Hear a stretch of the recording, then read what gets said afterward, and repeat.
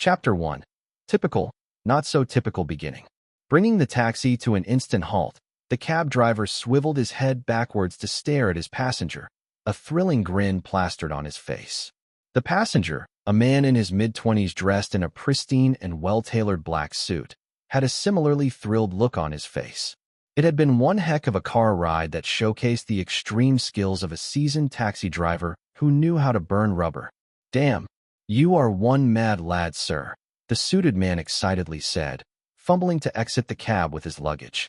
"Well, I wanted to get that $100 tip you promised, so hand it over." The cab driver, a surprisingly handsome man in his late 30s, requested with an outstretched palm. "And a fantastic job you did at it, sir. Here you go."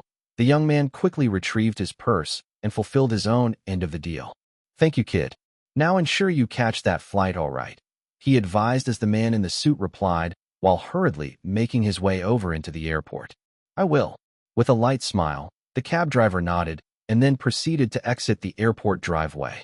Driving out, back into the hustle and bustle of the city, the happy driver switched on his radio to listen to some good music. "Twerk that ass." "Nope. Too vulgar." He frowned and switched to another station. "Microphone who let the wolves out." "Microphone. Certainly not me." He instantly switched to another station. "Good morning, darling. How was your night?" A/N. Wherever you see the three dots, ellipsis symbol, in a song, just know that part is either stretched or stressed. "Ah, just right." He finally settled on the morning blues program on Cool FM. It was early morning on a weekend in Florida, and the sun was just dandy, casting a vibrant feel to the entire ambience of the lively city. Sometimes, maybe too lively of a city. Wonder what a random Florida man is up to today, the cab driver thought to himself, still humming along with the tranquil music from the radio. Well, that aside, better hurry on over to visit them, he thought to himself while speeding up a bit, a destination now already set on his mind. Ever since the cab driver had started going over to the place where he was headed to right now, his life had turned out so much more vibrant, so much happier. Previously, he had been a wreck of a human being with heavy financial debts, along with crushed hopes and dreams, just struggling to get by day in, day out, like so many others. But meeting those people just a few years back had really shone a light upon his world, one he never realized he had needed. Reaching a busy road and parking in front of a fairly large electronics store, the 30-year-old man got out of his cab and walked in, purchasing a few cassettes containing a bunch of oldies. Very old man-like in this day and age, he knew, but he couldn't care less. After making his purchase, he then moved over to the cosmetics store just beside the electronics store, and also purchased a few scented candles with calming effects. Completely blowing off the entirety of his $100 tip, the man entered his taxi and then continued his journey to the countryside in a good mood. Finally reaching his location after a long while, a place with greenery and pasture as far as the eye could see, and a singular opulently built villa-like building situated right bang in the middle of it all, the cab driver drove in through the wide and ornately designed black gates. Halting the cab at the parking lot, he quickly got out while carrying all the things he bought and made his way into the retirement home while thinking to himself, "I hope they're not sad I came later than usual." The moment he stepped in, one of the many nursing assistants who knew of him and his frequent visits gave him a warm smile while gesturing with hand signs. "Kyle." "Hi. They've been eagerly expecting you," she further motioned while pointing upstairs. "Thank you, Jane. I'll get going." Kyle responded with sign language too. A light smile on his face made his way up the stairs. Upon reaching the first floor, Kyle soon found his way into a wide sitting room with 5 elderly people already staring at him, almost as if they had been waiting to welcome him. "Oh, would you look at that? Our prodigal son returns." Ollie, a 70-year-old man with a very mischievous smile and piercing blue eyes, spoke first while the other elderlies burst into laughter. "Oh, come on, you geezers. It was only 30 minutes. Kyle squinted at all the old people in the room. "The entire week and 30 minutes actually, dearie, Mary," Ollie's wife chuckled, her aged 60-year-old face showing how timelessly beautiful she must have been in her younger years. Kyle just rolled his eyes at this and began taking out the scented candles, placing them around the room and lighting them up. "Well, the good thing is that you're here," Rebecca and Joel chimed in together, both elderly couples and also friends of the previous two that had spoken to Kyle. The last elderly individual, Paul, just nodded in agreement with a warm smile. "Well, I'm always glad to be here, just so you know," Kyle responded with a warm smile of his own. "You always say that every time." The elderlies all chimed as if they had expected that response from him with another round of chuckles. Although the Kyle wasn't related by blood to any of them by any means whatsoever, they had all come to see him as the son they never had.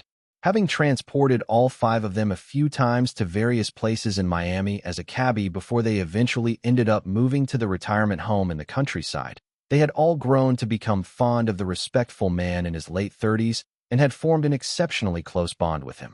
Whenever he was around, their weekends were always lively, far livelier than the average boring weekdays. With a small sigh, a smile still on his face, Kyle then moved over to the piano, situated in the corner of the modernly designed and well-furnished room. "Yes, give us our weekend special, son." Ollie, Joel, and Paul instantly cheered on while raising their wrinkled fists, the old women laughing at the antics of the old men. "I wonder where they get that insane energy from," Kyle thought to himself with an inward chuckle. "This is your weekend special, men. Saturday morning, by yours truly." Kyle played along with them and began dancing his fingers on the piano. A soft tune, easy enough for even an absolute novice to play, flowed out of the piano as Kyle began to sing. "Musical keyboard, I came along to play a song for you, for all the things you do, so don't stay so blue." Musical keyboard. As Kyle sang the first verse, his diction clear and his expression warm, a bunch of other elderly people soon began to make their way into the room on their wheelchairs, almost as if used to it. The elderlies who were previously present in the room, too, didn't seem to mind either, as they just kept gently swaying to the song, already anticipating the funny chorus from Kyle. Musical keyboard. "Often wonder if this is the life. Shouldn't I be married by now? But here I am with you geezers, singing on a Saturday morning." Musical keyboard. Staring straight into the eyes of the old men whom had requested the song from him and were now laughing again, Kyle gave a mischievous smile of his own, moving over to the next verse. Musical keyboard. "Oh, there it is. That beautiful old smile. Oh, it warms my heart so. So tell me, have I made your day?" Musical keyboard.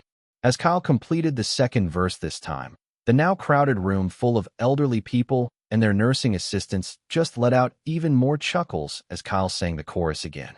Musical keyboard. "Often wonder if this is the life. Shouldn't I be married by now? But here I am with you geezers, singing on a Saturday morning." Musical keyboard. The song wasn't a hard one by any means, and Kyle's voice certainly wasn't sensational by any stretch of the imagination. In fact, one could say Kyle's voice was subpar, but he made up for it with the amount of heart and fun he put into every lyric.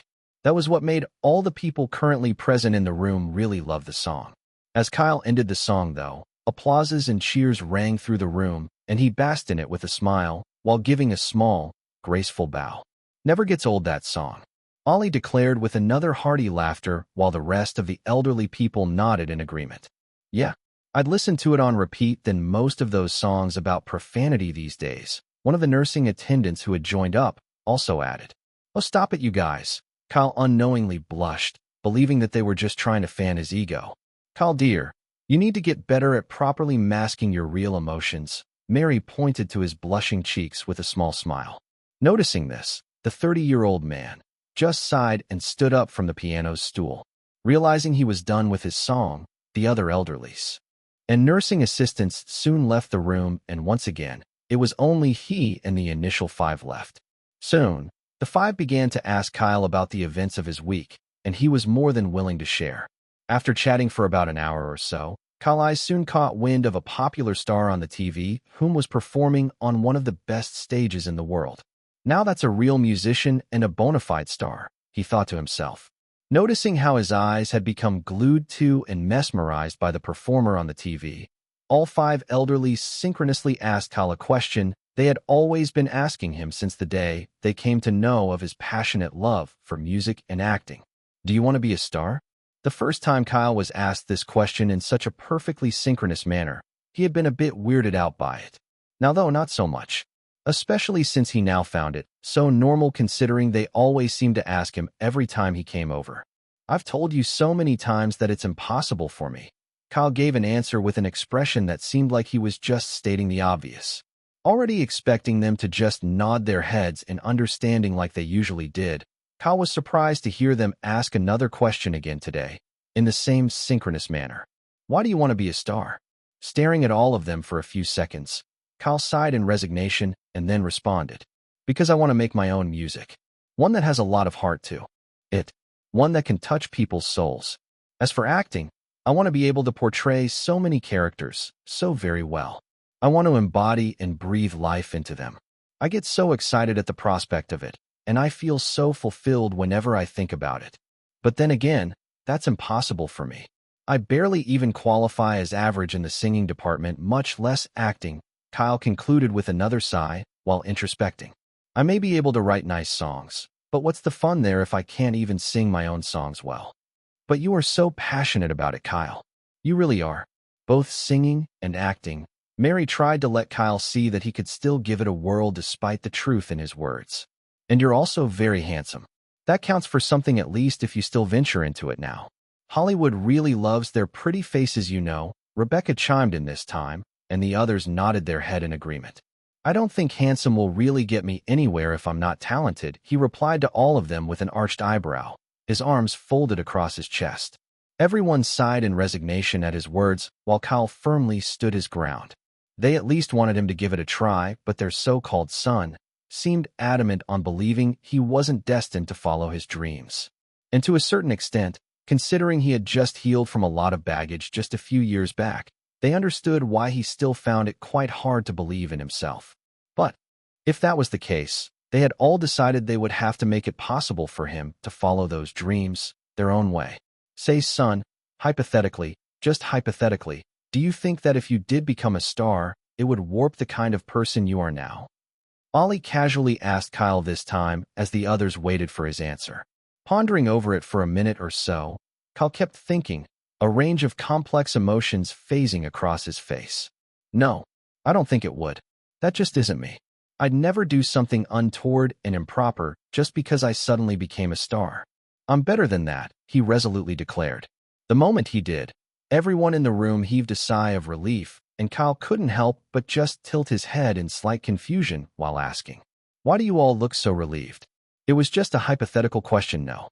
Oh, it's nothing, dearie. Mary and Rebecca both smiled while Ollie and the other elderly men just chimed in. Yeah, don't sweat it, lad. Still not completely convinced, Kyle just let go of it, and then moved over to remove the audio cassettes from the other bag he had brought. Oh, thank you, love. Mary gave a heartfelt appreciation as Kyle began to dish out the cassettes to all the others too, all of them giving their heartfelt gratefulness. Each cassette the man handed over contained songs from their favorite 80s and 90s musician. After he was done handing the cassettes out, their day continued on like normal, with Kyle filling them in on more of the never-ending piles of unbelievable situations he had experienced as a cabbie. By the time the sun was slowly descending and early evening was just around the corner, it was Kyle's cue to leave the retirement home. As he gave his goodbyes by hugging all 5 elderly people he had come to genuinely love over the last 5 years of his life, they all began to tell him a few words after accepting his hugs. When destiny seeks you out, Kyle, you must be strong. Take your chance with it. Ollie and Mary spoke first, which was then followed by Rebecca and Joel. We will not be with you then, but you have to go on. And then Paul concluded with a warm smile mirroring everyone's. Because in time you'll see that we were really just a page in your story. Kyle took in those words with great attention and magnitude, feeling like there was a lot of hidden meaning behind it. But at the same time, he was very, very, very wary about it, and he instantly spoke. You guys are not planning to die on me anytime soon, are you? Nope, not at all, dearie, Mary replied with a trusting smile, and Kyle just nodded his head in response, seeing that the remaining 4 also gave the same smile. Good, 'cause I know you're all very healthy and just dandy. He squinted at them while pointing his finger in a motioning half-arc. Seeing this, they all laughed again as Kyle finally felt relieved, and then spoke again as he began to exit through door. I'll make sure to hold on to your words. Advice from old people are the best. He smiled happily, and the others chuckled once again at his words as he left. And just like that, the man in his late 30s safely got home, came back the very next day, and then found out that all 5 had suddenly died of unknown reasons. staring at their cold, dead bodies. Kyle could not even muster any words, and neither was he sure as to how he was feeling exactly. The panicked doctors and nursing assistants weren't even able to find out the cause, and the man in his late 30s, unable to even process his emotions at the entire situation, just slowly got back into his taxi. Staying in silence for about a few minutes as he sat in his taxi, he suddenly felt all of his emotions erupt at once, and he began to bang his hands forcefully on the steering wheel. Bam! Bam! Bam! Frustration, anger, pain, sorrow, he felt it all. To such an extreme degree, in fact. And then, after about 2 minutes of doing so, his expression changed into one of immense sadness, and he broke down into a sobbing mess of tears and just cried his heart out for more than an hour or so. Having calmed down after letting it all out, Kyle began to make his way back to the city, telling himself that all 5 would have never wanted to see him like that. So Kyle did what he felt was necessary and decided to go buy a black suit so that he could honor them by attending their burials at the very least. Unable to properly focus on his driving, though, an unfortunate turn of events soon ensued again. Almost driving straight into an oncoming truck, Kyle tried maneuvering at the last minute on the short bridge they were on, but it was too late. The truck slammed straight into the sides of his taxi as he swerved sideways and sent both he and his vehicle tumbling straight into the small river below. This, inevitably and unfortunately, sent Kyle straight into the cold embrace of death. Chapter 2, Parallel World. 2018. Maple University. Nestled in the heart of vibrant Toronto, it gave a stunning view of Lake Ontario. A popular college known for its innovative programs in sustainable science and technology, multicultural studies, and the performing arts, it attracted students from all across Canada and around the globe. The campus itself was lively today as usual, with college students buzzing around, either to attend lectures, discussing about mundane things at outdoor seating areas, or participating in various club activities. And yet, far removed from it all was a young man aged 20 years, currently been spoken to in the Chancellor's office present in the administrative block. Mr. Kestis, we regret to inform you that the Maple Grant Scholarship which has been withdrawn by the Foundation cannot be reinstated. The Chancellor, a woman in her mid-50s with perfectly coiffed hair, spoke to the young man before her. Due to confidential reasons unknown to us, the Foundation is unwilling to provide any source of reason behind why it was suddenly revoked. She lied through her teeth. We sincerely apologize for the unfortunate incident, but our hands are tied here, the Chancellor concluded with a regretful expression. There was truly nothing they could do as the people who granted the scholarship wouldn't be so willing to reinstate it again, despite knowing fully well that the young man was not at fault. Sighing inwardly in resignation, the elderly woman stared at the young chap before her. Raven black hair which was messily scattered around the front and sides of his face.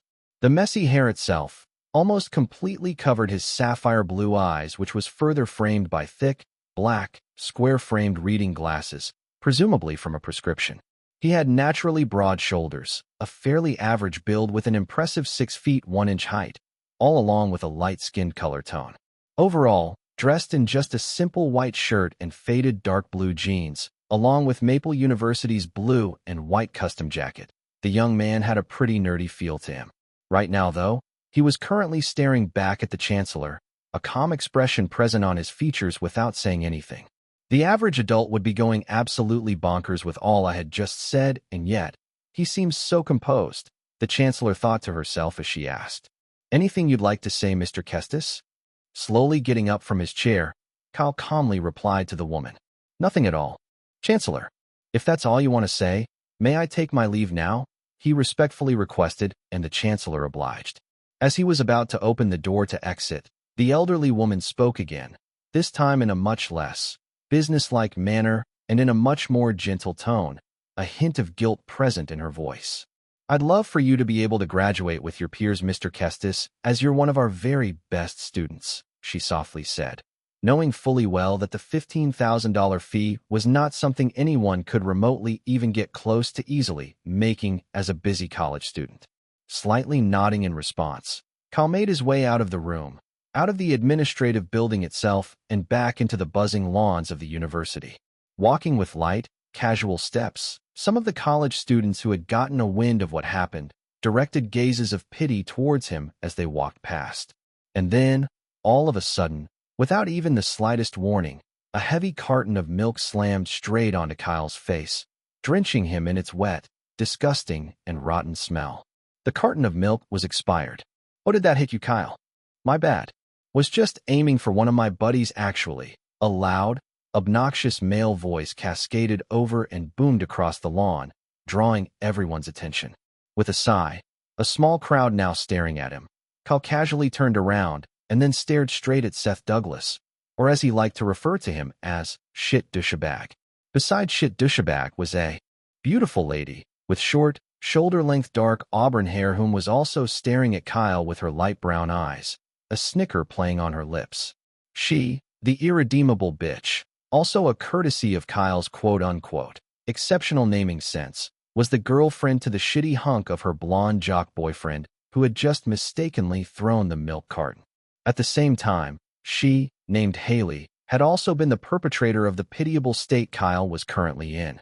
Surrounding those two were about 5 of their friends, all exchanging mischievous and mocking chuckles between themselves. As the crowd was slowly increasing by the second, all of them pitying Kyle even more and more due to how the set of very rich spoiled brats had now deemed him their next target, they soon heard another voice speak. "What are you staring at, weirdo?" Irredeemable bitch suddenly called out while adding, as if she was stating the obvious. "He said he was sorry, all right." "Nope, he did not." Kyle simply wiped his face a bit and then, without giving them what they wanted, calmly walked off, surprising everyone else who had expected him to lash back at them. But then again, everyone on campus knew Kyle, the quietest, seemingly nerdy student on campus who was pretty much a loner in every sense of the word. It was as if he was just existing, day in day out, just for the purpose of it. Several times, people had made efforts to befriend him due to his calm nature, but none had been able. Have a proper conversation with him as he would just give a few curt responses and wouldn't actively engage with them. "Yeah, you better keep walking on, you fucking loser," Haley thought to herself with a mocking smile on her face as she watched Kyle's figure slowly recede into the distance. Clenching her pretty little fist, a wicked smile on her lips, Haley vowed to make sure Kyle paid for how he rejected her advances, even if it had only been a prank orchestrated by her friends. As all this was happening, another lady, having short, dark blonde hair and hazel-colored irises, whom had also been watching the entire thing play out, suddenly got a text message on her phone. "Good day to you. We hope this message finds you well. Mississippi Lily Lockhart, we are pleased to inform that you have been selected once again to star in this season of Rising Voices. Do read the PDF file attached below for more information if you're interested. We hope to hear from you soon." Giving herself a gleeful smile, Lily suddenly felt as if her steps got lighter and her day was made. The young male adult, on the other hand, had already disappeared from the vicinity and soon reached an outdoor basin where he could hopefully get rid of the rotten milk smell emanating from his hair. Truth be told, Kyle, as he washed his hair and face in the basin, always felt like something had always been missing from his life. Like he had always been really different from others. Like something was inherently lost from the very start when it should have been there.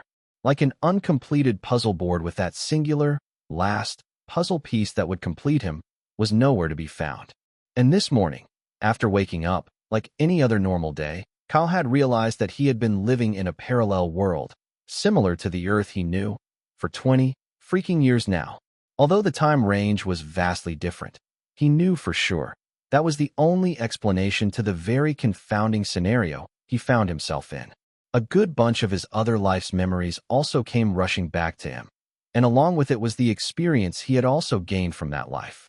However, he also couldn't remember most things from that life, like the most popular songs, movies, literary works of arts and whatnots, all of which felt blurred out for some reason.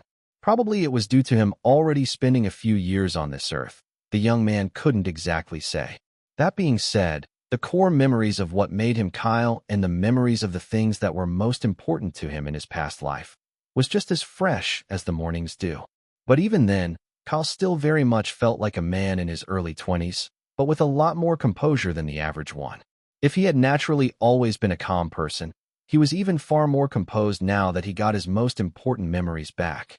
Washing his face continuously for about a minute, Kyle soon realized that tears were slowly beginning to stream down his eyes. I never even got the chance to attend their burials, he thought to himself with a saddened heart.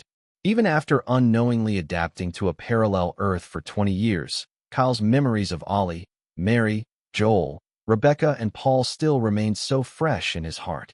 And so did the pain of losing them too. As the young man silently cried for a few more minutes, he eventually willed himself to stop after a while, his eyes a bit reddened.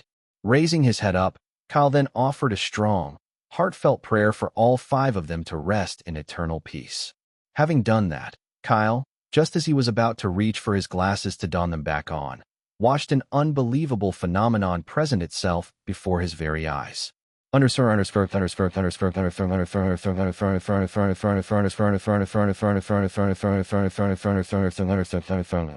Kyle Kestis, EXP points, 25,000. Skills. Soulful vocals, P. Empty. Asterisk EXP points can be used to create skills. Levels. Singing level 4. Acting level 5. Composing level 6. Dancing level 4. Instrument mastery, piano/guitar, level 6/5. Asterisk levels will increase in accordance to your growth. What the dash? He inwardly exclaimed in fright, almost jumping back the moment softly pulsing, light blue, translucent screen appeared right in front of his eyes. For someone who had realized just hours ago that he had been living in a parallel world all this while, this probably shouldn't have come as a shocker to him. But the undeniable fact was that Kyle Kestis was a human being through and through, and things like this would still shock anyone regardless of whatever previous life they had. Unable to wrap his head around the entire thing, Kyle just kept staring at the blank air before him, soliciting a few confused stares from the students who walked on right past. For the young man, though, after staring for a few more minutes, he soon realized how weird he was being. Almost about to put on his glasses and quickly scurry along before things got any weirder, a singular pop-up message suddenly filled the entirety of the translucent screen. Chapter 3, A Gift from Us to You.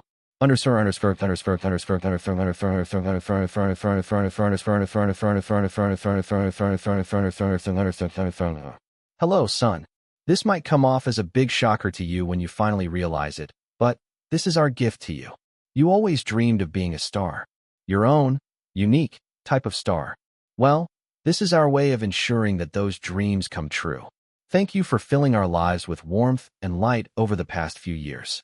But now it's our turn to fill yours with it. So go on, child. Go make your own legend.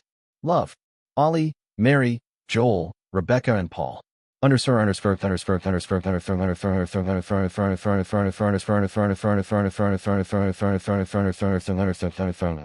Reading the message before him, another round of fresh tears began to spill down Kyle's eyes as he struggled to control his emotions. No, you didn't need to do this. I would have just been content with having been able to attend your burial. This is too much for me. Kyle rested his head on the edge of the basin, unable to even hold back the tears again. And for a fairly long while, the young adult just sobbed in silence, even as some college students who walked past him gazed at him in pity. Currently sitting in the lecture hall, his heart much less heavy now, Kyle began to ponder over what he needed to do from here on out. I definitely want to finish college this time since I never got the chance to in my other life. But I also want to pursue my dreams of being a star. And there's also the issue of the college fees. A small, tired sigh escaped the young man's mouth as he scratched his head. Can this day get any worse? Kyle rhetorically asked himself with a mutter, gazing at the professor who was explaining something regarding quantum physics using the projector. A bit bored, since he pretty much understood what was being explained, the young man decided to explore his system's interface properly. Search every nook and cranny of it. Pulling up the pulsing translucent screen, knowing fully well no one else aside him could see it, he began exploring whilst using mental commands. After about an hour or so, long after the lecture had ended, with only him present in the now empty hall, Kyle slowly stood up while compiling all that he knew about his system via an instruction manual he had found on it. First, the system wasn't sentient at all and functioned more like a game screen. Secondly, he could create skills that would possibly boost all his artsy performances and his body's capabilities. all at a ridiculously expensive usage of his points. That being said, Kyle doubted if he would ever need to go full-on superhuman in the normal world where mundane things happen more often than anything remotely out of place. Third was how the max level cap he could reach, according to the system, was level 20. And lastly, there was no shop where he could purchase items or skills, but considering he could make skills with his points, he considered it a good trade-off. The young man, however, didn't rule out the possibilities of the system being more capable than what he had explored. For all he knew, he felt like he might have just been scratching the very surface of its capabilities. Exiting the lecture room and moving back into the sprawling lawn full of students, Kyle soon passed by a drop-dead gorgeous young lady who was excitedly discussing something with a similarly gorgeous friend of hers. Yeah, they said I could skip all the preliminaries and just go straight to the second auditions in 3 weeks' time. Really? That's fantastic, Lily, her friend replied, after which she then added, I kind of feel bad for anyone that would have to go up against you, though. Even I would love to avoid you like a bad habit. Lily just giggled innocently at that as she and her friend kept walking on while discussing, seemingly in their own world. Overhearing their conversation without even turning his head over, Kyle quickly whipped out his smartphone and began to search for any singing reality TV shows that would be airing in the next few months. It didn't take long for him to find Rising Voices as he scrolled through the internet, navigating over onto their official website. Rising Voices was a global singing reality TV competition series that had just recently started airing a few years back. Due to how unbiased and open the series was, especially with its committed focus to showcasing hidden gems and talented singers, it had quickly become a massive hit on the Inkstone Broadcasting Company, IBC. With so many branches around the world, the television and radio network ensured to meet everyone's expectations, both the viewers and investors, without sacrificing quality content at all. This was one of the major reasons it had become a massive hit for viewers around the world.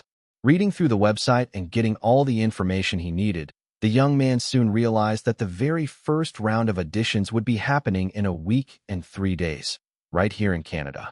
Registering as a contestant only took him a few minutes, and he was satisfied with the things he filled up on the digital form. With a small nod, his mind made up, Kyle returned his phone back into his pocket while thinking, let's take that first step. But before that, the young man knew he had to upgrade his stats if he ever wanted to go far in the reality TV show. And so, with that in mind, he also began to search up for popular busking sites here in Canada where he wouldn't be breaking any laws if he played. He definitely didn't want to get arrested for creating noise and disturbance or busking at the wrong place.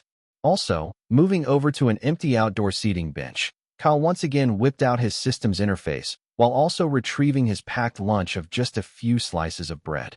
Which kind of skill can I create that would give me an edge over everyone aside's soulful vocals?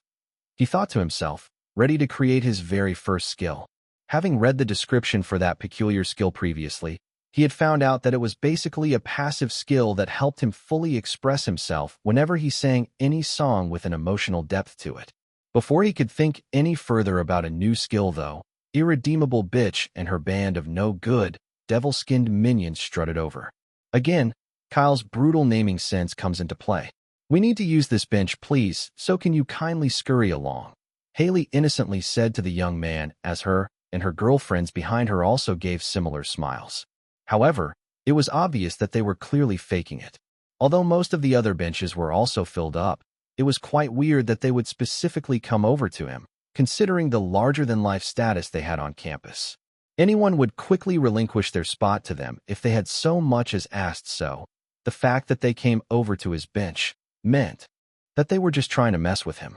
Not wanting to deal with their bullshit, Kyle packed up his stuff without saying a word and moved further away from all of them, opting to sit on the open green lawns instead of a bench this time. At least they wouldn't be stupid enough to stress him this time or claim that they wanted his space on the vast and exceedingly spacious green lawn. Again, he behaves like I'm not even worth his time. Haley gritted her teeth, her friends quite taken aback by Kyle's calm responses. Maybe he had no spine to fight back or was now very afraid of them, is what they had thought. But, considering his predicament, Kyle knew that not lashing out against any of them was his best possible option. Besides, he also knew that the girls were all very rich, spoilt brats, and as a result, felt no need to indulge in their obvious shenanigans that would only be detrimental to him. Sitting down on the now empty bench, Haley kept glaring at Kyle from across the lawn, seemingly as if trying to drill a hole into the back of his head. She and her friends had played their usual, high-stakes, truth or dare game about 2 weeks ago, and the loser was subjected to a punishment from the winners. This was something they frequently did every now and then, so it wasn't anything new to say the least.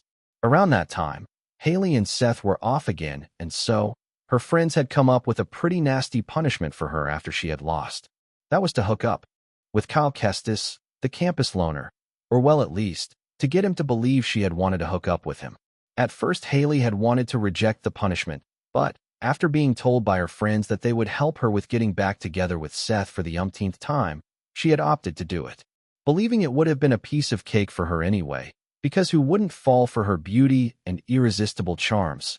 Haley had approached Kyle. What she hadn't been expecting, though, was how exceedingly detached the campus loner would behave with her despite all of her advances. At first, she had wondered if he was gay, but no. After seeing him occasionally talking to and interacting with a few of his female classmates for their final year group project, she had realized that he was in fact just plainly ignoring her. He wouldn't even speak to her, much less respond to her words. Unable to understand how a man could resist a whole her, something she had never experienced even once in her life, Haley's ego took a massive hit, and she decided to go all out on him. But nothing changed. Kyle was as cold as ever towards her because he knew she was up to no good. Feeling extremely annoyed and irritated due to not being able to have her way with him, Haley had gotten very bitter, upon which she then proceeded to do something really drastic, having his scholarship withdrawn by pulling a few strings here and there, without even consulting Kyle first or standing on their integrity. The foundation had swiftly withdrawn the young man's hard-earned scholarship. When Kyle had then received the news of his scholarship suddenly been withdrawn, he had tried his best to plead, inquiring for reasons as to why it was suddenly revoked, despite already having a very strong idea of who the perpetrator was. However, he was never given the light of day, and neither was he given a proper answer, further proving his suspicions right. This was primarily due to the Foundation's fear of pissing off Haley's father, who was an extremely wealthy and well-known business mogul in the U.S., and also a major funder for both the college and the Maple Grant Scholarship itself. So, regardless of whether Kyle was innocent or not, his fate was sealed the moment Haley had set her eyes on him. And now, sadly, Kyle was stuck, dealing with the consequences of irredeemable bitch's actions. Not even realizing Haley's intense glare on him, though, Kyle soon decided on the skill he wanted, and with a mental command, the skill materialized onto the translucent panel.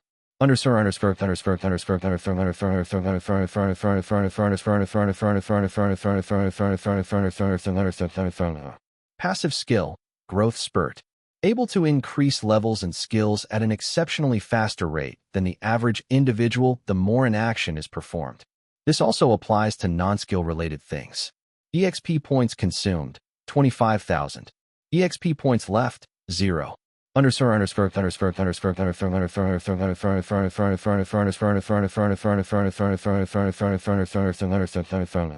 Well, it took all my points and all, but I believe it's a worthy investment, Kyle thought to himself, getting up from the lawn while dusting off the dirt from his worn-out, faded jeans.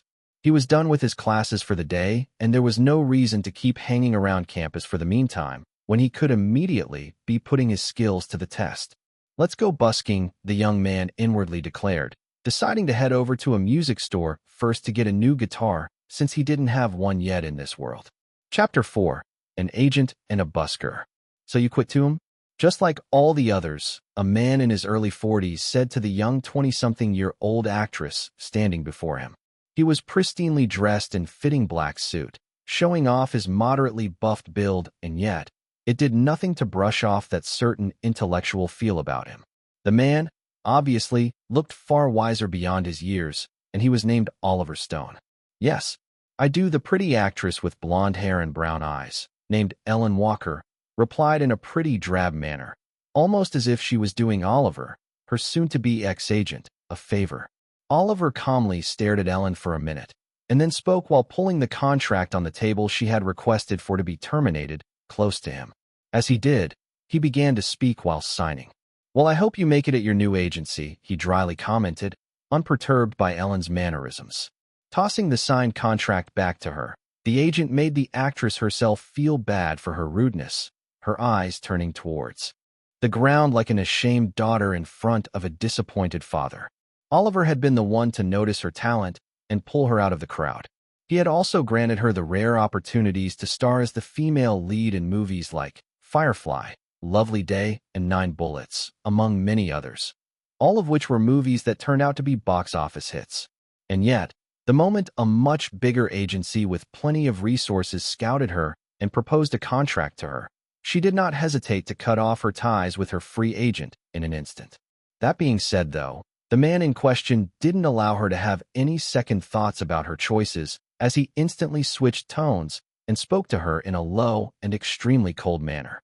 "Now scram." Quickly, Ellie grabbed her terminated contract and left in a jiffy. The room was once again silent as Oliver gently relaxed into his cushioned leather chair with a small twirl. Removing the reading glasses which had been framing his gray eyes, Oliver slightly loosened his tie and brushed his hands through his slicked-back, dirty blonde hair, messily tussling it. "Am I being too nice? Is that really what keeps screwing me over?" the man questioned, an introspective mood setting in. With a sigh, the man thought about how he had invested quite a lot into Ellie and all the other actors and singers before her, hoping they would stick around long enough for him to make them into big stars.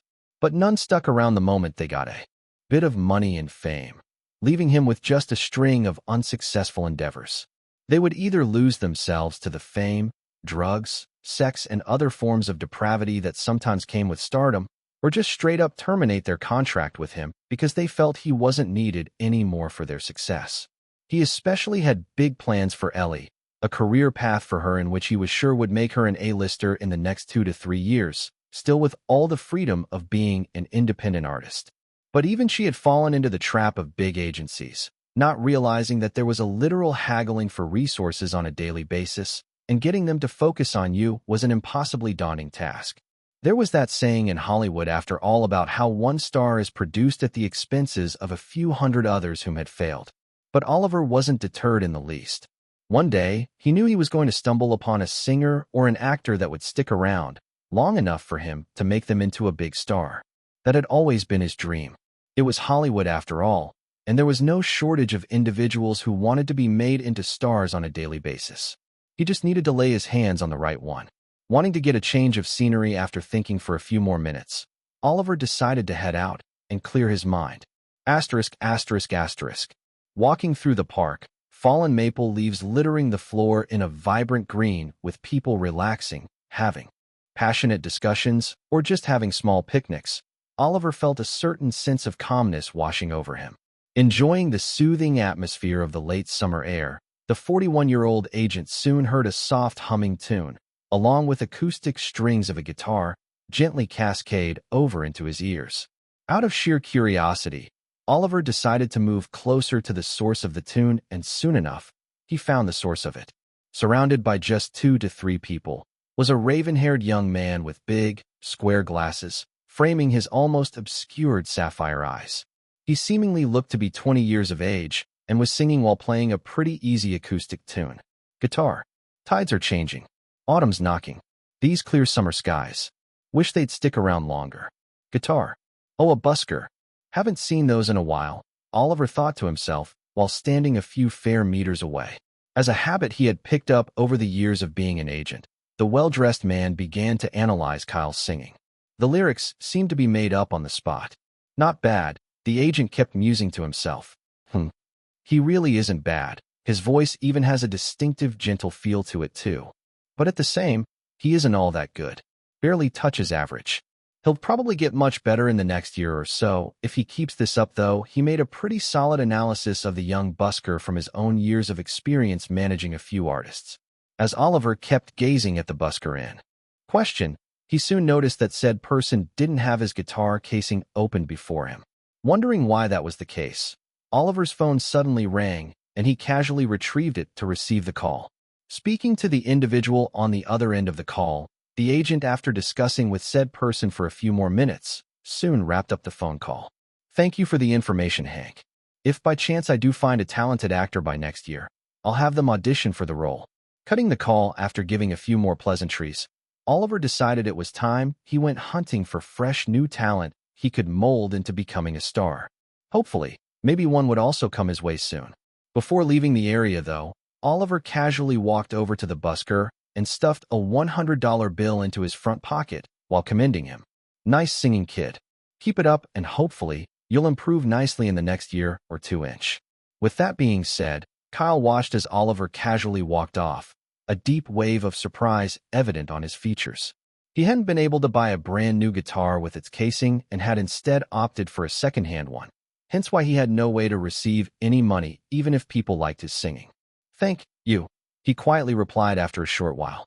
"Well, I guess I won't be too broke for a while," Kyle thought to himself, happy that the large half of the money he had spent on the second-hand guitar in his hands had been replenished. That was a nice song. A small cute girl suddenly spoke to Kyle, who was still taken aback, yet grateful for Oliver's kind gesture. Angling his gaze upwards a bit, Kyle watched as her mother kept an eye on her from the lawn just opposite him, all while making a recording of her with her smartphone. "You liked it?" Kyle then angled his gaze downwards and asked, a question to which the chubby little girl vigorously nodded her head in reply. "Want me to play you another?" he asked with a small smile. "Please do," she eagerly replied, and Kyle instantly began another song. Asterisk, asterisk, asterisk. 3 days later. You have leveled up. Singing has advanced from level 4 to level 5. You have reached the average singing skill for most people. Advancement will become a bit harder from here on out. Keep singing to improve your skills. Taken aback by how he was suddenly bombarded with a string of texts from his panel, Kyle almost fell over on the bench he was on. It was not the first time he had felt like this, but he hadn't gotten used to it just yet. Considering he had been practicing his singing any chance he could get, and not just at the park, but also in his dorm, it wasn't too surprising that he had leveled up so fast. Even when he didn't level up, his system still awarded him a few measly points here and there for either singing, playing the guitar, humming a song, or even musing to himself for song ideas. It was kind of a passive skill, similar to the gradual addition of EXP points to characters in a video game as they ticked off smaller side quests. Something akin to a trickling tap of water left slightly open. That aside, one thing Kyle did notice these past few days was how he felt like he leveled up faster the more the number of people he sang in front of was. He couldn't particularly place a finger on how it really worked, but he just knew it. Also, he had been slowly accumulating EXP points because the more people heard him sing, the more EXP points he was also awarded. 56 points now, huh? Kyle muttered to himself as he stared at his panel, shifting his gaze over to his singing level. At this rate, though, I should hopefully be able to reach level 6 before the first additions begin. The young man nodded to himself and then closed the translucent interface. It was currently evening and Kyle, unwilling to go past his own personal curfew, quickly made his way back onto the campus. Even though his scholarship had been revoked, the young man, for some reason or the other, was still allowed to use the self-contained dormitory that was assigned to him. This was something the Chancellor had made sure of, although Kyle himself had no knowledge of it. Reaching his dorm room, though, the young man quickly took a shower and then settled back on his desk after he was done. Although his desk was neatly arranged, each book a science or an engineering book, along with a few issues of Tech Whiz, a niche comic book in this world that he really loved. There were now a few more additions to it, such as the basic guide to being a good actor, how to dance, and some few literature books. But even then, Kyle wasn't bothering with any of them today, as he was instead focusing on the digital audio workstation, DAW, software on his laptop, his acoustic guitar in his hands. Placing a small pencil behind his hair, he continuously kept tweaking both the tunes for some songs he had in mind and the music sheet before him, all while occasionally strumming the guitar. This had now become the youth's very busy schedule. Once he was done with lectures for the day, he would move over to various areas of the park to perform in the early to late afternoons. When early evening came, he would quickly leave the park and head back to his dorm to work on the lyrics for some of his original songs and the tunes he had in mind for them. This would usually leave him working tirelessly into the night, but Kyle was enjoying every blessed second of it. In his previous life, Kyle had actually wanted to be an engineer. No, not because he had liked it, but because he felt it would have offered him a stable life in the future. However, He had never been chanced to pursue those dreams and aspirations properly due to having to take care of his sick mother. His father, a wealthy drunk, died before he was given birth to, and his mom, a woman who moved from place to place and settled down to work as a stripper in Miami, wasn't a particularly stable woman, usually having to depend on drugs and whatnots just to sustain herself until things got really bad for her. Even then, Kyle never loathed her and instead just wished that she had done more with her life. So, due to this, when his mom eventually got really sick, he had ended up having to drop out of college just to cater to her needs, and even got into a terrible case of debt just to pay her bogus hospital bills. But even then, she had ended up leaving him while succumbing to death's cold embrace. The only sort of salvation for him at the time to suppress all the mental baggage and trauma he was always harboring and not just commit suicide had been music and movies. Each separately provided a sense of comfort for him and a world he could escape into respectively. And in time, he slowly began to have a passion for wanting to be in the same shoes as the people who had created the music he so much loved and the varied characters they would bring to life. Him finding Ollie and the gang, though, was something that came around much later and had finally given him the push he needed to let go of all of his trauma, bringing light into his otherwise very dark world. Kyle's life was almost close to being the exact same as that of his previous life here too. The only exception was that both parents had died early on before he even got to know them, thus requiring him to stay at his hometown, Minnesota, living in an orphanage there for most of the younger years of his life. Here at least, though, he had gotten a scholarship for being quite the brilliant young chap from a young age, and that was how he had struggled, all the way to college, with more and more scholarships. These same set of scholarships had also been the cause of him moving away from Minnesota to reside here in Canada. Right now, though, Kyle, due to now having the memories of his other life, was far more willing and dedicated to wanting to achieve his dreams of becoming a star instead of going for engineering, though he was still planning to complete his final year. And so, with those thoughts in mind, the youth tirelessly kept working on becoming better at singing and improving his original songs, the lyrics and its tunes, all until the day of the preliminary auditions finally came around. Chapter 5, Preliminary Audition Rounds. In the heart of Montreal, Canada, a popular events and entertainment hall had been booked for a week straight for the preliminary auditions of Rising Voices. It was quite early in the morning with the sun already out, and yet, a large crowd had already filled up the entire area. The venue was packed chock-full with thousands of people lining up in a ridiculously long queue, all here to take their chance at becoming the next big star and singing sensation. Having birthed superstars who had gone on to rule over the most popular music charts around the world like Beat Boulevard 100, Harmony Hot List, and Popular Music. Streaming platforms like Groovebox, it was any aspiring singer's hot ticket to stardom if they made it to the singing TV show's main stage.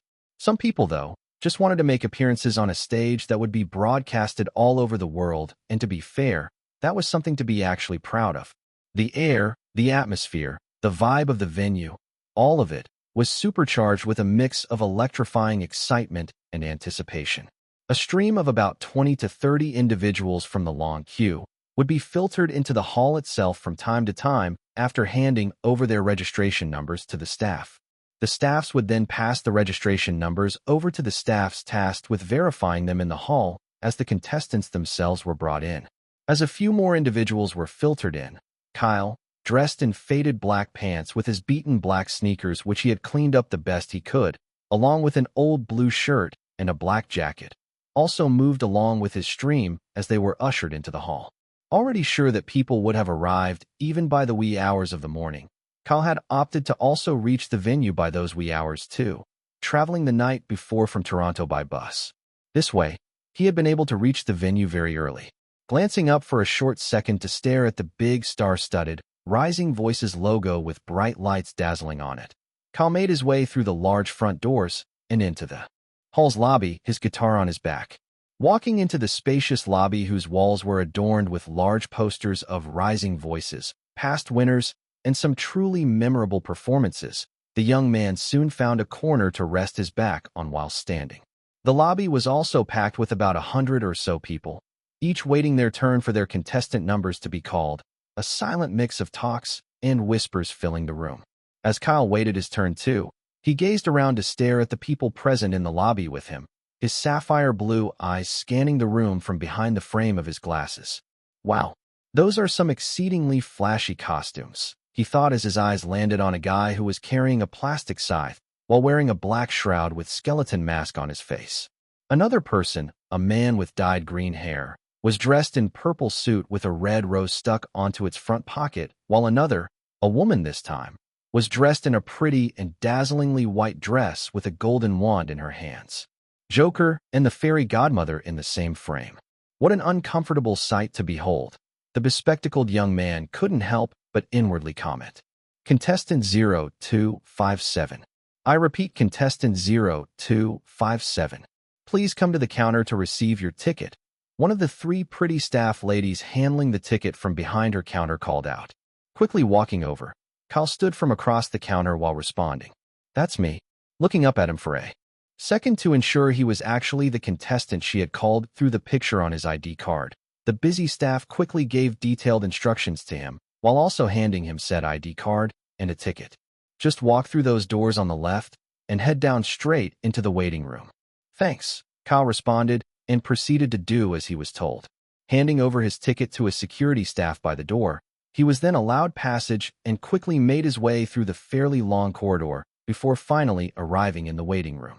The waiting room itself was a stylish room which was already full of contestants, obviously. Most of them had almost completely occupied all the chairs, and the few chairs that were left were at the very, very back.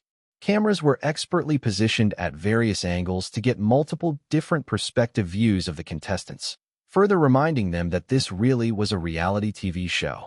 Not minding the stares he was getting the moment he walked in, especially since it was expected since he had just come in, Kyle made his way over to one of the few unoccupied seats left, placing his guitar on his laps as he sat. Comfortably seated, he then turned his gaze upwards to stare at the large, wide screen before them that was showing the live feed of the ongoing audition. Currently, a very pretty black-haired lady was singing her heart out, and it looked like the judges were loving her performance. As she kept performing, a lot of contestants present in the waiting room suddenly began to feel nervous and outclassed, while the air also felt like it got a slight, nail-biting tension to it too. Not really minding her performance though, or wanting to get intimidated, Kyle pulled up his system's interface.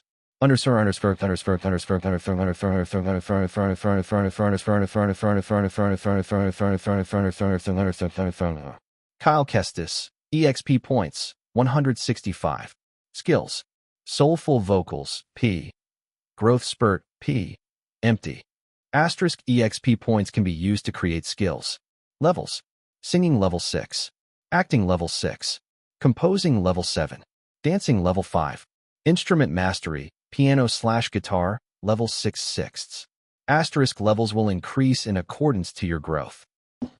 Over the remaining week that was left before today finally came around, Kyle had advanced past average in singing, increased his guitar instrument mastery by a level 2, and had also gained a level increase in composing too.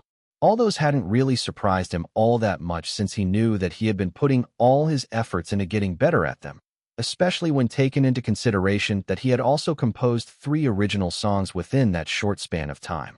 2 of those songs were something he had always been working on in his past life whenever he could, kind of a passion project for him, but without any plans of actually pursuing it any further.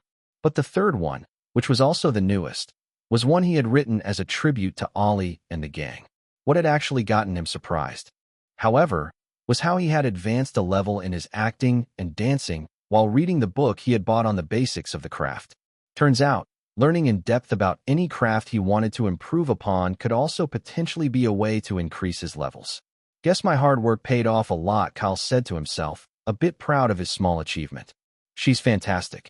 He then suddenly heard the guy just next to him speak, seemingly directing his words towards him, while also complimenting the black-haired lady whom had just completed her performance in a familiar manner.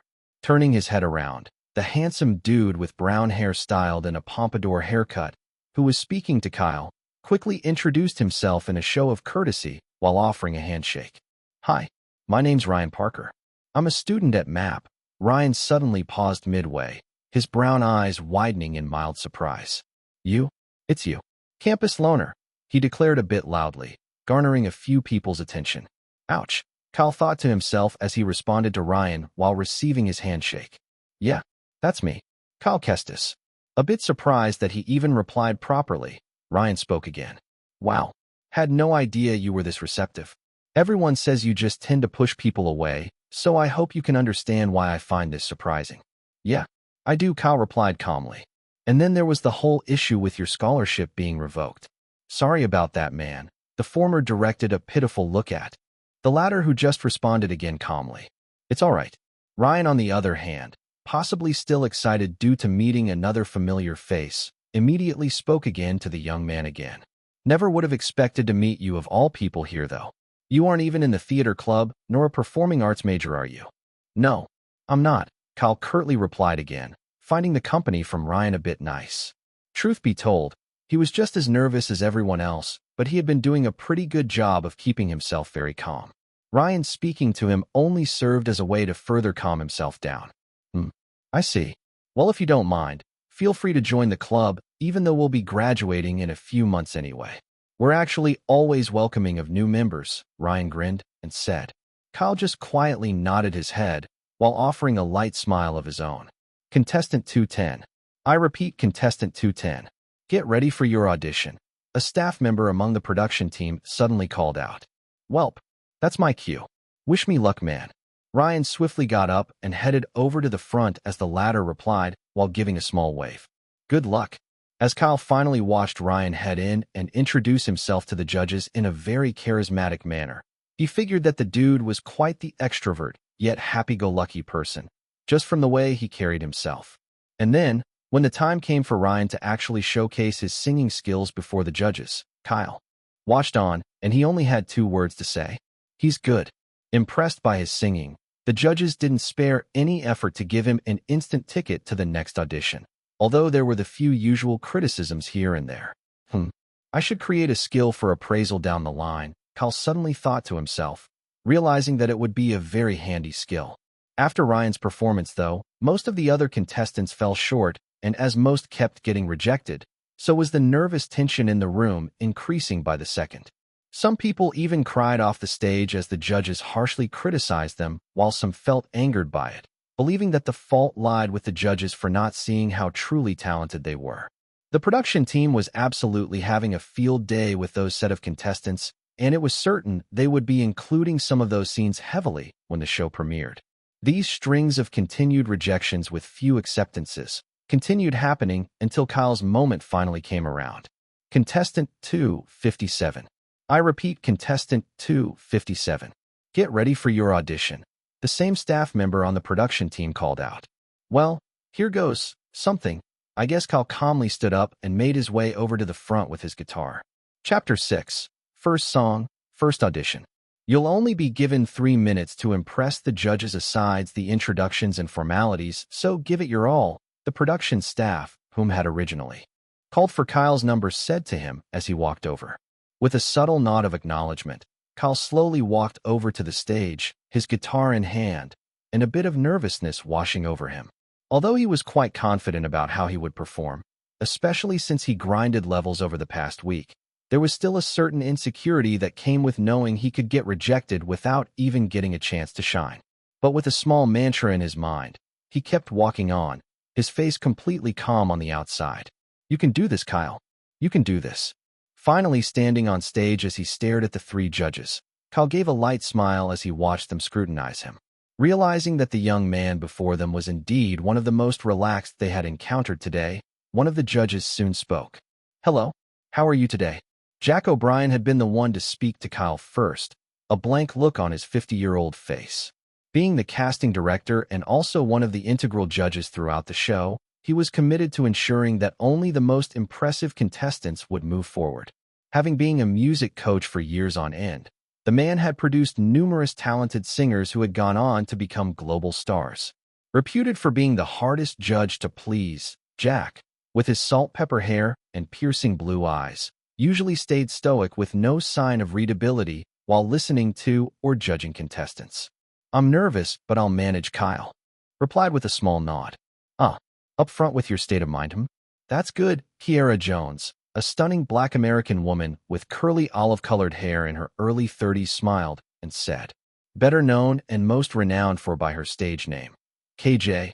Along with her endearing charisma, charms, and elegant poise, Kiera was and still is one of the top artists and models of this generation. Having written hit songs like Come Home and All I Want, that stayed as #1 on Beat Boulevard 100 for close to 6 weeks, she had gained international recognition and fame. She also seemed to be the newest judge around this year, as was the case with every year when a new judge would be swapped out for the previous. So what's your name? Tell us a little bit about yourself, she then asked Kyle almost immediately. My name's Kyle Kestis, 20 years of age. Originally from Gem Lake, Minnesota. I was chanced to grab a scholarship opportunity that brought me here to Toronto, Canada. I'm an engineering major at Maple University. Wow, that's quite impressive, Blake Lively, longtime judge on the show along with Jack O'Brien, said, and leaned forward slightly, a smile present on his face as he questioned with a gesture of his hands.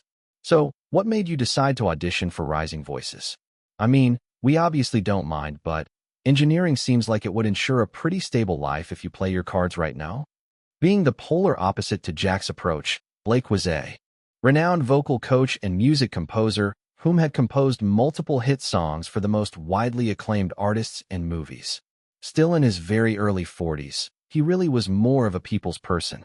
He was warm, receptive, and also expressive with his chestnut brown colored eyes and dyed black hair, all of which functioned to loosen the knots and ease the contestants of their nervousness. Thinking for a short second, Kyle then opened his mouth and spoke. Yeah, I like engineering. I really do. But singing has always been a big passion of mine. You could say I'm hopelessly in love with it.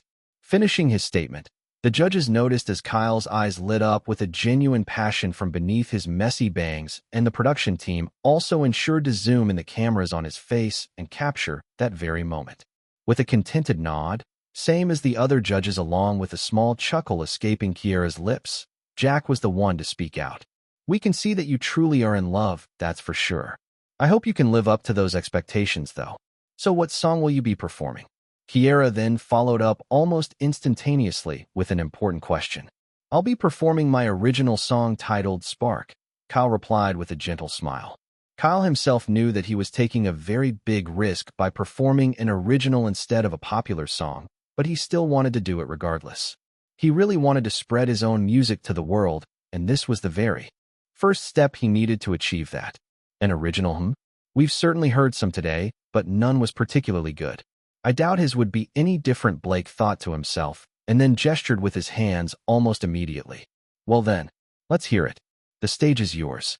Thanks, Kyle replied, and then got comfortable as he held his guitar in his hands. Honestly, he had expected himself to be even more nervous when he was about to play, but his conversation with the judges had really eased the tension. And so, with a light strum of his guitar, a lone acoustic sound gently played, its tone melancholic and introspective. Guitar. When the days are dark, and the lights gone dim, and your dreams wane, feel like they're slipping away. Guitar. As Kyle's song unfolded with a half of its first verse, the judges were mildly surprised by how good the lyrics of the song was. It accurately painted a picture of a very dark time in one's life, and as Kyle sang the second verse, his somberly soulful, yet gentle voice cascaded around the room. Guitar. When it all comes tumbling, crashing down on you, feel like you're so lost, with no way to be saved. Guitar. Hearing the second verse, the judges felt as it further amplified those adverse times in one's life, and they listened intently, awaiting the next part from Kyle. Guitar. Search for a little spark, and let it fly you away. Don't stay trapped inside that cage, because the best is yet to come. Guitar. Singing the chorus, the tempo of the song slowly yet gradually quickened, signaling a subtle shift into a brighter tone as Kyle began the second verse. Guitar. Failure may become an obstacle, but you can push through it all. Be a believer and stay strong. Take that first step, keep moving on. Guitar. Though much shorter than the first, the second verse gave a perfectly seamless transition from a somber to a bright perspective, and immediately after, he sang the chorus again. Guitar. Search for a little spark, and let it fly you away. Don't stay trapped inside that cage, because the best is yet to come. Guitar. Having sang the chorus with a quickened tempo, Kyle gradually reduced the song's tempo this time, his gentle and calm voice having a much more uplifting tone as he sang the outro, without the guitar accompaniment this time. "You're no artist, believe me. Completely clueless, same as me. It's a work in progress, trust me. But I'm sure you've got this." Finishing the song, Kyle slowly opened his eyes, which he had closed from the moment he started the song. Staring at the judges who were staring back at him, quite impressed by his performance, Kyle gave a light smile.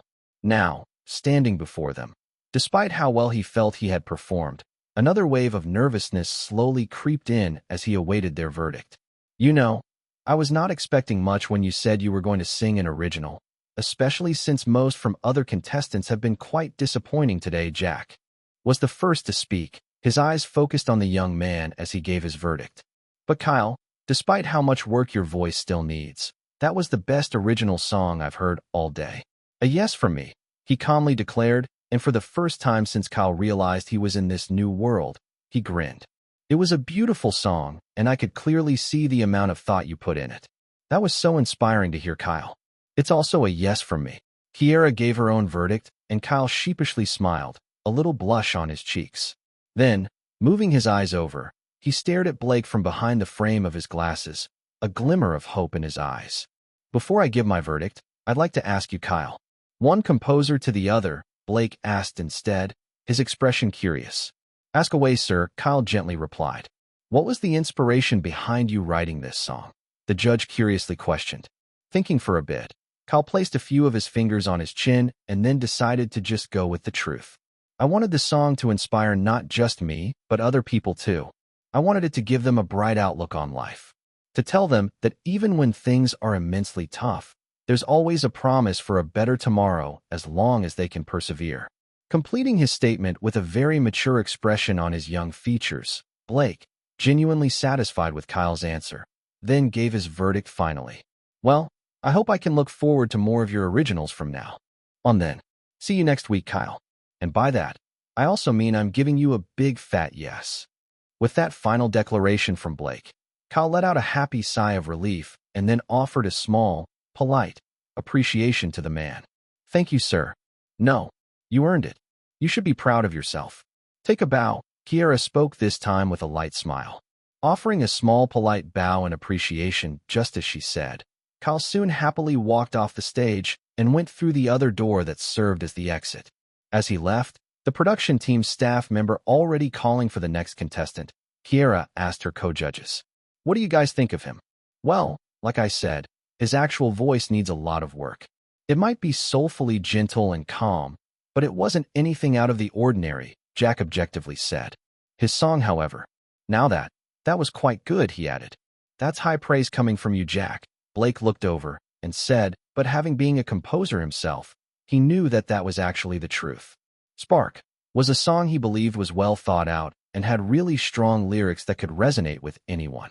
Even the production team staying in the corners of the room looked to have found some good footage they could air in the premiere, judging by how pleased they had been when Kyle had been singing. "Well, I hope he does improve in the vocal department. It'd be a shame to have him eliminated so early," he said out loud, already turning over to face the stage while expecting the next contestant. Really, Blake could only hope that Kyle was able to improve well enough as he progressed through the show because he really was looking forward to hopefully hearing more originals from him. Chapter 7. New Skills, Future Contestants. Ding. Hearing his system release a light sound into his head, Kyle opted to neglect it for now as he walked off and exited the stage. One of the reasons for that was because the host for Rising Voices, Chris Palmer, a tall Caucasian-looking man with a stylishly groomed dark brown hair and marble gray eyes, had walked over to him. "Congratulations on making it to the next round," he said in a warm and friendly manner while handing over the black envelope containing the ticket to the next audition. Having taken a few hours of his time over the week to get used to the way the singing reality TV show worked by watching the past 3 seasons, Kyle knew who exactly was speaking to him. Known for hosting multiple reality TV shows, the 30-something-year-old Chris Palmer had also been a no-brainer pick for the production crew of Rising Voices. Chris exuded a very polished yet approachable look, along with a winning smile that was sure to put both the contestants and the viewers at home at ease. Coupled with that, The charismatic host was known for his humorous remarks, playful banter with the judges, and insightful commentary that made the show even better. "Thank you," Kyle replied in return, with a light smile. "Do you think we can get an interview with you?" Chris then gestured towards a room tucked away in the corner. I'm sorry, but that won't be possible," Kyle respectfully declined, soliciting a mildly surprised countenance from Chris. This was because the host found it curious that a contestant was willing to pass off the opportunity to get their face out there a bit more. Some even saw the opportunity to take an interview as a way to give themselves a solid, sob backstory that would make the audience and viewers at home want to cheer for, pity them. Hence, the general public would automatically want them do well even if their skills were quite average or subpar. "Is there any reason as to why you don't want to?" Chris politely asked. To this, Kyle moved towards him a bit and then silently spoke, almost as if he didn't want the production team to get what he was saying. "I have an in-course assessment today, and I really need to get going." "Oh, understandable then. Have a nice day." Chris immediately understood and gave a light smile with a small handshake. Receiving his second handshake of the day, Kyle hurriedly left the area. Considering the time was currently 8:46 a.m. on a Monday morning, and he had the assessment by 1:30 p.m., Kyle hoped to get back in time since the journey from Montreal back to Toronto would take roughly 5 to 6 hours by bus. Watching as he quickly left, Chris couldn't help but think to himself, and he was one of the more interesting contestants today. Hope he makes it past the second round. Whilst thinking about this, Howard Benson, a chubby-looking, 40-year-old man and also the creative producer of the TV show, walked out of the production crew's room while asking, "You weren't able to get an interview with him?" "Yeah, he's as you'd expect from his appearance. A busy college student," Chris replied. Well, at least you had the mouthpiece on you, right?" Howard asked, rubbing his nose. "So you're planning to use what he just said in secret to me?" Chris sighed and said, after which he then added, "He must have done it because he purposely didn't want anyone to know. I think it's best if you just scrap it, Howard. Besides, you guys probably already got good footage from his audition, right?" "You speak as if you don't understand how the reality TV show business works, Chris," Howard replied while shaking his bald head. "What the people at home want to see is someone they can root for, someone they can find interesting enough to want to cheer for.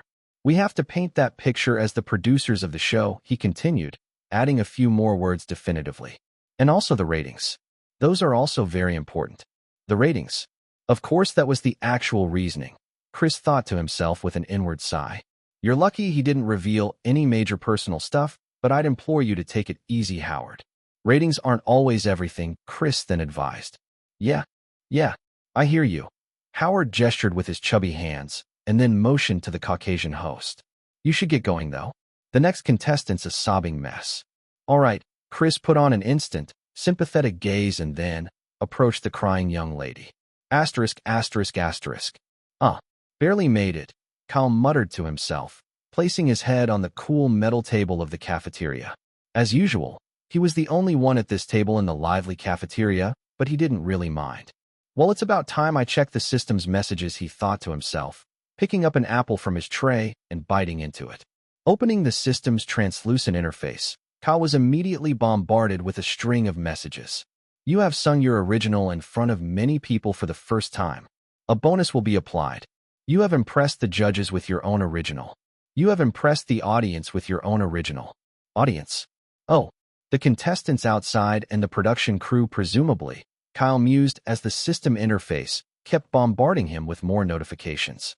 "You have obtained a huge amount of EXP points.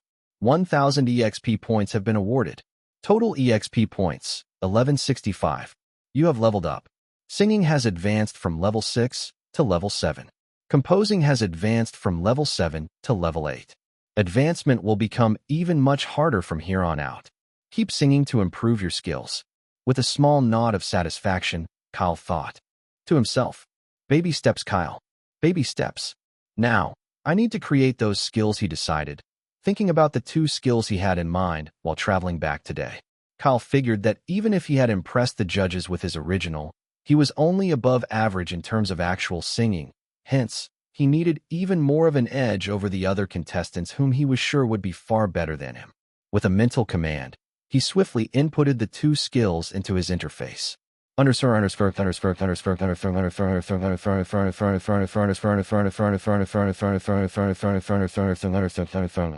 Active skill, appraisal, grants the ability to view important stats, skills, and information. EXP points available, 1165. EXP points consumed, 500. EXP points left, 665.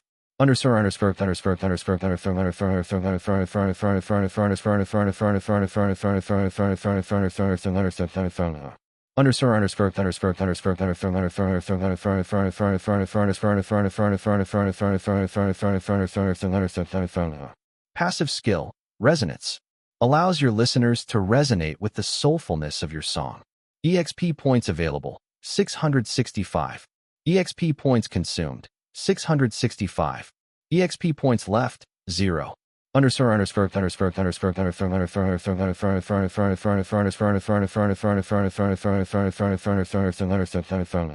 Error. Huh. The youth let out a confused sound. Insufficient points have been consumed to create a high-end skill. Searching for best alternatives. Processing. Passive skill, resonance, will be converted into an upgradable skill. Grade assigned. Resonance, E. Lowest grade is E and highest is S. Keep singing to improve your skills. Well, beggars can't be choosers. Kyle accepted what he was given without complaints. Just having a system in its own right, despite how absurd it still felt to him every once in a while, was a genuine blessing, and he was quite content with just that. Dismissing his system's interface with another mental command, the young man soon heard a loud voice call out his name from across the cafeteria. Yo, Kestis. Raising his head up to locate who was calling him, Kyle watched as Ryan waved over to him, a small grin on his face. Gently waving over in response, Ryan quickly walked over to his table, immediately asking him with an excited expression. So did you get in? To that, Kyle nodded slightly, causing an excited Ryan to pump up his fists in response. Hell yeah, man. At least you'd make for great company asides those two. Slightly tilting his head, Kyle curiously asked. Those two? Yeah, they were just right behind him. Before Ryan could even finish up his sentence, one of the two ladies whom he had previously been walking with hurried on over and began to pull his hair. You just had to forget us and hurry along, didn't you?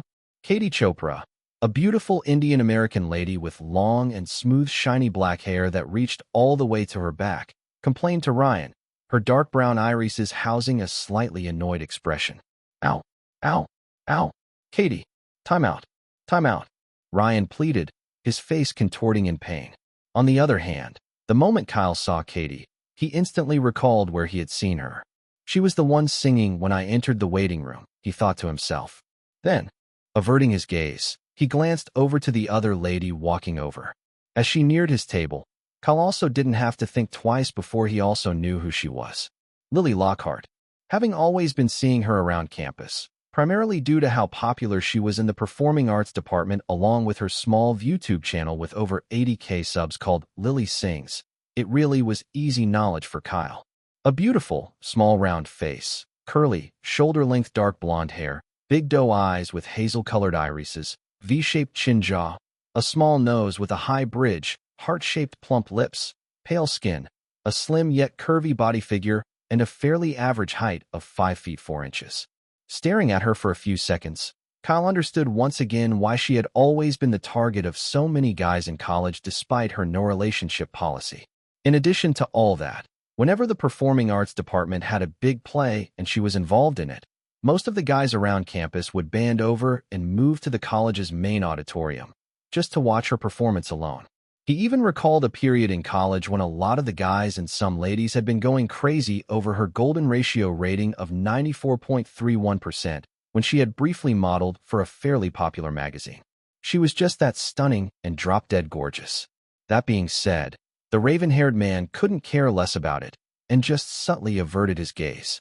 To him, with the wealth of experience that came from his other life, beauty was very ephemeral after all. Noticing his subtle actions, Lily gently spoke with a slightly arched eyebrow. I hope you don't mind us intruding. Ryan can be a bit too impulsive at times. Sure. Please, take a seat. Kyle gestured politely with his hands. Thank you. Lily proceeded to sit down, all while Katie and Ryan were now currently arguing over another mundane thing. So, You also auditioned for Rising Voices?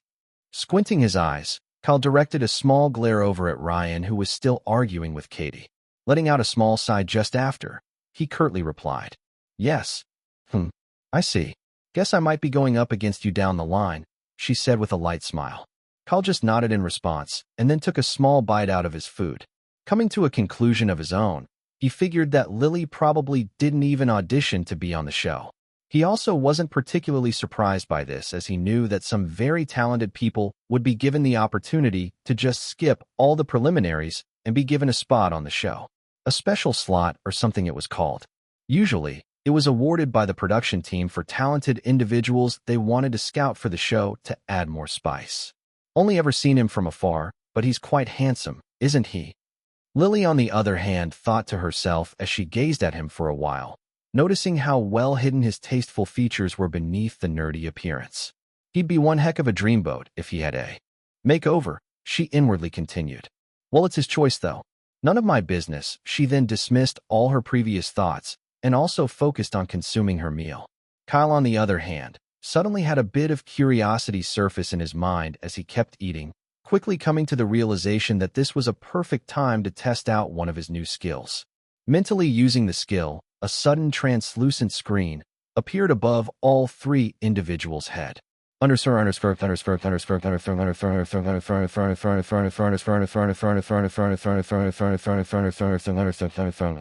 Ryan Parker, 22 years. Singing level 8. Dancing level 9. Acting level 3.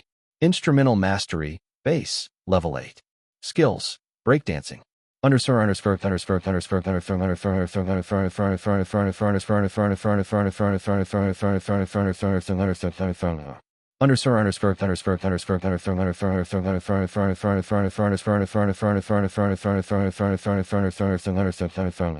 Katie Chopra, 21 years. Singing level 9. Dancing level 7. Acting level 5. Instrumental mastery, keyboards, level 6. Skills, high notes, leadership.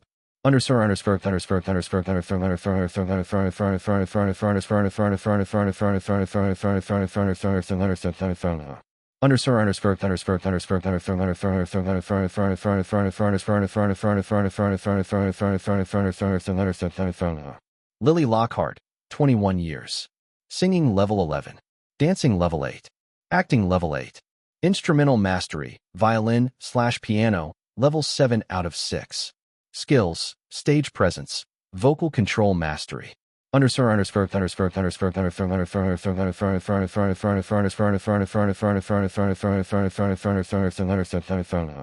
Monsters. Absolute monsters. Kyle inwardly gulped, subtly gazing at the individuals before him with newfound respect. At the same time, all three made him feel a bit wary about the future. Chapter 8, Second Audition Theme. The week following the very first preliminary auditions passed by in a flash, and soon, all the few hundred contestants that were accepted were back in Montreal, Canada, at the same hall they had previously done the auditions. Over that week, though, Kyle had mainly focused on continuously practicing his singing by busking and tweaking his other original songs to be better in case he had the chance to sing it. Also, he ensured to submit an advance leave of absence to the administrative block, all while juggling other college duties too. That being said, though, he now truly understood that as he did progress, each level was getting harder to ascend to, especially since he hadn't even gained a single level over the week. Even EXP points were slowly becoming a rare thing to gain, as evidenced by the measly 35 points he currently had on his system's UI. Despite all of this, though, the young man remained optimistic and just kept up the hard work.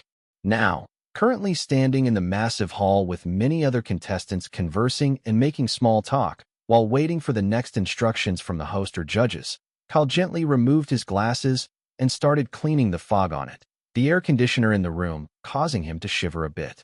Although he had a prescription for contact lenses, he had never really been all that stoked to use it, as he felt more comfortable donning his normal glasses.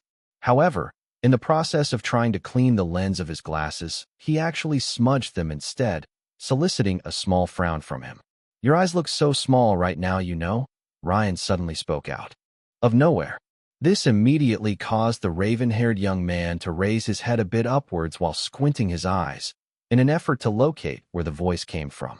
Having met them a week ago, the trio had actually talked with him a few more times over the past week, so Ryan suddenly coming up to him again wasn't a surprise. Considering they must have, presumably, come by plane as opposed to coming by bus like he did, he also wasn't surprised that their gang must have arrived far earlier than he had. "Can you see how many fingers I'm holding up?" Ryan further asked playfully, and Kyle was tempted, just ever so slightly, to reply with a pretty snarky response. "I'm not blind, Ryan. Just have trouble clearly seeing things that are afar," he calmly retorted instead, finally putting his glasses back on. "Oh, don't mind him, Kyle. He's quite the insensitive little shit." Katie gave Ryan a weak shoulder jab, while Lily walked over and quietly asked, ignoring her two friends and their usual bickering, "Myopia with astigmatism, right?" A bit surprised by her solid deduction, he nodded in response. But before he could ask how she knew, though, Lily spoke again. "I have a younger sister in high school who uses prescriptions too." With another nod, Kyle was about to reply when the judges, the host, and a few of the production crew with their multiple cameras casually strolled in. Immediately, the hall became quiet as all the contestants held their breaths in anticipation for what would come next. With a charming smile, Chris, the host, began to speak. "Congratulations on making it this far, aspiring musicians and stars. Making it from a group of thousands, I'm sure, was no easy task, and you all should be immensely proud of your achievement. However, that was only the beginning, because from here on out, only 80 out you 240 contestants will make it to the next round."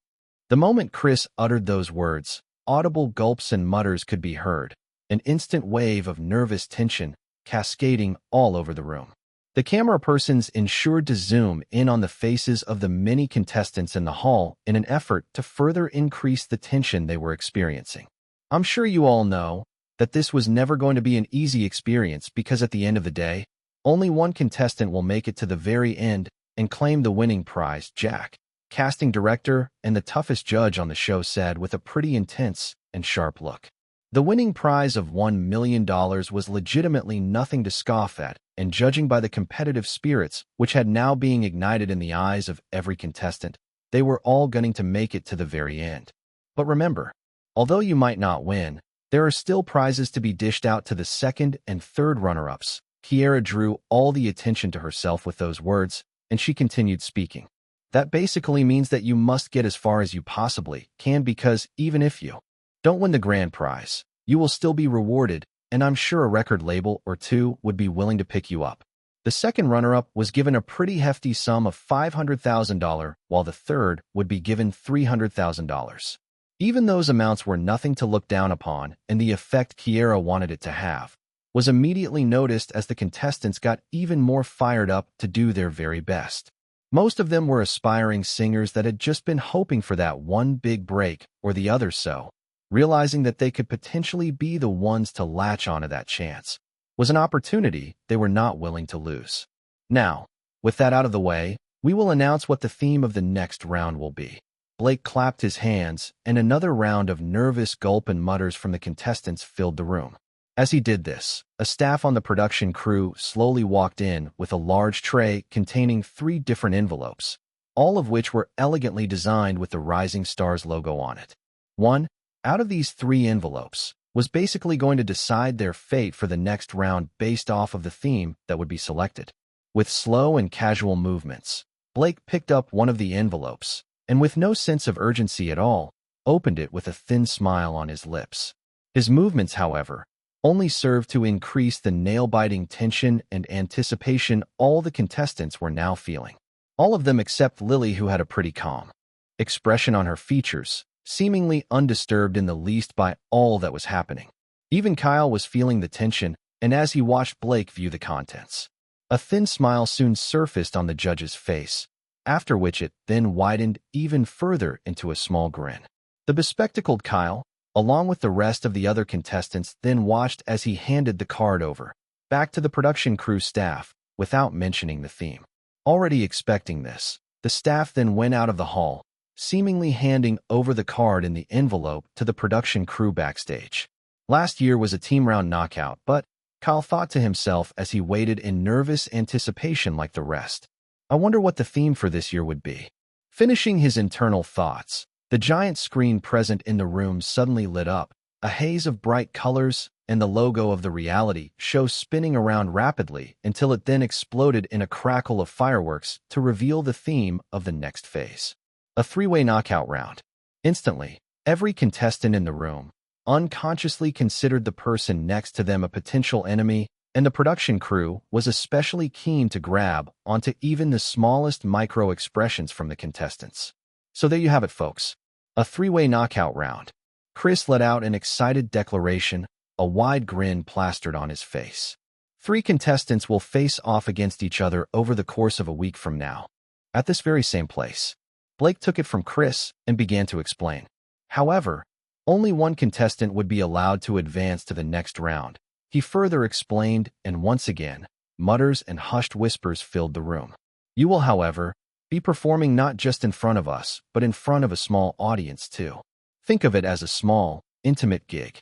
Jack then continued, and casually added while pointing to the doors opposite them, not minding their hushed conversations.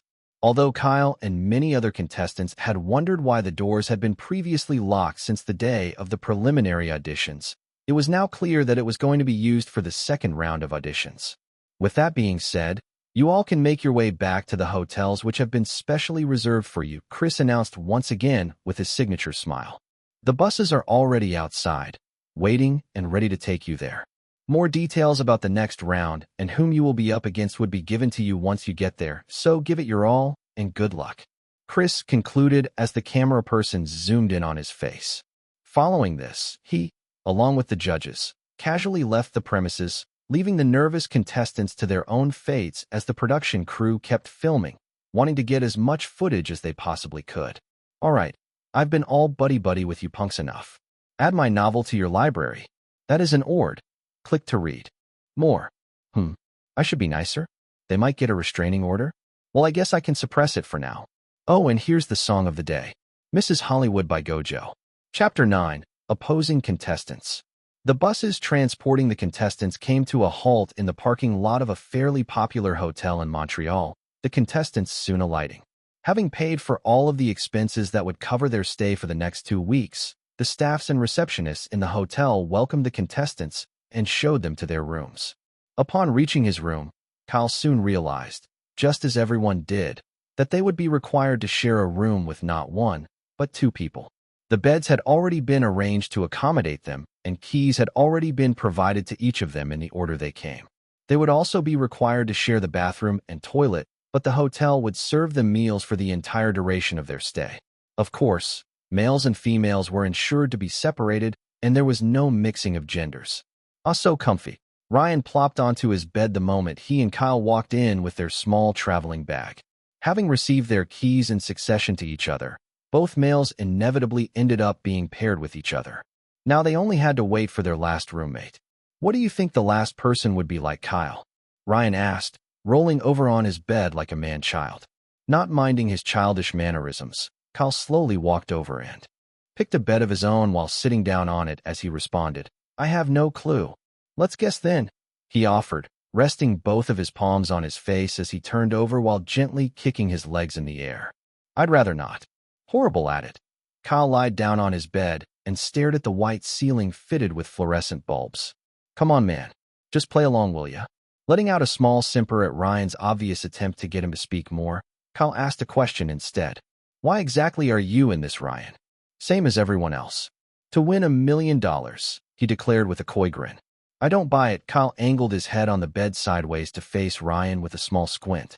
Fine. I just wanted to gain some experience. Be a better singer, you know? Not really in this to win, the brown-haired guy truthfully replied this time. What about you, Kyle? Since it's so hard to get a read on what's swirling in that head of yours, I can only stay curious. Why are you in this? Ryan immediately followed up with a curious question of his own. To spread my own songs, Kyle replied instantaneously. And to also win, obviously. He then added while sitting up on the bed with a determined expression. But it's more important that you achieve the former though than the latter, right? Ryan arched an eyebrow questioningly, and Kyle replied, Yes, it is. Then you're absolutely different from Katie and Lily. Ryan nodded his head and said, a meaningful expression gracing his face. one that ignited a slight curiosity in Kyle's mind. No sooner had he uttered those words, though, the doors burst open to reveal a handsome Swedish man who was seemingly in his mid-20s, cursing under his breath in an audible mutter. Freaking hell. How'd I get lost again? Noticing the gazes of the two individuals already in the room on him, the good-looking man with blonde hair and emerald green eyes quickly introduced himself. Hi, I'm Steven Anderson. This room 035. Yeah. Hello, Steven. Ryan replied to his question while Kyle just gave a small nod. Thank freaking goodness. Almost ran out of my mind trying to locate this room. Steven sighed in relief and slumped onto the only bed left. Ryan just stared at him in mild perplexity, wondering what he was on about when the room was in no way hard to reach. Probably has a terrible sense of direction, Kyle on the other hand, mused to himself, and then decided to appraise Steven.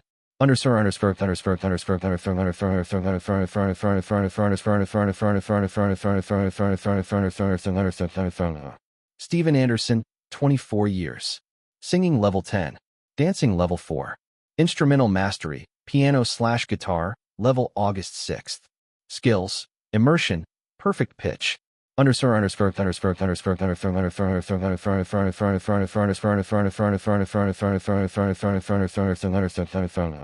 Yet another monster appears. Kyle inwardly sighed and closed the appraisal window. Just as he did this, a sudden beep rang out on all three of their assigned phones, and swiftly, they all retrieved it to check the message. On the journey to the hotel, a few of the PR production staff members had explained to them that their registered phone number or emails would not be used to reach them regarding the rest of the information pertaining to the second round and possibly even later rounds. Instead, new batches of smartphones had been provided to them, each with specific new numbers attached to it for the duration of the show. A confidentiality agreement had also been signed by all of the advancing contestants earlier today at the hall, prior to the judge's arrival.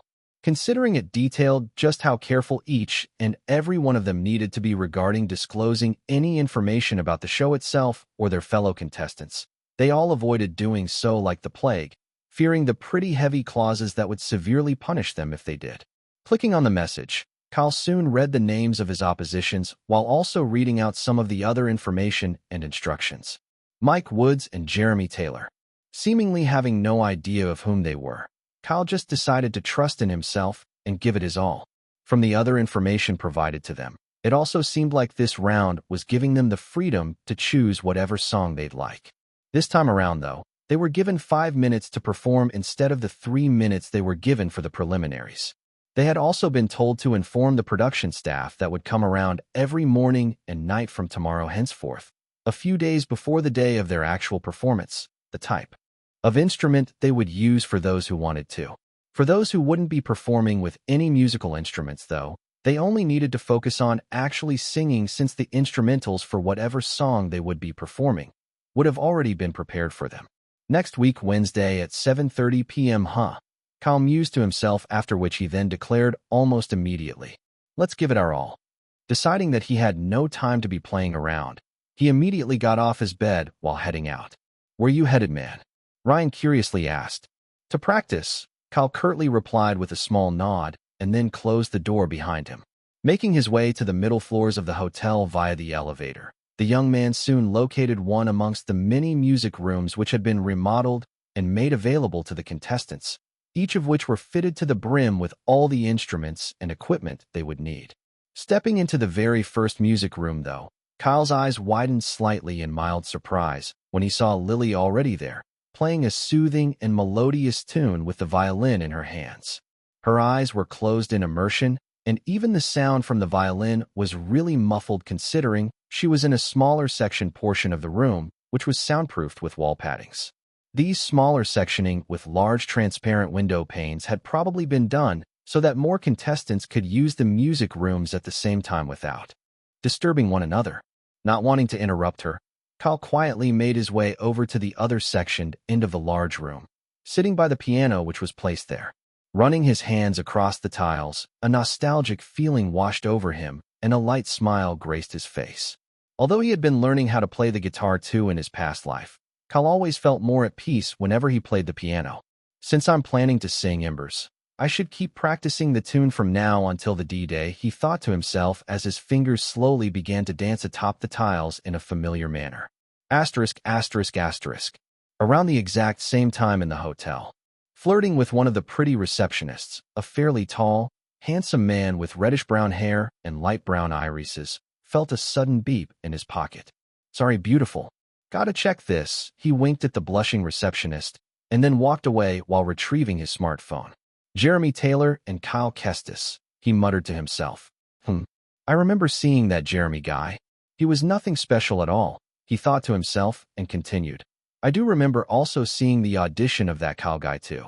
Sang an original, but his voice was a bit meh. Guess I have nothing to worry about next round. Should hit a nearby bar, Mike casually decided. Coming from a very wealthy family that had pretty much stuck a silver spoon in his mouth from birth, Mike was only joining Rising Voices so that he could get his face out there more. Already having a YouTube channel with over 50K subscribers and a few covers of some popular songs here and there, he had practically only joined the reality TV show to gather some more fame that would boost his channel. But Kyle Kestis, I feel like I've heard that name even before the auditions. But from where? Mike questioned, a slightly curious expression on his features. Just as he was pondering over this, a phone call came in, and he quickly picked it up. Hey there, baby sister, he smiled mischievously while asking. You and Seth off again? Oh, shut it, Mike. Haley huffed over the phone as her brother's words hit the bullseye, after which she then proceeded to ask, So will I be seeing you on TV? You do realize there's a confidentiality clause that will severely punish me if I so much as disclose that kind of info. Mike raised an eyebrow. But I want to brag about it to my gals, Haley replied in a disappointed tone. Still won't tell you shit though, Mike replied without batting an eye as he heard his sister groaning in disappointment from the other end. Fine. Let's talk about something else then. She then spoke again after her long groan. Asterisk, asterisk, asterisk. Late evening at the hotel.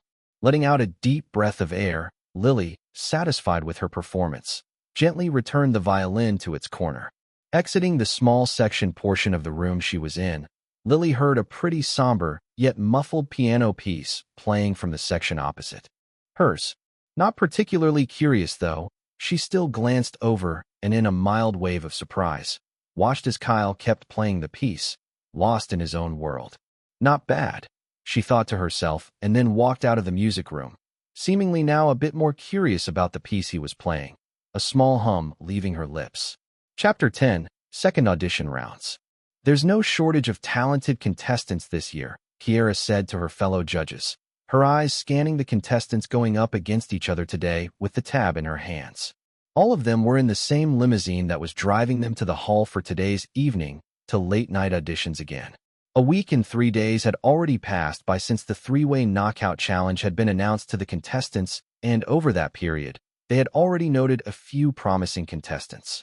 A lot of other contestants had also been eliminated without mercy, but that was how the singing reality TV show worked.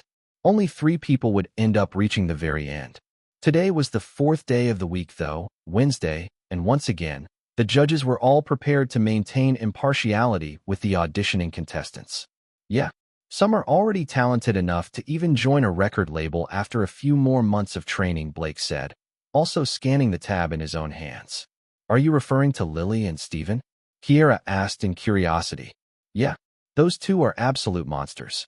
In fact, by the end of the show, they might not even need any major training and could just debut instantly, he replied, his hands constantly swiping and eyes continuously scanning through the list of contestants.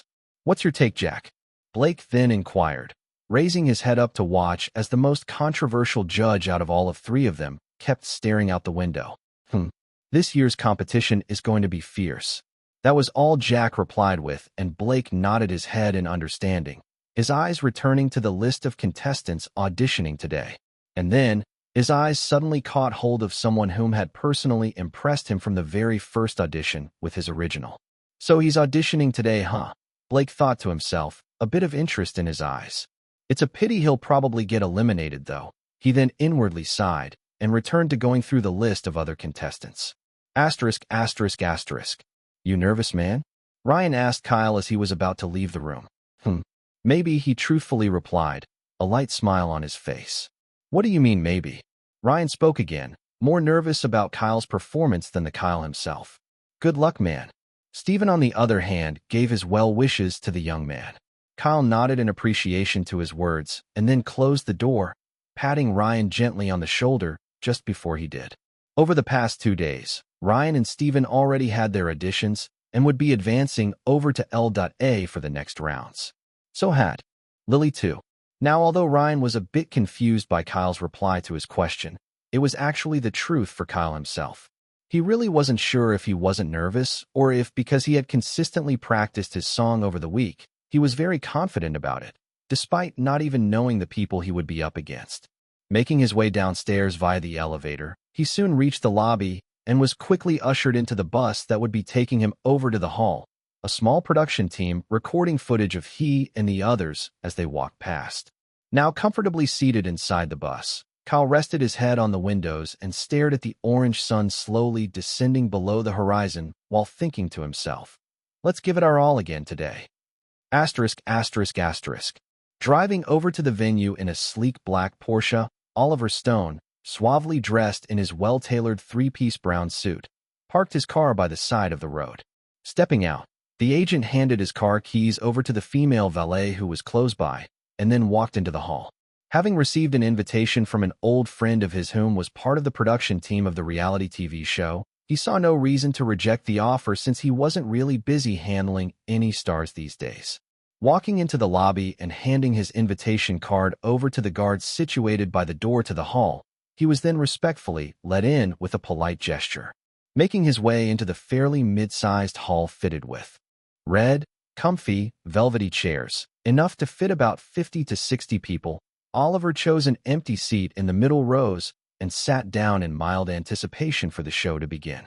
Truth be told, Oliver hadn't actually had any luck finding any upcoming actor, actress, or artist he felt was worth investing his time into over the past 3 weeks. Coming here was more or less a way for him to see if there was any great singer he could potentially scout. That being said, though, Oliver was able to spot a few popular artists and actors who were also already present in the hall, some of them conversing with each other, while others already seemed so bored out of their minds.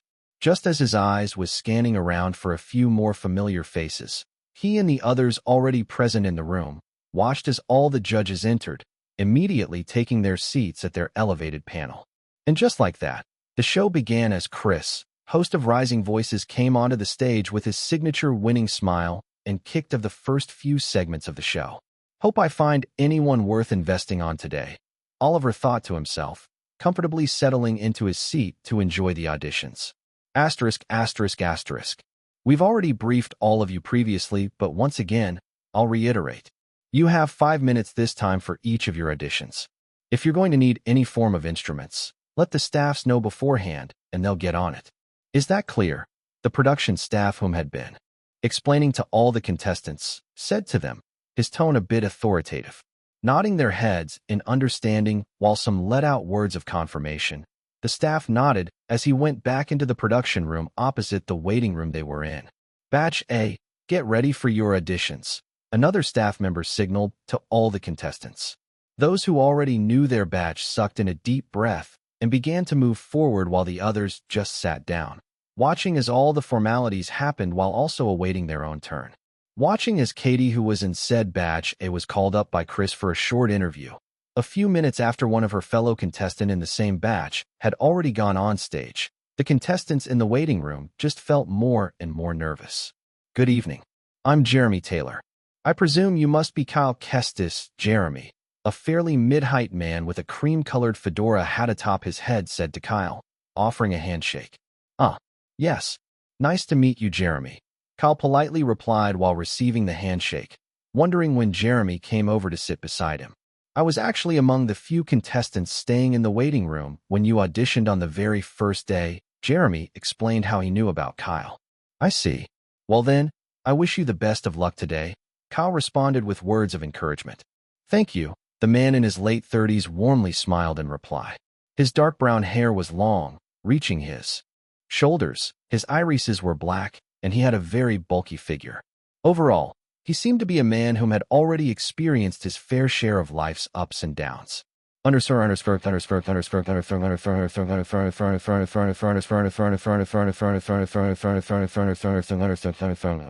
Jeremy Taylor, 36 years. Singing level 7. Instrumental mastery, guitar, level 6. Skills, none.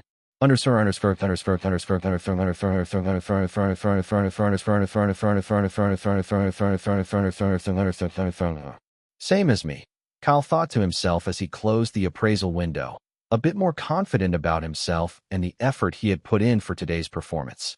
Over the course of the past week and a few days, despite continuously practicing, Kyle had definitely realized that raising his singing level was far harder to raise than he could have ever anticipated. However, he hadn't been too worried about it and had just focused instead on improving his newest original song amongst all the 3 he had composed, bringing it to an almost perfected state. In the process, despite not having his singing skill increase by a level, he had ended up gaining a level in his piano skills instead, bringing it to level 7 from level 6. Pushing all of his thoughts aside though, Kyle then instead focused his attention back on the next batches that were being called. Katie had just finished her performance, and she had, obviously, been the one among her batch to make it to the next rounds in LA. With a cheery grin, she had profusely thanked the judges while her fellow contestants were crestfallen, unable to process their current loss. The other female in her batch even broke down in tears the moment she walked off stage, seemingly having been trying her best to hold it back in front of the judges.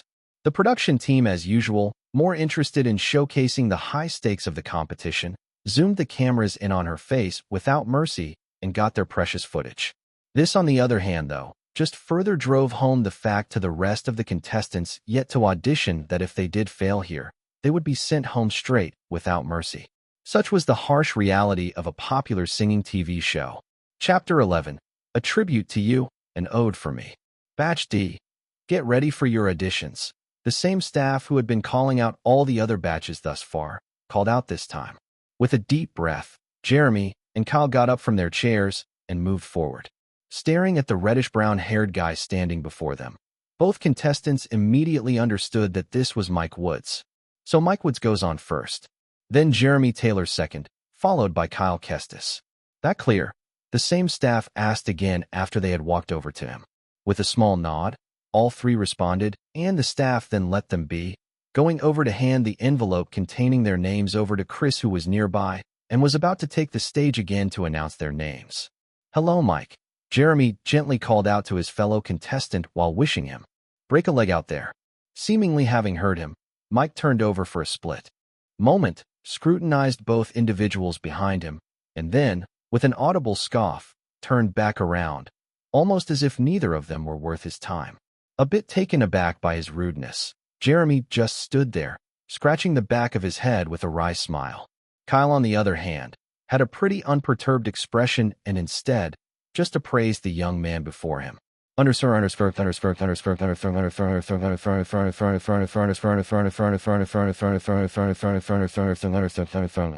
Mike Woods, 24 years. Singing level 8. Dancing level 4. Instrumental mastery, guitar, level 6. Skills, none.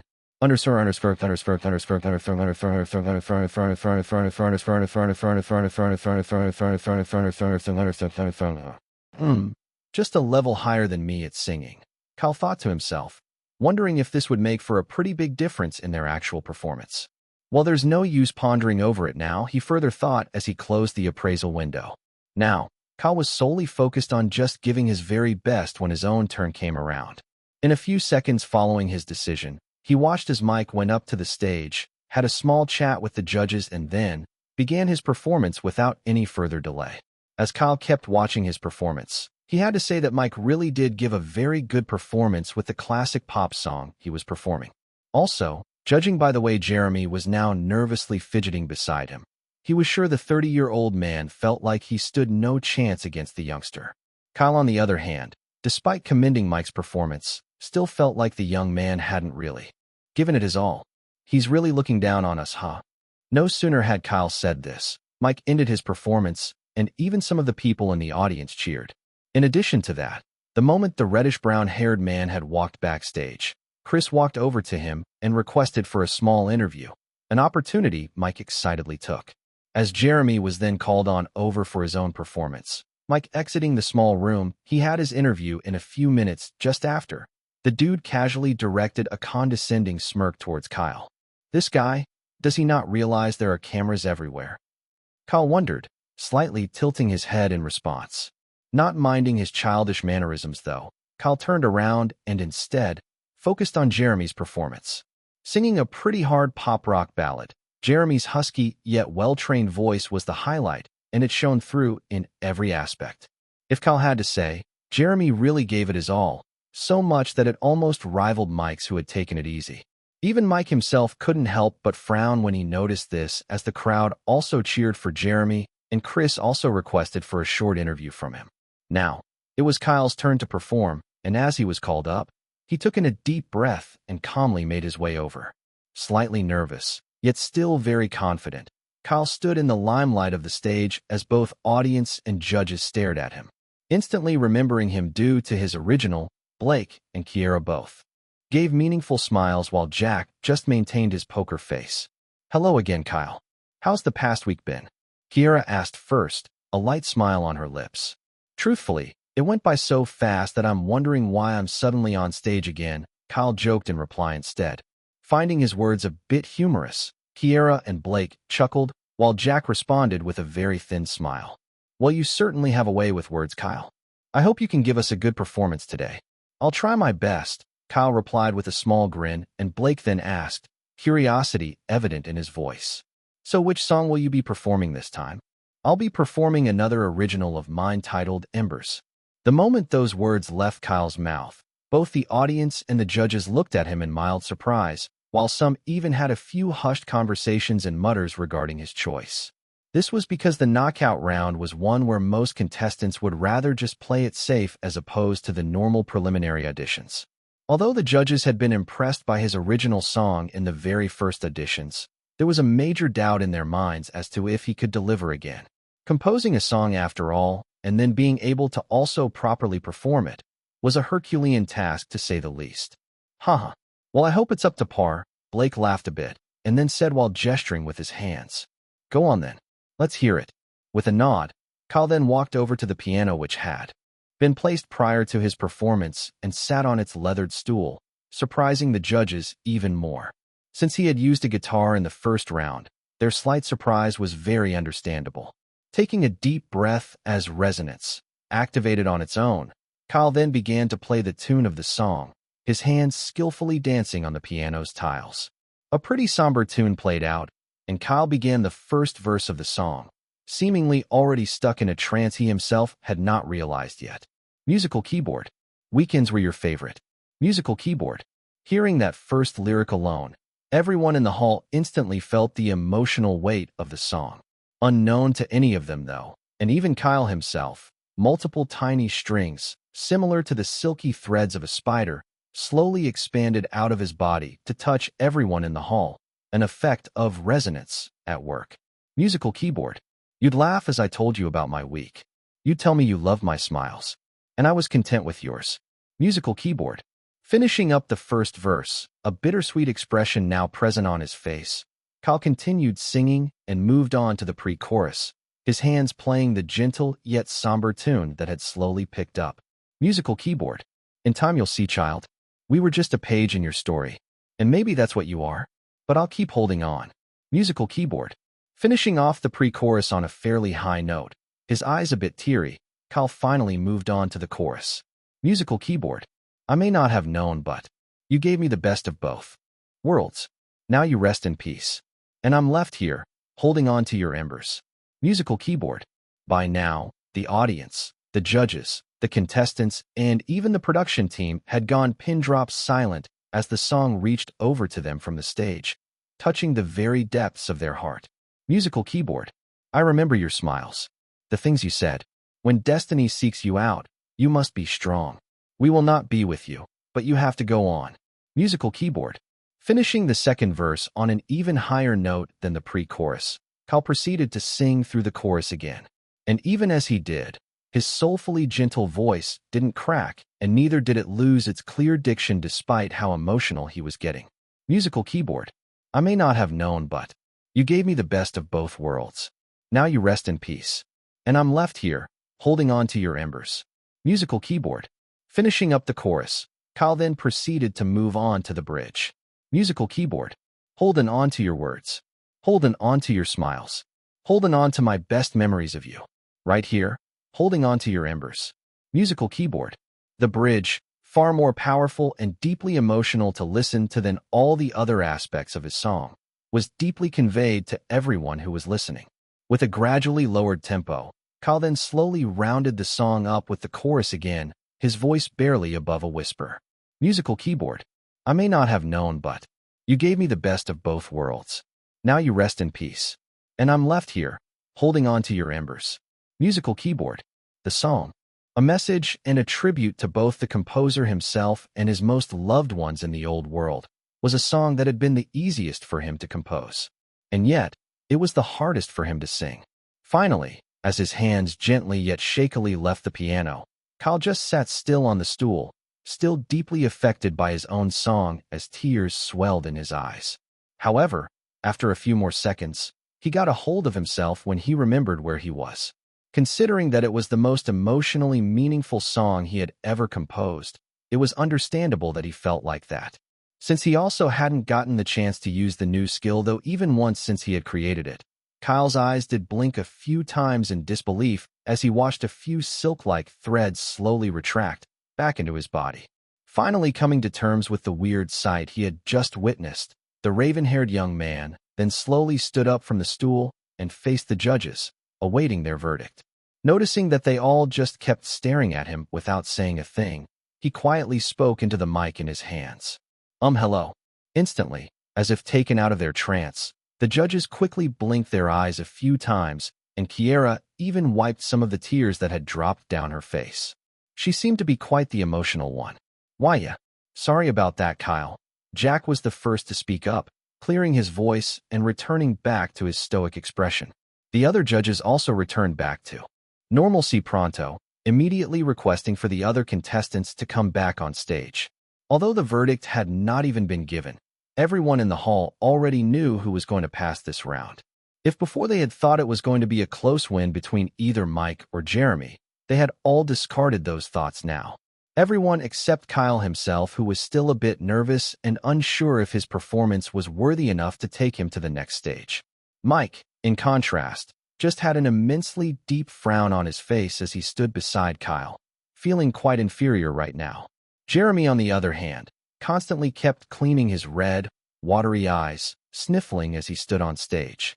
However, Jeremy was not the only one feeling like this, and even a few other people in the audience, along with some among the contestants and the production staffs, were in the same exact state.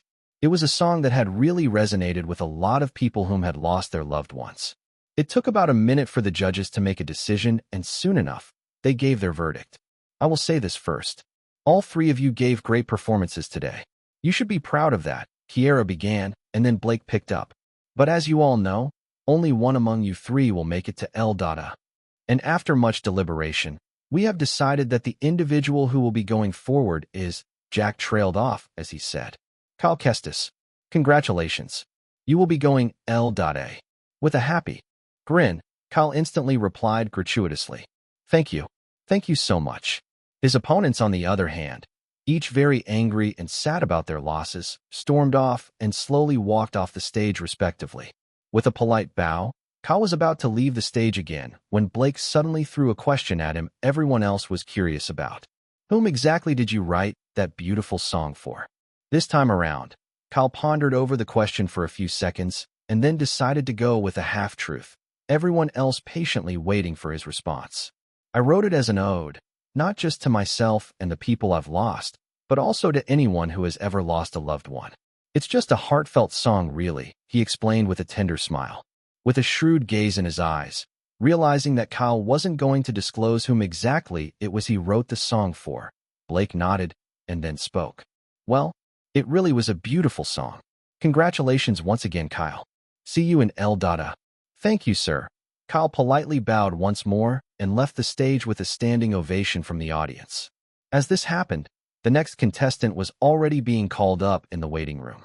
Go Kyle. Woo. Chapter 12. Interviewing Kyle. A few minutes ago, Well, this was certainly unexpected. Howard, creative producer, spoke aloud in the production room with widened eyes as he watched Kyle's emotional performance. Even the other staffs in the room were visibly surprised by it. A few contestants had actually made them feel like this over the past 2 days since the second auditions began, but this was truly among one of the best. It was also an original song to boot. However, something else entirely was what was running through the chubby-looking man's mind. The ratings. The ratings of the show will soar with this types of performances.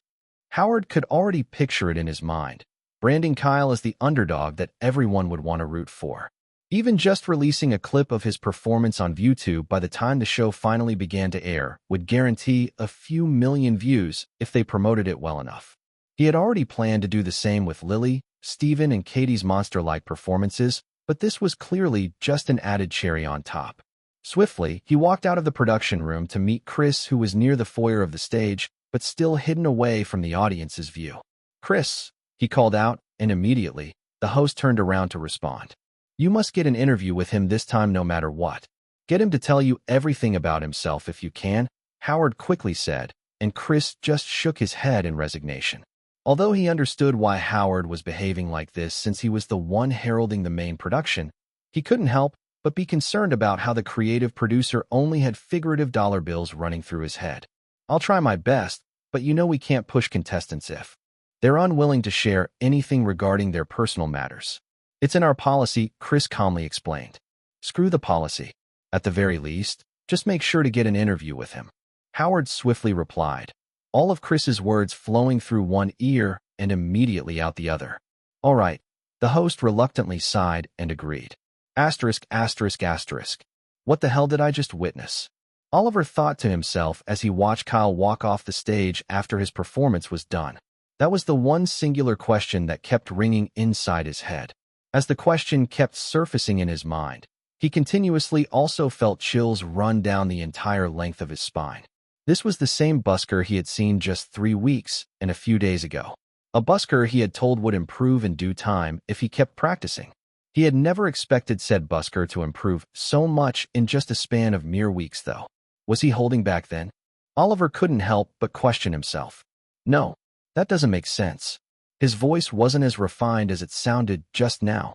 He quickly answered his own question. Thinking to himself for a few more minutes, Oliver finally began to feel like he had found whom he had been searching for throughout the past few weeks. "Kyle Kestis. I want to be his agent," the man inwardly declared. Asterisk, asterisk, asterisk. Ding. You have performed another original song and impressed everyone. As a bonus for your first performance using the skill, Resonance, extra EXP points will be awarded. That's nice, Kyle thought to himself upon reading that line. He was already quite happy that he had been able to pull out the best performance he possibly could at his level with his tribute song. But this made him even happier. You have obtained a huge amount of EXP points. 1,000 EXP points have been awarded.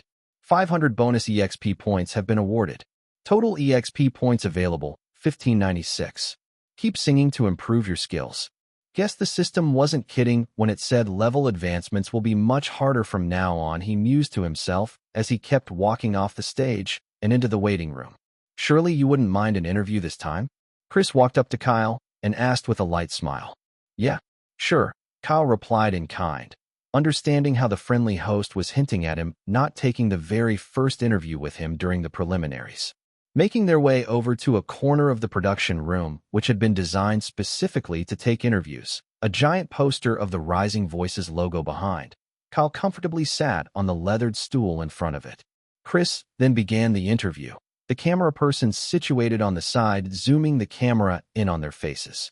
So, I hope you have no in-course assessments anytime soon. I hope not, Kyle replied, lightly smiling at the host's words as he continued. And even if I do, I did drop a leave of absence after all. That's good then, Chris replied, and then spoke again. In the first round, you also wrote an original song too. Spark, if I remember correctly? Yeah? How exactly do you do it? You know, making a great song? Because that's 2 great songs in a row now, the host questioned with a thin smile. Well, I wouldn't call it great. It's good, maybe, but definitely not great, Kyle replied, his answers genuine. This was especially even more obvious with the way his sapphire-colored eyes, despite being quite obscured by his glasses and raven hair, conveyed his genuine thoughts.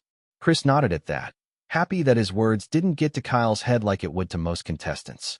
But I will say that I put a lot of thought into every song I write. That's really all I can say. The young man completed his thoughts on the matter. Clearly, it's obvious that you do. The host nodded his head and then asked another question.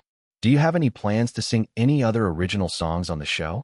I might, Kyle vaguely replied, a small smile on his lips. Interesting. Chris nodded his head in slight curiosity and then continued. So, Embers, I presume you wrote it with someone in mind. You mind giving a bit more detail on that? He added questioningly. Having a pretty strong idea of where the production crew was probably going with this, the raven-haired chap just uttered a few words while giving a thin, mysterious smile. No comment. Kyle really didn't want a sob story for himself.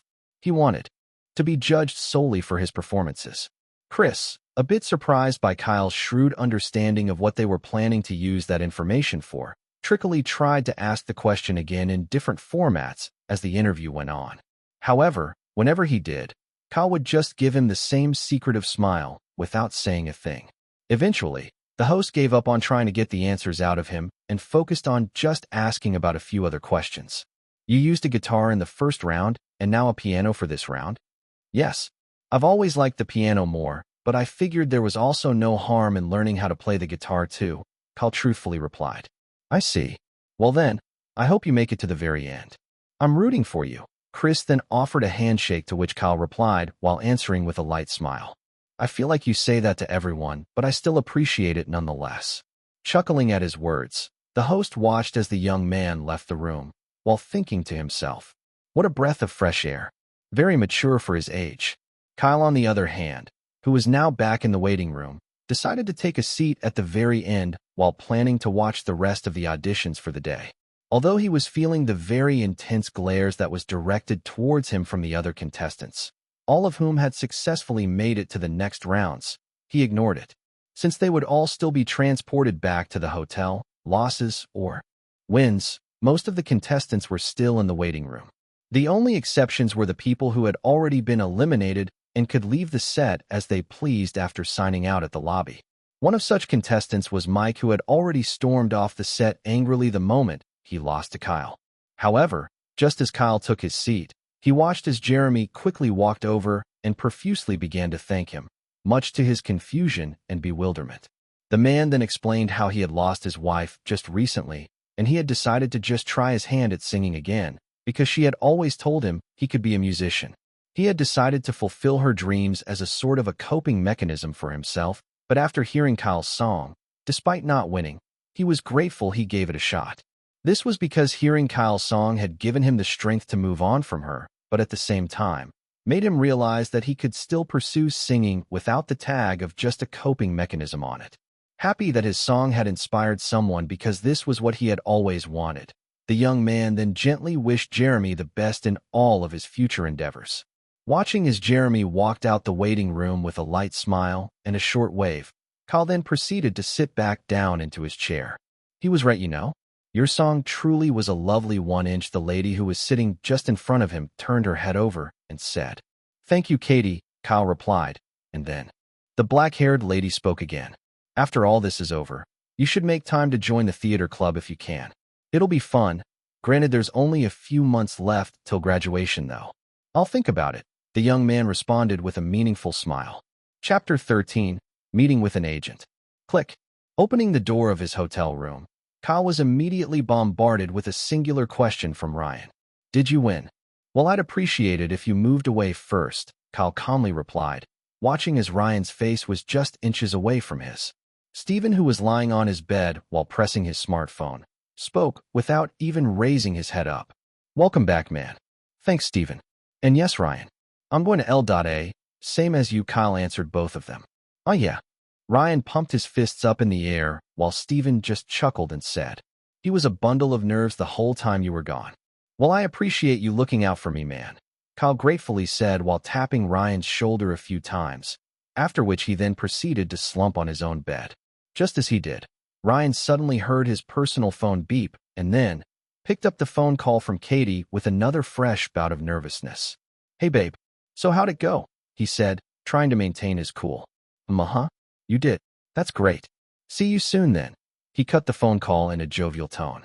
Slumping his shoulders in relief, Ryan also slumped onto his bed, but the other two in the room immediately whipped their head over, a singular word recoiling in their heads. Babe? They inwardly questioned in curiosity.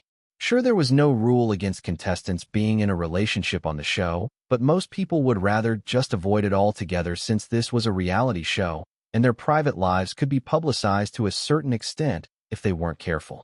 I did have my suspicions. Guess I was right then, Kyle thought to himself, already dismissing the thought from his head. Stephen, on the other hand, satisfied his curiosity by asking, and Ryan willingly obliged, seemingly as if he hadn't even been trying to hide it. Although he did ask for Stephen to keep the information on a low. Just as the two were conversing, a hotel attendant suddenly knocked on their door, and all three quickly directed a gaze at themselves, wondering who had requested for room service. Good evening, Mr. Kestis. There's someone who would love to meet you downstairs. Would you also like to meet him, or should I decline his visit? A female voice rang from the other side of the door. Visibly confused, especially since he didn't remember anyone who would want to visit him, much less have any reasons to want to talk with him. Kyle swiftly got up from the bed and opened the door while calmly asking, "This person, did they give you a name?" "Ah, yes." He called himself Oliver Stone. The pretty hotel attendant replied with a small nod. Oliver Stone. Kyle thought to himself. The only Oliver he had ever known in his 2 lives so far was the Oliver at the retirement home, but most had just resorted to calling him Ollie as a nickname. Although Kyle was originally against the idea of meeting his sudden visitor, due to the fact that said visitor had a name he was familiar with, he decided to go check them out. All right then. Thank you. Please lead the way. He respectfully gestured to the hotel attendant whilst telling his roommates he'd be back in a few minutes, hopefully. Making his way down into the lobby while trailing behind the attendant, Kyle was soon shown to the man whom had wanted to meet with him. Sitting on one of the comfy couches present in the elegantly designed lobby, Oliver, upon spotting Kyle, instantly flashed him a small grin. Kyle, on the other hand, had a wave of surprise wash over him as he stared at the suavely dressed man in a suit with his slicked back, stylishly gelled, dirty blonde hair, and a briefcase in his hands. Having done her part, the female attendant quickly left the two of them to their meeting and went about attending to her other duties. I do apologize for the sudden visitation, but, if you don't mind, would you like to move over to the restaurant just opposite here? I hear they have some delectable dishes, Oliver politely offered. Sure, Kyle calmly replied. Soon enough, and in no less than 3 minutes, they were both already at said restaurant. Dishes served before them as per their orders. Oliver footed the bill, of course. Quietly scrutinizing as he sipped on his boba tea, Kyle remained silent, waiting for the suited man to speak. Let me be direct, Kyle. I want to be your agent. Oliver broke the silence while placing both his business and ID card down on the table. He was basically doing this as a show of proof and honesty, to let Kyle understand that he wasn't trying to scam him in any way. Leaning over, the bespectacled young man gently retrieved the business card and then pushed the ID card back to Oliver while speaking. You gave me solid advice while handing that $100 bill over. That isn't something a scammer would do, Kyle began. Besides, I doubt the production team and the guards would allow just anyone to waltz into the hotel contestants are situated at, he concluded while leaning back on his chair. With a nod of his head, Oliver then spoke again. Well, I just wanted to be honest with you. I understand, Kyle replied, and then curiously asked. But why me? I'm pretty sure there's no shortage of talented individuals you can find lying around in Hollywood, right? Oliver chuckled a bit at that, and then began to speak. True.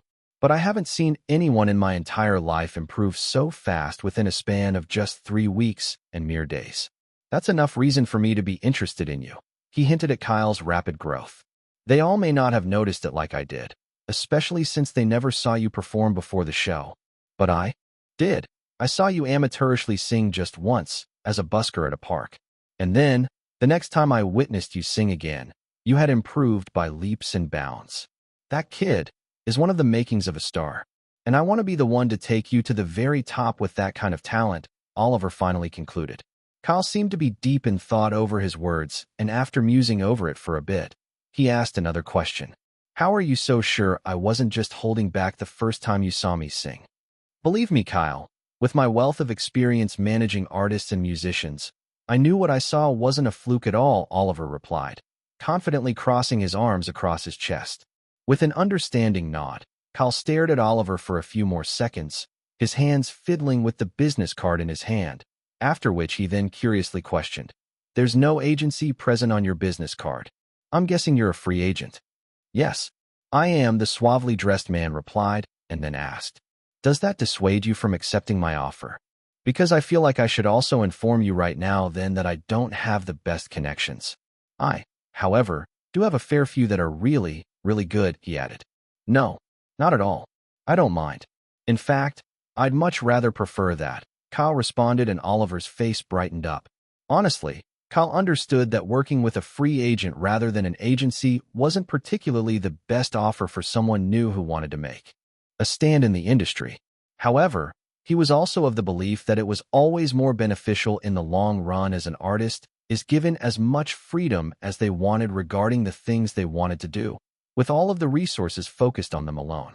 A free agent basically ensured those kinds of demand would be easily met with little to no issues.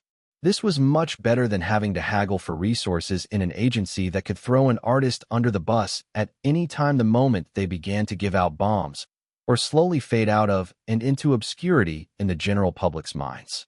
"So will you accept my offer?" Oliver asked again, his voice hopeful this time. Pondering for a few seconds, a bunch of thoughts began to filter through the young man's head. If he was being honest with himself, he very much knew that reaching the very end of the reality singing TV show was going to be an almost impossible task, especially with Lily, Steven, Katie, and Ryan being the monsters that they were, compared to their skills which had probably been honed for a very long time. He, on the other hand, still had a long way to go. Of course he had a system, but it didn't mean he was always going to be dependent on it, and truth be told, even if he did decide to depend on it, he doubted if he'd be able to catch up within the short time frame the show was going to run for. So, it was always better to have a backup plan in case things ended up not working out. Seemingly having given even more thought to the matter after a few more minutes, Kyle then spoke up. "Well, I guess you have yourself a deal then, Mr. Stone." Oliver's face immediately broke into a happy grin when he heard those words, but Kyle wasn't done. "However, you should know that I'm still in my final year of college." "Is that all? Then it won't be a problem. We can take it easy till you've graduated, of course," Oliver replied in an assuring manner. "Also, I won't be hindering you in between the show with any sort of jobs or gigs." "That goes without saying," the agent added genuinely.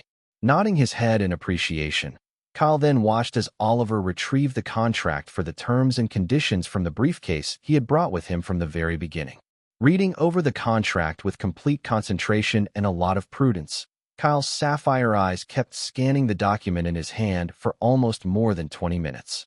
During this entire period, Oliver, who wasn't even disturbed by the time the young man was spending on scrutinizing every nook and cranny of the contract, just enjoyed his meal in peace. In fact, he was glad that Kyle was being so meticulous about it, as it meant that he probably had a very good head on his shoulders at his young age. That was something every aspiring star definitely needed. Satisfied with the clauses and the terms of the contract that basically gave him his complete freedom, Kyle signed it and handed it over back to Oliver. "You sure took your time." "That's good," the suited man said with a light smile. "It was necessary," Kyle replied, and then proceeded to eat his food, the silence between he and Oliver comfortable. About 10 minutes later, after eating his fill, Kyle then exchanged numbers with his new agent, after which he then further proceeded to stand up to leave the bar as he spoke. "I guess I'll see you soon then. Possibly during the show's 2-week break." "Sure. I look forward to it. In the meantime, I'll also search up on some nice gigs for you." "That's for after college graduation, of course," Oliver replied, cleaning his mouth with his napkin. With a nod, Kyle then began to walk out after exchanging a handshake with Oliver. However, just before he stepped through the automatic doors that led outside, he then turned over to the agent and said, "Just so you know, Oliver, I'm also quite capable at acting." "Well, at least I believe so," he said with a light smile that genuinely surprised the agent as he continued. "So, if you're searching up gigs for me to be involved in, throw in a few acting gigs too. I'd really appreciate it." Saying all that he wanted to, Kyle then walked out of the restaurant, leaving Oliver to let his last few words properly sink in. Asterisk, asterisk, asterisk. Is that all Chris was able to get out of him? Howard asked as he and his assistant producer watched the host's interview with Kyle replay before them. Currently, they were done with all of the auditions for the day, and the production team was now going through all the footage they had, deciding which was and which wasn't going to be included when the show started airing. Yeah, that kid, he's a pretty shrewd 1-inch, the young assistant producer, Kevin, replied as he and the creative producer kept viewing the clip. Howard lightly hummed to himself. He's quite the secretive little one, isn't he? The producer mused further, his head swirling with a few more thoughts about the young man for quite a while. All right, I have an idea as to how I'll market him with just this much. He finally spoke up again, his chubby hands gently stroking his chin with a smug smile. Chapter 14, L.A. Conversations, and first episode. The next few days after Kyle's audition passed by pretty quickly, and then, on the last Saturday of the week, all of the contestants that would proceed to the next rounds were flown out from Canada to Hollywood, L.A., also known as the City of Angels. Most were pretty excited about being in a new environment, and although the same was for Kyle, he was a lot more reserved about it. Finally, by nightfall, they soon arrived in the hotel which had been reserved for them. This time around, though, only 2 people were required to share a room. Unfortunately for Kyle, he was paired with an entirely new roommate this time around, and the same went for all the others. That, however, wasn't too much of a big deal, as Kyle's new roommate was a pretty chill Black American guy with a cream-tinted, high-fade hair and a pretty buff appearance that went by the name of Joe Michaels.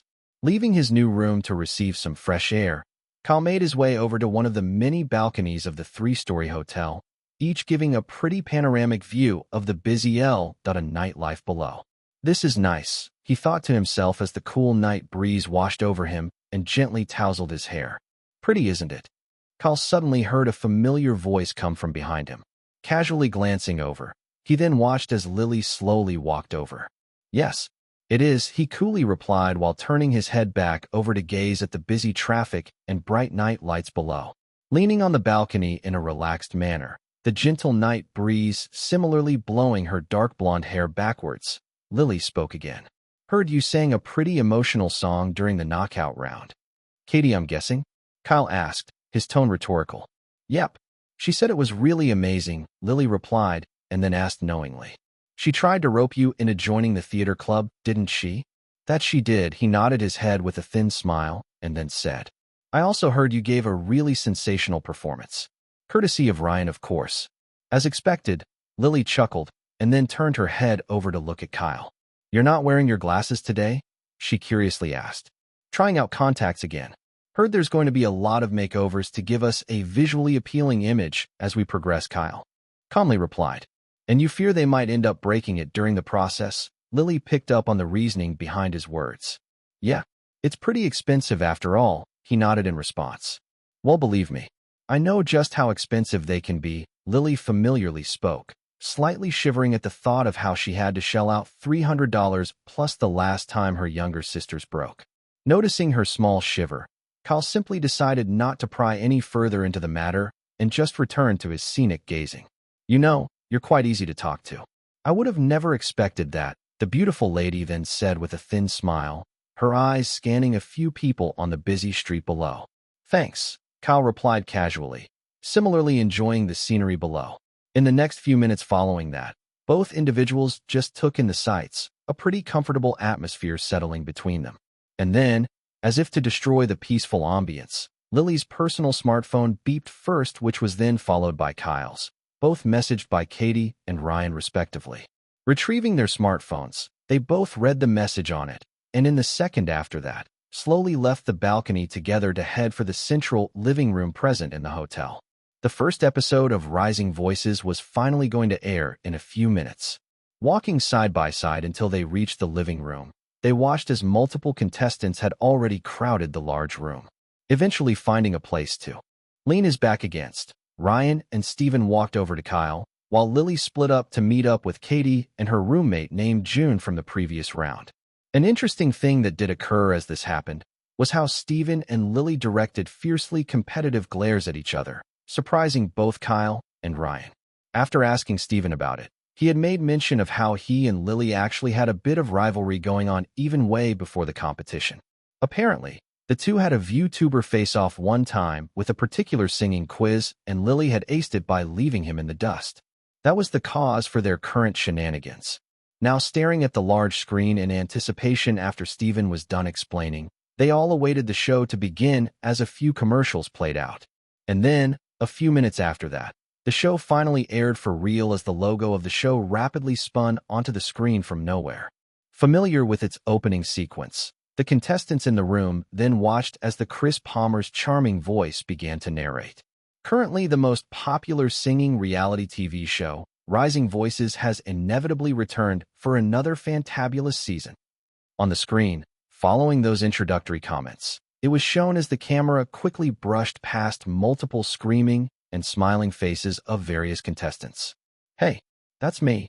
One guy suddenly spoke out loud with a wide grin as he saw his face for a split moment, and others in the room also let out excited comments and cheers the moment they saw themselves. Having had 3 successful seasons with 3 fantastic winners who stole the hearts of everyone all over America and had even gone on to become singing sensations across the world, the 4th season is here again to find a new, rising star in the making. After the next narration, snippets of people lining up as they were filtered into the lobby, giving their tickets, and then finally making their way over to the waiting room was shown. The show proceeded forward at a very rapid pace as a few conversations between the judges were shown, with Kiera being introduced as the new judge this year. And then, just like that, the first contestant was shown and someone in the room, a fairly pretty lady to be exact, squealed in excitement. Envious gazes were directed towards her, but she didn't even seem to notice as she kept staring at herself on the screen with an excited gaze. A few more additions were also shown, and those who were on TV couldn't help but be happy while others just cursed at their luck. Katie and Ryan had even seen their own additions and were clearly excited when they saw it. Some other contestants like Mike, though, who had already been eliminated, were even shown, but they would probably only see that from the comfort of their homes. As the auditions continued, reaching midway, Kyle's audition was then shown from the moment he entered, down to every little conversation he had with the judges. His face was even zoomed in on the moment he uttered the words about being hopelessly in love with music, and instantly, Kyle felt as the stares and gazes intensified on him, making him feel a bit uncomfortable. Ryan and Steven, on the other hand, just kept patting and shaking his shoulders respectively with happy grins on their faces. But as if that was just the beginning, his original song was also shown as he played from start to finish, going even as far as the time judges gave him their verdicts. Already feeling like they were showing too much of him, Kyle watched as the show even included the moment he told Chris he had an in-course assessment. "What the?" I even said that in a whisper. He squinted as he kept staring at the screen. "Ha. Man, it seems like the production team really loves you." Ryan let out a hearty laughter while Steven just nodded in agreement. Not minding their gestures, Kyle suddenly felt like he had suddenly become everyone's main target as the eyes in the room were now directed at him with enviously strong, fiercely competitive and jealous gazes. The only exception being Lily and Katie, who were just lightly smiling at him instead. In a few minutes after that, though, everyone's focus soon returned back to the screen as the show kept on airing. Heaving a sigh of relief as the gazes on him lessened considerably, Kyle then watched as the last 25 minutes of the 1.5-hour show listed out a few contestants who had been given special slots due to their small and growing YouTube channels, snippets of their videos being shown. Joe Michaels, Kyle's new roommate, was among, followed by Helena Cadgio, a French-looking young lady, June Roberts, Lily's new roommate, and Paxton Brown, a Canadian VTuber. However, 2 specific contestants were even shown more than the other 4, taking up about 7 minutes of screen time each. Steven Anderson and Lily Lockhart. Both of them each had a video from their YouTube channels playing as they sang some really tasking songs with literally no instruments or accompaniments, their raw singing skills being the highlight. This time around, all the buzz that was generated by Kyle was instantly directed towards those 2 and the others that had previously been mentioned, but they all seemed completely unperturbed by it. And then, with a few more formalities and a snippet of the theme for the next round, the show ended with a reminder that it would air again at the exact same time next week. Asterisk. What are we gonna watch today? Jennifer, a pretty, brown-haired lady in her nightwear, said to her friends, a mixture of 3 females and 4 males. They were all in a pretty modern and well-furnished living room, the fluorescent lights further adding to the nice atmosphere. Let's watch the new horror series Chillflix released. Nightcrawler, or what's it called? Her date, Dre, was the first to respond, but she quickly shook her head while responding, "No, I hate horror movies." Then a rewatch of Stuck on You.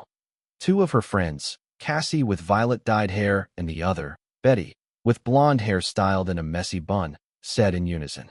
Their own dates, Sean and Bill, were in total disagreement with their choice, a small frown gracing their faces in an instant. "No, we just binged the entire season last week.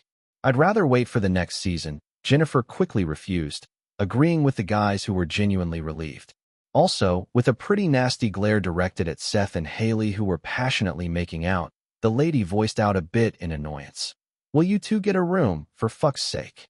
Honestly, she really wished her friend had an acting gig right now.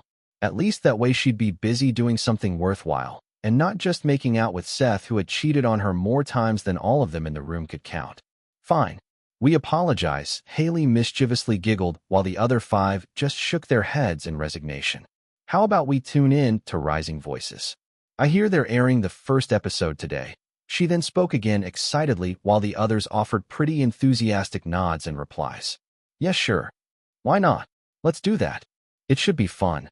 Haley especially was excited to see her brother on TV, and almost everyone knew that was the major reason as to why she was actually interested in the show. "Well, I guess we can.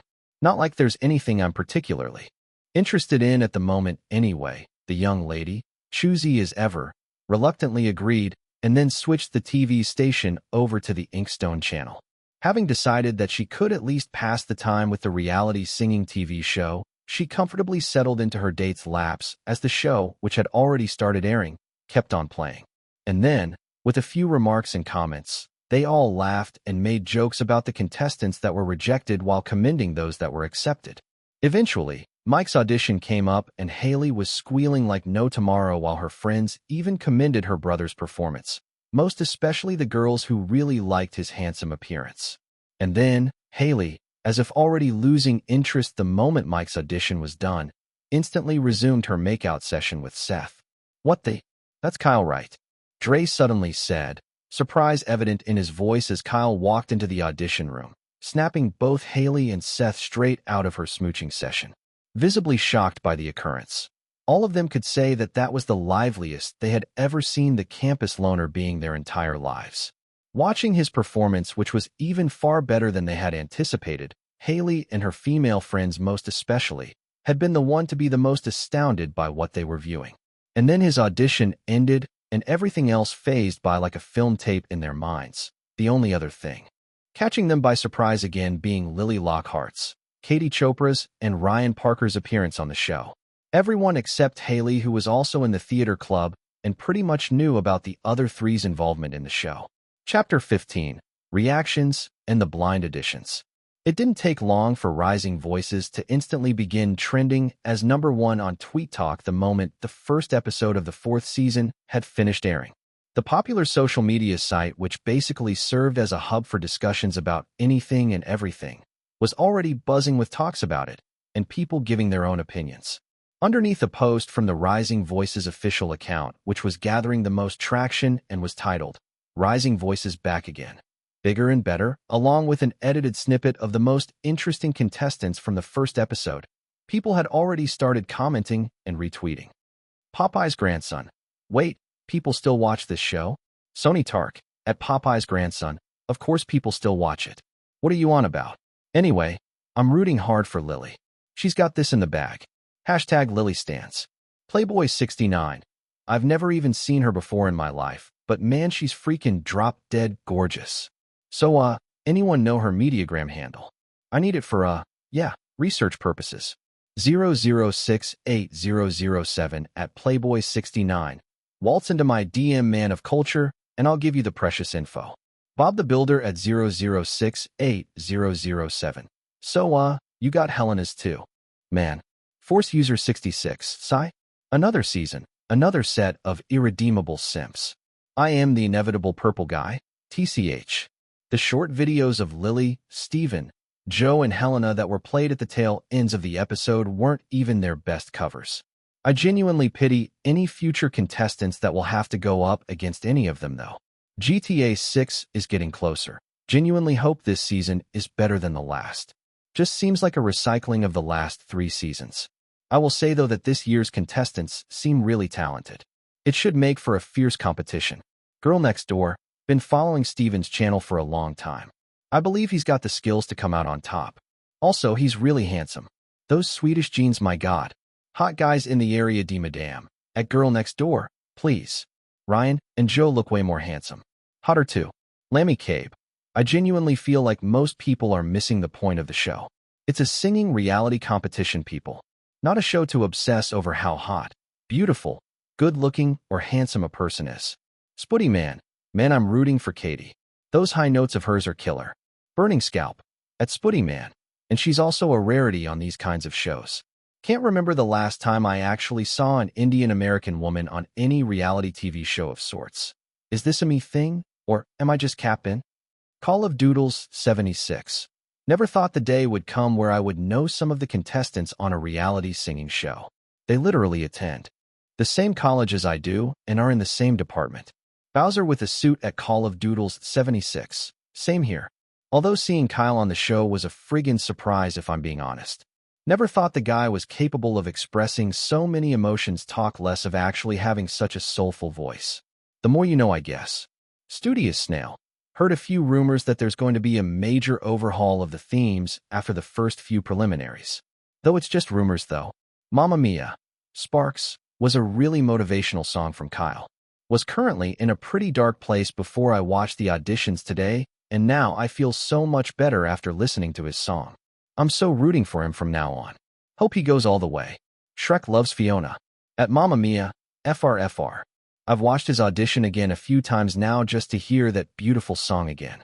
His interaction with the judges was also nice to watch. Seems like a chill dude. Would love to hang out with him if I can. We do a bit of trolling. At Mamma Mia, at Shrek Loves Fiona. The nerd? PFT. Sure, he sang a nice song, but his singing skills are quite subpar compared to the other contestants. I'm pretty sure he's getting eliminated next round. Doesn't feel like he has that X-Factor feel about him. Princess Peach. Well, as long as I'm entertained, I could care less about who makes it to the next round. I already know who's going to win anyway.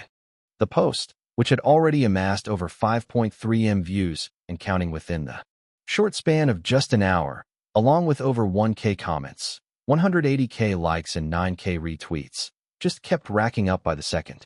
In fact, aside taking the #1 spot as the most trending discussion on Tweet Talk at the moment, a lot of popular entertainment blogs, some small media houses, and even some big ones, had quickly published a few articles regarding the entire thing, wanting to join the bandwagon and ride on the massive popularity of the reality show's coattails. Rising Voices PR team also ensured to gain as much traction as they possibly could on every social media app, and the response they got was overwhelmingly positive, making them feel like all the effort was worth it. With an already strong first episode, the PR team could not wait for the ratings, which were quite similar to previous seasons, to completely outperform it once the second episode was aired. They, after all, already knew what kinds of waves a few show-stopping performances from some monster contestants would make, so much that the audience at home go absolutely wild. Asterisk, asterisk, asterisk. Waking up to the sound of a rap of knocks on their door, Kyle and Joe both refused to get off their beds. But as the knocking continued, they both begrudgingly gave in and got up, all while still blinking their bleary eyes at the sound of the relentlessly annoying knocks. It was already 10 a.m. in the morning, but due to the entire stress of traveling and sorting themselves out yesterday night, along with also sleeping pretty late due to their excitement over being shown on live TV, they had found it quite hard to go into slumber. Trying to search for his glasses by the bedside table, a force of habit at this point, Kyle remembered he had switched to contacts, and then proceeded to offer a greeting to Joe while sluggishly moving over to open the door. Staring at the male attendant whom had been the source of their destroyed ambience, Kyle listened to him as he politely explained, "Good morning. All contestants are currently being requested for by the judges in the central living room." No sooner had those words left his mouth, Kyle and Joe immediately snapped out of their drowsy state. Thanking the hotel attendant, Kyle quickly brushed his teeth and rinsed his face before he and Joe then headed out to the living room, all in a matter of minutes. By the time they had already reached the living room, a few more contestants had already been there too, standing in anticipation while the judges just gave amused expressions at their current states. Scanning the room, Kyle soon spotted Steven and Ryan standing in a corner. However, it seemed like Lily and Katie were yet to come down. Making a bit of small talk with the contestants that were already around, the judges casually engaged with them, pending the time the others came down.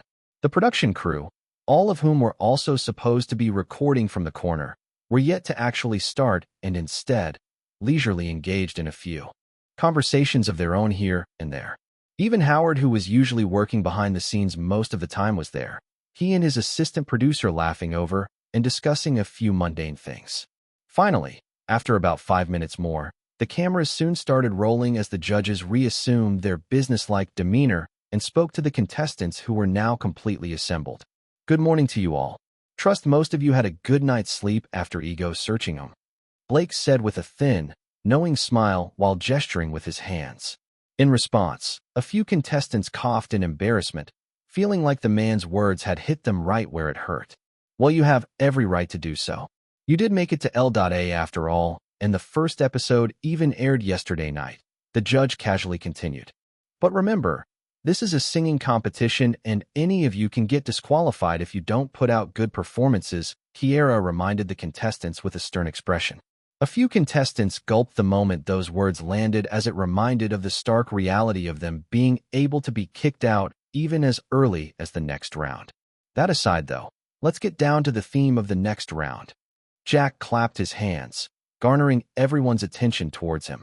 No sooner had he said that, a string of hushed murmurs and silent conversations followed as speculations were exchanged between the contestants, most of them pretty anxious and nervous. The last 3 seasons of Rising Voices had made use of the team/band knockout round, the duet knockout round, and the judges' challenge respectively when the contestants had gotten to LA.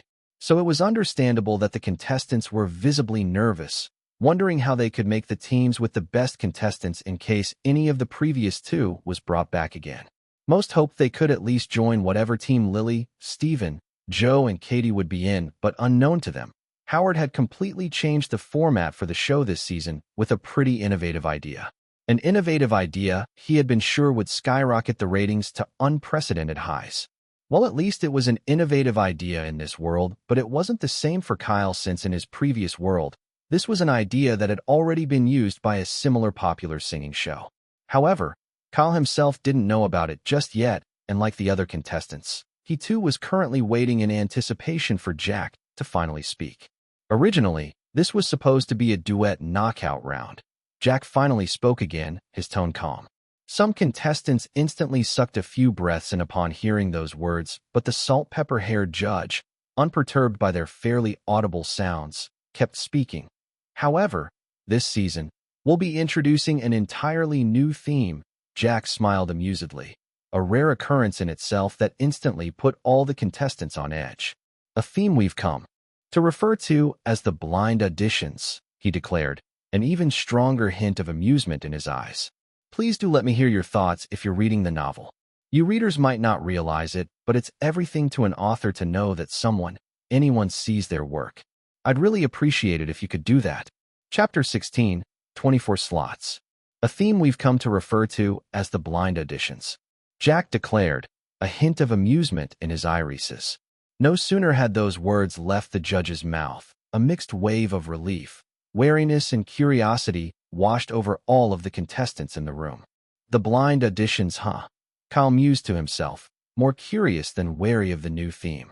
"So what is this blind auditions, you ask?" Kiera picked it up from Jack and continued explaining. "Well, simply put, we judges are put in a situation where the identity of each and every one of you contestants is concealed from us as you perform a song on stage, the audience excluded. The purpose of it is to solely judge you based off of your singing capabilities without any form of bias," she kept explaining. "But since that isn't really all there is to it, we'll give you a visual representation of what we actually mean," Blake then chipped in conclusion. gesturing to a few of the production staff to play a pre-recorded video that had been made onto the large TV screen in the room. The contestants watched on in curiosity. The video then started with the real hall which they would be using in L.A. for the competitions. The massively large hall, along with its completely empty chairs that could fit about 1,000 people, suddenly lit up in bright lights as a production crew member walked onto the stage, seemingly imitating a nervous contestant. Just opposite the stage, right where he was performing, were 3 big chairs, each ergonomically and modernly designed in a bulky manner, along with a pretty eye-catching big red button built into one of its armrests each. What was most curious, though, was how all the chairs had their backs turned to the contestant on stage and how 3 other people, presumably other production crew members, sat on the chairs, imitating the impartial judges. And then, a pretty terrible short song began to play in the background as the performer on stage lip-synced to it and performed. However, even as he sang the song, none of the judges did or said anything to him. They just sat on the chairs and didn't do a thing. After the song was done, though, the chairs then automatically turned around, surprising the contestants in the living room who were actually viewing the video. And then, with a few painful lashings and brutal words from the judges that was enough to make the average grown man cry, the contestant was dismissed and left the stage in a dejected mood while sobbing. With this, most contestants viewing the video sucked in a deep breath and immediately understood that said contestant had just been eliminated. But then the video didn't stop there, and instead, it continued on to reveal the next contestant coming on stage and performing a short song that was really good. Instantly, one of the judges hit the big red button and their chairs turned around, lighting up a long, narrow light between them and the stage the contestant was performing on that read, "I Want You." Having seen that, the contestants immediately understood that this contestant had probably been the one that would move on to the next round. But as the contestant kept performing, reaching a pretty difficult part of the song and then acing it, the other 2 judges immediately hit the button, and the same exact thing also happened as their chairs turned around and their trail of lights also lighted up. And then, when the performance of the contestant was done, the contestant and judges had a few nice exchanges between themselves, and the contestant was promoted to the next round. That was where the video ended at. The contestants in the room, after viewing the video and watching it, soon realized that they all probably had a very good chance of proceeding onto the next rounds. Simply put, if and when you perform, any one of us so much as likes the song you perform, we'll instantly give you a ticket to the next round, Blake then explained further with a thin smile, causing the contestants to become happy. But if not even a single one of us likes your singing, you'll be eliminated on the spot, Jack. On the other hand, added bluntly, instantly pouring cold water over them. That being said, we're giving all of you full song choices this round, just like the previous. Whatever song you choose to sing will be up to you, but you better choose wisely, Kiera added seriously with a clap, her eyes scanning every contestant in the room. You have the rest of the week to come up with and prepare what you'd like to perform for us. The dates of your performance will be made known to you over the course of this week, so prepare very well for the next week. Blake then picked it up from Kiera again, while explaining. Audible gulps could be heard from all of the contestants the moment those words left Blake's mouth. Before we go, though, I should make it clear that judging is going to be very strict this round, so you all better bring your A game, as only 24 of you will proceed from here on out. Maybe even less depending on how things go. Jack, stern as usual, didn't bat an eye as he said to the aspiring stars in the room. With a wave of disbelief painting the faces of most of the contestants in an instant, they once again had the realization dawn on them that they were in a reality singing TV show. And as usual, the stakes were always high without care or consideration for weak performances. Leaving the contestants again after having done their part, the judges casually strolled out of the room. No sooner had they done that, some production crew staffs along with Howard and his assistant producer quickly walked up to all of them and began speaking. As you all know, now that you've made it to L.A., there's a very high chance that your faces might be shown on the TV, the short, chubby-looking producer said. That basically means that you all need to look your very best for the cameras, the assistant producer beside him explained further. Yes, just as Kevin says, we need to upgrade your visuals so that you can all individually stand out on the show. Howard nodded his head and then continued. But that's not all, because aside from that, There's going to be vocal lessons, choreography sessions for those of you who want to incorporate it into your performances, a few legal meetings, interviews, and filming. Tons of filming. He kept speaking while scanning around the room with his eyes. We won't overwork you because that's just unethical, and in addition to that, a lot of free time will also be given, but you may get really busy a few times over the course of this week. It might also be a pretty hectic one for some of you, but for anyone who has any aspirations and dreams of wanting to become a star, this should just be child's play, as it's barely scratching the surface of what a real star has to go through. Considering this is a Sunday, though, we'll give you the rest of today to do as you please. However, starting Monday, filming will begin extensively, so be prepared to give it your absolute all. Howard concluded with a clap of his hands, nodding their heads in understanding. All of the contestants quickly dispersed and went about doing all they wanted to do. Some had already decided to do as much sightseeing as they could today, while others had instantly began working on the songs they were going to perform. Among the former was Ryan, Katie, Stephen, and Joe, all of whom were pretty excited to explore a few popular sites and landmarks in the City of Angels like the Santa Monica Pier, Griffith Observatory, Hollywood Walk of Fame, and many more. Kyle, of course, was among the latter. Considering they were given the freedom to perform any song they wanted again, he was also planning on singing another original of his. This original was the one he had really worked on the most, both in his past life and this current one since he had become self-aware. A song that he already had all the instrumentals prepared for and was more or less a pop-rock ballad about the story of a lady suffering from a heartbreak.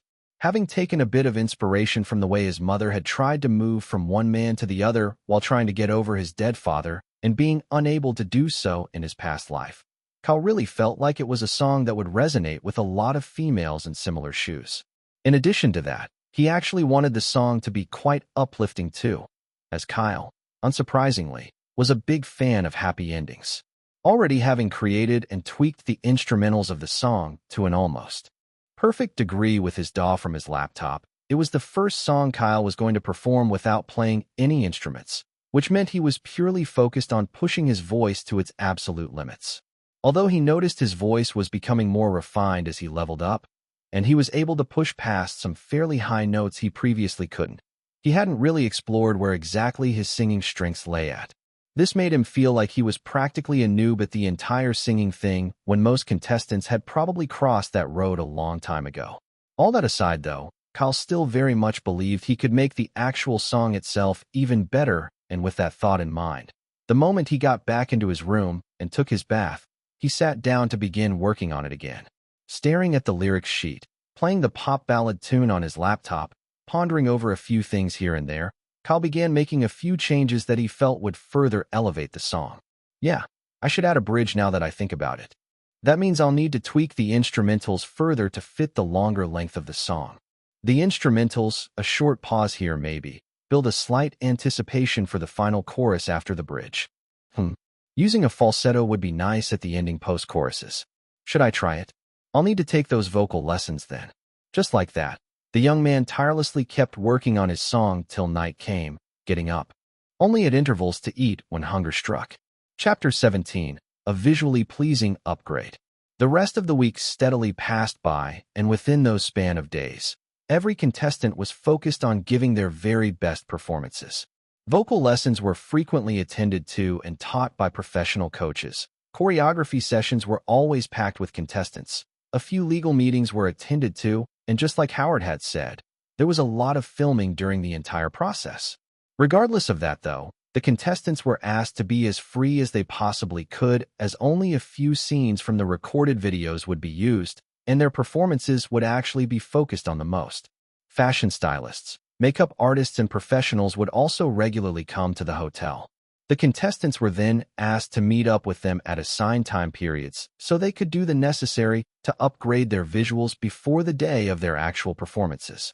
This was also done beforehand so that when the day of their blind auditions did come, it would be easier and faster for the professionals to do a quick and simple touch-up here and there. During all these, they had all also being assigned the dates which they would all perform, and Kyle had found out that his was on the first day of the audition week, Monday to be precise. He had also ended up finding out later on that Lily and Steven would also be performing on the same day as he was, along with some other contestants too. Not particularly minding it though, Kyle just focused on giving it his all by consistently working on his original song. Asterisk, asterisk, asterisk. Eel. Kyle. Hey man. Wake up. Having tried to gently wake him up before, Joe finally decided to be more forceful, and he succeeded in waking the young man up. Watching as Kyle slowly and groggily woke up from his slumber, Joe couldn't help but shake his head in respect for him. Over the past few days he had been rooming with the young man. He had never seen anyone so immensely dedicated to perfecting a song like Kyle was. He hardly ever went out if it wasn't necessary, and even though they had been given 3 free days over the course of the week to relax and sightsee a bit, Kyle would still stay cooped up in his room, doggedly working on the lyrics and the lovely pop ballad tune of his song that had gotten stuck in Joe's head. Sorry I had to wake you up, but it's your turn to meet up with the stylists and makeup artists, he said to Kyle, who was still blinking his bleary eyes, a lyrics sheet stuck on his face. Also, it's 10:46 in the morning, so there's that, he added and moved over to sit on his own bed while retrieving his phone. Thanks, Joe. I really appreciate it. Kyle finally responded with a thankful nod after getting his bearings. Gently prying off the lyrics sheet that was smooching his cheeks, the young man got off the bed and slowly moved over to the bathroom. Staring at the mirror in the bathroom, a few notifications suddenly appeared his field of view, but having gotten used to it, Kyle just rinsed his face first before he then read the messages. You have successfully elevated the quality of your song. 500 bonus EXP points have been awarded. Total EXP points available, 2102. You're close to breaking through to singing level 8. You're close to breaking through to composing level 9. Keep singing and composing to improve your skills. Level 8 and 9, huh? Kyle mused to himself. Having been around a lot of contestants over the past 3 weeks, Kyle had come to realize that most had a singing level of level 7 like he was, while the very remaining few like Ryan were around level 8. The only exceptions were monsters like Lily and Steven, both at level 11 and level 10 respectively, along with Katie, Helena, and Joe, all of whom were all at level 9. In due time, Kyle. In due time, the young man then said to himself with a thin smile, while proceeding to clean up and take a bath. Walking back into the room, Kyle dressed up casually, thanked Joe once again, and then headed out of the room to meet up with the stylists and makeup artists. On his way, Kyle encountered Ryan and Lily, who were also on their way for their different appointments too, and a friendly conversation followed. You two really should learn to relax more often, Ryan said with a sigh, but Kyle shook his head in denial. No, you know I can't do that, Lily on the other hand casually replied, and then spoke to Kyle. You getting used to the contacts? She curiously asked. I'm managing, he replied, and Lily then spoke again. Well, although it's not my place to say anything, for what it's worth, you do have very beautiful eyes, she genuinely smiled and said. Thanks, Kyle replied with a light smile too, not reading too much into her words though. Wait a minute. Did you just compliment a guy? Ryan asked in utter disbelief. The Lily Lockhart he had known since high school had never been interested in the opposite sex, much less have any reason to compliment them. Although he understood that it was because she had her own shit to deal with, and having a relationship would have ended up being more of a burden than anything else, this was quite the shocking sight for him to witness. I've been your friend for years, and the highest compliment I've ever received from you is, you look nice, he added while squinting his eyes at her. Lily simply shrugged her shoulders in response though, and instead spoke, while gesturing. I'll be moving up ahead since that's where the interview rooms are at. See you guys later, she waved. Yeah, bye. Ryan returned the gesture as he and Kyle also separated a few seconds later. He to the choreography classes and Kyle to the stylist and makeup artist's room. Asterisk, asterisk, asterisk. So, how do you feel knowing you're the contestant everyone believes will be the winner of this year's season of Rising Voices? Chris asked Lily. With a friendly smile. Seated just opposite him in a very composed manner, the young lady calmly replied. Like you said, they believe that I will.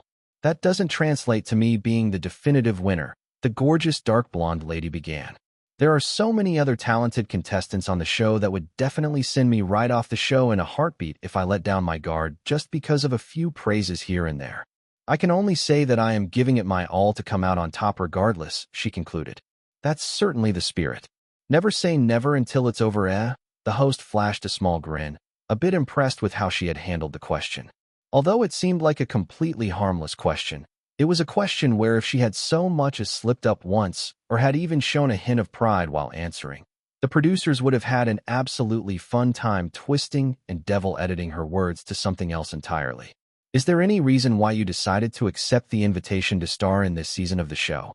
Because from what I've heard, this isn't the first time you had an invitation sent to you, right? Chris then returned to asking questions. Lily mused to herself for a few seconds before she then opened her mouth. Let's just say I had a few personal reasons that prevented me from doing so. Do you mind giving a few more details regarding that? The host asked. No, it's personal, so I won't disclose anything, Lily gently smiled and said. Chris couldn't help but just lightly chuckle and nod his head in resignation at her response. He had noticed that she too, just like Kyle, had been the toughest nut to crack among all the contestants this season. While Kyle had this subtle, secretive way of evading the most curious questions about things he'd rather not disclose, Lily had a coy, foxy manner to her own approach at evading questions. All right then, I have one more question here, and then we can round this up, he said, to which Lily replied. Ask away. Do you have any contestant in particular you'd like to get close to? One you'd like to be friends with? Hearing that question, the face of certain individual flashed across Lily's mind as she coolly replied. Yes, there is.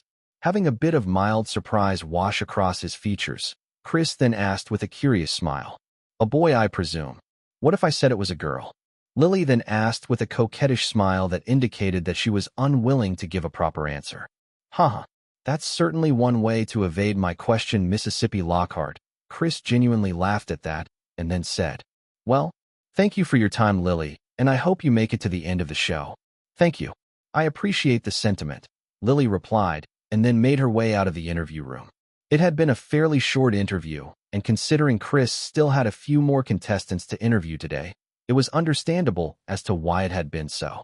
As Lily slowly made her way through the fairly busy corridors of the hotel room back to hers, she soon watched as Kyle slowly walked out of the stylist and makeup rooms.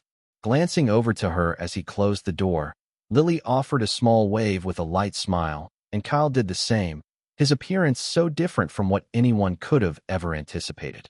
His previously messy hair, whose long locks mostly covered his forehead and almost obscured his eyes, had been completely trimmed and swept back to reveal all of his hidden features and charms.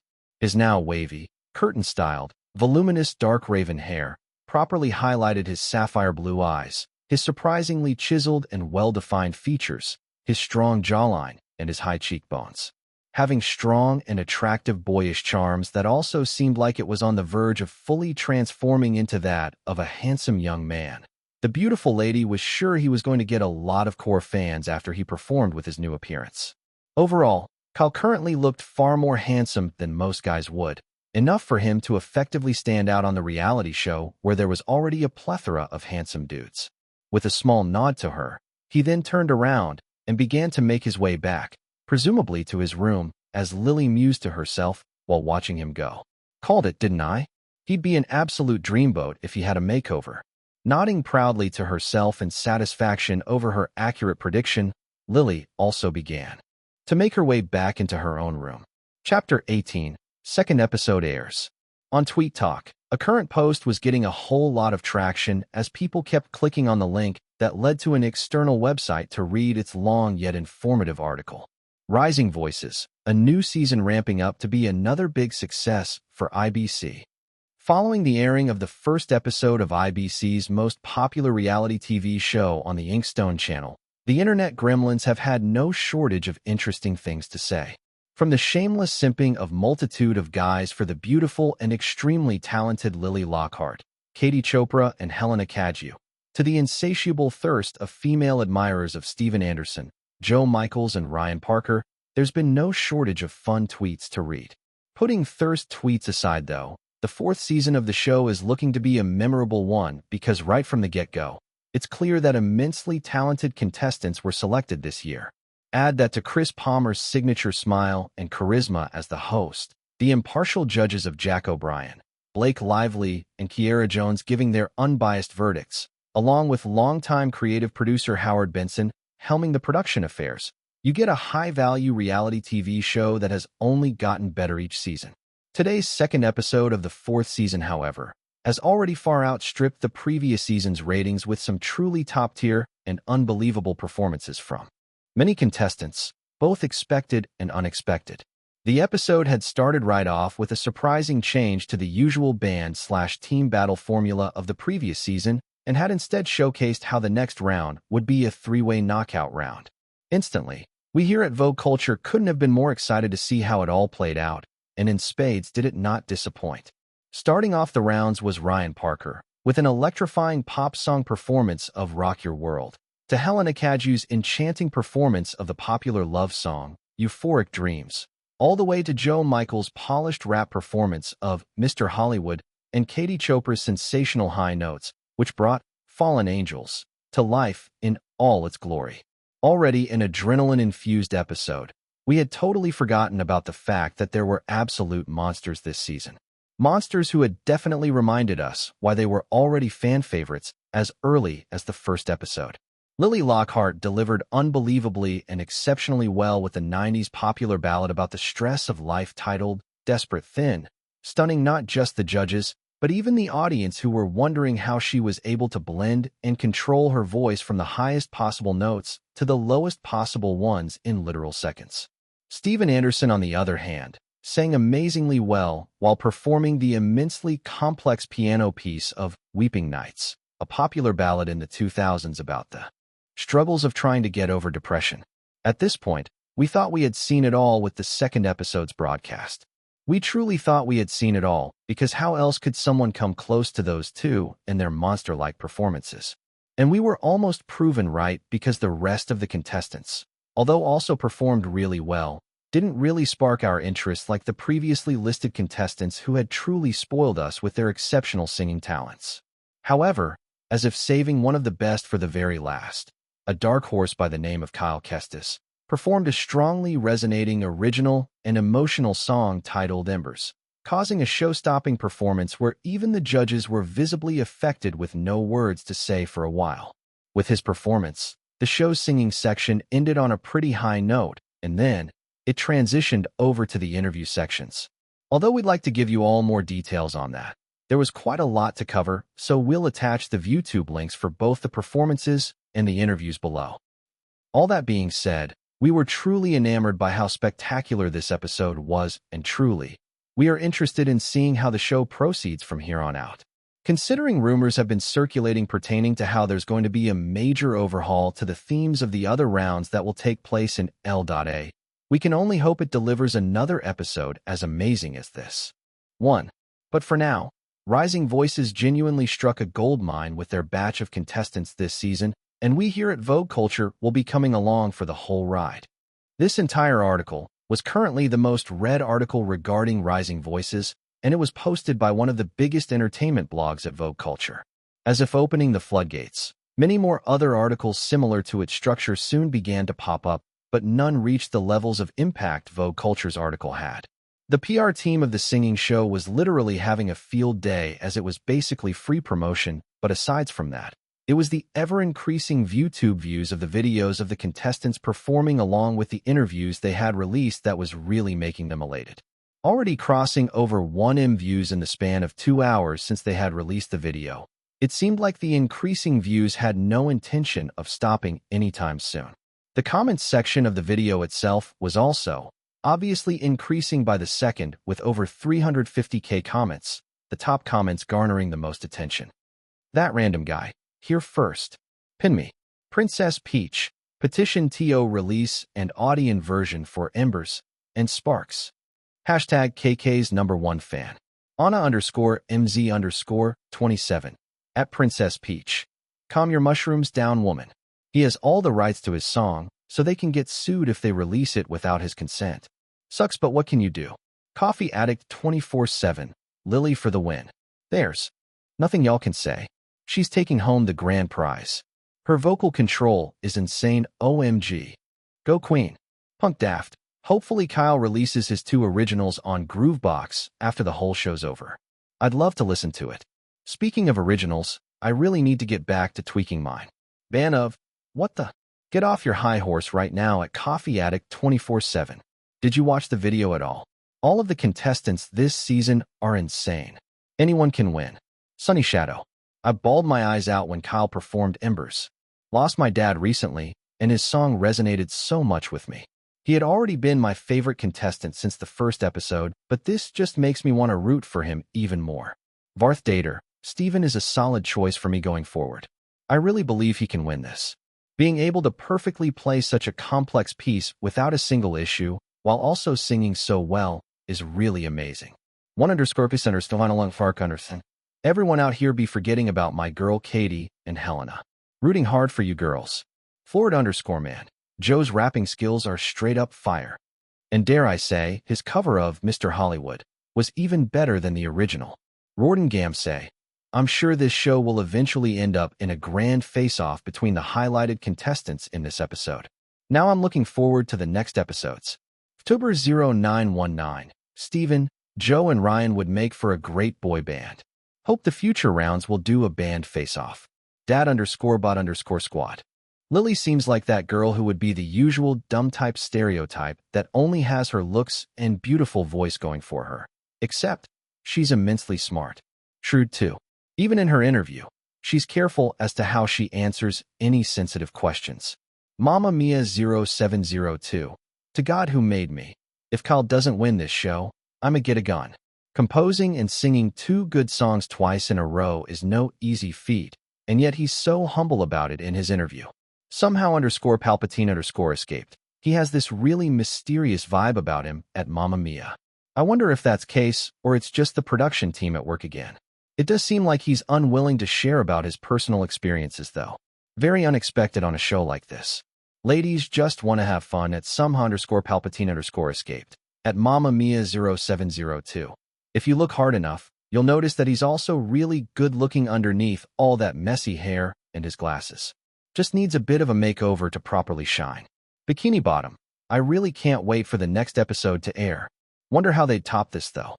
More comments just kept on piling by the second, and the PR team was sure that by the time the video reached its peak, it would have reached about 10M views, if not surpassing it even.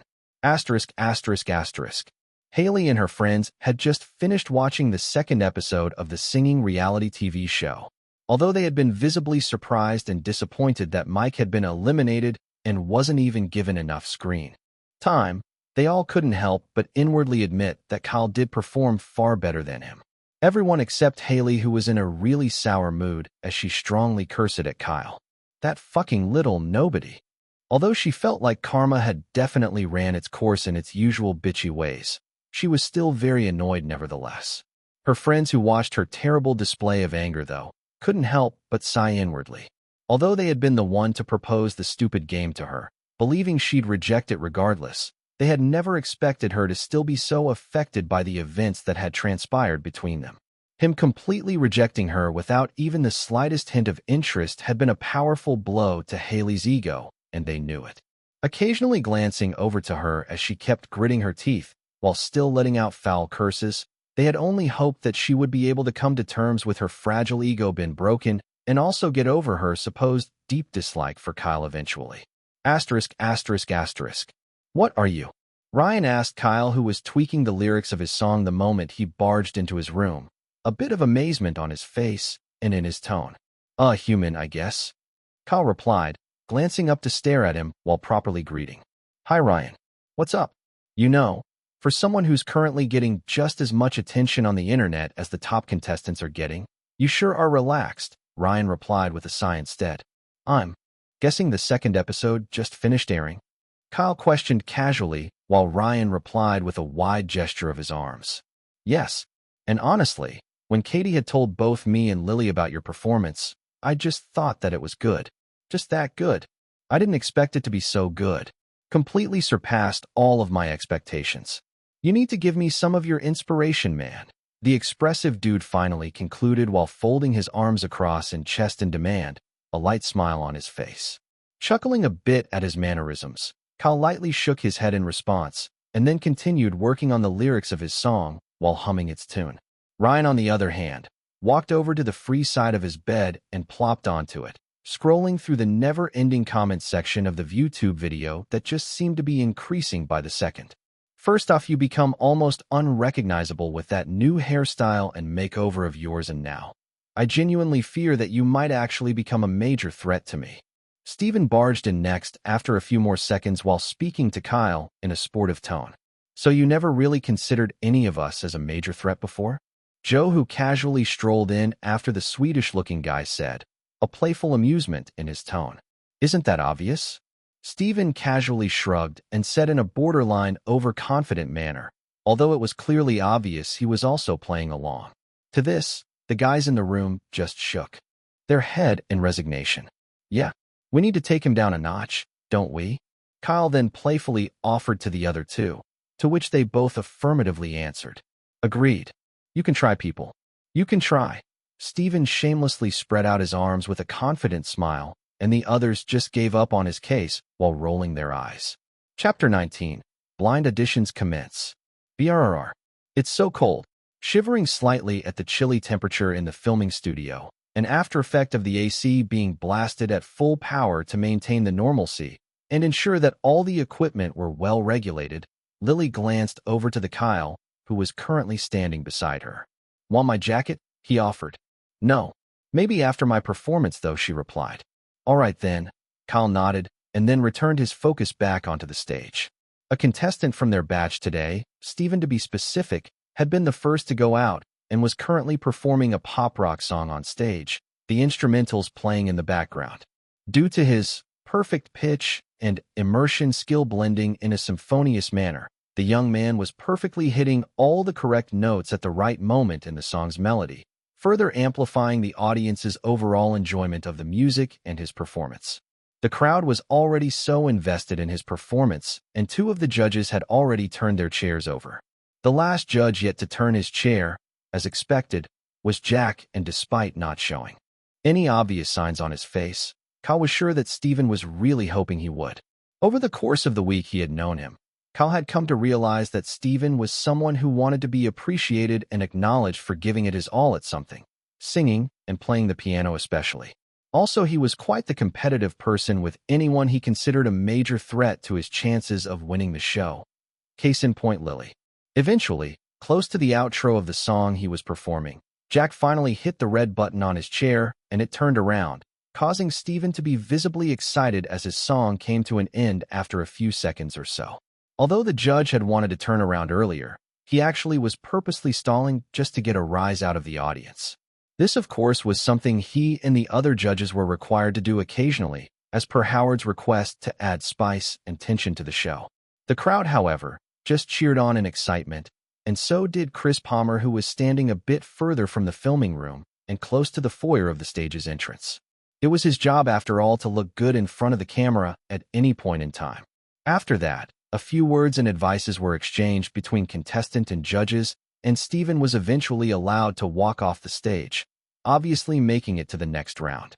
Making his way back into the room, still elated at the reality of making it into the next round, he walked over straight to Kyle, who gave him a high five.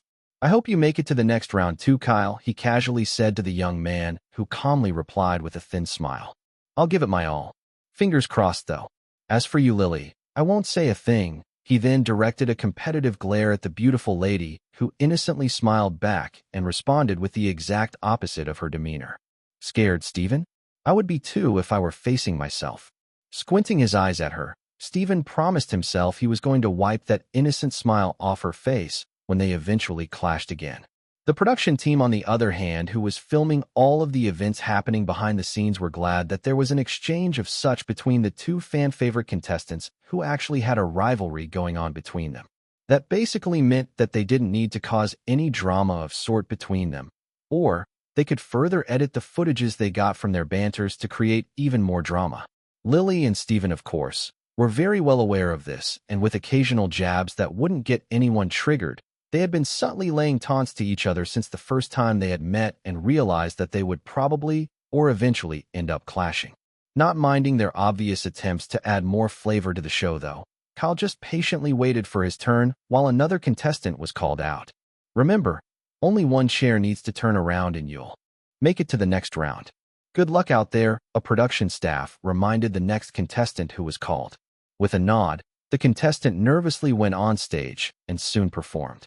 Considering he performed really well, it unfortunately wasn't enough to sway the judges to promote him to the next round. Although the chairs did automatically turn around after his performance was done and the judges gave him words of encouragement and tried to raise his hopes about the show not being the end of his career, it was still just that. Just words of encouragement.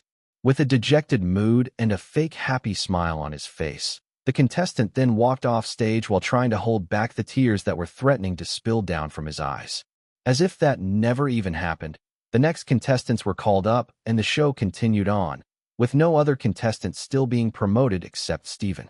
Since only 4 or 5 contestants out of the 12 contestants blind auditioning today would be accepted, the competition was really fierce and no one had any time to be really worried about the other. Soon enough, though, Lily was then called up to give her performance. Taking her violin with her while lightly smiling, she confidently walked onto the stage, not a single bone of nervousness in her body. Even the light shivers she was previously experiencing seemed to have just magically disappeared. As Kyle watched her walk on, he had a bit of disbelief surface in his eyes as a translucent, light golden wave of energy slowly flowed out of her body, spreading over and enveloping the entire stage she was on. Probably her stage presence skill, he mused. And then, with no less than 3 seconds wasted after reaching the stage, Lily began to perform her song as the other instrumentals also began to play in the background. The audience, some of whom had instantly realized the tune of Save Your Goodbyes, a complex and popular piano ballad by the popular singer Milestones that had topped the singing charts for over 5 weeks, had a wave of utter disbelief and amazement cascade over their beings. This was because of the fact that the sad piano accompaniment that started off the song was instead being substituted for with the tune of the violin's strings exceedingly well. Violin. Violin. Even Kyle, Steven, and the others had the exact same amazed expressions on their faces as Lily kept playing for a few more seconds before she then stopped and immediately began the song properly as the other instrumentals picked up, her beautiful voice low and silent, almost like a whisper in the wind. Musical keyboard, musical notes, musical score, microphone. This is the end. Musical keyboard, musical notes, musical score, microphone. Those first few lines from her was all it took for Kiera and Blake to instantly turn their chairs over, and the crowd went wild. And then, with a stellar transitional octave jump from her whisper-like tone to a much more audible, sharp, yet enchantingly soulful one that made the judges and contestants blink their eyes in utter disbelief, Lily continued without even getting distracted by the cheering crowds or the judges' expressions. Musical keyboard, musical notes, musical score, microphone. We're a capsizing ship, sinking slowly into the depths. Depths that'll leave us broken for good. Musical keyboard, musical notes, musical score, microphone. This time, Jack instantly slammed his palm on the red button, and that made it 3 judges who wanted for Lily to proceed to the next round, all in a matter of seconds. This was the first time it was happening since the blind auditions had begun, and yet, Lily, seemingly excited by it, kept giving out a strong performance, her voice never wavering despite the wide smile on her face. Asterisk, asterisk, asterisk. Truly, we recruited monsters for this year's season of the show. Kevin, assistant producer to Howard, grinned with excitement as he watched Lily perform. Yeah, Steven already started off with a banger, enough to even top his previous performance. Even the other contestants gave very solid performances. The chubby-looking producer rubbed his chin with a light smile. But this was truly unexpected, he continued speaking, after which he then concluded with a small grin. Guess we won't need to be worried about our ratings slipping by the time the 4th episode airs. Nodding his head in affirmation, Kevin kept watching the performance while Howard glanced over to another screen showing the contestants in the studio. Having his eyes stop on Steven, who was watching Lily's performance with a slight frown now resting on his features, the producer pondered over if he should create a bit of drama with that. Musing to himself as he kept gazing at the screen, his eyes soon darted over slowly to the contestant just right beside him. Did we have another handsome guy among the contestants that I didn't take into consideration? Howard inwardly asked himself. Being the creative producer of the show, Howard, despite how he looked, had pretty good memory when it came to remembering people who could be a way to draw attention to the reality show. Handsome guys and beautiful ladies especially were a main target for him, as he knew that some people only watched the show for those reasons. But right now, as he kept squinting his eyes, he was having a really hard time remembering any handsome face of such among this year's contestants, possibly due to how the camera wasn't focusing on him. Well, if he was a really good singer, I'd have probably taken notice. Probably made it this far due to luck. Deciding to just overlook it, the producer then refocused his attention back on Lily, who was about to finish up her song. Despite actually wanting handsome and beautiful people on the show, Howard knew that the stark reality of a singing reality show was that if your skills weren't up to par, you would eventually end up getting eliminated. Although luck might get them far, eventually that luck would run out. This was because the judges would definitely ensure to sieve out those that had just gotten by on luck, so only those with real skills to truly get by would make it very far. Come to think of it though, isn't that Kyle guy auditioning today? He also dropped an instrumental for an original song he wanted to perform that was really good too. Oh well, probably jumbled the dates in my head then. I have too much to think about than to accurately remember dates easily. Howard just sighed in resignation and continued enjoying Lily's performance. Chapter 20, A Gift That Keeps on Giving. I'll leave before you break my heart again. So save your goodbyes for another man. Finishing up the song's outro while stretching the notes as high as she could, Lily then whipped the violin back out and ended the song with another show of her immense skills. The moment she was done, the crowd immediately erupted into a sea of rousing cheers, claps, and whistles. That, sweetie, was a truly sensational performance. I was genuinely impressed. Kiera instantly complimented her while Blake added, "You have the voice of an angel, my dear, and it's mind-boggling to me how much mastery you have over it." Fantastic. Just fantastic. This is why the show's made, people. To showcase talented singers like you. Stellar performance, Lily. Jack concluded with a wide smile, a feat that very few in the show had ever achieved. Thank you so much. The dark blonde beauty responded with an ecstatic grin on her face, and the crowd cheered even louder. Waving over to audience for a few seconds in appreciation, Lily soon walked off the stage while making way for the next contestant been called up. Getting back into the filming studio offstage, everyone just stared at her in amazement. Everyone except Stephen, whom she purposely directed a radiant smile at. Rolling his eyes in a slight wave of annoyance, the Swedish man once again accepted his loss and just gave a small sigh of resignation while telling himself he still had more chances to outshine her. Following all that, though, a few more other contestants were called, and only one out of them, June Roberts to be specific, was promoted to the next round. And then, Kyle's turn eventually came around. Taking a deep breath, he confidently made his way onto the stage as his name was called. Having given Lily his blue jean jacket few minutes ago for obvious reasons, the chilling atmosphere backstage, Kyle was only left with his light blue shirt, slim-fitted black jean pants, and suede black shoes. Standing on the stage, the judge's chair already facing backwards again, he awaited the instrumentals of his song to begin while resonance activated on its own, small silk-like threads extending from his body and towards the panel of judges and the audience.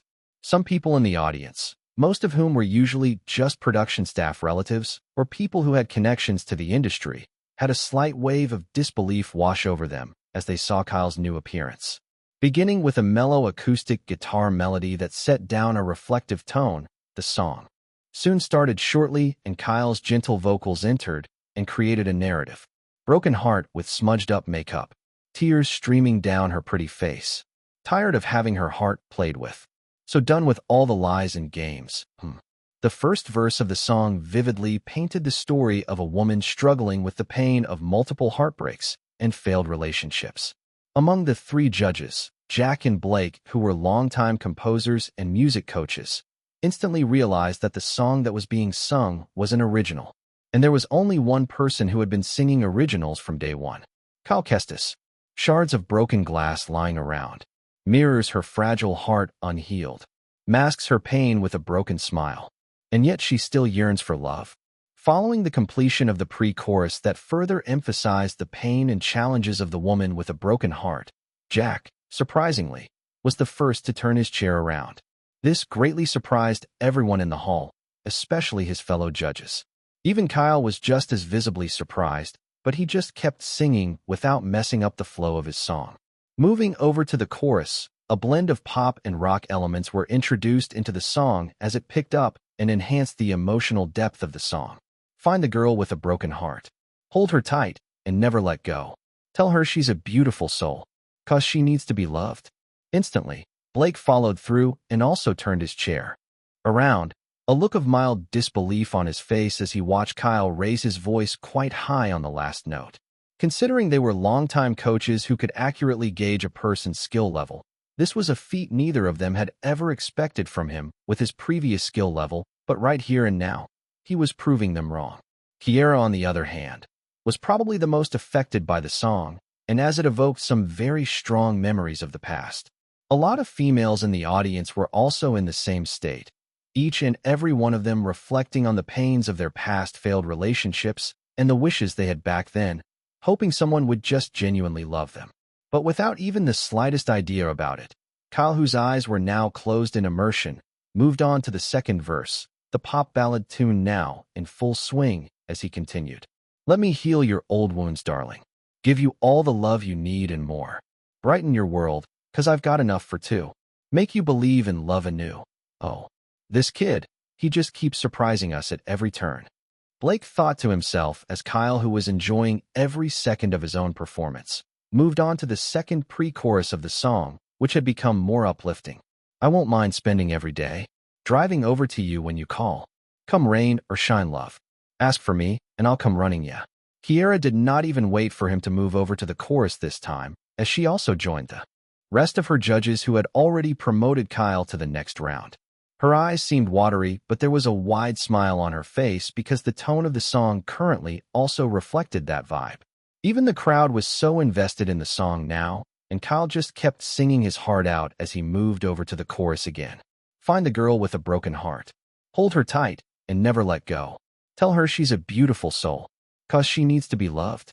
As the music built up to a crescendo, everyone already expecting him to stop there, they watched as the tune of the song had a small noticeable shift and the handsome young man sang the bridge. I know that you've cried, alone in the dark, ran around in circles for an answer, tried so hard to not give up on love. So please save your tears for another day, 'cause in time, you'll meet a man who cares. Suddenly, the tune of the song came to an abrupt halt, causing a slight disconnect in the minds of everyone present in the hall. Already thinking the song ended there, the judges and everyone in the audience felt like it really shouldn't have, as it felt very anticlimactic. But as if already achieving his goal with the sudden stop, the pop ballad tune immediately picked up again, and Kyle immediately followed up, a mischievous glint in his eyes. Found a girl with a broken heart. Held her tight, won't ever let go. Told her she was a beautiful soul, 'cause she needs to be loved. Unbelievable. Totally unbelievable. Jack thought to himself, realizing the extent at which Kyle was improving. Besides changing the last chorus a bit to fit the uplifting tone of the narrative, there was something else that was running through the longtime coach's mind. He knew exactly what we wanted, and he played with those expectations with that slight pause after the bridge to deliver a memorable performance. That's a skill only top musicians and artists have. Gazing at Kyle, genuine amazement in his eyes, he then watched as the young man used a falsetto to further amplify the post-chorus of his song as it gradually came to an end. 'Cause she needs to be loved. 'Cause she needs to be loved. Finally ending the song on a really high note, the crowd erupted into a massive scream of cheers, whistles, and claps, mostly from the female audience. There was a wide, happy grin on Kyle's charming face as he blew a few strands of hair away that had obstructed his view during his performance, further accentuating his boyish charms. First off, you look stellar with that makeover. Such a heartthrob. You'd better keep that look, young man. Kiera began, and everyone in the audience along with Kyle himself chuckled at her advice, while some whistled. You, Kyle, have already left a strong mark on this show with your performance. Even if you don't make it to the end, I'm sure there's no shortage of record labels who would be willing to give you an offer after this. Thank you, ma'am, he grinned in reply to Kiera's words. I presume this is something you've been working on for a long time. Blake then asked with a smile. Yes, 4 to 5 years give or take. Kyle gave the honest truth, although it was based off of his past life. Some of the people in the audience gasped in disbelief when they heard that, but it only served to make Blake even more impressed. That's amazing. Fantastic even. That was a truly memorable performance. Good job, the judge replied, to which Kyle gratefully thanked him for. Thank you, sir. Following that, Jack then gave his own verdict. Kyle, you are, literally, a gift that keeps on giving, and I'm sure you have what it takes to get you very far. Congratulations on making it to the next round, he said with a wide smile, which in no uncertain terms was genuinely high praise from the man. I appreciate it, sir. Kyle gave a slight, respectful bow in response. After this, he then waved a bit to the crowd who were still cheering loudly, and shortly after, he made his way off stage. Congratulations, man. That was amazing. Stephen was the first to congratulate him, after which he then added, a glint of excitement in his eyes. Man, I really look forward to facing you now. Sure. Maybe I'd even give you a run for your money, Kyle replied genuinely, a similarly excited glint in his sapphire eyes. Lily, on the other hand, raised her hands up to offer him a high five, a gesture Kyle partook in. Normally, the production team was expecting a fierce declaration of competition from all three after Kyle's performance, but the more most of them know about it, the more they felt that this interaction of theirs was better left untouched and unedited. This guy, he's truly a dark horse. Howard grinned from ear to ear. Although he hadn't been able to recognize him before he went on stage, now that he had, he was so excited at the views and ratings this scene alone would generate, especially with the teen girls and young women demographic. Rubbing his hands in eager anticipation for when this episode would air, the producer knew that this season was going to be a massive hit for them. Chapter 21, Group Interview. So, how does it feel being the only four to move on to the next round from your batch of 12 today? Chris asked the four who were comfortably seated in front of him on the plush couch. I should be wary of how I respond to that question, yeah. Stephen was the first to answer with a playful question of his own, to which Lily responded in kind while slightly nodding. Yes, anything can and will be used against you in the editing process. My lips are sealed then, June added in amusement while gesturing with her hands. So, yeah, I guess we're all feeling good judging by the way they're acting. Kyle properly responded for all three of them with a light smile. Currently, all four were seating in a smaller, secluded portion of the filming studio that had specifically been made prior to the time, before the show even began, for joint interviews like this. Apparently, it was how the interviews were going to be done for the blind audition rounds, and possibly even the later rounds too. Chuckling a bit at their individual responses, Chris liked the unexpected chemistry that was present between all four. Let's start with June. How were you feeling before your audition? The host then asked. Nervous. Super nervous. But as I walked on stage and began performing, it just kind of dissipated and I was able to focus on giving a good performance, the brown-haired lady with similarly dark brown irises responded with a sigh of relief. How about you, Stephen? How were you feeling? Chris directed the question to Stephen this time. I wasn't nervous at all, at first at least. But then I did end up getting quite nervous when I was nearing the end of my song, and Coach Jack hadn't turned around yet, Stephen truthfully said, his hands wiping a fake sweat from his forehead. You do realize that you had already been promoted the moment Kiera and Blake turned around, right? Chris gazed at him with a curious expression. I'm a perfectionist, really. That's all there is to it, he replied with a casual shrug of his shoulders. Nodding his head as if satisfied with that answer, Chris shifted his attention over to Lily. Now, Lily, you using the violin in an unexpected manner.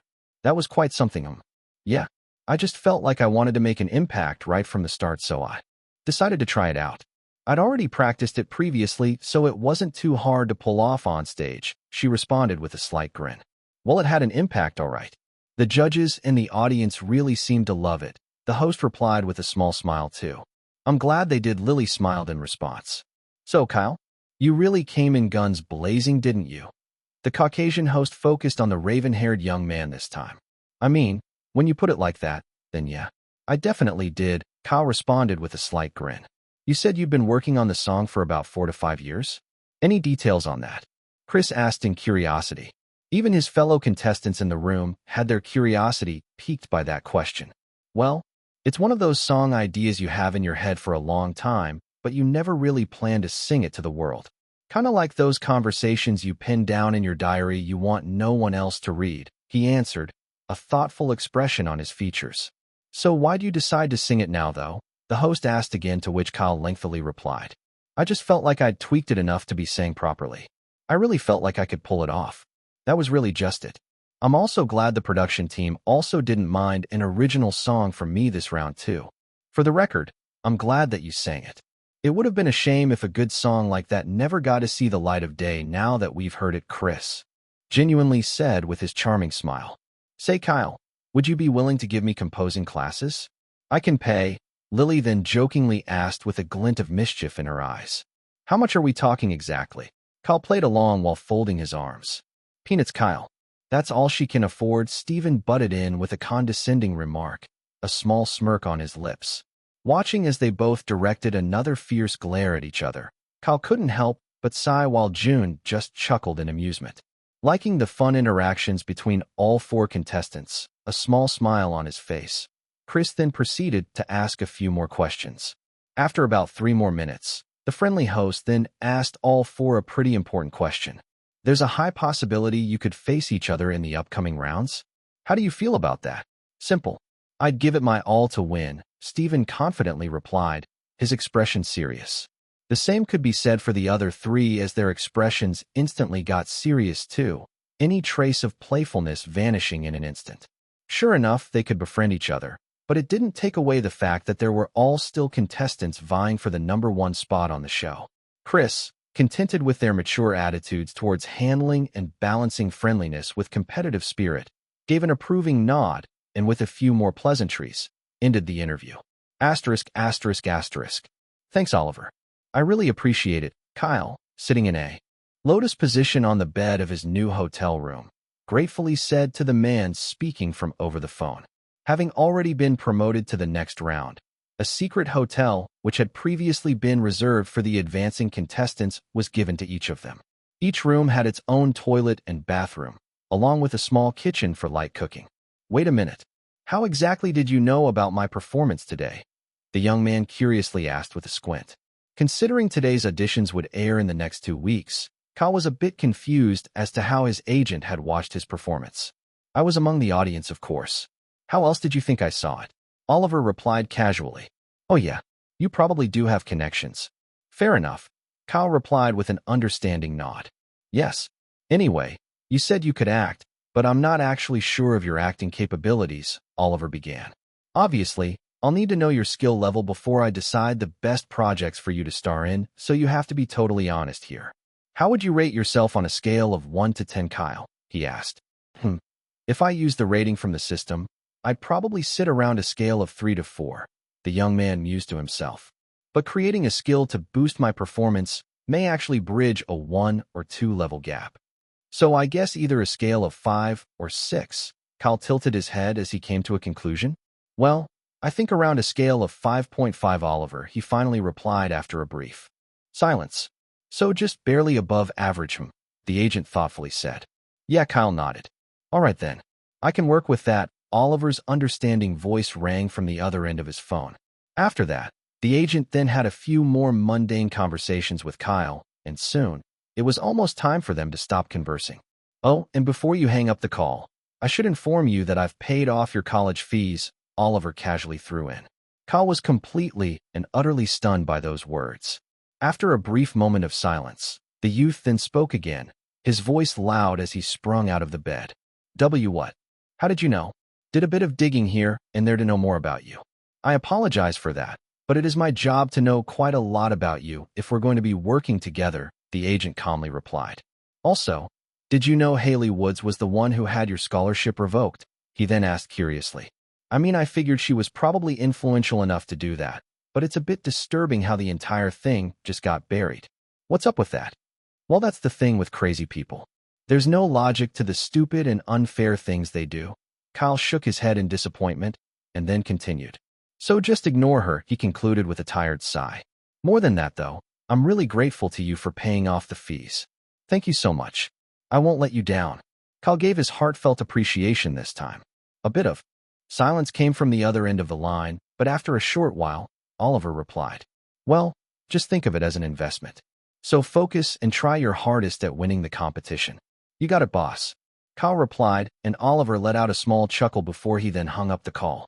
Feeling like a massive load that had been weighing on his shoulders was finally off, Kyle became even more motivated to give it his all.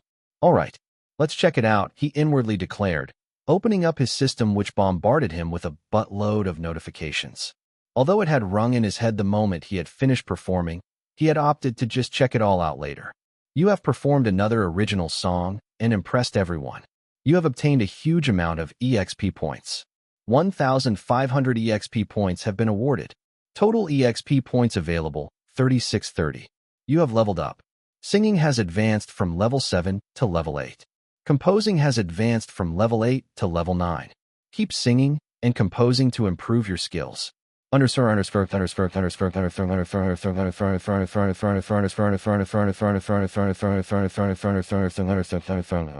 Kyle Kestis, EXP points, 3630. Skills: Soulful Vocals, P. Growth Spurt, P. Appraisal, A. Resonance, P. E. Asterisk EXP points can be used to create skills. Levels: Singing level 8. Acting level 6. Composing level 9. Dancing level 5. Instrument Mastery, piano/guitar, level 7 out of 6. Asterisk levels will increase in accordance to your growth. That's good progress, the young man thought to himself with a satisfied nod. Although he could have created a new skill if he wanted to, Kyle realized he'd rather be more reserved about how he spent his EXP points. Ever since he created Growth Spurt, with 25,000 EXP points, and Resonance had already given him that error message about a high-level skill being created, he had wanted to reserve as much points as he could for an acting skill he had in mind. So, for the meantime, Kyle decided to just focus on improving himself with what he currently had instead of just depending on his system all the time. Even if it was a gift from Ollie and the gang, the young man never, ever wanted to become complacent. If he could take the chance to improve any of his raw skills by himself, he definitely would. Chapter 22, Boy Band in a Week. The next few days following the blind auditions slowly passed by. During that time, the contestants who had already been promoted over the course of the week had quite a lot of free time to themselves. For Kyle, though, he just focused on taking more vocal lessons and learning how to dance a bit more through the choreography classes. Obviously, that also meant that he ran into Lily and Steven on multiple occasions. Considering they were no longer just acquaintances and were actually friends now, it was usually quite fun to sit down around the hotel's central living room and just have mundane conversations.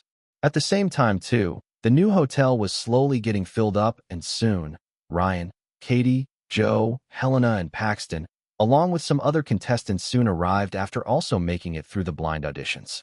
Today, though, late night Thursday to be specific, also had some of them sitting in the living room while conversing. I swear to God, my whole body hurts. Who invented dancing anyway?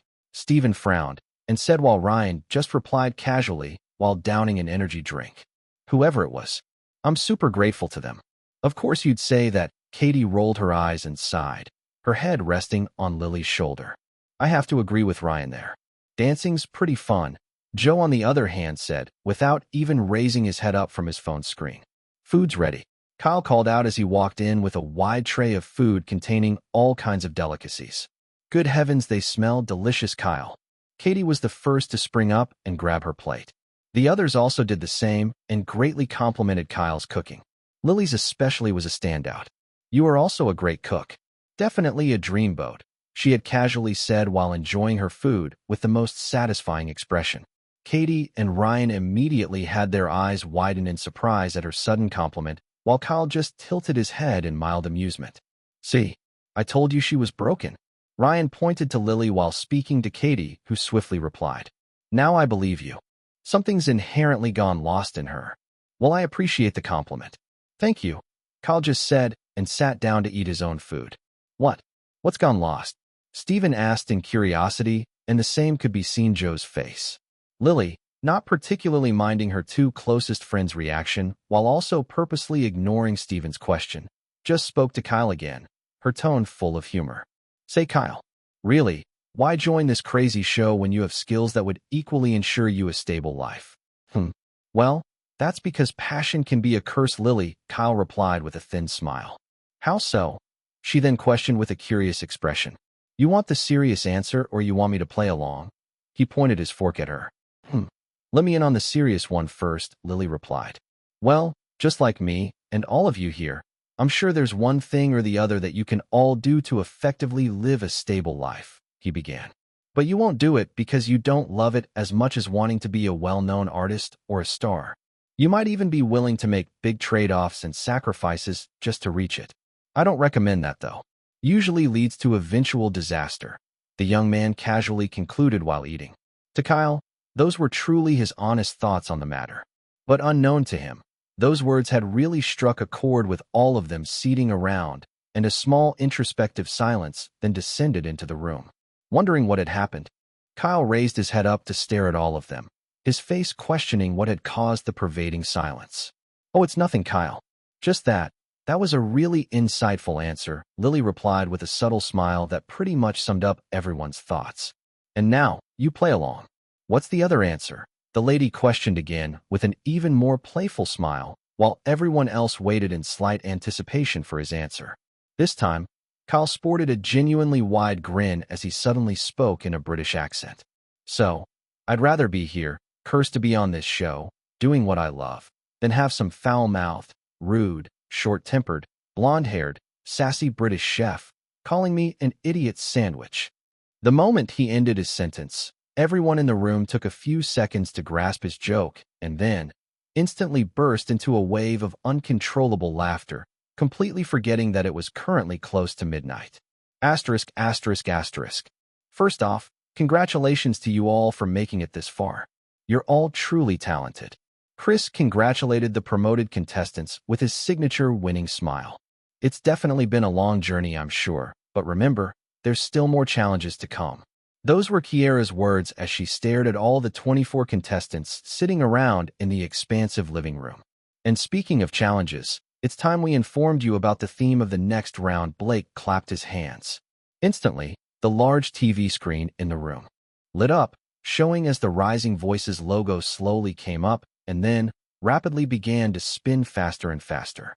The producers and camera persons were all situated expertly in the corners of the room, each taking different angled shots that would then be edited into a cohesive video later on. The theme of the next round will be, Blake continued while gesturing to the screen as the contestants watched in anticipation, a boy band, girl band knockout round, he declared as the rapidly spinning logo exploded to reveal the theme of the round. Instantly, sucked breaths, mutters, and hushed whispers as usual filled the room, but Jack spoke over it all as he began to explain how the teams would be made. So the teams will be randomly selected through the use of 2 different spinning boards. No biases here. As soon as he uttered those words, a few production staff members walked in with 2 large standing spinning boards, one for the ladies and the other for the guys. On each of them, the 12 names of each contestant were already written and evenly split. This time, all of you will be performing on the same day next week. Saturday to be exact. Considering today's Friday, you have a little over a week to prepare, Jack added. Also, there will be no use of instruments this round. The songs that you will be tasked with performing will be assigned to your respective bands, Blake chipped in and said. You are, however, free to make your own artistic changes to the song to fit your members. Don't worry, you won't be facing any legal issues for doing so. We've handled that, Kiera explained with a thin smile. Now, when you hear your name been called, walk up and spin the board, Jack then concluded as one of the production staff members walked up and began to call their names. Asterisk, asterisk, asterisk. Well. I'd say we all have some truly nice luck, don't you think? Ryan grinned and said as he stared at his assigned band members. I can't believe this. Steven shook his head and sighed, although it was obvious he was quite happy with his paired members. I mean, this is fine, right? Joe remarked with a small smile. Kyle, on the other hand, just casually strolled into the room, the song they were tasked with performing already given to him. So, we might be in a bit of a pickle, guys, he sighed, and said as he connected his phone to the external audio speakers in the practice room assigned to them and played it. Immediately the song began playing. All the other guys realized it truly was just as he had said. Why give us Dancin' on the Edge? It's infamous for having a very soulless vibe to it. Stephen was the first to comment. Yeah, the music itself isn't bad. A casual listen is even all right, Kyle mused out loud, a thoughtful expression on his face. But there's just something off about it, isn't there? It just feels mediocre. Joe scratched the back of his head while Ryan let out a dry laughter as he spoke. Huh? It's actually somewhat comical when you think about how the songs from the Carl Finch. Yeah, that's also another major reason why the song's poorly received by most music lovers out there. Kyle mused to himself, finding Ryan's words true. Carl Finch was a popular American singer who had started his career at a very young age of 18 and had gone on to become a global superstar. Most of his songs had always been hits, especially those in his third album, Fun Times, which had been about youthful adventures. However, Dancin' on the Edge, which was a pop-rock song, and also the last song on the album, always felt like it was the outlier out of the rest. It also felt somewhat rushed, and also like it wasn't done with the same passion that the other songs in the album had. Why that was so, no one really knew. It's such a shame, though, because the song would have been just as big of a hit as the other songs in his album if it was given more time to be fleshed out, Kyle inwardly commented. Well, regardless of all that, we still need to give a good performance. He then spoke out loud, and the guys nodded in agreement. Considering they had this room all to themselves for the week to practice and get their bearings regarding the song, they figured there was no point complaining about a situation they had no control over. So, we have to be a boy band in a week? Quite the challenge, I must say. Joe let out a few of his thoughts. No, we don't just have to be a boy band in a week. We have to be a great boy band in a week. Stephen corrected him, and the others also agreed. Chapter 23, Lightbulb Moment. The third episode of Rising Voices had just finished airing on the Inkstone channel. Compared to the other episodes which had song performances in it, this episode was more or less about the more mundane aspects and day-to-day lives of the contestants' stay at the hotel in preparation for the next round. In addition to that were the snippets of interviews here and there of the more interesting contestants and well-edited videos of the contestants' vocal lessons and choreography sessions. Although the highlight of the episode was the blind auditions theme, a new overhaul to the show's usual and more direct elimination rounds per certain number of contestants, it was something fans were very excited for. Some fans were a bit skeptical about the new changes, though, and simply hoped it would at least be engaging, if only by a tiny margin. Nevertheless, the episode, despite focusing more on the reality aspect of the show this time around, was very well received, and the ratings were still as high as ever.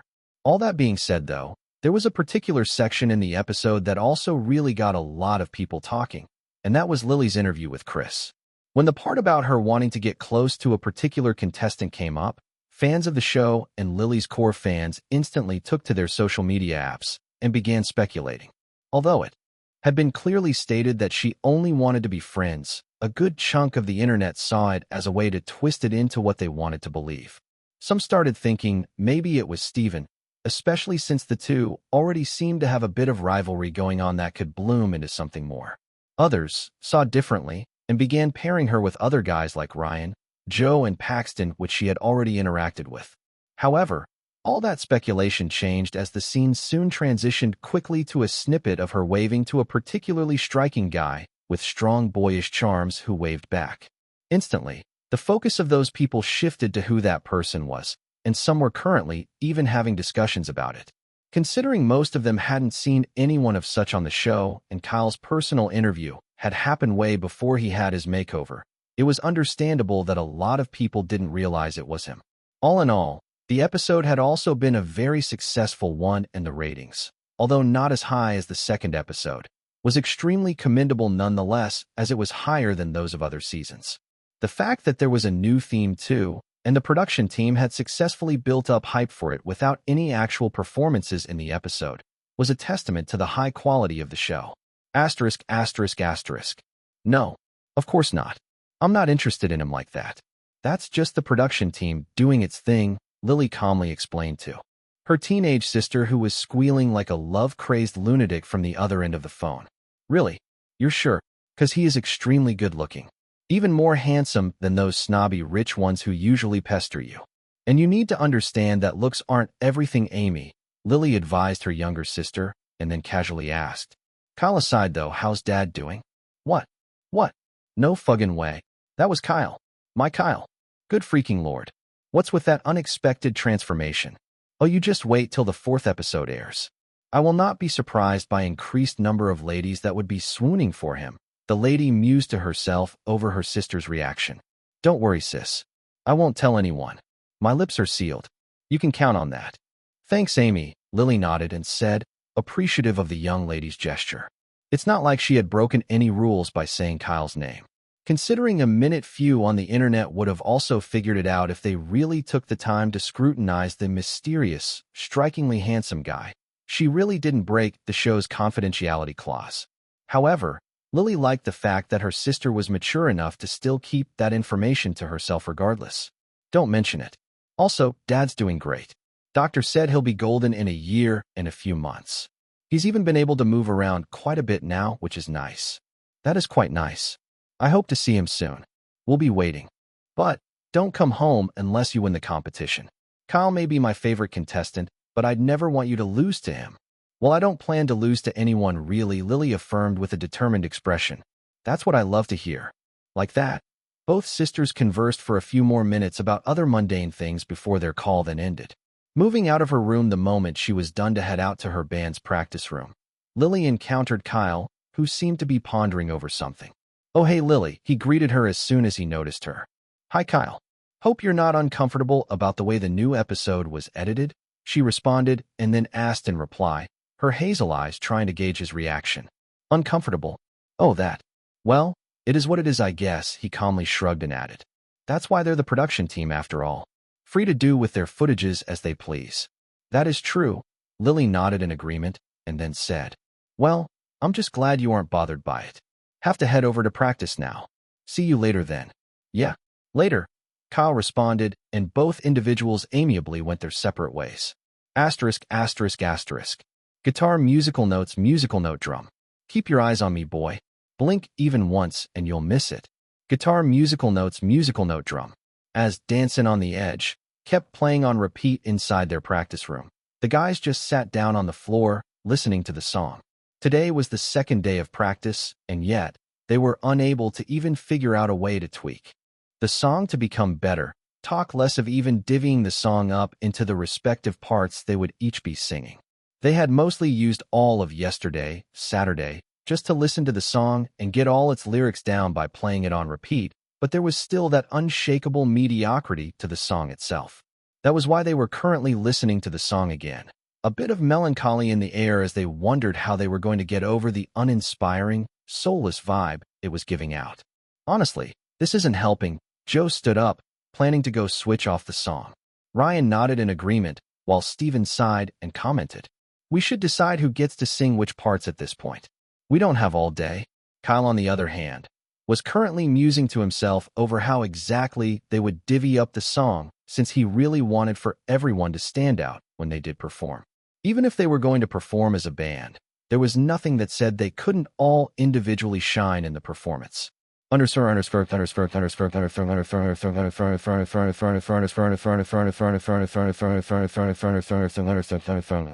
Joe Michaels, 27 years. Singing level 9. Dancing level 8. Instrumental mastery, drums, level 7. Skills, rapping, symphony.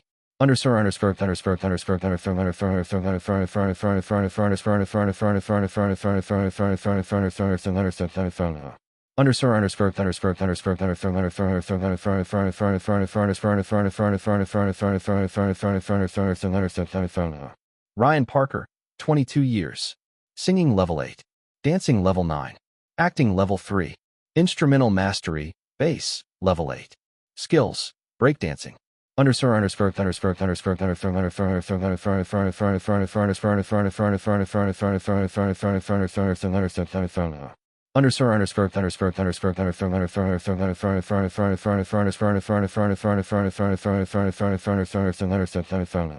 Steven Anderson, 24 years. Singing level 10. Dancing level 4. Instrumental mastery, piano/guitar, level August 6th. Skills, immersion, perfect pitch.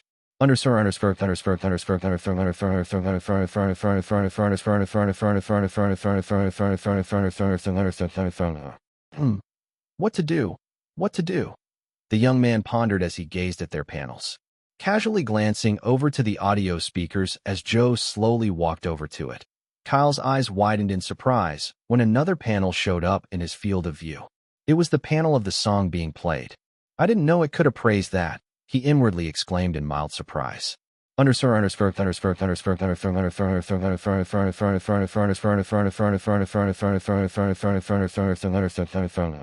Dancin' on the Egged, 56%. Written and sung by Carl Finch, the pop-rock song was meant to be upbeat and energetic, capturing the youthful and unexpected experiences of a youth love-struck by a charming lady.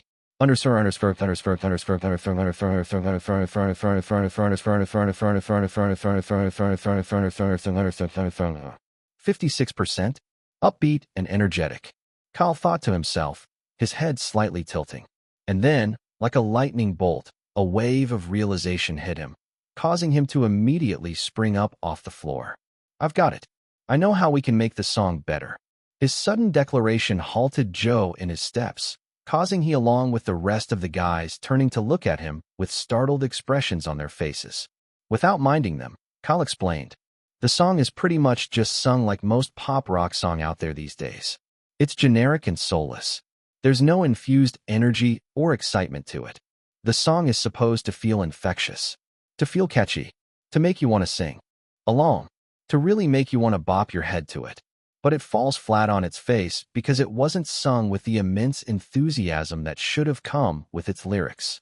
As the guys gazed at Kyle, slightly dumbfounded by how he was suddenly ranting along with a noticeable spark of eureka in his eyes, they were still unable to grasp his thought process.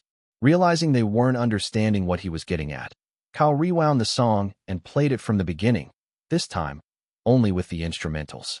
And as the song began, Kyle sang the lyrics to it, but this time with a powerful intensity at the beginning that instantly set the mood for an upbeat and energetic feeling. It was such a big contrast to the original song, which opened up with a calm voice, but it instantly made all the difference as the other guys widened their eyes in realization. As Kyle completed the first half of the song with the same energetic enthusiasm, the guys all had big grins on their faces. Kyle, you're a fucking genius, man. Ryan vigorously shook his shoulders. Haha, I never would have expected that to be the case. How come no one ever realized it until now? Steven, on the other hand, laughed out loud in reply. I genuinely did not expect that, man. How'd you know? Joe questioned in curious excitement. It was just a hunch, really. Kyle lightly smiled in response. Well, with that out of the way, let's get to it then. How are we going to split the song now that we know how it needs to be sung, leader? Steven then asked him, surprising everyone in the room, Kyle included. What? You guys didn't think I was just going to try to hog all the spotlight for myself during our performance, did you? He asked, disbelief evident in his voice. Watching them nod in collective agreement, as if they had truly expected that of him, Steven uttered out loud, his disbelief clear and evident. I'm not even that selfish, damn it. Well, you did give off that kind of vibe, so. Joe shrugged his shoulders. I have to agree with Joe, man. You do give off that vibe, Ryan casually added. You guys are the worst, Steven muttered, clearly disappointed in his band members. All right, guys. Let's ease up on him, Kyle sighed, hoping to pacify the sulking Steven. Since you all seem to be okay with me helming things then, I'll ensure to make our performance memorable, he declared, proceeding to explain a few things. First off, I'll need to make some changes to the song. Like that, the young man started explaining his ideas on how to better improve the song to his band members while also giving them the parts they would need to sing. This was something they were all satisfied with as they felt that Kyle truly was the right person to lead their temporary band. Asterisk, asterisk, asterisk. Hey, old pal. I was quite surprised by your sudden call.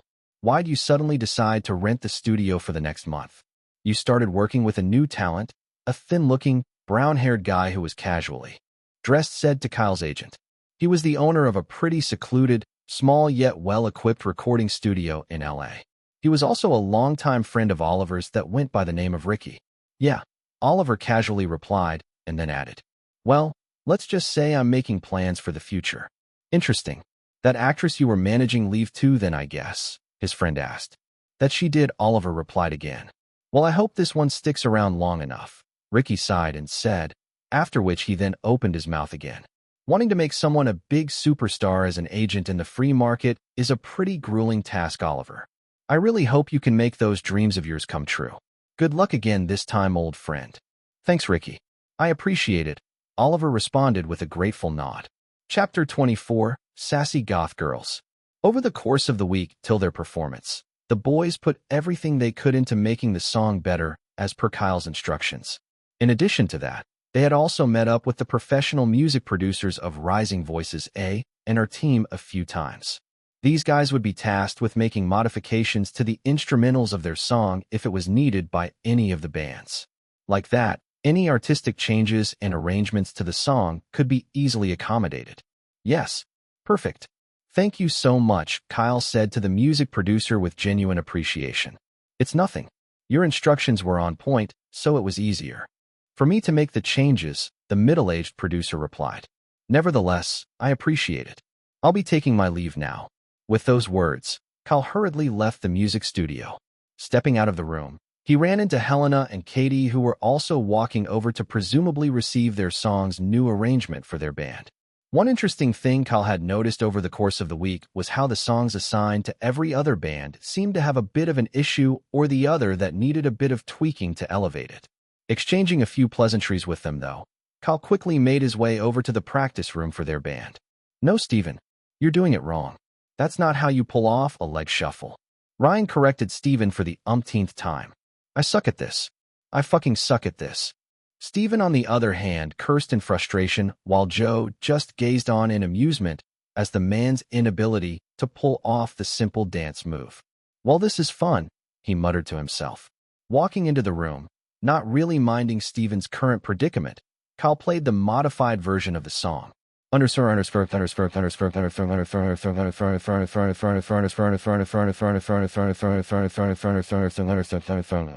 Dancin' on the Egged, edited, 70%.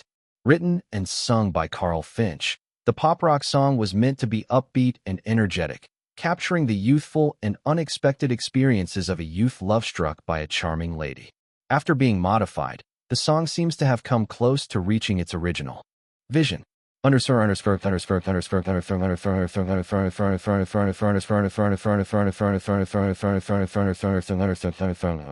We just have to keep giving it our all.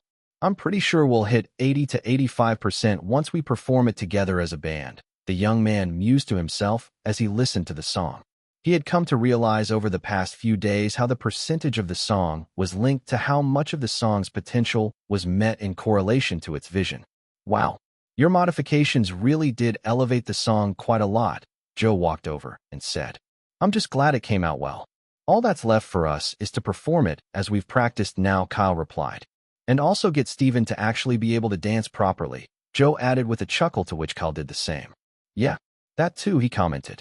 Honestly, Kyle could understand why Steven was having a hard time since he had seen that his dancing was the only thing that was low-leveled among his stats. But even then, within the short span of time Steven had trained with Ryan, Kyle had watched him go from level 4 to level 5. Though him also constantly taking choreography lessons had really helped ever since Ryan had brought up the idea of pulling off a few dance moves, it was still commendable nonetheless. That being said, Steven was not the only one who had leveled up in his dancing skills, as Kyle himself had also advanced from level 5 to level 6. He did wonder, though, if at some point the other guys would also level up their singing skills before the competition ended, but since it wasn't his main focus for the meantime, he put those thoughts on the back burner. So, with all the changes to their assigned song, along with constant practice, the guys kept working hard to deliver a great performance. In the large auditorium that was packed to the brim with people hoping for a good show today, the panel of judges were currently having a discussion between each other before performances began. I wonder if most of them realized that the songs purposely assigned to them had issues that needed fixing, Kiera said, while resting her chin on her interlocked hands. That's really up to them to realize. But realizing and actually been able to fix the issue, now that's a different ball game entirely, Jack gave his thoughts. Jack's right.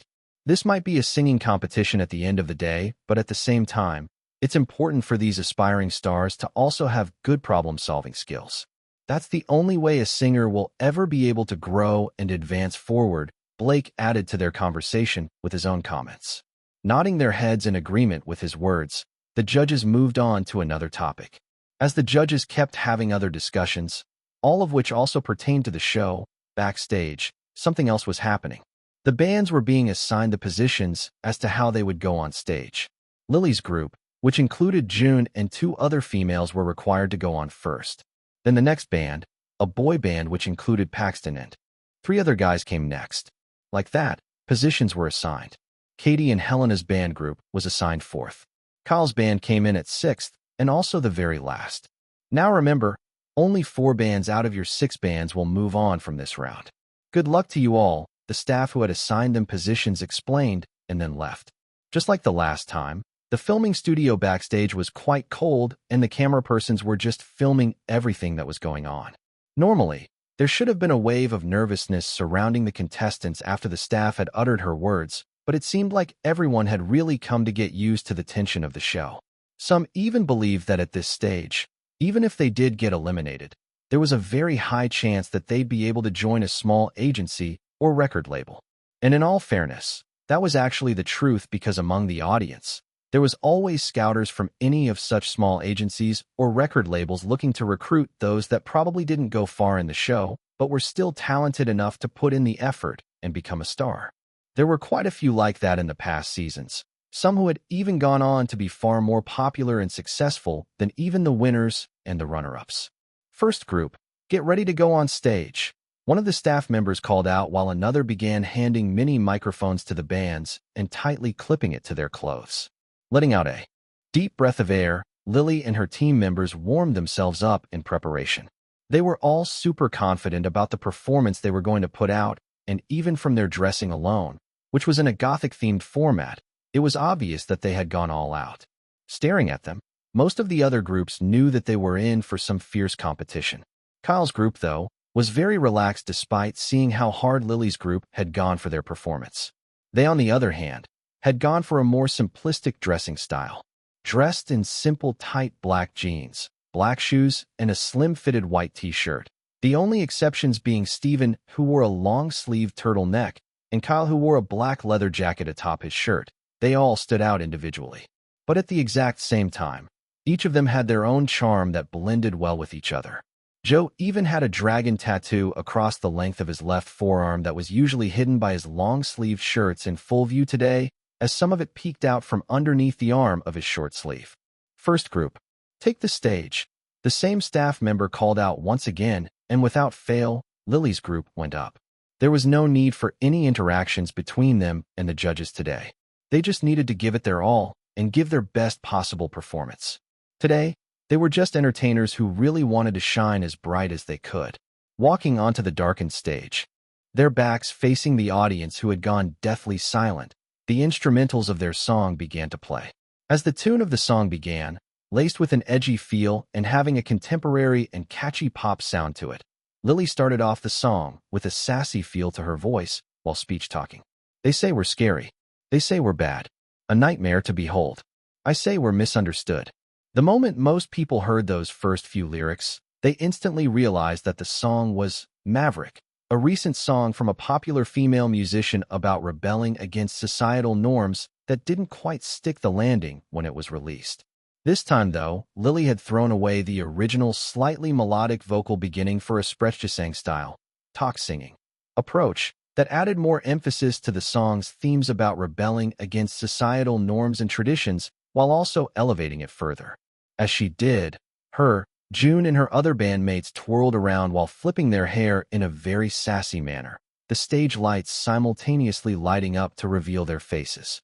That alone was enough for the crowd to cheer so loudly as her other band members followed up and began to sing too, this time slightly ditching the speech-talking, while adding a bit more melody to their voices with a darker undertone that wasn't in the original. What would you have us do? Stand still and take the injustice? Pretend there's nothing wrong? Take a rain check on that. 'Cause we're gonna burn it all down. Even the judges were visibly already impressed with their performance as the goth ladies sashayed forward in style with their dance choreography, their performance continuing on. Backstage, though, the other band members gulped in fear. If they had been confident before, some of them were really questioning and losing some of that confidence right now. "Shit, they're too good," one guy muttered.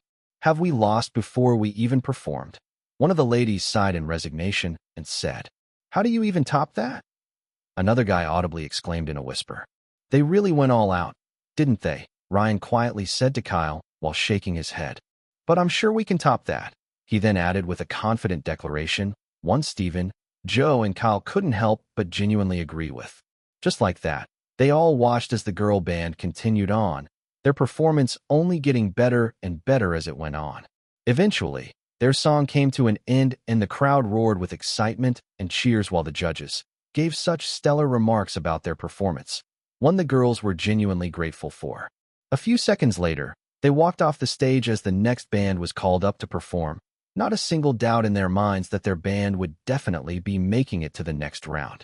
Chapter 25. Boy bands are cool. After the performance of Lily's band set a high bar for every other group performing after, the only group that truly came close to topping it was Katie and Helena's group. Considering they had also made some changes to their assigned song that really elevated it, they were proud of how it was received. The parts especially that had gained them a rousing reaction from the audience were the parts where Helena and Katie sang in different languages, French and Hindi respectively, that somehow, unexpectedly and unbelievably, elevated the song even further. Other bands too had performed quite well, but so far, none of the boy bands had really been able to deliver as great of a performance as the two girl bands, with only Paxton's band giving a good performance. Now, as the last boy band before theirs was performing, Kyle's group watched on, already warming up for their own turn. Finally, after the band had finished performing, and sadly, not really giving a particularly great show too, the guys were called up for their turn a few minutes after. Now standing on the currently darkened stage, enough to ensure that neither the judges nor the audience couldn't see them until they began performing, the guys spread themselves out as they had practiced.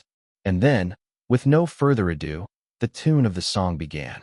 Starting off the song with a tune that felt quite distant but gradually got louder as it continued playing, the song instantly shifted to an attention-grabbing, electric guitar riff that instantly set a lively and energetic tone. Instantly, the stage lighted up as Kyle's surprisingly loud and energetic voice, a sharp contrast to his usual melodic one, entered the narrative of the high-energy pop-rock tune while the other guys sang, while adding flair in the background. Suddenly, I'm in a trance. Ow. She took my heart along for a joyride. Watched as the spotlight shined on her. Ow. Grabbed me by the collar and whispered. Feeling as energy instantly coursed through their entire being the moment Kyle had finished the unexpected high-energy feel to the song, Ryan's voice sang the pre-chorus.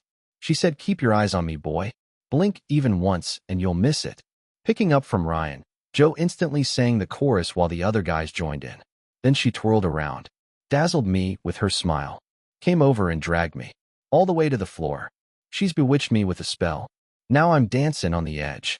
At this point, the audience and the judges were genuinely shocked by the insane changes that had been made to the original song, but at the same time, they were so thrilled by the high-energy feel the song had to it that the crowd was already going wild. It almost felt like they were at a rock concert as the sound of guitar instrumentals were followed up with a driving beat and an upbeat rhythm that just kept adding to the overall sense of excitement.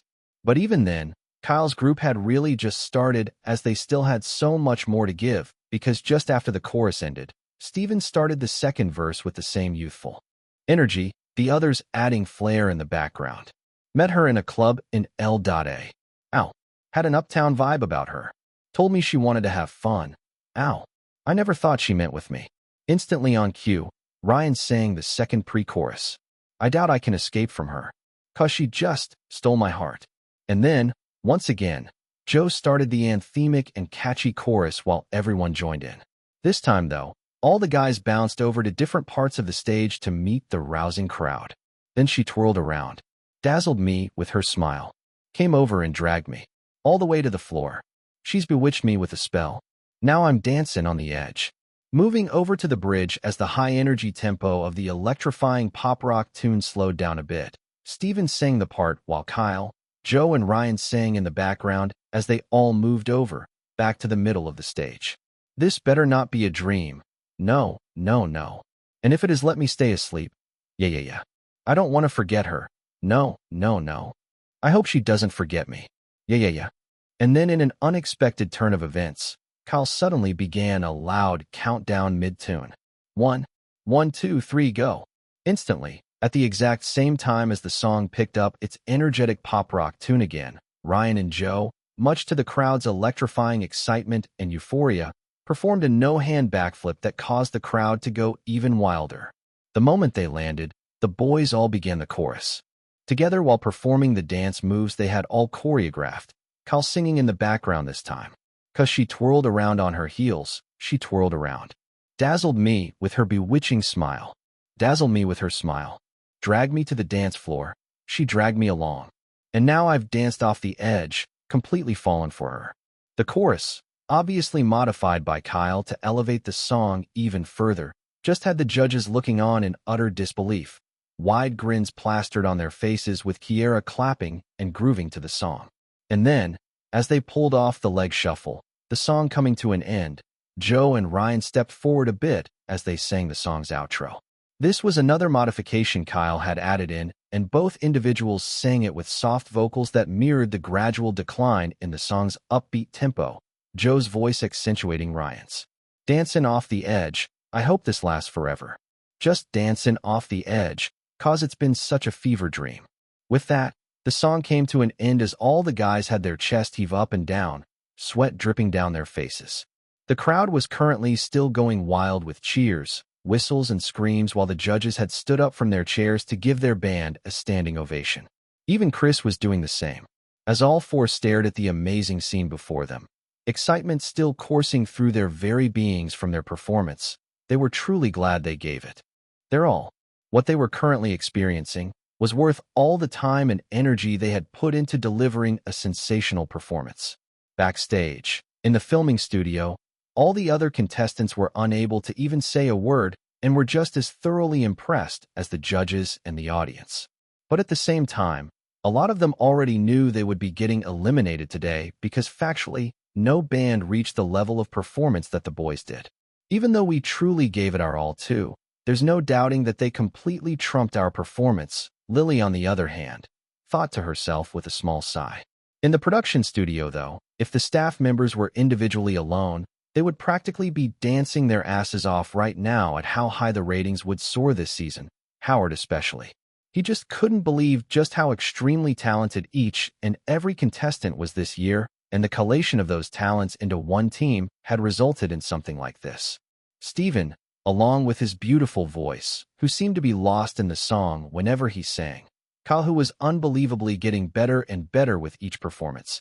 Joe, whose voice brought an inherent harmony whenever they had sung the chorus, and Ryan, who no one even knew was such a sensational dancer. It all melded perfectly to create a truly memorable performance. And not just that, the changes made to the original song was so unexpected, yet it had completely changed the song for the better, making the original seem very lackluster in comparison. I can't wait for this episode to air, Howard inwardly exclaimed in excitement. At exact same time, as the audience and their cheers finally died down, all the groups were called back on stage by the judges. The guys, along with Lily and Helena's group, weren't even anxious in the least because they already knew without fail that they would definitely be making it to the next rounds. That was such an electrifying performance from you guys. How are you feeling currently? Chris asked, interviewing Kyle's band. He had already interviewed the other bands, and now it was time for theirs. Truth be told, I'm still feeling quite giddy from the adrenaline I felt. Joe was the first to answer with an excited smile. Yeah, it still feels quite surreal. I mean, I know we gave it everything we got, but still, it's just amazing when everything comes together so perfectly. Steven added happily. And honestly, we couldn't have done it without this guy here. Ryan patted Kyle's shoulder while sporting a wide grin. I just really wanted all of us to individually shine while also delivering a great performance. Kyle responded with a thin smile. You have to own up to your achievements, man. Take pride in it. Ryan advised while the others nodded in agreement. Considering Kyle was quite weak to compliments he felt were really genuine, he subtly lowered his head in bashful appreciation. I guess I will.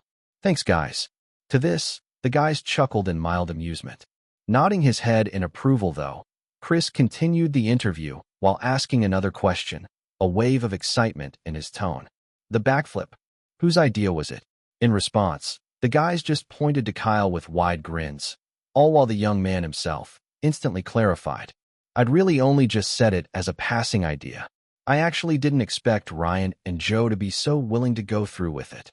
Listening to that, the rest of the guys along with the host shared a small laughter. Like that, the interview proceeded on with the host asking questions about how the parts were assigned. One Kyle explained as best as he could. Then after that, another question, this time regarding the stellar dance choreography itself, came up, and Ryan took great pride in answering that. After a few more minutes, the interview ended, and all four left the interview room to head over to the bus that would take them back to their hotel. You know, even after the show is all over, we should still perform as a band every once in a while, Ryan offered. That'll be quite hard, but it's not a bad idea, Steven nodded. I'm fine with it, Joe said, and then Kyle added. Well, we'd better come up with a band name then. But we can leave that for when we actually do get the chance to perform together again, he then concluded. To that, the guys all agreed, and then made their way out of the filming studio while discussing about other mundane things. You have successfully given a great performance with your bandmates. You have obtained a huge amount of EXP points. Due to elevating Dancin' on the Edge to 97%, a big bonus will be applied. 97%. Kyle's eyes widened in immense disbelief at that, considering he had only expected around a probable 80 to 85% increase. The percentage elevation really came as a shock to him, but he patiently read the other notifications that just went on. Resonance has increased from grade E to grade D. New low-grade passive skill, Charisma, has been awarded. 2,000 EXP points have been awarded. Total EXP points available, 5770. You are close to breaking through from singing level 8 to level 9. You are close to breaking through from composing level 9 to level 10. Keep singing and composing to improve your skills.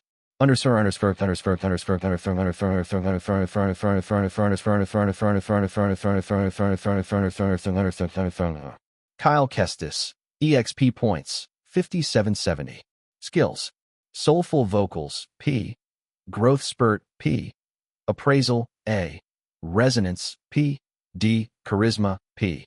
Asterisk EXP points can be used to create skills. Levels. Singing level 8. Acting level 6. Composing level 9. Dancing level 6. Instrument mastery, piano/guitar, level 7 out of 6. Asterisk levels will increase in accordance to your growth. What the? Currently on his bed after the events of the day, the young man couldn't help but be quite shocked by what he was seeing. Unable to believe that he was suddenly close to leveling up again from both singing and composing, especially since he had genuinely felt like it would take him a month at most to level up again. Kyle was understandably surprised. What had him really surprised, though, was how Resonance had suddenly gone up by a grade and how he was even awarded a new skill by the system. All because I made those big changes to the song, he mused. Exhaling a deep breath, the raven-haired man just accepted the rewards with gratitude. I'll ensure to make the best use of it, he smiled, very much looking forward to the next round. Chapter 26, 4th episode airs. In a house with a family of 4, a young chap, about the age of 14, exited the kitchen with a big bowl of popcorn in his hands. Hey Trix, we're about to watch the new episode of Rising Voices. You gonna come down, or are you still moping over your second heartbreak in a year? He bluntly called out to his elder sister. Okay, young man, that's enough from you. The father, who was sitting on the couch in the living room, reprimanded, while the mother simply sighed and got up from the couch. She had been sitting just beside her husband. Spare your sister, will you, Brian? She directed a reprimanding gaze, to which the chap nonchalantly shrugged in response. Ruffling her son's hair as she walked past with a sigh of resignation, she headed upstairs to her daughter's room.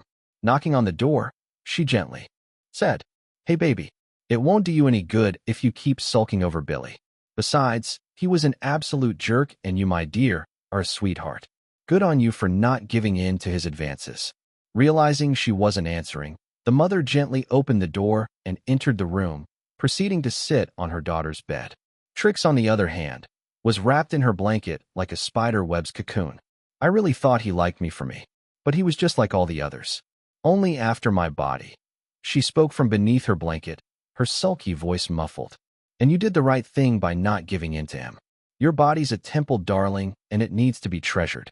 Trust me, someday, a nice young man who would be willing to treat you right will eventually come along. Just don't give up on love, okay? The mother gently said in response. Listening to her mother's advice, Trix felt a bit better and then unwebbed herself from the blanket and proceeded to hug her mom. Thanks, Mom.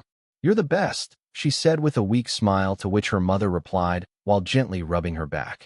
Anytime, baby. Mummy's always going to be your #1 cheerleader. The show's about to start. Brian then called out again, and this time, Trix was willing to go down with her mom to watch the show as a family. Since the show always aired on Sunday nights, it had become a thing for all of them to watch the reality show together as a family.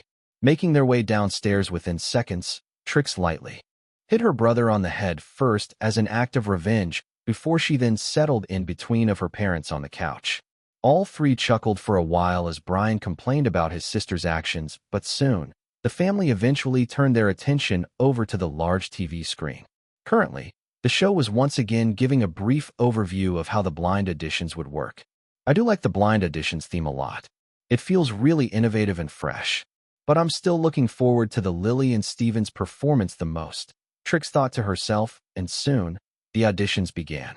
Considering the show would be edited in a way to show the contestants however they wished, Steven's performance actually came in after about 2 contestants had already been eliminated, despite him actually being the first contestant to have blind auditioned. The family of 4 genuinely enjoyed his performance, and from there on, the performances of June's, Katie's, Helena's, Joe's, and even Paxton's were shown, each enjoyable in their own right. But still, none had come close to Steven's level. As the family kept watching, Kyle's audition then came up, and at first, they were all a bit stunned by the young man's stellar makeover that greatly highlighted all of his handsome features. But the moment he started singing, that was the moment the family felt like they were watching a performance that really came close to Steven's. Broken Heart with smudged-up makeup. Trix, especially, was so moved by the song that it felt as if all of the lyrics were being directly sung just for her. Mirrors her fragile heart unhealed. As invisible strings extended over from the TV to reach out to her and her entire family, the young lady resonated with the song so very much. It's almost like he completely understands and accepts how conflicted we feel with heartbreak. Tell her she's a beautiful soul, 'cause she needs to be loved. And just like that, his performance continued till it ended as he got a rousing cheer of screams, whistles, and applause from the audience. The family also had a good laugh when Kiera gave her first few comments, and even Trix had a lovely smile bloom on her features. And then, the part where Blake asked how long he had been working on the song came up. I presume this is something you've been working on for a long time. Yes, 4 to 5 years, give or take. The moment Trix and her family heard that, they all individually had different responses. A mild gasp escaped from the mother's lips. A muttered impressive came out of the father's mouth. A small wow escaped Brian's mouth, while Trix just stared on, stun-locked, and in awe of Kyle. Eventually, after a few more pleasantries between he and the judges, Kyle soon left the stage and Lily's performance came up a few minutes later, clearly far better than even Steven's and Kyle's. The part where her voice suddenly jumped perfectly between octaves especially had shocked the whole family, and all of them besides Trix cheered just as loudly as everyone had done in the audience when her performance ended. The family, not expecting such a sensational episode though, were even more invested in the show now more than ever. As a result, they excitedly looking forward to the next episodes. But for Trix, the moment the snippets of the backstage interactions and group interviews after the performances came up, her eyes were solely glued to Kyle, her gaze akin to that of someone whom had already become a fan of his. You said you'd been working on the song for about 4 or 5 years. Any details on that? Well, it's one of those song ideas you have in your head for a long time, but you never really plan to sing it to the world. Kinda like those conversations you pin down in your diary you want no one else to read. So down to earth, Trix thought to herself, her heart beating rapidly as she kept watching the rest of his interview like someone Cupid struck with an arrow. She was, obviously and unequivocally, smitten at the moment. "Say, Kyle, would you be willing to give me composing classes? I can pay. How much are we talking exactly?" He's so quick-witted too. And what's with that charming grin? Trix's eyes brightened up like fireworks. Her entire mood uplifted to high heavens as an infectious grin spread on her lips. Eventually, the interview section with him in it ended, and the young lady couldn't help but have a twinge of sadness surface in her mind. She really wanted to hear more about Kyle, especially with just how soothing his voice was whenever he spoke. There was also a certain hint of maturity to his mannerisms that was quite hard for her to place a finger on, but nevertheless, she wished the interview had lasted longer. Immediately the episode ended though, she instantly went online to search for the young man's social media handles, but much to her disappointment, there was not a single social media handle of his asides of YouTube channel that was simply named Kyle Kestis. Unknown to Trix though, she wasn't the only one who was genuinely disappointed by this, as many other young ladies around the world were in the exact same predicament. "That's Kyle, right? That's really him, right? How the hell does he look so fucking good?" Cassie asked her friends. Shock and utter disbelief were evident on each of their faces, and they were still unable to process what they were watching. Eventually, after about 30 more minutes of being unable to tear their gaze away from the TV screen, the episode ended and a small wave of silence descended into the room. Although Haley had been reluctant to watch it at first due to her brother already being eliminated, her friends had cajoled her into watching it regardless. Considering they all hadn't watched the previous episode, they had just been expecting the usual performances, strongly believing that either Lily or Steven, or quite possibly Katie, Helena, or Joe would steal the show. What they had not been expecting, however, was the Blind Auditions theme, and even more than that, the immense upgrade of Kyle's visuals and just how immensely good his diaristic song was, enough that it gave all the top contestants a run for their money. Considering all 5 of them, despite their obviously questionable personality traits, had at least experienced a few heartbreaks at some point or the other in their lives, the song had also really touched them. "He looked so lively and charming," Jennifer muttered to herself while Betty blurted out, without even controlling herself. "And hot too. Y'all better not give me that look, because you know I'm right." That was a freaking heartthrob right there. She immediately defended herself when they all directed surprised gazes at her. They all knew she was absolutely right, and no one in their right minds among them could refute that. Haley, on the other hand, slowly rested her back on the sofa she was on, her hands hugging her pillow as she thought to herself in a wave of regret, all of her disdain for the young man seemingly vanishing into thin air. Having been the one to have been in the closest proximity to him for almost a week when she kept making advances on him, it's not like she hadn't noticed the hints of something more eye-catching beneath his nerdy appearance. But, considering she had just been obsessed with getting back with Seth, she had never really stopped to take his appearance in, much less the charming person beneath it all. "Did I maybe screw up this time?" she thought to herself as her friends excitedly began to discuss more and more about Kyle. For the first time in a very long time, Haley was actually pondering over the consequences of her action and how what she did might come back to brutally bite her in the ass. Asterisk, asterisk, asterisk. On the internet, the people who had watched the new episode of Rising Voices had come out in droves to comment about their many opinions and thoughts regarding the episode. Some, on the other hand, just wanted to find someone to also gush with. Uptown Punk 77. I have no idea who to even root for anymore this season. Most of these contestants are literal monsters. Princess Peach. Does anyone by chance have a link to Kyle's social media handles? I've been going absolutely bonkers since, and I've not been able to find it. Or should I just make a fan page for him? Milk before cereal. At Uptown Punk 77. I was literally in the same exact state you were, but then I saw the light. You've got this, Steven. John Cena at Milk before cereal. Are you sure about that? Chillflix addict. I was placed on an absolute roller coaster from the beginning of the show till the very end. Even Chillflix hasn't fueled me with this much adrenaline in a while. Pro_noobs. Steven, Lily, Kyle, Joe, Katie, Helena, June, and Ryan. Potential winners this season. Maple Student 076. Yo yo yo. Who the hell let Lily and Kyle cook? Those performances were honestly the best in my opinion. Absolute fire. Kuro_Zamaki. Kyle is possibly the kind of dark horse who could potentially win this show. Yes, I said it. Sue me. We do a bit of trolling at Kuro_Zamaki. You must seriously have poor taste. Dude's only been lucky so far. Pro_noobs at we do a bit of trolling. Who hurt you, bro? M_P3RCH. Huh? I so much love Stevens and Lily's banters. And now Kyle enters the fray. This is gonna be fun. Grabs popcorn. I'm Batman.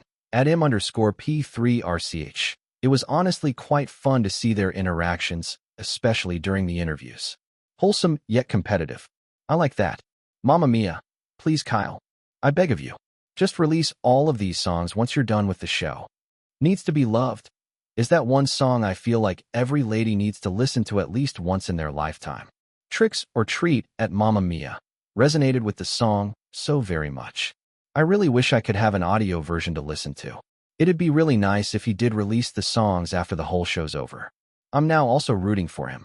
Go KK. Anna_MZ_27. This episode was truly an absolute blast to watch. Can't wait for the next episode. Also, did Kyle hand over his jacket to Lily, or did my eyes deceive me? Interesting. Cruise_shipper at Anna_MZ_27. I noticed that too. During the interview, he was no longer wearing it, and Lily was. My shipping senses are tingling. Professor Thon at Cruise_shipper. You'd better sink that ship faster than the Scarlet Speedster, or I'll do it myself. Can't be having no sappy romance on my favorite show. Can't take int. Honestly, my expectations for this season have been met, and quite possibly, smashed right off the scales. I do wonder if the next episodes can bring the same level of hype. Heaven Ascendants. Kinda sucks that next week will be a recap episode of the best moments so far, when all I want is for the show to just continue on. But the contestants do need their well-earned break though. Hashtag patiently waiting. Just Lazin. This was a truly fun episode, and all the contestants that advanced to the next round truly deserve all the credit they've got. Chapter 27, Recording Studio. Yeah, see you in the next 2 weeks, guys. Steven and Joe waved as they both made their way down the staircase. Turning over to Kyle, Ryan spoke to him as they both also made their way out of the hotel. Hi, you've switched over to your glasses. I'm always more comfortable with it. Contacts also aren't as bad as I thought. Does take some getting used to, though, the young man casually replied.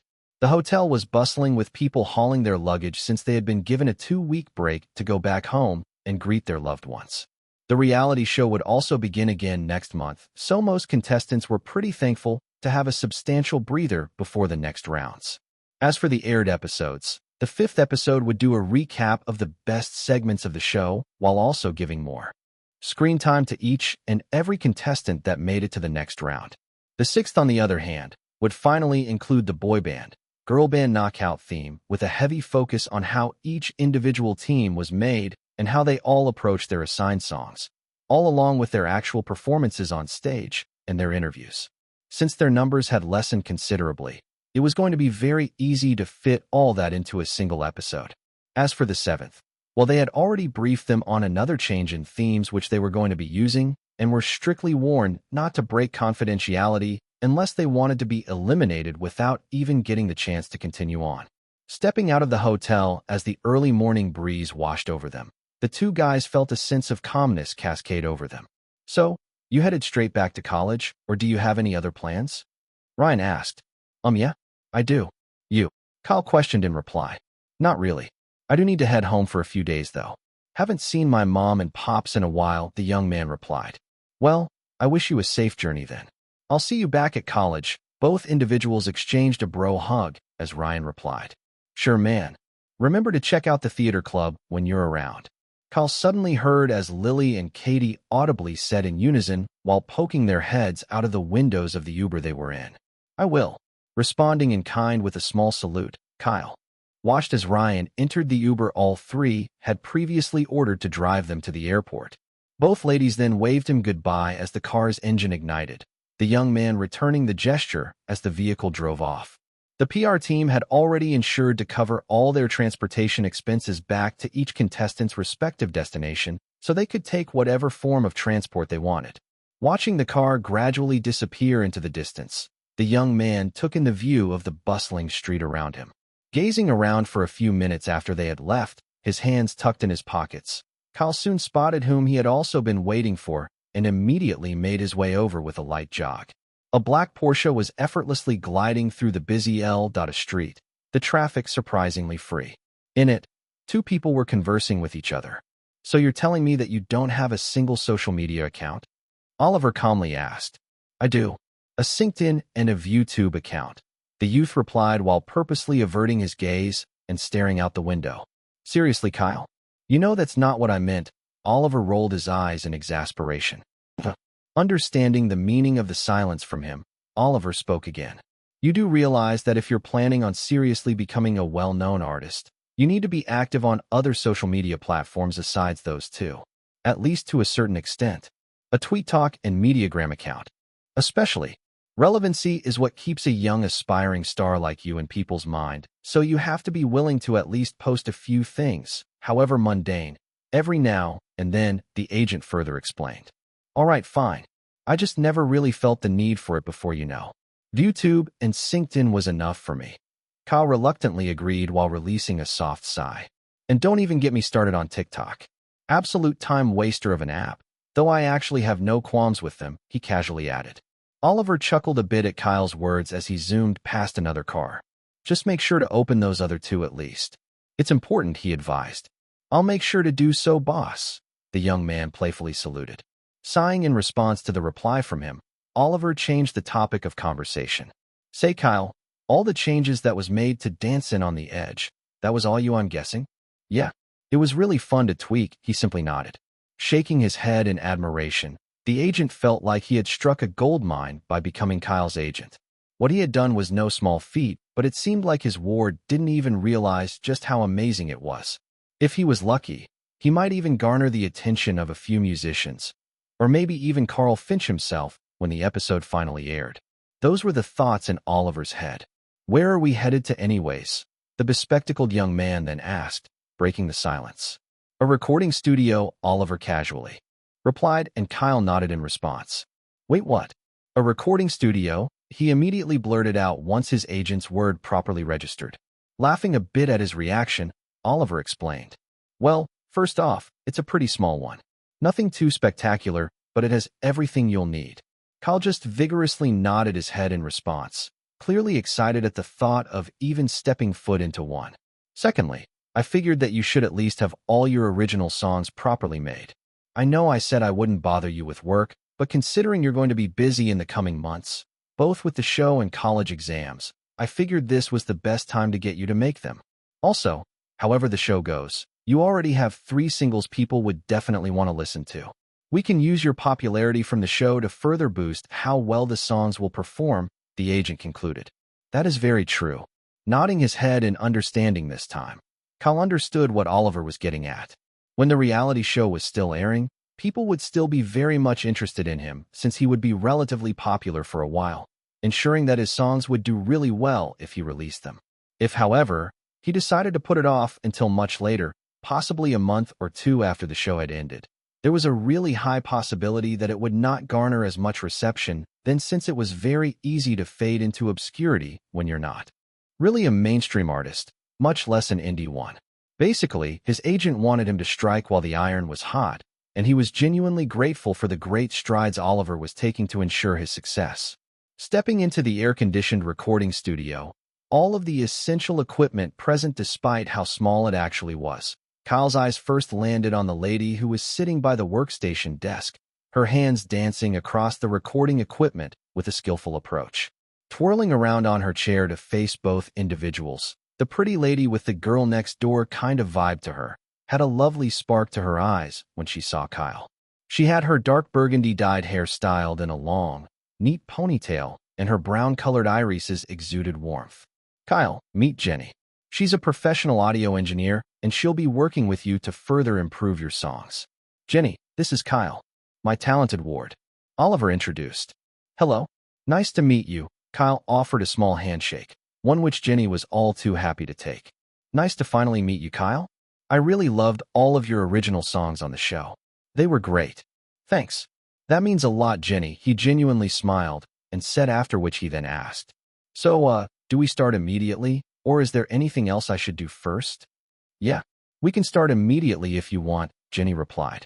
With that, Kyle and Ginny began to have discussions over what they needed to do and things they needed to improve upon while Oliver just sat on the small couch in the room, calmly watching as the two individuals conversed with each other. After conversing for a few more minutes, Ginny then said, "All right then, needs to be loved. Will be easy to improve since you have the instrumentals for it on your phone. But you'll still need to play the tune of Sparks and Embers for me to be able to make those new changes." "No problem. I can do that," Kyle agreed, and then proceeded to head into one of two small rehearsal spaces containing the musical instruments alone. The other was a tiny soundproofed room, which was where the singing would actually be done. "Which should I play first?" he asked. "Let's go with Embers," Ginny replied. With a thumbs up, Kyle sat by the piano stool and began to play. "You're no artist, believe me. Completely clueless, same as me. It's a work in progress, trust me. But I'm sure that you've got this." "That was a great session, Kyle. Good job," Ginny said to Kyle, who was in the recording room, a big headset on his head. Oliver, on the other hand, who had been recording with his phone, just gave him a thumbs up with a satisfied expression. Today was their second day at the record studio. Considering they had mostly used all of yesterday to elevate the tunes of all three songs, today was finally the day they would record it along with the singing itself. Just as Kyle was about to respond to Ginny, though, a few notifications suddenly rang in his head, and he immediately opened his panel. Singing has advanced from level 8 to level 9. 500 bonus EXP points have been awarded. Total EXP points available, 6,300. Keep singing to improve your skills. "Kyle, you good?" Oliver asked as he and Ginny stared at Kyle, who seemed to have a blank look on his face. Snapping him out of his state, the young man quickly spoke. "Ah, yes, I'm good. I was just thinking, maybe I should sing the entire song again. I feel like I just might be able to sing it even better," he then added with a wry smile, while lightly rubbing the nape of his neck. Tilting their heads in slight confusion, especially because the song came out really, really well, Ginny was the one who then spoke. Sure. Yeah, I'll start the tune from the top again." "Thanks, Ginny." Letting out a deep breath of air just before the tune began, Kyle prepped himself. And then, again, he sang the entire song once more, and this time, Oliver and Ginny couldn't help but widen their eyes in astonishment. The song was far better than the previous take, so much that it made it feel like the former was lackluster somehow. The moment he ended the song, Ginny was the first to blurt out, "Kyle, that was amazing." "Thanks, Ginny," he lightly grinned and said while turning his gaze over to Oliver, subtly winking at him. The agent, on the other hand, just had a singular thought in his mind right now as he stared at his ward. Monster. He's an absolute monster. Chapter 28. Back to college. And with that, it's a wrap. Woo. Ginny excitedly pumped her fists up into the air. "Thanks a lot, Ginny. Couldn't have done it without you, Kyle." Grateful for her indispensable efforts in elevating all his songs, said as he exited the recording room. "No, really. I genuinely enjoyed working with you because your instructions were so easy to follow," the lady smiled and said. "Well, now that we're done, let's hurry on over to the airport. We have a flight to catch." Oliver returned his smartphone into his pocket, another video recording of Kyle's record session saved. The agent planned to have the videos touched up by expert video editors in the field, so Kyle could upload it onto his YouTube account later down the line. "Also, Ginny, truly, we're grateful for your help. When Ricky recommended you, I didn't know what to expect, but I'm really glad he did." Listening to his words, Ginny had a slight blush form on her cheeks as she happily smiled. "Thank you, Oliver. I'm actually just glad to be a part of it all," she said in response. Slinging his bag onto his back, Kyle then gestured to all three, and soon, they were all out of the record studio and staring at the busy mid-afternoon street before them. It was the third day after leaving the hotel, and the sapphire-eyed young man was currently stretching in relief, happy that he had recorded all his songs. Now he could focus on college duties and the reality show for the next few months. Kyle, if you don't mind, would you like to take a picture with me?" Ginny shyly asked the young man as they all made their way over to Oliver's Porsche. Genuinely surprised by her request, the young man turned around to face her, his surprise still plastered on his face. Although he had told himself that he would be exceptionally careful when it came to relating with women in general ever since the Haley incident, Jenny had been a total sweetheart throughout the short period of time he had gotten to know her. As a result, Kyle couldn't help but willingly oblige with a bit of a bashful smile. "Sure, Jenny. I would love to." The agent, on the other hand, didn't particularly mind it as long they didn't take long. Snapping a few pictures in a span of literal seconds, Kyle finally got into Ollie's car while waving over to the lady who had a fulfilled expression on her pretty features. Within about an hour or so, the two men reached the airport, sorted out all the necessary things, and soon made their way onto the plane. Currently on the aircraft and sitting side by side, Oliver and Kyle began to have a pretty important conversation. "So, when do you think we should release the songs and videos?" the agent asked his ward. Although he knew when exactly would be the best time to have Kyle release his songs, he still wanted his thoughts on the matter nevertheless. Pursing his lips as he pondered to himself for a few seconds, Kyle then gave his thoughts. "Let's go with a few days after I either win or lose in the show. As for the videos, let's release them over the span of a month after that." "Ah, I see. That's a good choice." Oliver nodded his head in agreement. That was what he had also been planning to do. Essentially, what the idea was to use the moment when Kyle was either at his highest or currently at his lowest in the public's mind to further amplify the positive reception of his singles. If he won the show, his popularity would soar to unprecedented heights, thereby ensuring his songs would probably be a hit. If he did lose, though, the same would also happen to a certain extent, as people would be a bit sad that he lost and would want to listen to all the songs he had previously sung before he was eliminated. YouTube may be a way to listen to his songs, but people would much rather prefer to listen to the song alone without any sort of interference in the form of cheering crowds or background noises. "So you aren't completely confident in your chances of winning?" Oliver suddenly questioned with an arched eyebrow. "No. Maybe. Yes."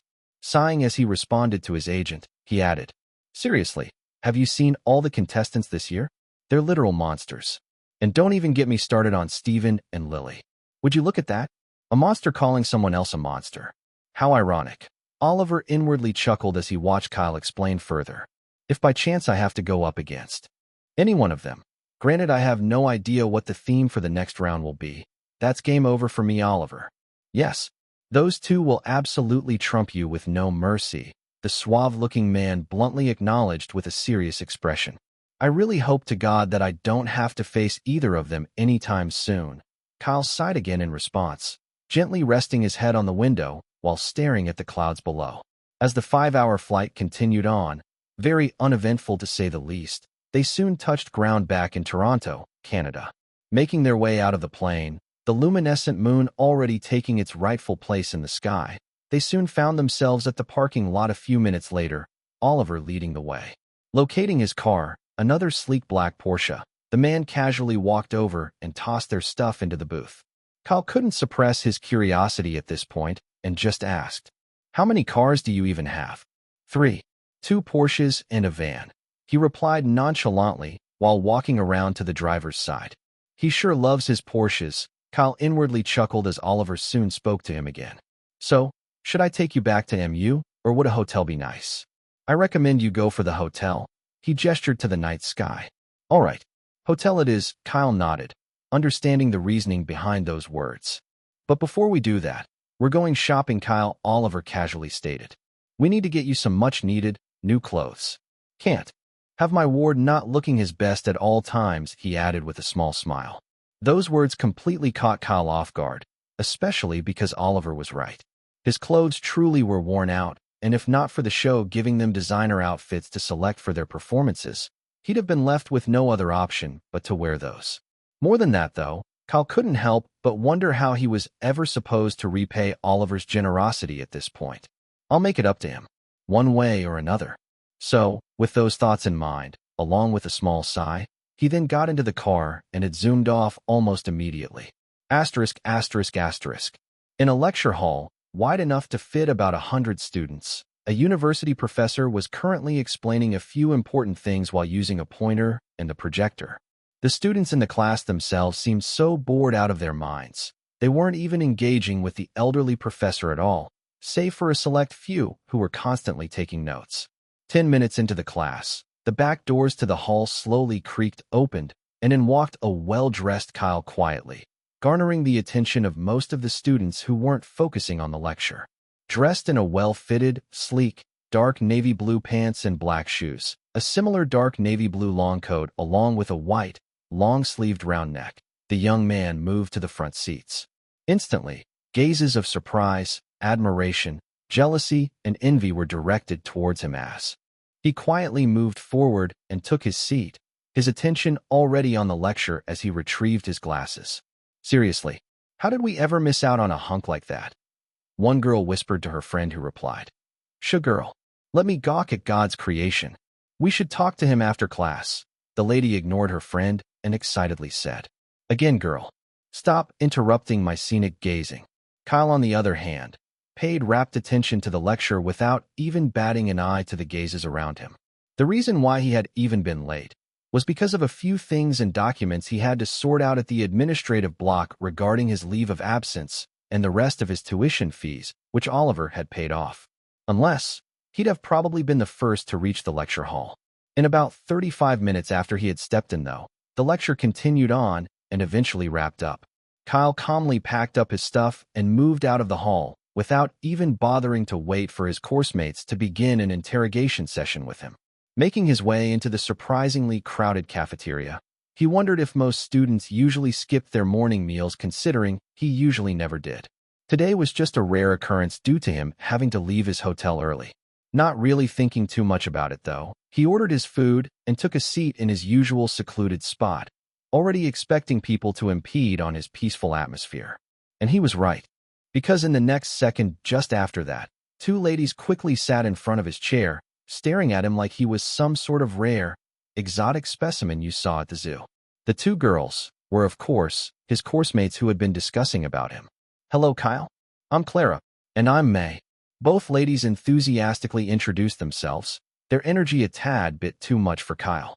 However, just before the handsome young man could reply politely, a few more ladies immediately joined the bench on the opposite sides. This action instantly garnered even more attention from the people in the cafeteria. Well, if it isn't the devil's little minions, Kyle thought to himself as he watched Haley's girlfriends directing warm smiles at him, his own expression casual and indifferent. "I hope you don't mind us sitting by Kyle," Cassie said in a sultry tone. "As a matter of fact, I do," he inwardly responded. "Oh, look at that. There's a piece of paper stuck on your hair." Betty leaned from across the bench to remove this small piece of paper, her ample bust and cleavage purposely in full view. Instead of actually removing said paper, her hands danced across the length of Kyle's voluminous raven hair at first, and then she gently traced it down, her hands landing across his high cheekbones all the way to his strong jawline. "Sure, just molest me as you please," he sarcastically commented, a scoff threatening to escape his lips. His outward appearance, though, was completely normal as all of this happened. Were we intruding on something? Jennifer turned to Clara and May while politely asking. In response, both ladies quickly began to pack up their stuff and were just about to leave the bench when a familiar feminine voice cascaded over, the tone playful. "Oh hey, Dreamboat. Took you long enough." Having a light smile tug on the corners of his lips, Kyle was grateful that one of his saviors had finally appeared. Chapter 29, Theater Club.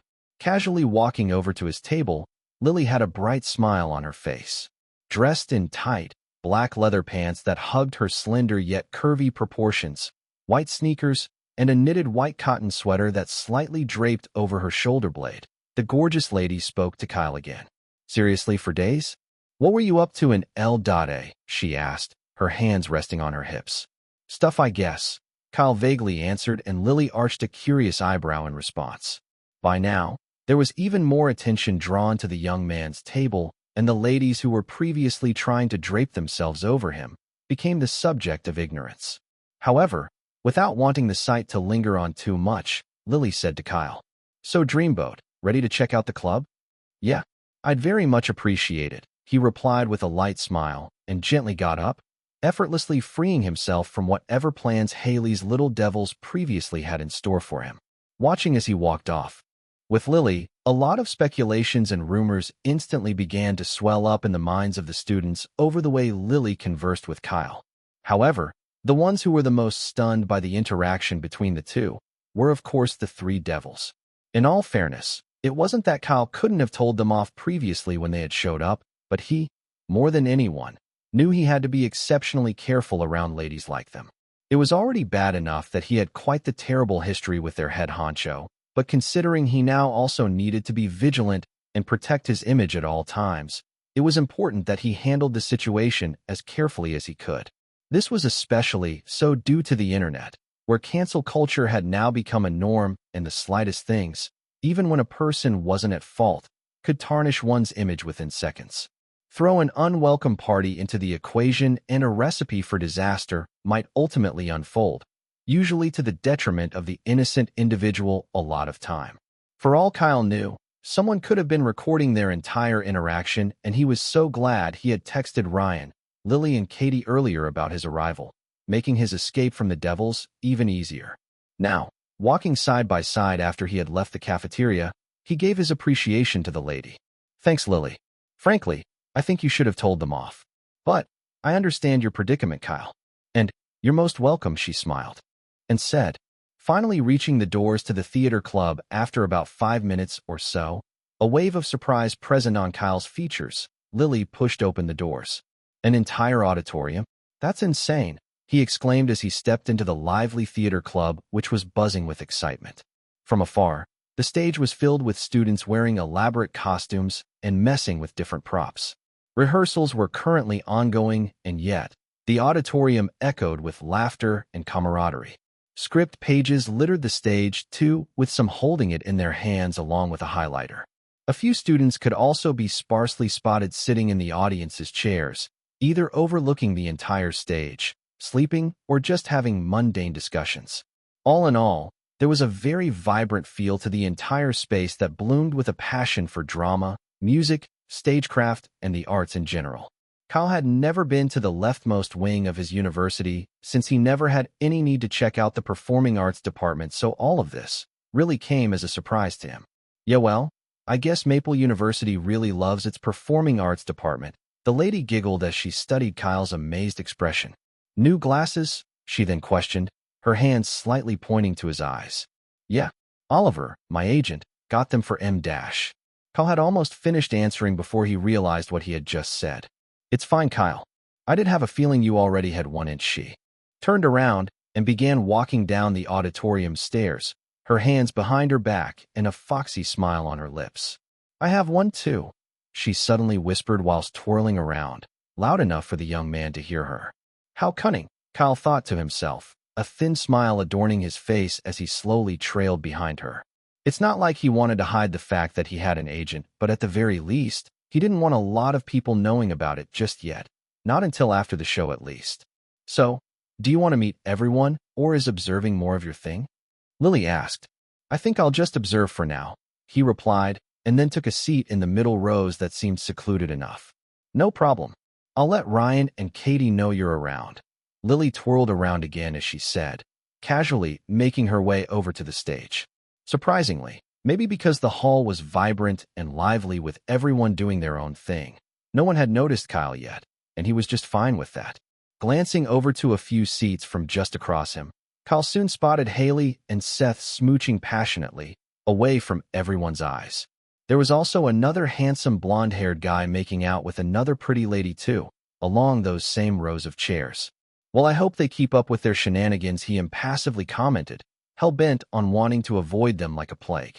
Haley, and Seth especially, finally moving his gaze over to the brightly lit stage full of passionate art students. A loud chuckle almost escaped his lips as he watched Ryan, dressed up in a princely costume, and groaning while Katie, dressed as the princess, straightened his bow tie. Watching as Lily walked over and informed them of his arrival while pointing, the couple turned over and with bright expressions, especially from Ryan, waved over.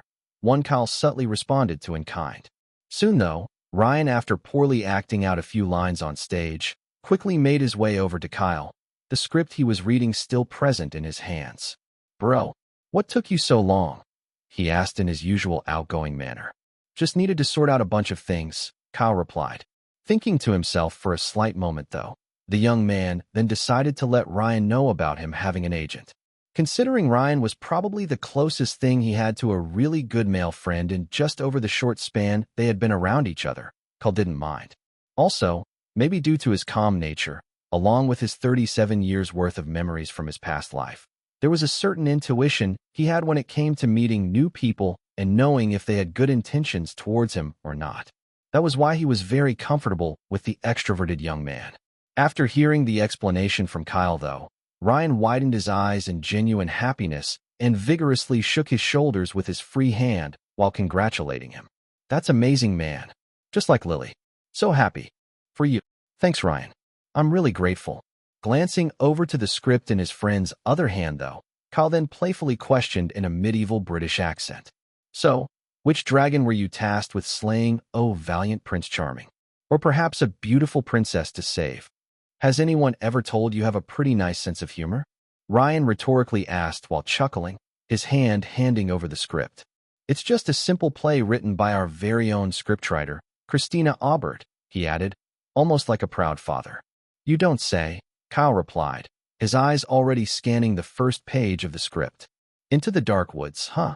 He read its title while musing to himself. Ryan, we need you back here. Lily soon called out from afar, and the young man quickly spoke to Kyle. That's my cue.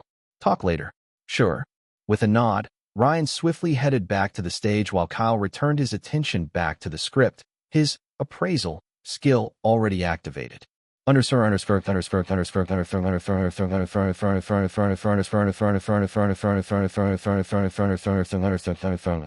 Into the Dark Woods, 68%.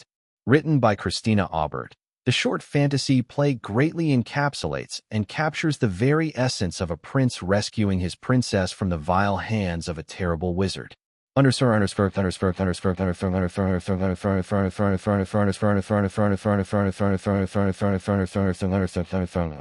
Not bad. Kyle muttered to himself and began to read through the script. Being an avid lover of comics, novels, and books in general, it didn't take long for him to get immersed in the finely crafted and engaging story. Reaching a point where the prince needed to recite a certain spell to part open the thorny woods that was getting in his way, Kyle stumbled upon a small issue. The text was written in French. Dryads, intendes mon appel. Ouvres un chemin pour que je puisse traverse. Why do that, though? He inwardly questioned, curious as to the reason why the spell was written like that, and also about the meaning of the words too. Christina Aubert. Her name sounds French too. Is that why she decided to sprinkle a bit of her language into it? He questioned again, remembering the scriptwriter's name. Considering he wasn't a native French speaker and English was the only language he knew, Kyle was almost about to simply overlook it and continue when an idea suddenly came to his mind. I have a system, he thought, and without even a single moment wasted, swiftly created a new skill.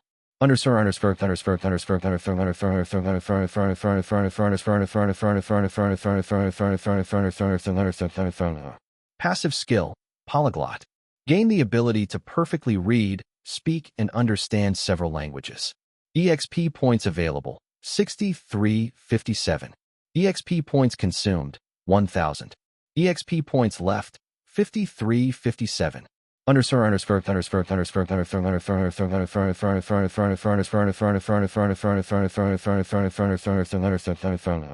Immediately, Kyle felt a rush of information forcefully make its way into his head, causing him to wince a bit in pain.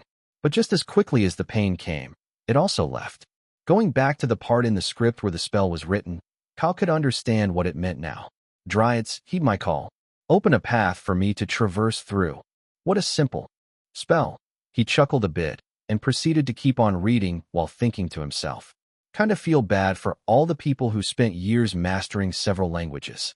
But here I am, casually bulldozing through that entire process. Pushing those thoughts to the back of his mind, though, the young man continued to enjoy the story.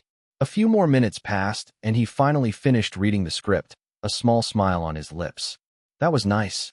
At the same time Kyle finished reading, Katie suddenly shouted from on stage. Damn it. Where the hell's Austin and Haley, for good Lord's sake? Their part's coming up. As if in response to her bellow, the handsome blonde which had been making out with the lady a few rows before him, alongside Haley, quickly tore away from their respective partners and straightened themselves. Coming. Austin frowned and said, annoyed that Katie had interrupted his makeout session. Haley, on the other hand, took her sweet time adjusting her hair, and even put on some lip gloss before she then proceeded to make her way onto the stage, leaving Seth, who was also planning to head out soon too. The moment she stepped out of the rows of chairs, though, she heavily bumped into a nerdy-looking girl who had her light blonde hair styled in a braided ponytail and thin circular glasses framing her pretty face. This caused all the papers in the bespectacled lady's hands to fly up into the air, some of it flying over to where Kyle sat while also simultaneously drawing a lot of people's attention in the auditorium. "Watch it, Christina," Haley clicked her tongue and said, after which she then muttered under her breath, "Damn mute." Although she said it like that, it was still audible enough for Christina herself and a few people close by to hear. However, without minding her painful words though, the lady began to pick her script papers from the floor.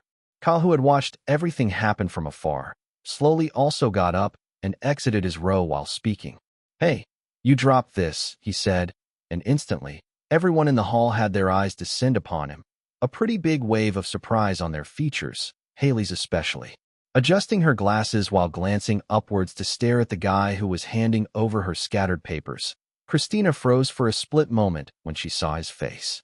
Kyle, on the other hand, despite realizing why the entire hall had gone a bit silent, focused his attention on the bespectacled lady with big round eyes, natural long lashes, evergreen-colored irises, a tiny button nose, and plump pink lips. Noticing the hearing aid in her ear, he then asked with a bit of concern in his eyes using the sign language he had learnt from his previous life, "Are you all right?" This surprised Christina even more, but she quickly recovered and replied, "I'm fine, thank you." Nodding his head, the youth continued speaking to her as the entire auditorium watched on in silence. "That's good. I also read your script a few minutes ago. It was great."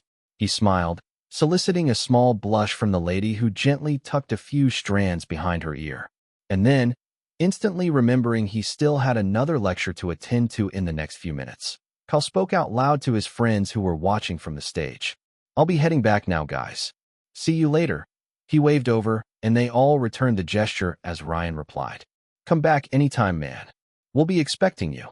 Lily and Katie chimed in, with a small yet playful salute in response. Kyle casually made his way out of the auditorium, still leaving a stunned Haley, Seth, and the rest of the auditorium aside his friends, wondering what the heck had just happened. Considering they had all watched the show mostly because they wanted to see their coursemates' performances, they had all also eventually come to see Kyle on the show too. The second he left, though, almost everyone in the hall immediately bombarded the trio with questions, most of the ladies especially who were curious to know more about their campus loner turned hottie. Chapter 30, Recap Episode. "You fucking buffoon. Can't you even fix a simple mistake like this? What then do I pay your sorry ass for?" An annoyed, fat-looking man furiously lashed out at his employee, Peter, a young newbie at their company, on an early Monday morning.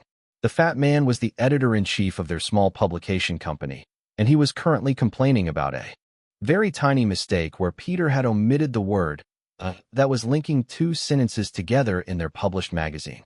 This was not the first time he was doing it, and everyone at the office knew that their boss just hated Peter because the young chap had won an award for his skills at a popular writing contest which their boss had also partaken in. Furious that someone that was beneath his hierarchy and working for him could even win against him, the editor then made it his job to make the young man's life a living hell at the office every blessed day.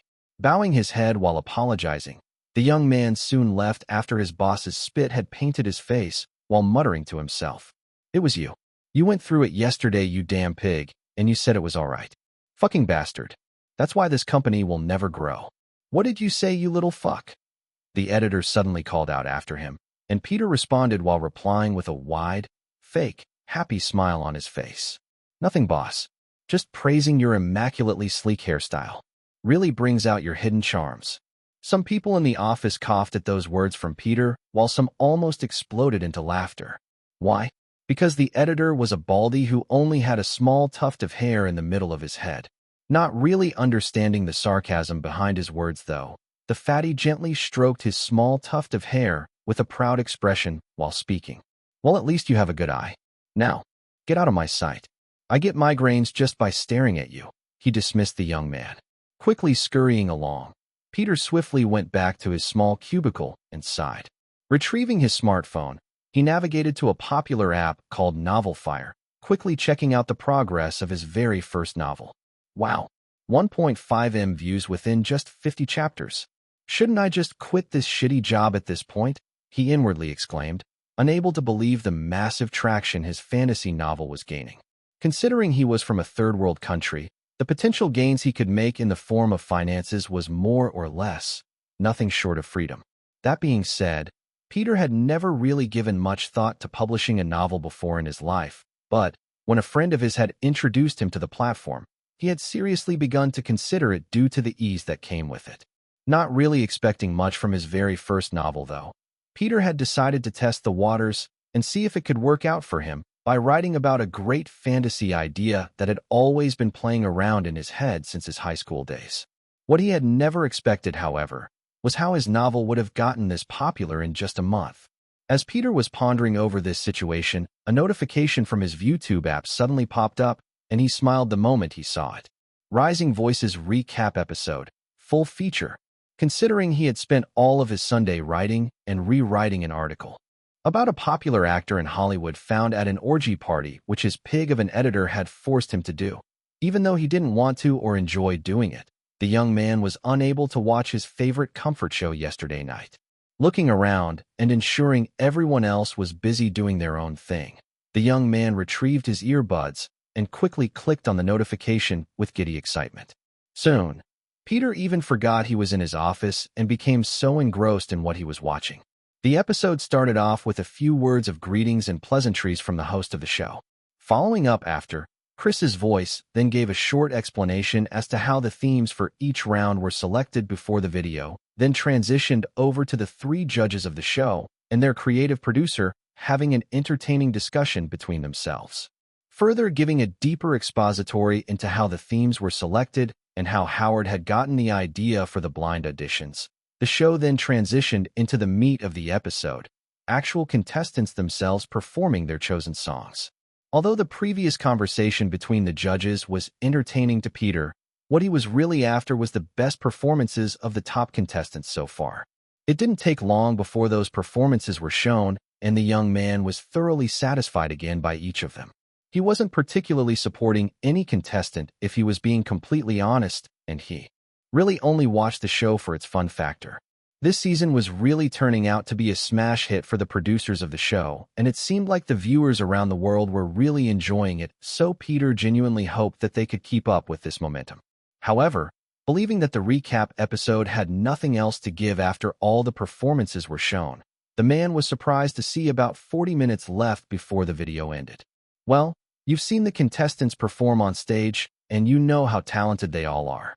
But do you know what kind of people they are when they aren't on stage? Let's take a look.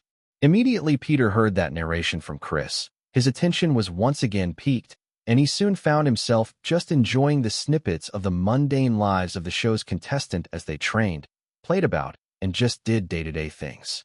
There were even a few snippets showing the sites some of the contestants went to visit, and Peter soon noticed Helena, Ryan, Katie, Stephen, and Joe among those shown in the video. In addition to that, a short video of Lily performing a particular complex violin piece was also included, and the young employee couldn't help but comment inwardly with an impressed tone. Damn, so darn talented. The production team, however, always looking for a way to spice things up, had went on to also add a peculiarly funny fight between two contestants whom had already been eliminated, trying his best to suppress his laughter due to how one of the two contestants in the fight had pulled the other's pants down in their fight to reveal his pink boxer with red hearts. Peter tightly held his mouth. Eventually, as that scene passed by, the young man kept watching as the video transitioned over to snippets of Kyle humming as he cooked multiple delectable dishes in the kitchen. Good Lord, that's some high-level chef skills right there. Peter thought to himself, his mouth watering at the dishes. Soon, the video cut to the moment Kyle entered the brightly lit living room of the hotel at night with the sumptuous dishes, 5 contestants sitting about and discussing mundane things. The young man recognized all of them as Lily, Katie, Stephen, Ryan, and Joe, all of whom, along with Kyle himself, were among the top contestants to watch out for this season. enjoying the fun conversation that was being exchanged between them. Peter especially listened intently when the part where Lily was playfully asking Kyle about why he didn't just pursue cooking as a job came up. Say, Kyle, really, why join this crazy show when you have skills that would equally ensure you a stable life outside of it? Well, that's because passion can be a curse, Lily. How so? You want the serious answer or you want me to play along? Let me in on the serious one first. Well, just like me, and all of you here, I'm sure there's one thing or the other that you can all do to effectively live a stable life. But you won't do it because you don't love it as much as wanting to be a well-known artist or a star. You might even be willing to make big trade-offs and sacrifices just to reach it. I don't recommend that, though. Usually leads to eventual disaster. I couldn't agree more. Peter smiled to himself, agreeing with Kyle's every word. I actually like this guy. He's pretty mature. That was very insightful. The man nodded to himself, already beginning to have a favorite contestant. However, what really sealed the deal for him was when Lily had then asked him about the other answer. And now, you play along. What's the other answer? So, I'd rather be here, cursed to be on this show, doing what I love, than have some foul-mouthed, rude, short-tempered, blonde-haired, sassy British chef calling me an idiot sandwich. The moment Peter heard those words from Kyle in his almost near-perfect British accent, he instantly burst into laughter, his loud voice startling everyone in the office, including the editor-in-chief who was not happy at the occurrence at all. However, Peter, who didn't even care at this point anymore, soon stopped his laughter after a while, already knowing that his boss would soon make his way over regardless in a few moments. Passion can be a curse, huh? It can also be a gift too. But why then am I even wasting my skills at this company when I'm not even able to write about the things I love? Why not just drop this damn bore of a job and actually focus on what I'm best at, even if it might not work out easily? Won't I be happier that way? Pondering over these thoughts in a span of mere seconds, Peter soon gained enlightenment as he came to decision. Bringing his attention back to the screen, though, as the video was about to end, the young man widened his eyes in a wave of surprise when Chris began to explain something that he had never expected them to do, considering they had never even done it in the past seasons. Starting Upper Week, Rising Voices, for the very first time, will make use of a voting system.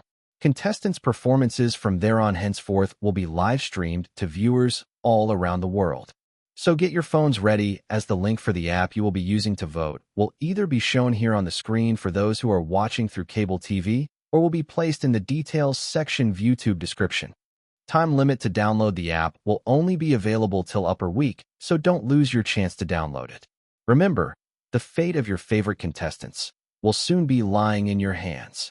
And with that, the video finally came to an end, and Peter slowly removed his earbuds as he spotted his boss trudging over like a sack of meatloaf, his pot-belly jiggling like jelly. Walking up to him with a pissed expression on his face, the fat man began to scream at Peter again in fury, his spit splattering across the young man's face. This time, though, Peter just casually got up and, with the calmest possible voice, uttered a few words that absolutely shell-shocked his boss, while donning a very gentle smile. I quit, Baldylocks. And then, before his pig of a boss could even process his words, the young man delivered a hot knuckle sandwich to the man's face, a satisfying grin on his lips. A year from then, Peter would eventually go on to be interviewed about how his novel became so insanely popular and what spurred him on to become a full-time novel fire author, a question to which he would end up replying to with the words, Kyle Kestis's commentary on passion being a curse are what spurred me on. Asterisk, asterisk, asterisk. Lily and Katie casually opened the doors and strolled into their theater club while having a pretty mundane discussion. The moment they did, though, most of the ladies in their club quickly rushed over. You gotta eat his meals. No fair. Christina had a script sheet in her hands with that sentence boldly written on it in caps. Damn it. I envy you guys. You got to stay in such proximity to an absolute charmer of a guy. Come on, tell us more about him. How is he so mature yet playfully witty at the same time? How many times did he cook for you guys? Be honest. Were those dishes just as tasteful as they looked? Give us his social media handles. I'm sure you guys must have it. A bit taken aback, yet not also completely surprised by their reactions, Lily and Katie just sighed in resignation at the grown-ass ladies who were behaving like total fangirls. Just a few days ago when he had arrived back at college, most of them had pestered them over wanting to know more about him, but they had decided not to say a thing because they wanted to respect Kyle's privacy. Even now, they, along with Ryan, were still planning to maintain their status quo. Listen, guys, he'll probably come over again today, hopefully, Katie explained, and Lily completed her sentence. And when Dreamboat actually does, you can ask him about everything you want to know. She gestured while spreading her arms out wide. Chapter 31, Little Minxes. Why do you write your spells in French anyway? A curious Kyle asked. Just because I can, Christina replied with a smug smile. That's so odd. Kyle chuckled, a thin smile on his lips. The lady had a radiant expression form on her features in response to that, as she kept nodding happily. Sitting side by side on a long table placed on the stage in the lively theater club, both individuals kept conversing in sign language, Kyle remembering the spell from some of her other scripts and finding her quirk a bit amusing. The stage itself had quite a bunch of people rehearsing a few lines of a play they were going to perform next month, Ryan among them, and trying his hardest to master his lines despite the small role he was given. A bunch of ladies who had been watching giggled and exchanged hushed whispers between themselves as they enjoyed Kyle and Christina interactions, some ladies even squealing slightly. Haley, who was also present in the auditorium and was sitting far away from the stage, pretended to focus on her phone, although she frequently kept sneaking glances at the young man, a bit of annoyance and jealousy creeping into her mind. Hey Christina, I need your help with this part of the script. One of the other members of the club suddenly called out from backstage, and the lady reluctantly got off the table with a slight pout. Signaling to Kyle, she said, I'll be back. I'll be waiting. After replying to her, the pretty lady practically skipped along as she left to help out the guy who had requested for her help. Katie and Lily, on the other hand, who had also been watching their entire interaction, glanced over to themselves and nodded. A whole conversation already exchanged between them, judging by the mischievous expression on their faces. What actually became amusing, though, was how the same bunch of ladies who had previously been watching suddenly moved in on Kyle and began to give him the exact mischievous looks. Noticing the gazes of many ladies on him, he soon raised his head from the script he was reading and tilted his head slightly. What? He asked curiously, wondering what the girls were up to. If they wanted him to perform another song again, Kyle wasn't particularly going to reject their wishes. It did serve as good practice for him after all. Also, considering they had already bombarded him with as many questions as they wanted over the past few days he'd been coming to the theater club, he'd expected all their curiosity about him to have completely died down. That didn't seem to be the case, though, or so he thought.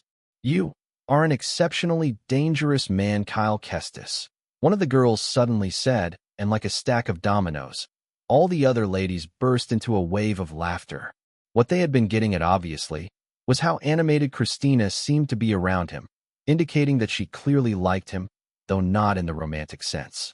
Besides, they all found it cute how they interacted, but Kyle didn't even have any of such thoughts in mind, considering he was just communicating with the lady as he normally would.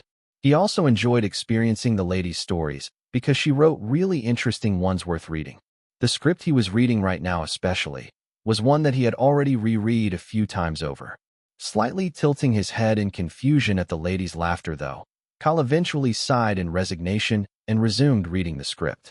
This was one of the many things the ladies in the theater club, on the other hand, had come to like about him over his short visits to their club, just how calm, mature, and down-to-earth he was with them, even when they were practically being little minxes.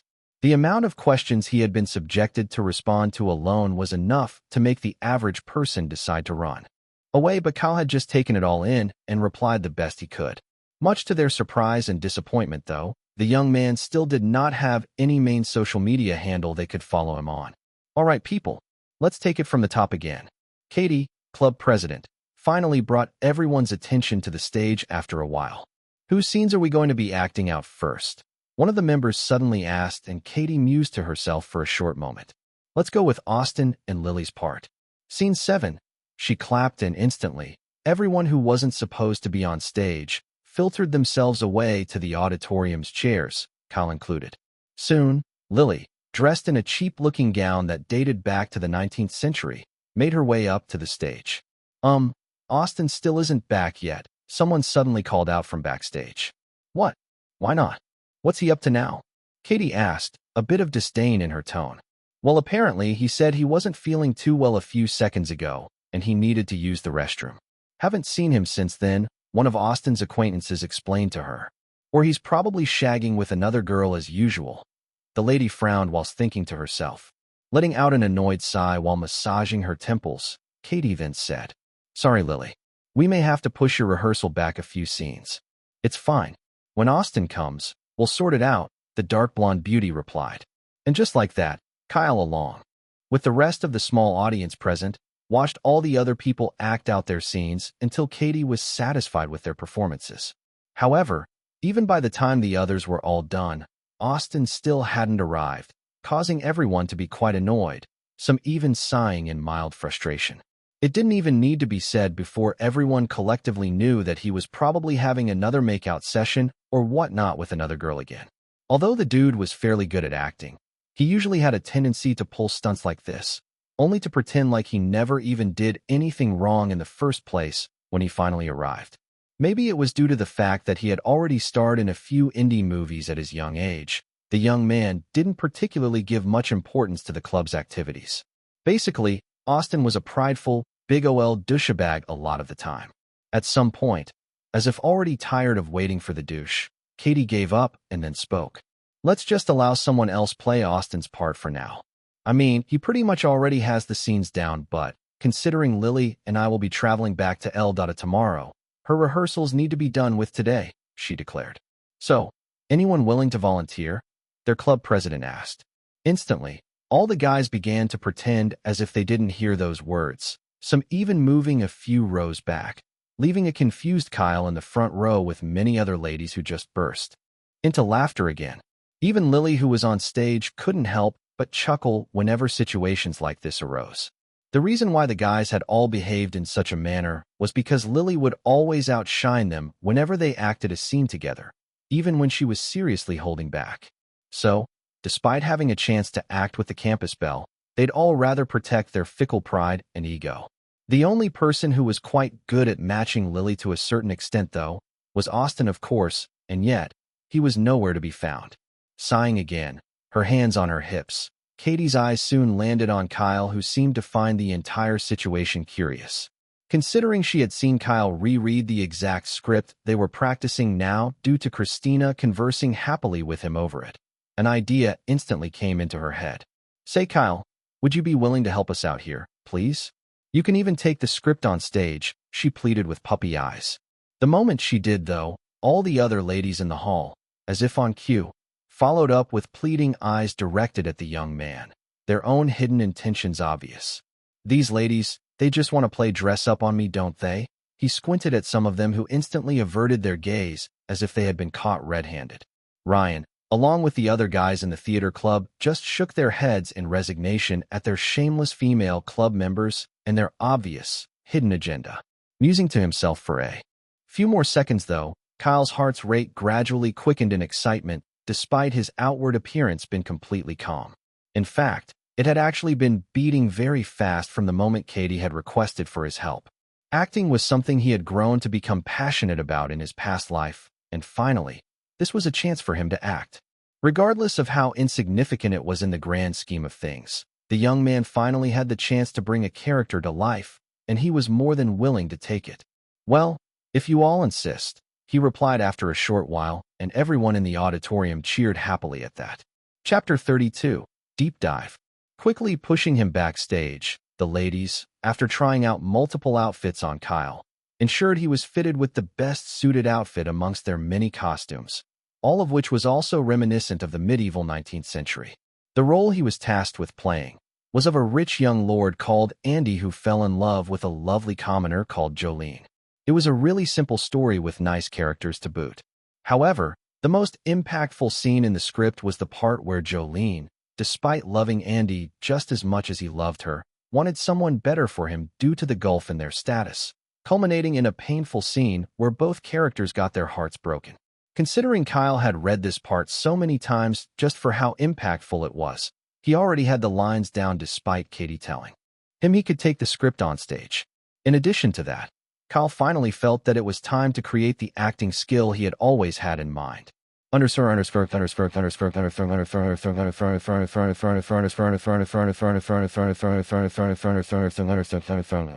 Active skill, deep dive. Gain the ability to deeply understand the characters you want to portray and immerse yourself in the world they inhabit. EXP points available, 5410. EXP points consumed, 5410. EXP points left, 0.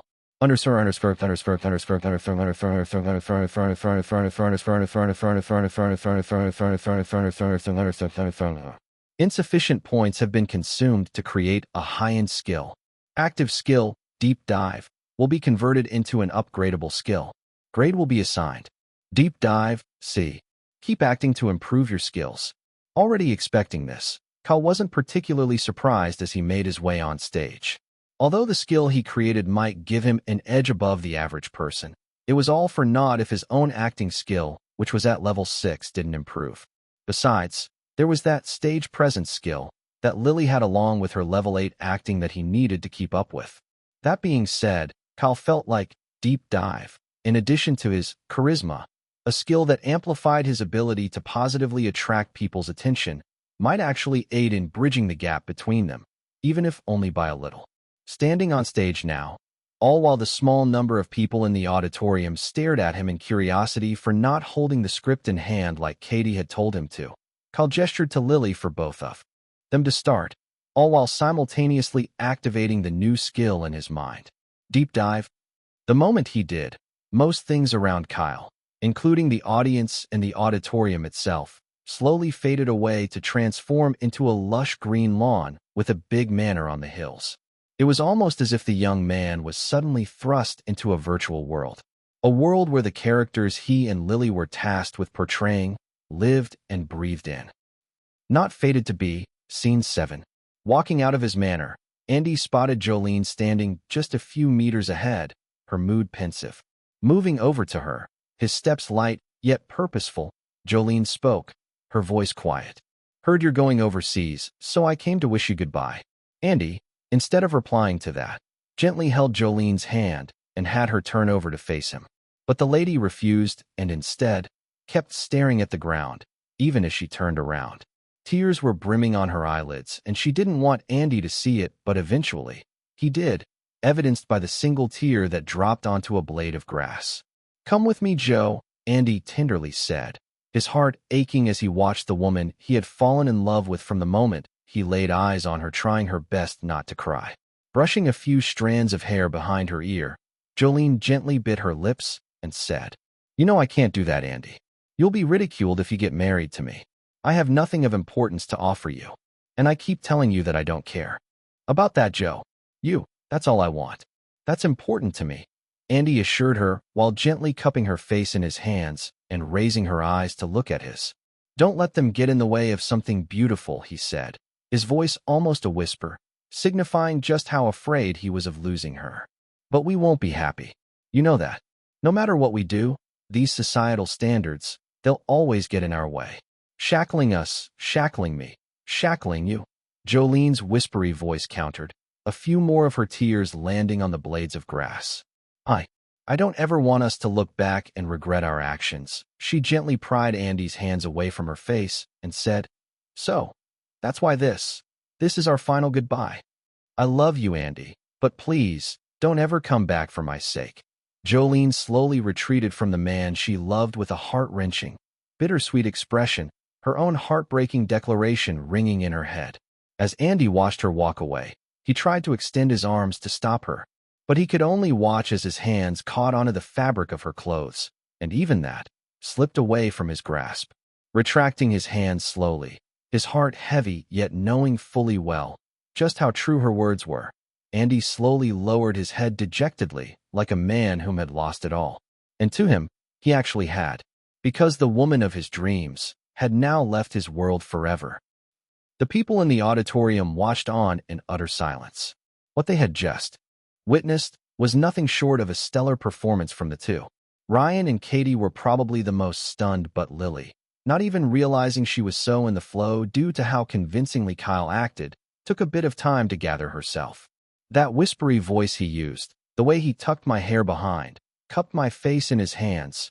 None of that was in the script, the lady thought to herself. Kyle, on the other hand, after blinking his eyes a few more times, found himself back in the middle of the auditorium stage, still a bit affected by the effects of his new skill. That was something, he thought to himself, befuddled yet amazed by how his environment instantly changed and how he was able to understand Andy's state of mind even more when he was acting. Although he himself did improvise a few parts on his own, he still found it amazing nonetheless. That being said, it's not as if he didn't notice the limitations of deep dive. This was because the moment he watched Jolene walk off, he noticed how the edges of the simulation were very transparent, enough that he was able to see the entirety of the auditorium and the people in it. This occurrence had almost broken his immersion even, but he had willed himself to keep acting. I guess it'll improve the more I act, Kyle thought to himself. You have acted for the very first time and impressed everyone. As a bonus for your first performance using Deep Dive, extra EXP points will be awarded. You have obtained a huge amount of EXP points. 1,000 EXP points have been awarded. 500 bonus EXP points have been awarded. Total EXP points available, 1,500. You are close to breaking through to acting level 7. Keep acting to improve your skills. Watching the notifications that instantly flooded his view, Kyle was glad that he created the skill now instead of waiting until much later. That way, it'd be easier for him to gain experience and level up as much as he could before he finally got the chance to act in a movie or a series down the line. Putting his thoughts aside, though, the moment Lily finally walked back over, she held Kyle's hands, and as if on cue, he immediately realized what they needed to do. Giving a bow to the small audience watching them, the silent auditorium instantly burst into loud cheers and whistles that caused both individuals to have wide grins plastered onto their faces. That was amazing, you guys. Why did you even join the engineering department, Kyle? Act it out one more time. Like that. More and more praises were thrown across their way, and the two of them fully basked in it for as long as they could. Christina especially was clapping gleefully with a big, happy grin due to how Kyle brought Andy to life so well, a character she had written with a lot of thought. Haley, on the other hand, stared at the recording of the entire scene on her phone, unsure of what to do, considering she had been a bit annoyed, yet jealous as to how every lady in the club kept approaching the young man easily, and how he was being so receptive of them, a chance he never even bothered to give her. She had been recording to see if she could get a video of him acting poorly, one she would then upload online just to make jest of him. However, seeing the way he acted so well, her plans were very much thwarted, and after a while of thinking about it, she simply switched off her phone and gave up on even doing anything anymore. Asterisk, asterisk, asterisk. So what do you think? Kyle said to Oliver, who had just finished watching the recording of him acting with Lily, a look of anticipation on his features as he slightly leaned forward on the chair. Unsurprisingly, Haley hadn't been the only club member to have recorded the scene he acted out with Lily. As a result, he had easily been able to get his hands on one of the best videos from the club members that perfectly showed his and Lily's facial features when they had been acting. Remembering that his agent had once asked him how well he could act, he had then proceeded to call him and have them meet up just to show him the video. Sitting in a cafeteria which was close by to his college, Oliver had a thin smile on his features once the video ended. Raising his head, he then said to his ward, "You know, when I asked you to give me number on a scale of 1 to 10, I did it while knowing that your acting would be in the novice range. That's a pretty harsh assumption, but I guess it's true." Kyle lightly crossed his arms in reply, a light smile on his face. "That's just how I roll. I grade every actor I've ever decided to work for on a scoring range. 1 to 10 for novices, 10 to 20 for experts. Everything else above that grade, though, isn't human anymore," the agent shrugged as he responded. Kyle chuckled at his words. "That being said, you graded yourself as a 5.5, huh?" Oliver studied the young man who was smiling back at him. "Yes," Kyle replied confidently, to which Oliver raised an eyebrow. "Is that so?" he casually said, causing the young man to wonder if he wasn't even as good as he had thought. "Maybe I gave myself too much credit." Kyle inwardly sighed, but his agent's next words surprised him. "Well, I beg to differ, Kyle." Oliver grinned and then said, "I'd say you're actually a solid 7. "Really?" the young man remarked in a mild wave of surprise as his eyes lit up. "Yeah, really. His agent slightly nodded and then added, "But still, this is just a simple script of a play. The scripts which usually get selected and go on to become adapted to movies or series usually have complexities and nuances to them, some more than others. What will actually dictate if you can be a really good actor that will stand out is if you're able to really understand those complexities and nuances whilst also bringing them to life on the screen," Oliver concluded. Having a faint yet mysterious smile tug on the corners of his lips, Kyle gently reclined back into his chair and replied, "Well, if it's on that front, I think I'll be fine, Oliver." Raising a curious eyebrow at the young man's confident declaration, his agent soon waved it off with a light smile and then asked, "So, you'll be heading back to El Dada tomorrow?" "Yeah, I'll be going with Ryan and the ladies." "All right then, give it your all and make that grand prize yours." Oliver cheered him on. "Sure, I'll do my best." Kyle mirrored his agent's energy as he replied with a resolute nod. Chapter 33, Lotto Balls. "I had a splendid time over the break. How about you?" Ryan questioned. "I was just stuck with my part-time job, really. It was nice to have some people recognize me, though." Joe had a content expression as he said that. "Seriously, the amount of people that asked if I'm dating you just keeps bugging me. I quite literally have a bit of disdain for you, so what's up with that?" Stephen slightly frowned as he spoke to Lily. "Glad that we agree on something for once, Stephen." The beautiful lady casually nodded her head in agreement to his words. "The frenemy between you two never ceases to amaze me, honestly." June had an amused expression on her face as she stared at the two. "Helena, I love your new hairstyle. Very chic." Katie complimented the French lady. "Ah, Katie, thank you." Helena beamed in response.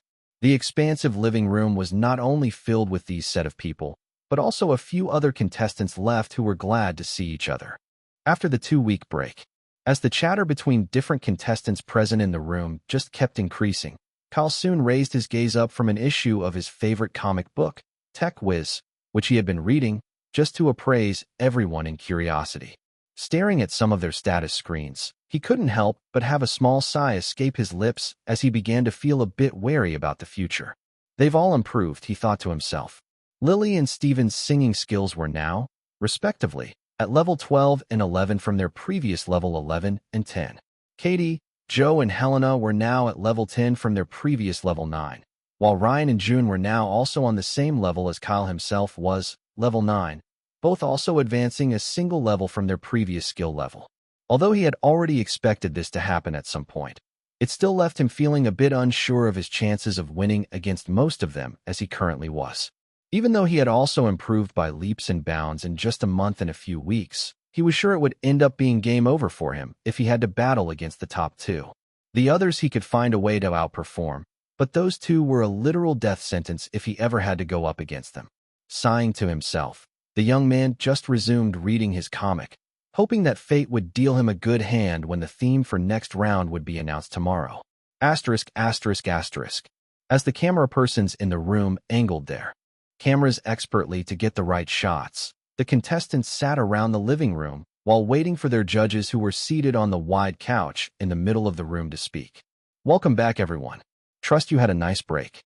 Blake, warm and receptive as ever, smiled at the contestants who grinned back at him and responded in affirmation. "Good.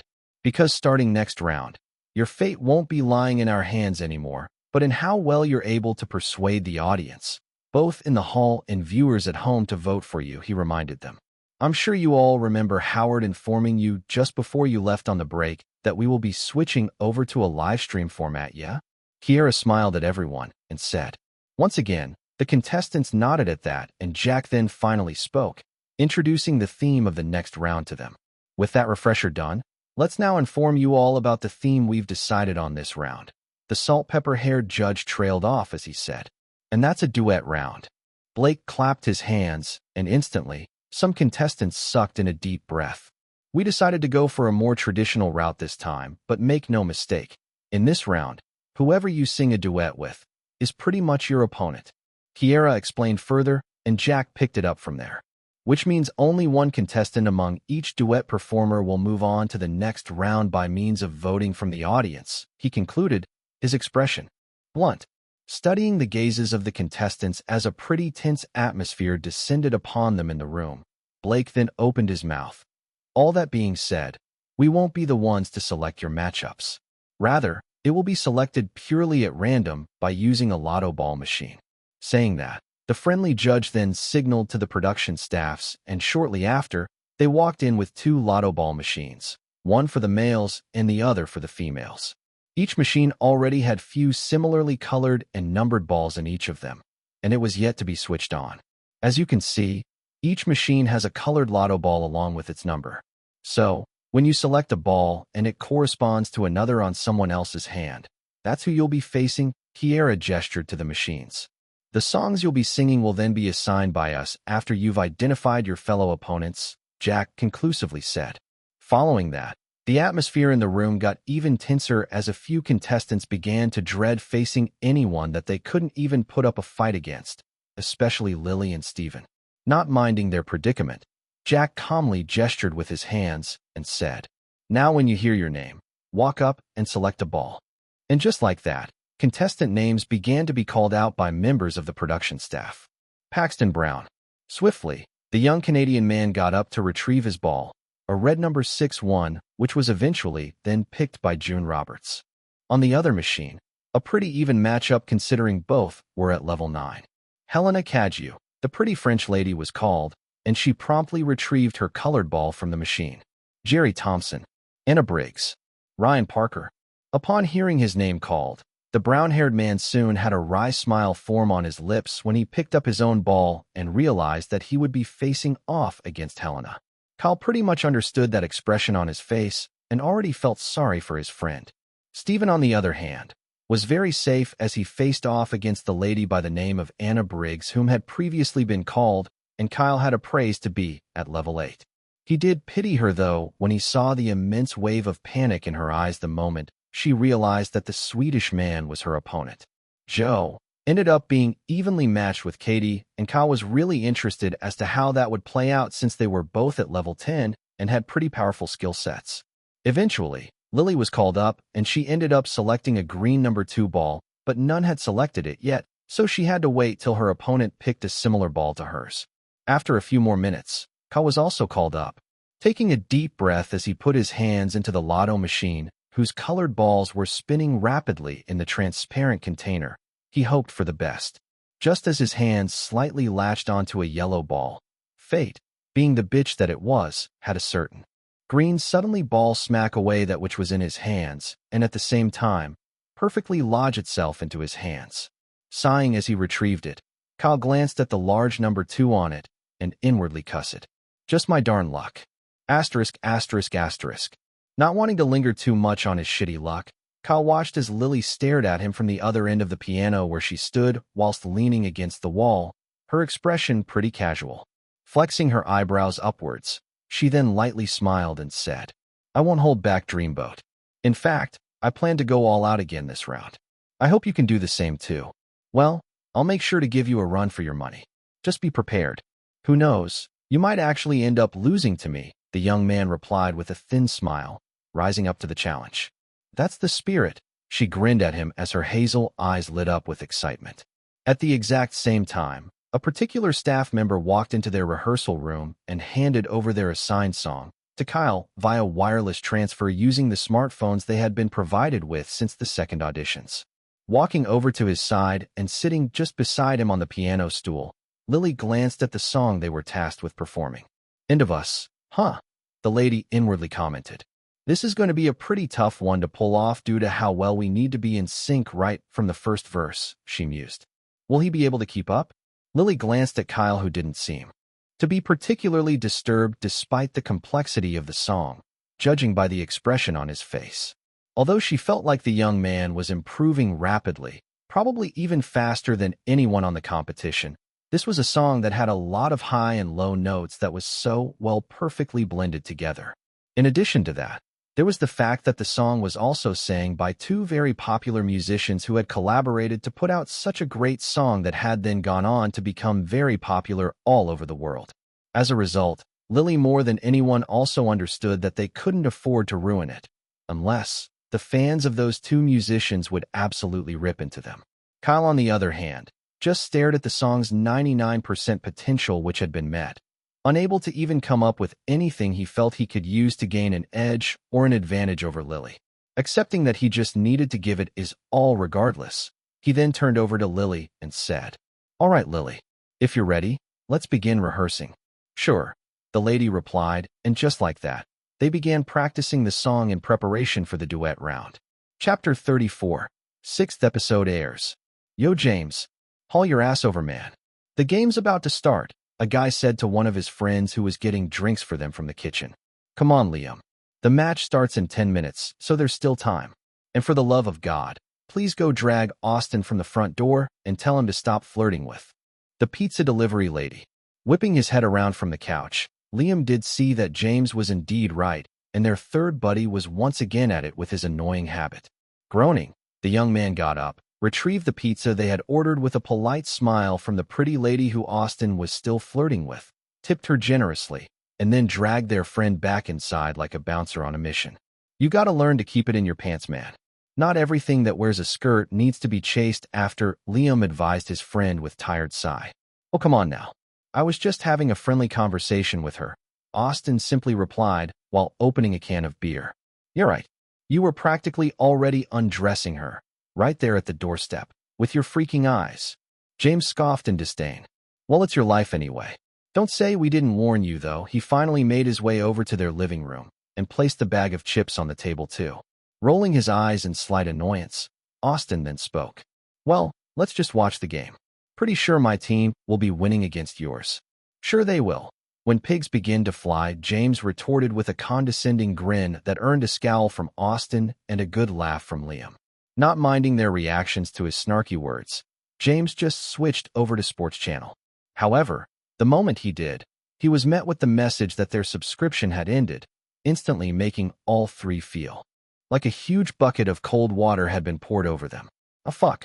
We've been so busy with our individual movie projects, we even forgot to renew our subscription," Liam cursed. "And it'll take almost an hour for them to fix it if we do renew it now. By then, the football match would be over." Austin frowned while James just gave up on the entire scenario, slumping tiredly onto the couch. However, Liam, not wanting their one chance to get some much-needed and well-earned rest over the week be ruined, soon began to switch between channels, looking for an interesting show to watch. Eventually, the man stumbled upon the Inkstone channel, which had just started airing the 6th episode of their reality TV show, and then left it there when he saw a familiar face. "Hey, Austin, ain't that the stunner of a babe who rejected all your advances last year?" Liam questioned as he saw Lily and her bandmates warming up to go on stage. "Yeah, she's too proud for my taste." Austin pretended not to care when he noticed the gorgeous lady, all whilst taking a slice of pizza from the carton. Giving him the side-eye, James and Liam focused their attention on the show, not minding their friend's pretenses, especially when they remembered him buying $10,000 worth of jewelry just to impress her, a gesture Lily had politely turned down. To both friends, it seemed like Austin was just putting up a tough front before them, the rejection he had experienced from the lady, still fresh and very much etched into his mind. Microphone, guitar, musical note, drum. They say we're scary. They say we're bad. Microphone, guitar, musical note, drum. Damn, she's got a fantastic voice, James commented as he bopped his head, sitting up straight as he felt the edgy music seeping into his bones. "Tell me about it," Liam replied, a small grin on his face. Austin, on the other hand, still kept deluding himself that he wasn't interested, but judging by the way he was lightly tapping his foot on the ground, the music seemed to be doing its job. Microphone, guitar, musical note, drum. Take a rain check on that, 'cause we're gonna burn it all down. Microphone, guitar, musical note, drum. Eventually, Lily's team performance continued till it ended and James let out a small whistle while Liam let out an impressed comment. "Yeah, the other teams don't even stand a chance with such a banger performance." He nodded his head, both he and James already forgetting their football match. Briefly after, a short interview was shown of their group where Lily and her bandmates discussed over how they made the song even better. After that, more and more performances were shown in the same format where their song would be announced first, the bands would perform, and then their interview would come after. As the guys watched, although the performances were enjoyable enough, it didn't come anywhere close to the very first performance from the Sassy Goth Girls and the Maverick song which they performed. Nothing really comes close to Lily's band. Austin subconsciously let a thought slip out, and his friends just stared at him for a brief moment while shaking their heads. That Indian American and that French ladies band performance was really good though. James gently stroked his chin. But so far, there hasn't been a boy band that really stood out. That Paxton guy's band wasn't too bad, but it wasn't anything special either, Liam commented while opening a bag of chips. Austin, on the other hand, soon had a frown form on his face when he saw two familiar faces about to go perform. Ryan was someone he could still overlook, but Kyle, now that was someone he genuinely did not like ever since the first day he had arrived at their club. That bastard. Stealing my role in the club. The moment the other guys heard that, they were understandably surprised because their friend wasn't someone who really cared much for his college's theater club, and in his very own words, the only reason he had joined was because there was no shortage of beautiful girls there. Soon enough, the song Kyle's group would be tasked with performing came up, and Austin had a legitimately wicked smirk surface on his features as he laughed and declared, I'm sure their performance is going to suck ass with dancing on the edge. Not really understanding the hate their guy had for the dude in a black jacket who was about to go up and perform with his band, they agreed with his statement still. The song their band had been assigned wasn't a particularly great song already, so their expectations were at an all-time low. However, the moment their performance began with a highly energetic and attention-grabbing electric guitar riff that wasn't even in the original song, all three of them had an instant shivery thrill run down the length of their spines as Kyle's powerful voice boomed through their speakers. Guitar musical note, drum musical notes, microphone. Suddenly, I'm in a trance. Ow. She took my heart along for a joyride. Widening their eyes in genuine shock, Liam, and James especially, sat upright as their head instantly began to bop to the song. Yo, this is actually fire. James soon sprang up from his chair while moving to the beat. What was that Austin said about it sucking ass? Liam taunted his friend who just sat there in absolute shock, unsure of what to say. Then she twirled around, dazzled me with her smile. Although Austin had heard about Kyle being a really good singer in campus over the past few weeks, he actually hadn't bothered to check up on any videos online. I mean, why bother when the guy wasn't anything remotely special or worthwhile to him? Now though, he didn't even need to check it out anymore, as he was witnessing for himself just how true those words were. Met her in a club in L.A. Had an uptown vibe about her. As the song kept going on and the guys watched on, Liam and James so excited as the adrenaline coursed through their veins. The bridge part soon came, and they both let out exclamatory remarks when Ryan and Joe pulled off a perfect backflip. Oh yeah, Liam shouted. No. These guys cooked for real, yo. James grinned from ear to ear as he spoke in slangs. Eventually, the song came to an end, and both guys just slumped back onto their chair, an electrifying wave of energy still coursing through their very beings. Glancing over to themselves, both of them felt like they had just witnessed a concert of their own right there in the comforts of their home, and they couldn't help but laugh at that. The only times they ever usually behaved like this was when their favorite football teams won a match, but it seemed like even if they weren't able to watch their football match today, they had still received the exact same fuel of adrenaline.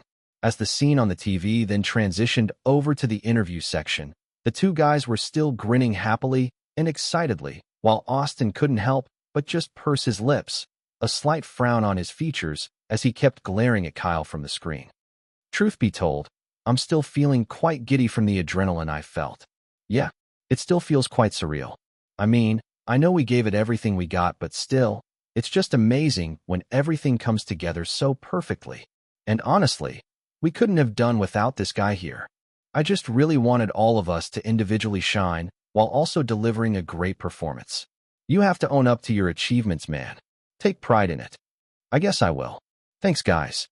As the part where the guys were still very much excited by their own performance was shown, Liam and James couldn't help but properly commend the guy that Austin so much disliked. That's some insane talent right there. Also, the hard work that must have gone into revamping and performing that song should not be overlooked, Liam said while opening his own can of beer. Yeah, dude literally took an okay song and made it into that song. James took another slice of pizza as he said that. The backflip. Whose idea was it? I'd really only just said it as a passing idea.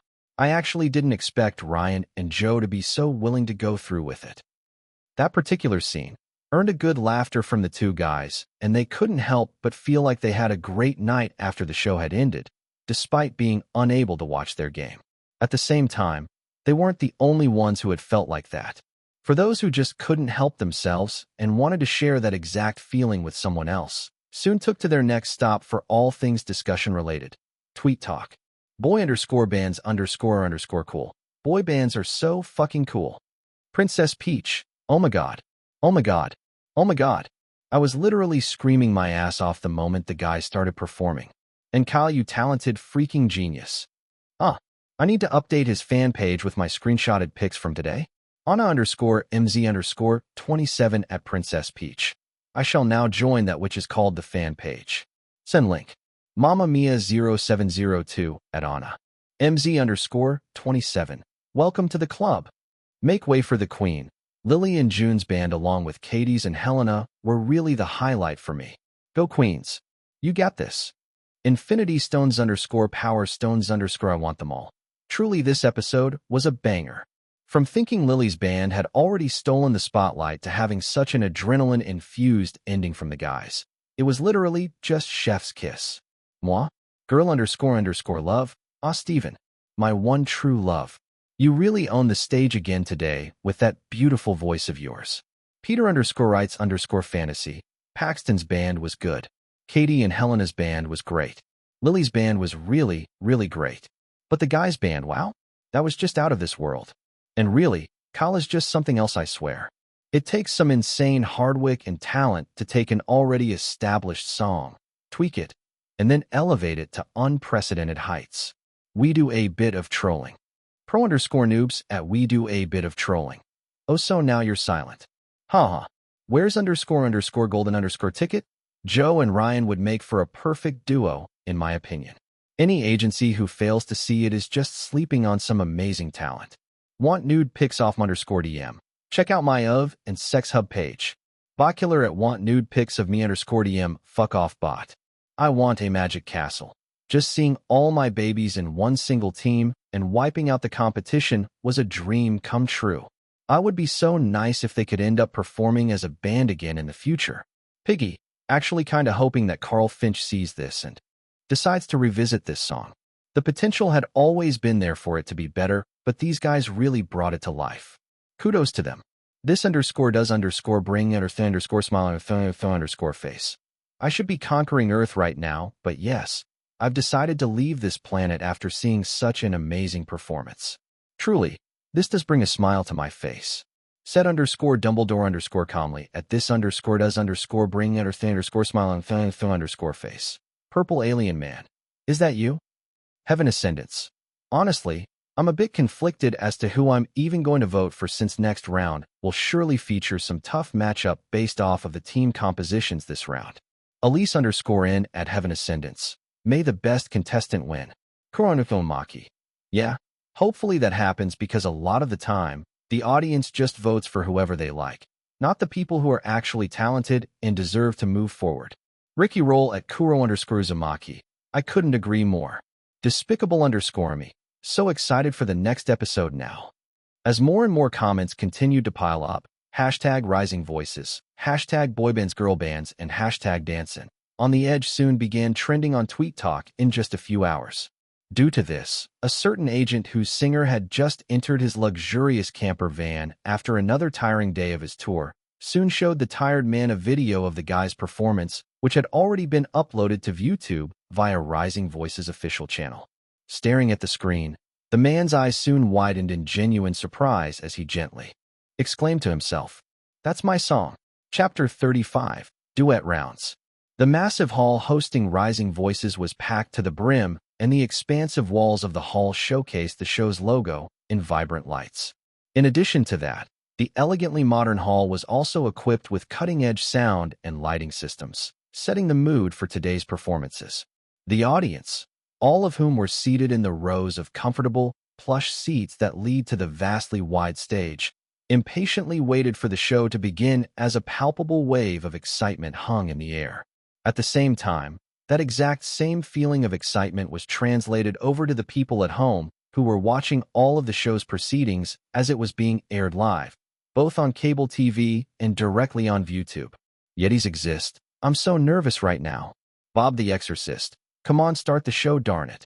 Snuck out my phone, even though I'm grounded to watch this. Peter_writes_fantasy. I wonder how the matchups this round are going to be. As some comments began to show on the YouTube's live feed, the camera panned over to the judges who seemed to be having a discussion. Sitting on their sleek, high-backed red chairs, which was situated on an elevated platform close to the middle of the stage, they were obviously far more composed than the people in the audience, as they also waited for the show to commence. And then, just like that, the giant screen in the hall, along with a simultaneous cut into the live feed streaming played out, showing how the contestants had selected their opponents for this round. As the live audience viewed this, murmurs and hushed conversations began to fill up the hall, while the chat from the YouTube stream also began to drop their own comments. Killer_Bean007. Steven's got this in the bag. Kinda feel sorry for Anna Briggs, though. I'd literally be cursing my luck if I were in her shoes. Sleep is for the weak. Paxton versus Junha. Pretty even matchup, I must say. You_is RD damn. Ryan's matched up against Helena. Dude's gotta be quaking in his boots right now. Kung Fu Bear. Oh. Katie versus Joe. Their battle shall be legendary. Mama Mia 0702. Call my baby. He got the short end of the stick. How's he even supposed to win against Lily? I'm crying right now. As more and more comments continued to roll out, the 6 duet teams backstage who had already been previously informed about how they would take the stage began to warm up as they awaited the show to properly begin. Chris stood by at a corner on the stage's foyer, ready to give his commentaries as a single cameraman operated the one a few centimeters beside him. The production staffs, too, were also busy moving about the set backstage, and the contestants could hear them making checks here and there. Make sure the equipment's all right. Lighting and everything. It must be perfect. The voting app should only open up once the voting sections begin. Ensure the tech guys don't mess it up. You there? Go inform the producer that we'll begin in 5. As all that was happening behind the scenes, the judges, on the other hand, had a few comments of their own to give as they watched the matchups highlighted on the large screen. Katie Chopra and Joe Michaels. Now that's a matchup I really can't predict, Kiera said, a thoughtful expression on her face and her fingers interlocked. That is quite true. They're very well evenly matched, Blake responded, and then glanced over to the 4th matchup with a wry smile. If he's going to be someone, he's going to be someone, Blake. Regardless of how their matchup turns out, Jack, who noticed his fellow judge staring at the matchup between Lily and Kyle, commented, I know, Jack. I know. Blake simply replied with a sigh and then changed the topic of conversation to another set of contestants. In just a few minutes after that, the show finally started for real, and the first duet team were called up on stage. Considering their team was the first to perform, Ryan seemed very relaxed and unperturbed as he confidently made his way on stage along with Helena, the other duet teams watching on as their performance soon began, without any moment wasted. The song they were tasked with performing, Midnights, was a popular pop song sung by a male artist called Razor, complete with the perfect formula to make a catchy, upbeat tune that could easily get stuck in one's head. The song was also given the same amount vigor to it as both contestants performed as best they could. Guitar musical note, drum musical notes, microphone. So let's party all night. Stay awake till sun comes up, yeah. Guitar musical note, drum musical notes, microphone. As their song ended, both participants were showered with applauses and whistles, signifying that the audience loved their performance. The judges soon also gave their own commentary, and after that, it was time for the live audience and the viewers at home to vote. Instantly, the tech guys handling the app swiftly unlocked its voting section from their end, allowing people to quickly cast their votes for the next 5 minutes around the world. They had also ensured that the vote could only be casted once per duet team, so there was no sort of monkey business people could try to pull. The live feed chat, too, was already buzzing as people just kept dropping their opinions on whom they wanted to vote for. I__Scruggs_for_breakfast. Helena was the better performer in my opinion. I voted for her. Python Monty's Grail. Ryan put up a great fight too. I'm giving him my vote especially because of those slick dance moves he sprinkled in as they performed. Kinda conflicted. Like my username says, I'm kinda conflicted as to who to vote for. Eventually, After the 5 minutes of nail-biting tension passed by, Chris soon walked up to the stage and stood in the middle of the two contestants, ready to announce the vote count. Here are the results.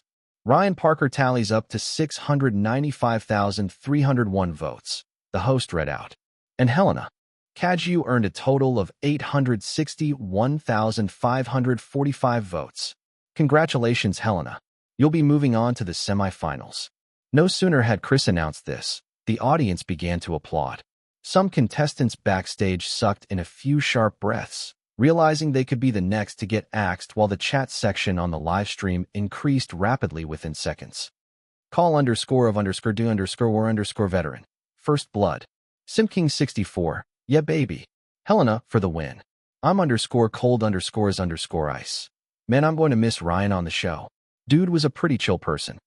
Ryan, on the other hand, taking his L like a champ, just went in for friendly a hug with Helena, a gesture the French lady partook in.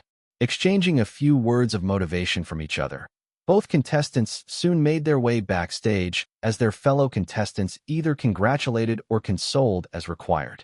Kyle, along with Katie, Lily, Steven, and Joe, all did their best to cheer the young man, whom was just grateful for it all. Eventually, that subsided as Ryan was soon called in for a short interview from one of the production staff members who was acting as an assistant host to Chris. Like that, the show continued on with Paxton and June facing off, with the young man winning over the lady with a vote of 643,024 to 602,999. Steven going up against Anna wasn't even a battle, as the dude won with a complete landslide victory of 1,128,506 votes to 331,623 votes. Katrina 72. This was just a typical one-sided beatdown. Poor lady seemed to be holding her tears back too. Chocobo_Chucks. Well, it's not as if the show is rigged or anything, so she's just got to take her L and move on. Cat Lover 42. Steven's a sweetheart for trying his best to console her. Absolute gentleman. As the comments continued pouring out, Lily and Kyle's turn soon came up, causing an absurdly increased surge in the number of comments piling up in the livestream chat. Handsome_Austin, huh? This is the end for Kyle. Dude's just been lucky thus far. Princess Peach, screw off, you untalented, jealous little shit. Polif_the snowman. Whoa. That is not princess behavior. Anime girl. I mean, let's be honest here, we all know who's gonna win. Tricks or treat. I really hope Kyle can win this. I'd be so sad if he loses here. Battle Junkie. Unfortunately, I don't see any way Kyle can overcome this. Although the dude is talented, and I'll give him that, Lily is a literal monster who's just in league of her own. Popcorns. Well, what really bothers me is if they'll be able to sing End of Us properly. If they so much as botch it by even a single line, those crazed fans of the song will rip them into shreds without mercy. Oblivious to all that was happening on the internet, though, Lily simply turned to Kyle and asked, "You ready, Dreamboat?" "Ready as I'll ever be," the young man replied with a thin smile, and instantly, both made their way onto the stage with confident steps. Chapter 36. Lily versus Kyle. Walking onto the dimly lit stage that made it hard for anyone to see them, Kyle and Lily proceeded to walk even further from each other by more than just a few meters apart. This was obviously a planned move on their end, as both individuals wanted to infuse as much soul and meaning into the song so it would leave a lasting impact on the audience. Moving over to the edges of the vast stage, the bright lights of the hall instantly illuminated the dimly lit stage, drawing a surprised, yet similarly confused expressions from both the people in the hall and those watching from home. The reason, obviously, was because they saw the two contestants standing on opposite ends of the stage. Even more surprising was how Kyle, wearing a tight-fitting long-sleeved shirt tucked into his suit pants, in addition with his shoes, was dressed in complete black from head to toe, while Lily was dressed in a beautiful flowing white gown and white high heels to boot. Pink Pegasus, oh wow. Both of them are so stunning. Curious Mouse, what are they up to though? Anna_MZ_27. I was already really invested in how this duet of theirs would turn out, but this has further piqued my interest. I can't wait to see what they have planned. The judges, on the other hand, already realized what the two were going for and were pretty much already impressed before the performance even started. As Kyle stood on the stage, the band yet to begin playing the instrumentals of their song, he let out a deep breath of air. He already knew that despite the rapid growth he had seen this past 2 months, only a miracle would make him win against Lily. And because he very much understood that, he completely threw out the idea of wanting to beat her and instead put so much focus into wanting to bring out the absolute best in the song he and her were about to perform. So, in line with that, the young man made up a character in his head that was fitting of the parts in the song he was about to sing and then, along with intense practicing over the past week, was ready to give it all he had. Raising his head slightly to gaze at Lily, who stood at the other end of the stage, the young man thought to himself, "Deep dive." No sooner had he uttered those words in his mind, the world around Kyle completely changed as the audience and everything else around him besides Lily, who was performing with him, remained.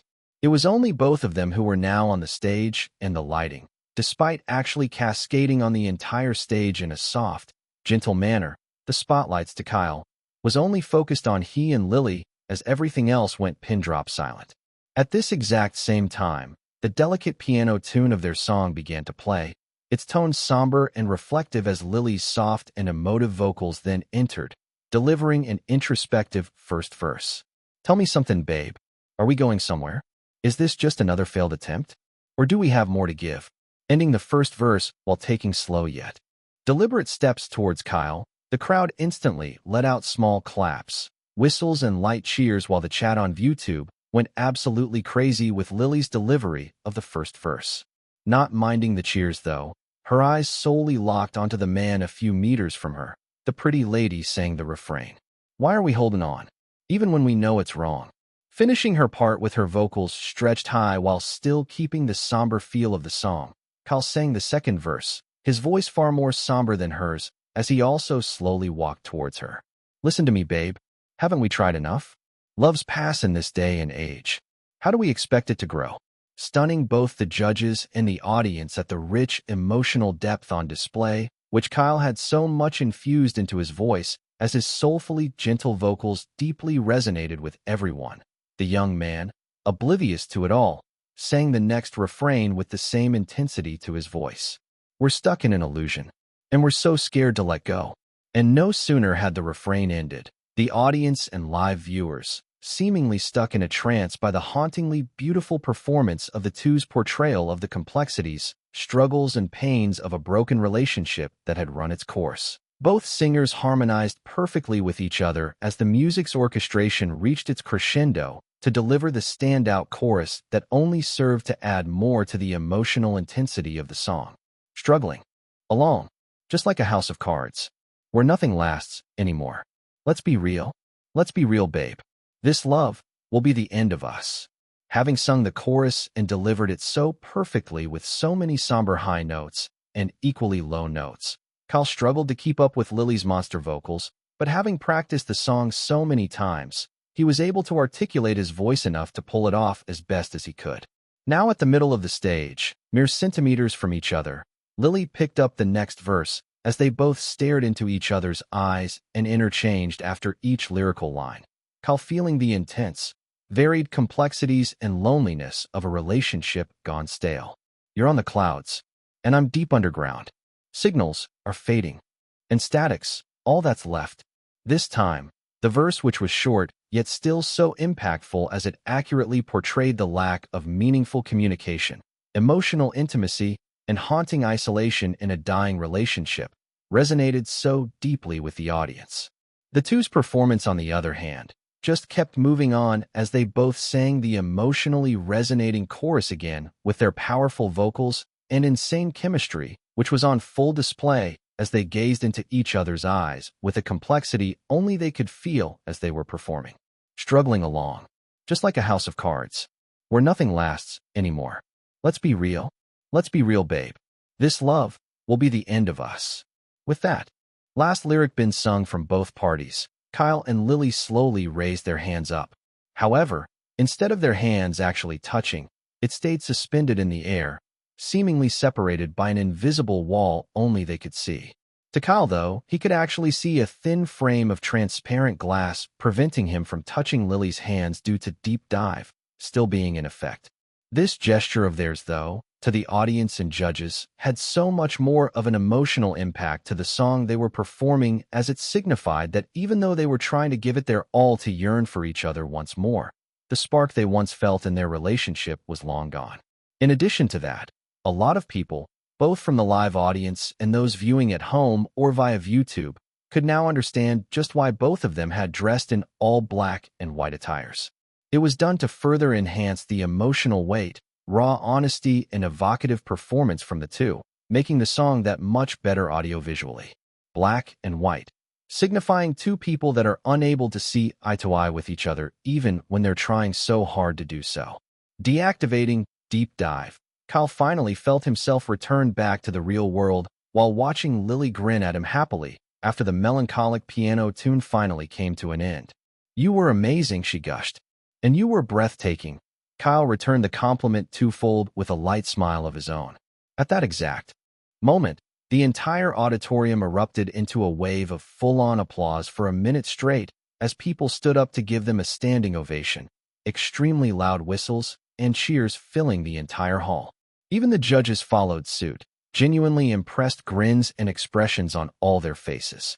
Lily and Kyle just basked in the entirety of it all as they both gave small polite bows that caused the audience to cheer even louder. In addition to all that, the chat section on the YouTube livestream was going absolutely bonkers. Luxury Cruise Shipper 82. That was abso-freaking-lutely fantastic. Princess Peach. Oh my god. I was left utterly speechless. I couldn't type till the song was over. It almost felt like I was doing a disservice to them if I did so. Christina_it's_scripts. These two have ruined me, and I doubt I'll ever be able to see duets normally anymore. Even the original musicians didn't have this much on-screen chemistry when they sang this. So amazing. Sit still_look handsome. I went from believing this was going to be a one-sided thrashing to actually being in a concert of my own, where I was forced to just sit and enjoy without judging. Heaven Ascendants. Both knew exactly what they were doing. Lily carried the most powerful vocals of the song, while Kyle handled the emotional weight and intensity like a champ. Piggy. All that. Added that to the way they delivered the entire performance through their subtle actions and dressing code. Now that was just the cherry on top.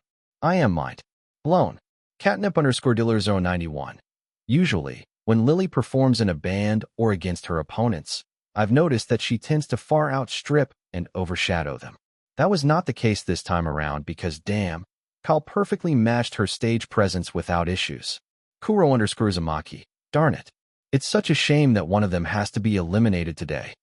Having calmed down after a while, the judges began to give their comments.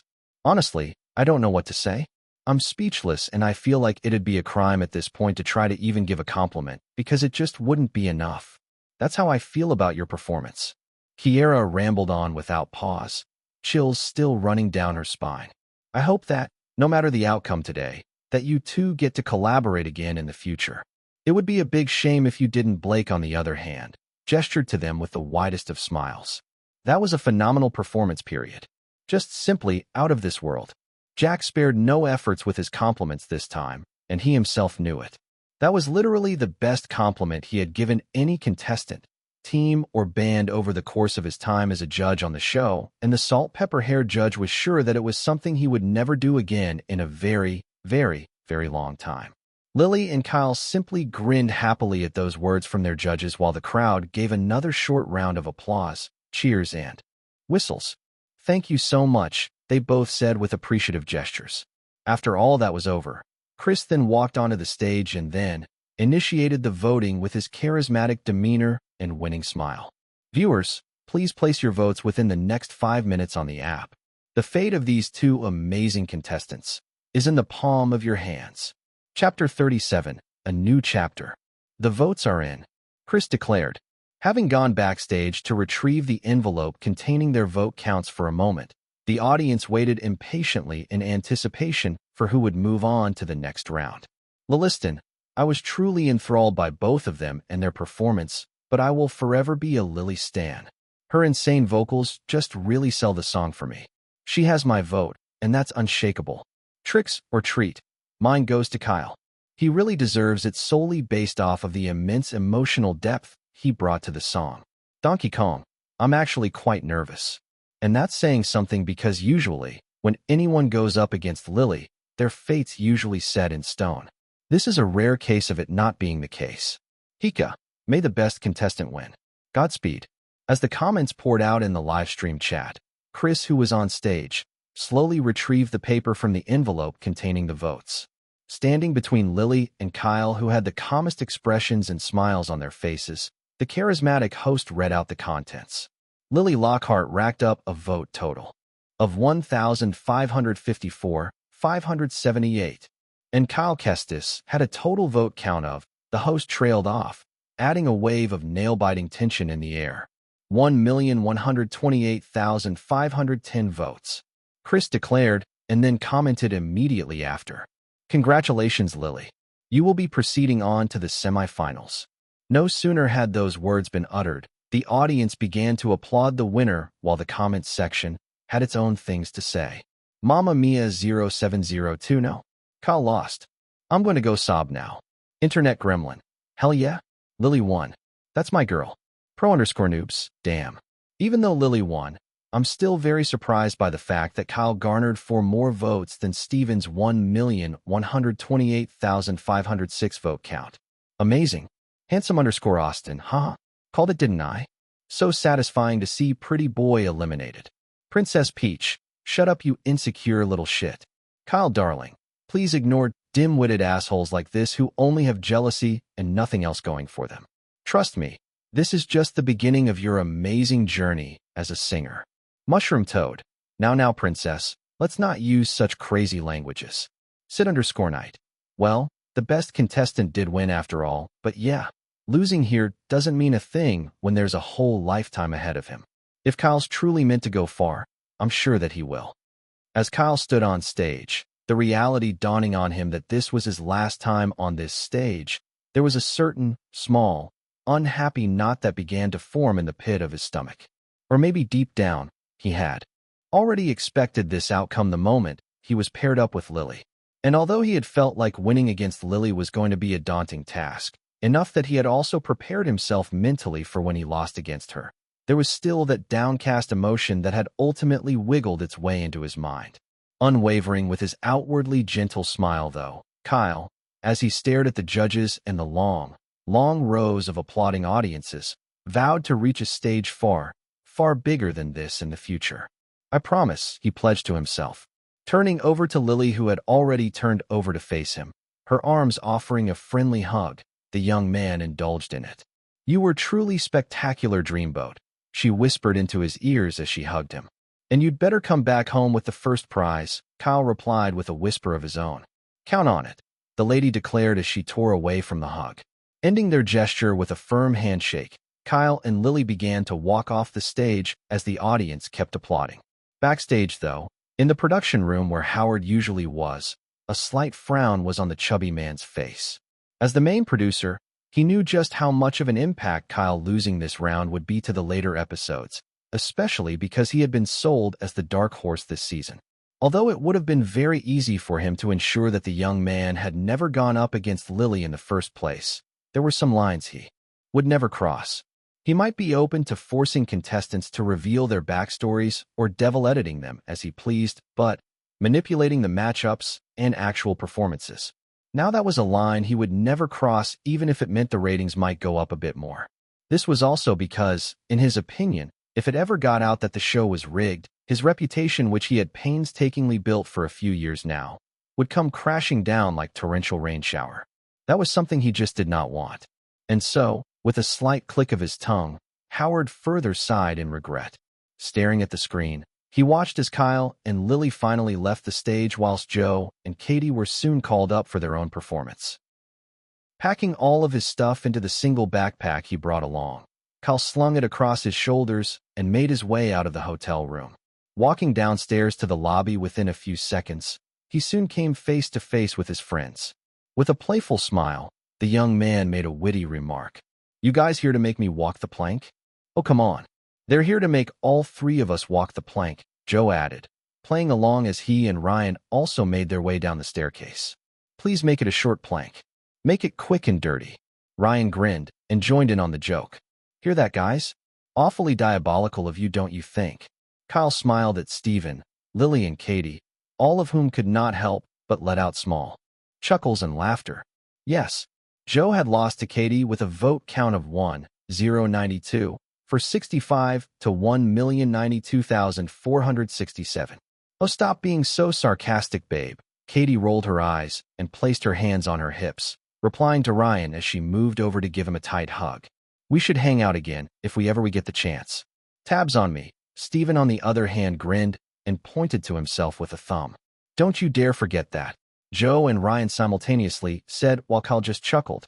Good luck on your future endeavors, Joe. Lily, the last of them to speak, shook the young man's hand and then turned to the other two and simply said with a light smile, I'll see you both at college. Yeah, we'll be waiting, Ryan replied, and Kyle nodded. With all the pleasantries out of the way, all three men soon made their way out of the hotel.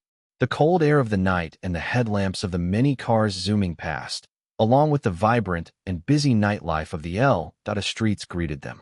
As they each waited for their respective rides to come pick them up, Joe let out a deep breath of air, vapor coming out from his mouth, and began to speak. You know, this was actually my last chance to pursue my dreams. This single statement of his caused Ryan and Kyle to turn over to face him.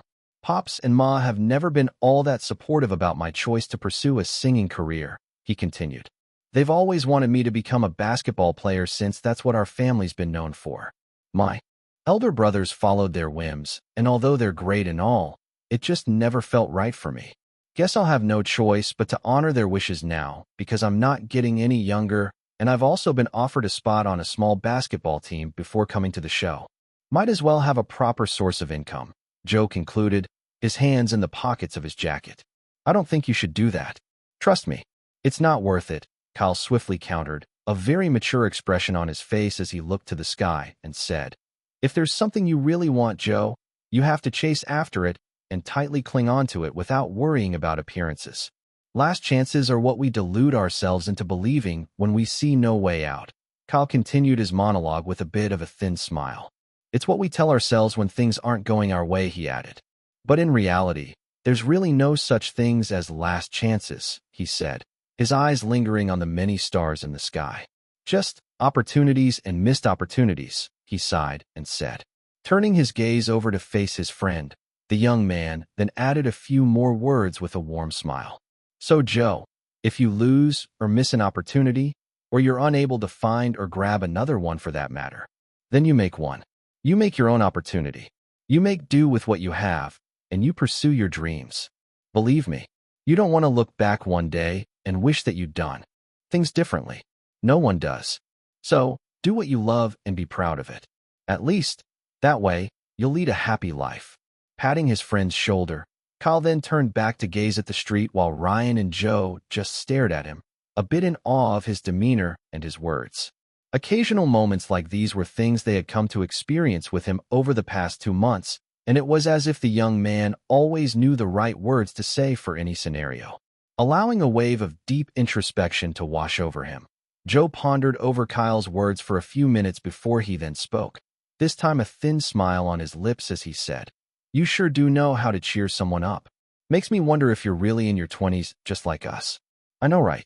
So wise. Like an old sage.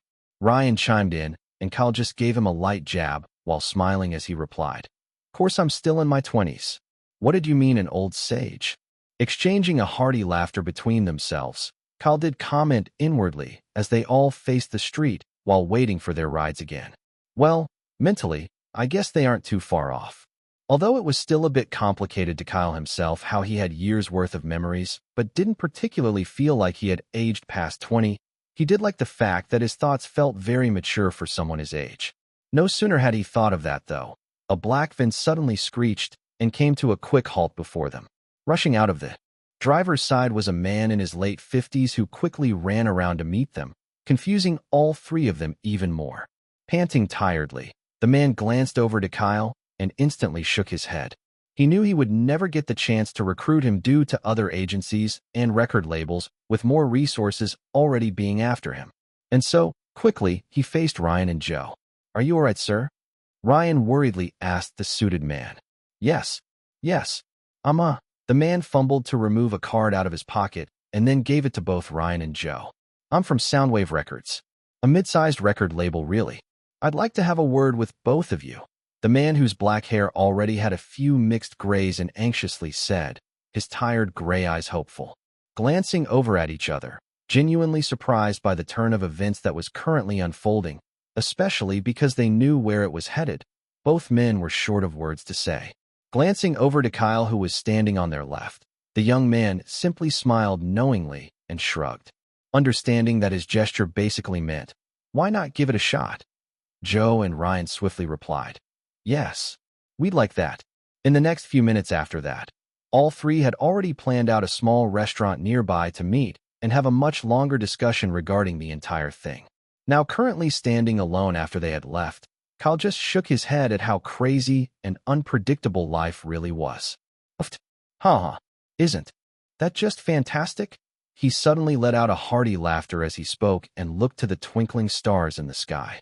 Ryan and Joe had just been eliminated from the show, and yet, life was already pushing them on a path forwards anyway. And just like that, their new chapter had just begun, and the same was for him too. As Kyle was musing and laughing to himself, Oliver's black Porsche soon pulled up, and the young man quickly made his way over. Entering the car, the agent was a bit surprised to see his ward full of smiles despite the fact that he had just been eliminated. Why are you so happy? Oliver couldn't resist asking. To that, Kyle just turned over and replied with an even wider smile. Because Oliver, a new chapter of my life has just begun, and I'm very much looking forward to what the future has in store for me.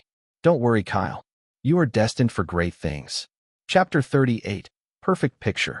Following the airing of the memorable and sensational Duet Rounds episode, a lot of entertainment blogs had released so many articles within mere minutes just after the episode had finished airing. However, some of the most popular entertainment blogs actually took their time to release a well-curated and properly written article on it, deciding to go for quality over quantity, as their many subscribers would still read their post regardless just for the quality alone. One of such articles was written by a Pop Times, a very popular and dependable blog for all forms of news pertaining to the entertainment industry. Rising Voices, a truly spectacular yet bittersweet episode for fans and casual watchers alike. As the reality singing contest show finally hit an all-time record-high audience rating of 9.8 out of 10 with yesterday's episode, we here at Pop Times couldn't agree more. Rising Voices has constantly been introducing new and interesting themes this season that has only served to garner more and more people's interest in the already popular reality show. From the inclusion of a three-way knockout round, to a very innovative idea called the blind auditions, which we very much believe could still be improved upon, all the way to the boy band, girl band knockout rounds. There has been no shortage of themes to keep both fans of the show and casual watchers very interested. More than that, though, the most recent of the themes was yesterday's Duet Round theme, which was further spiced up by the inclusion of live streaming and voting segments. The contestants having been previously matched in a fair manner, as evidenced by the use of a lottery ball machine, provided some very interesting matchups. The sophisticated Helena Cadieux was paired up with the handsome Ryan Parker, while the stylish Joe Michaels went up against the beautiful Katie Chopra. Savvy Paxton Brown was paired together with girl next door June Roberts, while the amazing Steven Anderson and lovely Anna Briggs were set to perform together. Finally, fan favorite, an exquisite Lily Lockhart was paired alongside the wild card and charming Kyle Kestis. As the rounds got off to a pretty great start with Ryan and Helena performing the catchy pop rock song, Midnights, Ryan was eliminated with a losing vote count of 695,301 votes to Helena's 861,545 vote count. Moving on, Paxton and June were very evenly matched as they performed the popular ballad song, Save Me, with Paxton coming out on top against June, a vote count of 643,024 to 602,999. Steven won by a complete landslide against Anna with a vote tally of 1,128,506 to 331,623 votes after they had performed the well-known R&B song, Day and Night. Katie and Joe, on the other hand, put up a very close fight with the pop-rock ballad song, Love's a Dream, with the young lady barely squeaking out to win against the young man, with a vote difference of 1,092,467 to 1,092,465. And finally, with the most impactful of all the duet rounds, was Kyle and Lily, both of whom, after delivering a hauntingly beautiful performance of the chamber pop ballad of the widely acclaimed and popular End of Us, resulted in Kyle being eliminated against Lily, a vote count difference of 1,128,510 to 1,554,578. One thing to note, though, was how Kyle, despite losing by a pretty substantial vote count to Lily, actually ended up beating every other major contestant in the show with his votes, Steven included. It really begs the questions. What if he hadn't gone up against Lily Lockhart? Would he have also been among those who would proceed to the final rounds? Sadly, those are all what-if questions we'll never have answers to. Putting all that aside, a lot of fans were very much downcast when their favorite contestants were eliminated, most especially Joe Michaels and Kyle Kestis's fans, most of whom had hoped that maybe the production team had plans to call contestants back in the final rounds. However, having gotten the information from a trusted insider of ours, we can very much verify that there will be no such plans, and the contestants who have been eliminated truly have no second chances on the show this season. But then again, lack of second chances are only applicable to things like a high-stakes reality TV show, and who's to say that the eliminated contestants won't go even further than the eventual winners of the show?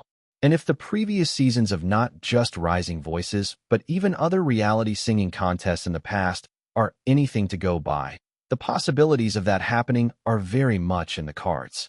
The only question will be if the eliminated contestants are able to find their footing in the turbulent seas of unsuccessful aspirants and succeed in the long contest called life, or end up drowning along with them. Only time will tell. That said, the show will continue on with the remaining 8 contestants left, and in the next 2 to 3 weeks, the show will round up with the semifinals and ultimately the finals, that which we here at Pop Times are really looking forward to. Asterisk, asterisk, asterisk. Kyle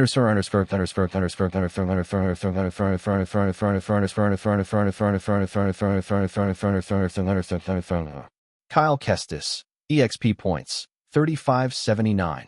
Skills: soulful vocals, P. Growth spurt, P. Appraisal, A. Resonance, P. D. Charisma, P. Polyglot, P. Deep dive, A. C. Asterisk EXP points can be used to create skills. Levels: singing level 9, acting level 6, composing level 9, dancing level 6, instrument mastery, piano/guitar, level 7 out of 6. Asterisk levels will increase in accordance to your growth. Staring at his status screen, Kyle just mused to himself for a bit before he then dismissed the translucent screen, returning to reading Tech Whiz, his favorite comic book. After yesterday's performance, his system had only awarded him 2,000 bonus EXP points, and had also pointed out that he was close to breaking through to level 10 in singing, something Kyle didn't particularly mind. Considering End of Us was pretty much an already perfected song, there was no need for him to tweak it, so it came as no surprise that there was no bonus for anything of such.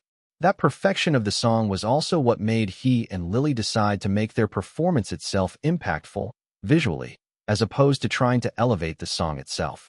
Completely alright with the massive growth he had achieved over the past 2 months with the show, something that he otherwise would have never been able to achieve if he had not taken his chance with the show. Kyle's content heart was just dandy as he refocused his attention solely onto his comic book, a thin smile on his lips. Oliver, on the other hand, who was upstairs in the same building of Disco Tune, a mid-sized music distribution company one of his close connections linked him to, was currently closing a deal. So we agree on a $150 annual sum for the 3 songs along with a 5% revenue cut.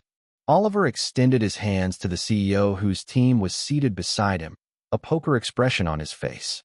Yes, that's fine by us, the CEO, a man in his early 50s with dyed brown hair and light blue eyes, replied in a businesslike manner, but in his mind, couldn't help but be quite impressed at how the suave agent had handled the entire deal without breaking his demeanor even once. Thank you for your time. Oliver then got up after all the proceedings and formalities were done, glad that things went exactly as he had planned. To put into perspective, Distribution services were basically the ones that got an artist's song onto streaming platforms with a few royalties and a sum that was at times required to be paid annually to maintain the song. Usually, Oliver could have just opted for Kyle to upload his songs straight onto Groovebox, the most popular music streaming platform, without any form of royalties been taken from his earnings. The songs were sure to even perform very well, especially when considering his 5 minutes of fame on Rising Voices, which would still be lingering in people's mind. However, because the agent wanted to maximize the audience Kyle's songs would reach, he had a discussion with him yesterday night about giving it to distribution company, an idea Kyle had agreed with. The thing was, Groovebox had a lot of popular charts that were frequently updated each month, all of which could propel a song much, much further to a wider audience. From New and Hot 100 to Indie Sensations 100, Buzzing 100, Grooveless Top 100, and finally, All-Time Favorites. Each and every playlist was tailored to every level or stage at which a musician's career was at. Once a musician or an artist makes it to a more notable playlist, it would increase the likelihood that they would get more followers and more streams, which was exactly what Oliver was after. Considering Kyle was just starting out and wasn't exactly qualifying as an indie singer just yet, Oliver had made a deal with Discotune to help promote his songs onto the much higher lists of New and Hot 100. If normally, Oliver had him simply upload his songs on Groovebox without any form of aid, it would have garnered about 100,000 streams per song, maybe in a month, just solely based off of his popularity on the show. But, with the help of a distribution company, that number was sure to increase even further by 1 million and even more, possibly around 3 to 4 million streams per song at that. That was a massive traction his agent didn't want Kyle to lose out on, as it would give him a stable footing and not completely fade away in the public's mind, at least enough till he was ready to release his next song in either the coming months. Having sorted it all out now, the suave agent slowly made his way downstairs towards the lobby and soon saw Kyle, who sat with his legs crossed on one of the plush chairs while reading his comic book, the many ladies in the lobby constantly sneaking glances and ogling him despite him being completely oblivious to it. Shaking his head at the sight, though, an amused smile on his lips, the agent suddenly remembered how Kyle had been telling him one time about wanting to take the right picture to use for his Mediagram and TweetTalk account, since he never really took personal photos before. Realizing this was a perfect pose that kind of captured the essence of whom Kyle was to a certain extent, Oliver quickly brought out his phone and then took a perfect shot of the young man. Having done that, Oliver then walked up to him and said, "All right, Kyle, let's head back home. We have a flight to catch." "Yes, sure." Kyle swiftly got up and then asked, "Negotiations went well, I presume?" "That it did," Oliver coolly replied, and then, in a sudden turn of events, threw his phone to Kyle with a heads-up. "Catch." Swiftly, Kyle caught the phone Oliver tossed to him, a bit of confusion on his features. However, just as he was about to ask what his agent meant with his spontaneous action, the young man soon got his answer once he noticed the photo on the phone screen. Understanding what Oliver's sudden gesture meant now, Kyle simply smiled and then gave his appreciation. "Thank you, Oliver. I really appreciate it." "You are most welcome, Kyle," the agent casually replied, already walking towards the automatic doors as the young man trailed behind him closely. Chapter 39. Hello World. 2 days had passed since Kyle had been eliminated from the reality TV show. Of course, when he had gotten back to college, there was the usual 5 minutes of fame one usually experienced by being on live television that was broadcasted around the world. Questions were asked, praises were showered, and consolations were given, among other things. And after all that was done, most started behaving normally with him again, the initial thrill leaving their body, something the young man was ever so grateful for. The ladies who kept making advances towards him, though, now that was another story entirely, because most of them were quite utterly relentless. However, the young man ensured to make it very clear that he wasn't interested in any form of romance whatsoever. There was no underlying reason for his decision, really, contrary to what most people probably thought, because, honestly, Kyle just wasn't interested in pursuing a romantic interest, period. Sure, he could be an absolute gentleman and offer compliments and basic courtesy towards ladies as was necessary, but, at the end of the day, Kyle's intentions towards every lady he had met so far never amounted to anything past that, and even Lily was not exempted from that rule. Though speculations and rumors had arisen about he and Lily having a thing for themselves, Kyle, just like Lily, had come to understand that the reason they were both exceptionally comfortable with themselves was due to the fact that they never searched for any deeper meaning into each other's words like most people would have already done if they were in their shoes. To both of them, although they never said it out loud, they knew well enough that their relationship was purely platonic, one they were very keen on maintaining just as it was. Currently, though, early into the night, some of the guys in the same dorm with Kyle were inviting him over to a party of a popular guy on campus. One Kyle politely declined. Parties weren't really his thing, and besides, he had a lot of ground to cover up academically. Well then, no qualms, man. We'll see you around. The guy who came to invite Kyle spoke for all of the three friends behind him as they left. Yes, sure. Later, Kyle waved slightly and then retreated back into the comfort of his room, ensuring to lock the door behind him. Staring around the room, his college textbooks littering the ground, Kyle sighed and then began to pack them up one after the other. Considering there were so many classes he had yet to catch up on, he was really putting the effort into reading up on all the topics he hadn't covered yet. Having arranged all his stuff neatly on his desk, Kyle removed his glasses and placed them carefully on the desk too, all while massaging his temples. Slumping face first onto his bed, tired and fatigued, the young man pondered over a peculiar thought. It should work, right? He mused, his face buried within his pillow. Realizing he'd begin to find it hard remembering everything he wanted to memorize, Kyle casually created a skill in his mind that would also be very useful for singing and acting too.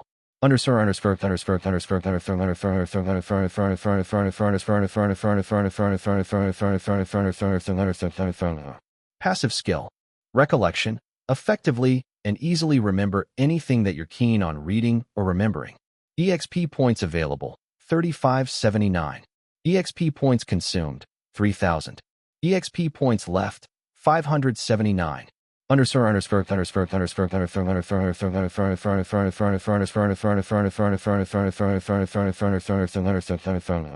That's a lot of points it consumed. Well, I'm not complaining. It's worth it, he lengthily mumbled to himself, his voice further muffled by the bed. Knowing fully well that as he kept writing more and more songs in the future, it might become harder to remember all the lyrics along with also remembering the lines from scripts in movies or series he might eventually act in.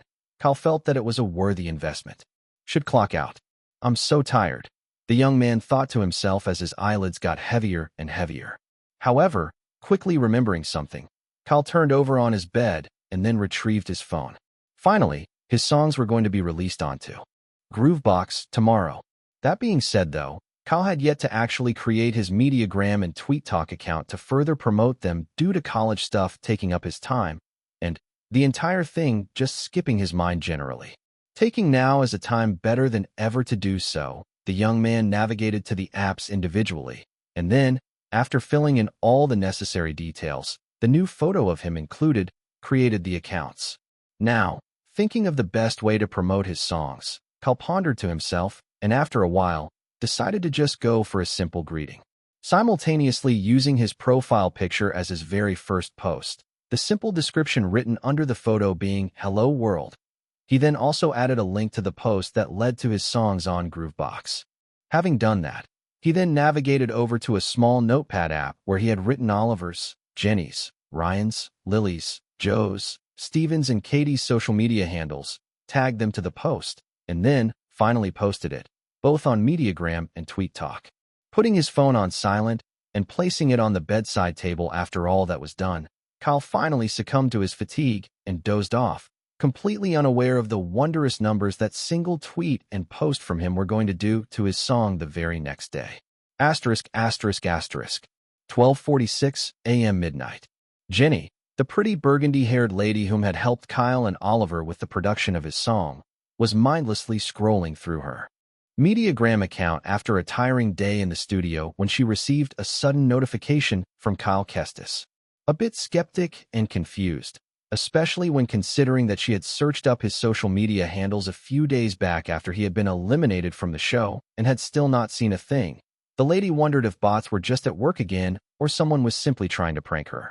However, Upon clicking on the notification, curiosity getting the best of her, a pretty smile blossomed on her face, turning into a wide grin that had her instantly sitting upright on her bed. Swiftly clicking on the link that then navigated her to Groovebox's new and hot 100s. The young audio engineer was evidently surprised to see Kyle's songs already at higher ranks on the chart. Spark was already at number 48, Embers at 35, and Needs to Be Loved at 22.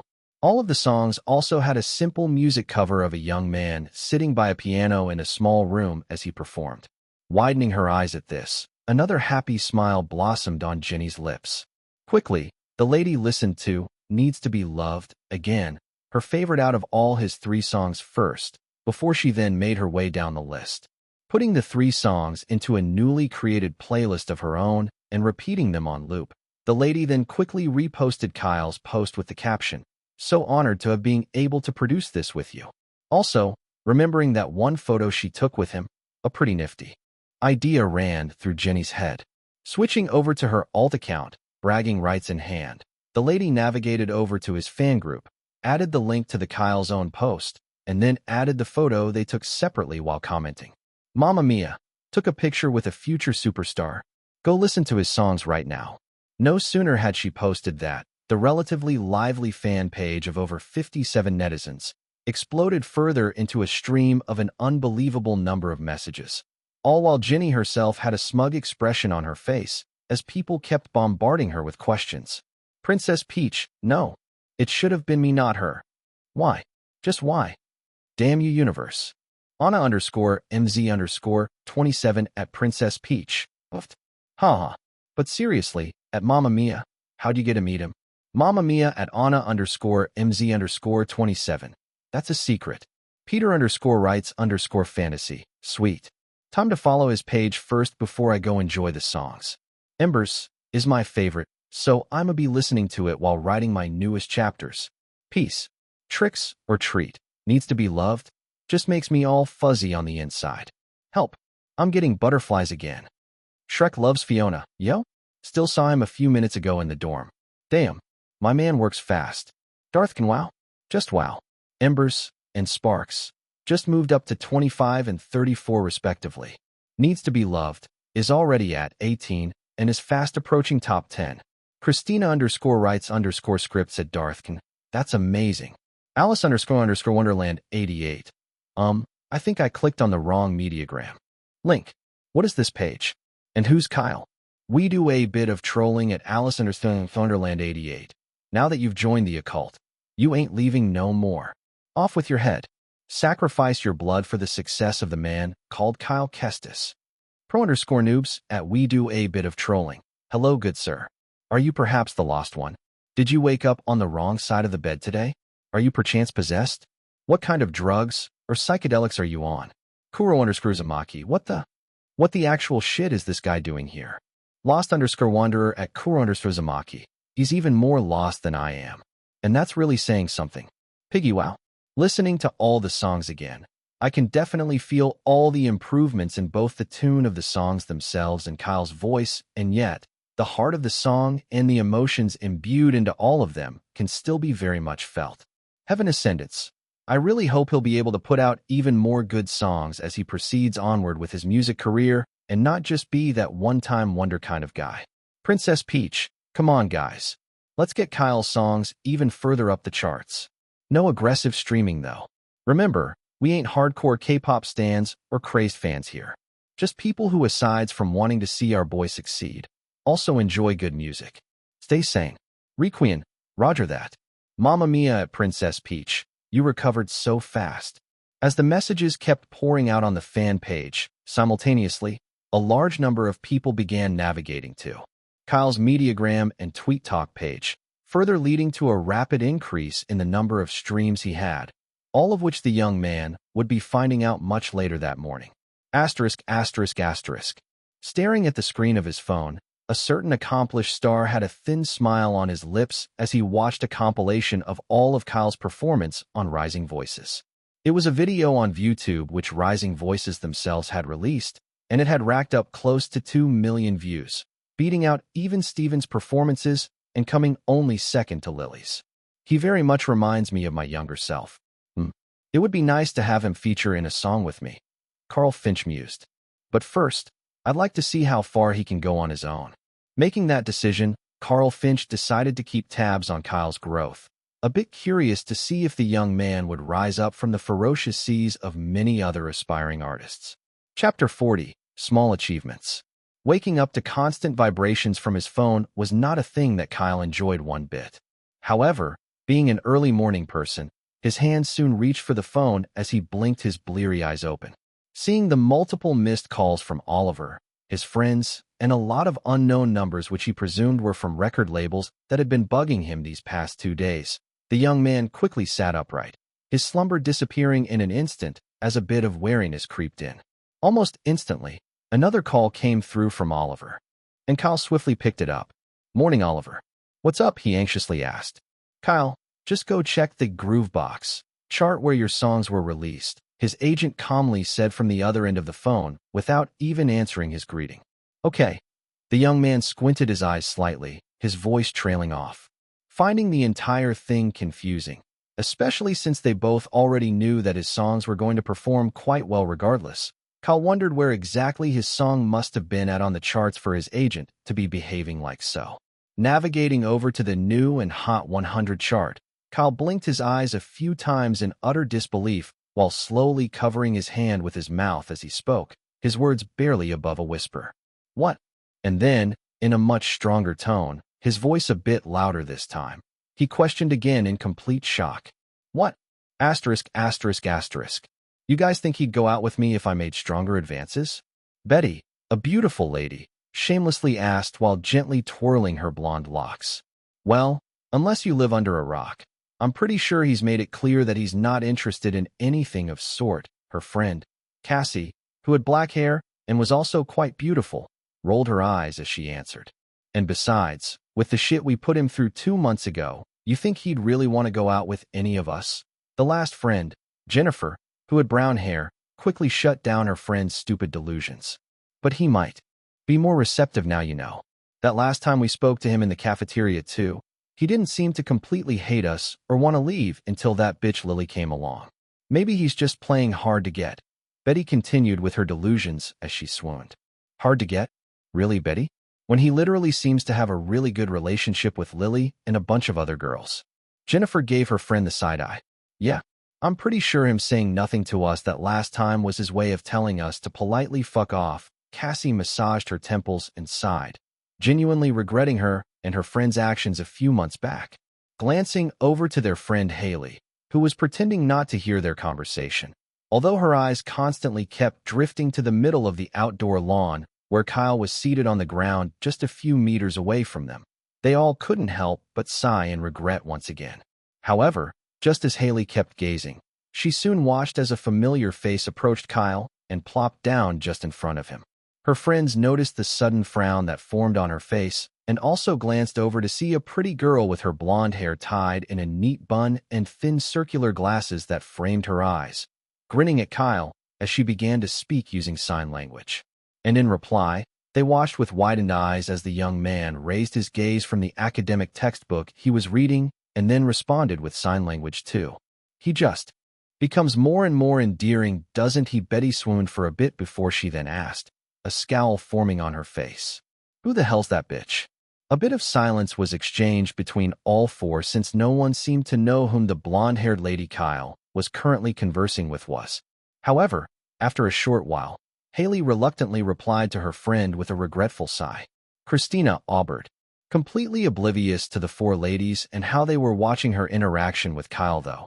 Christina just kept conversing animatedly with the young man. "Number 1 on the chart. That's amazing," she beamed at him. "I was so surprised too. Could not believe my eyes." Kyle replied with the same enthusiasm. "You deserved it." "Congratulations," she nodded her head happily. "Thank you, Christina. I really appreciate it." Kyle smiled in response, and Christina gave a thumbs up with small grin. Yes, seeing Needs to Be Loved as number 1 on New and Hot 100 was something Kyle was still coming to terms with. Even Embers was now at number 10, while Sparks was currently at 17. Honestly, the young man wasn't too sure why the songs were doing so exceptionally well, but it seemed like him tagging all his friends and all of them also helping him repost it had helped a whole lot. Little did he know, the main cause of it was Jenny, Princess Peach, and his small core fans banding together to push the song higher and higher on the charts. In addition to that, all three songs were really good music that had a lot of heart to them, and that, too, had also been a major reason as to why the song was doing so very well. It was also the reason why even the occasional music listeners, along with music enthusiasts who had never heard of him before or watched Rising Voices for that matter, were listening to a song with no popular name attached to it. That being said, the New and Hot 100 was a chart that was really only for aspiring musicians in the music industry, and it really didn't even amount to much on the far more popular playlists. To put into perspective, a song that took the #1 spot on New and Hot 100 might not even reach top 100 on the much popular Indie Sensations chart, place top 200 on the buzzing 100 chart, or ever dream of reaching top 300 on Groovelist top 100. Add that to the fact New and Hot 100 was a rapidly changing chart where any new music could dethrone his song within a day. Kyle more than anyone knew that his current achievement was very temporary. All that being said, what he had achieved was still no small feat for his very first song release, and Kyle was at the very least really proud of that. "Will you be coming to the club today?" Christina soon asked the young man as their conversation continued on. Her evergreen Iris is hopeful. "I might. Final year exams in a month, and I still have a lot of reading to catch up on, so it's still up there for now, though."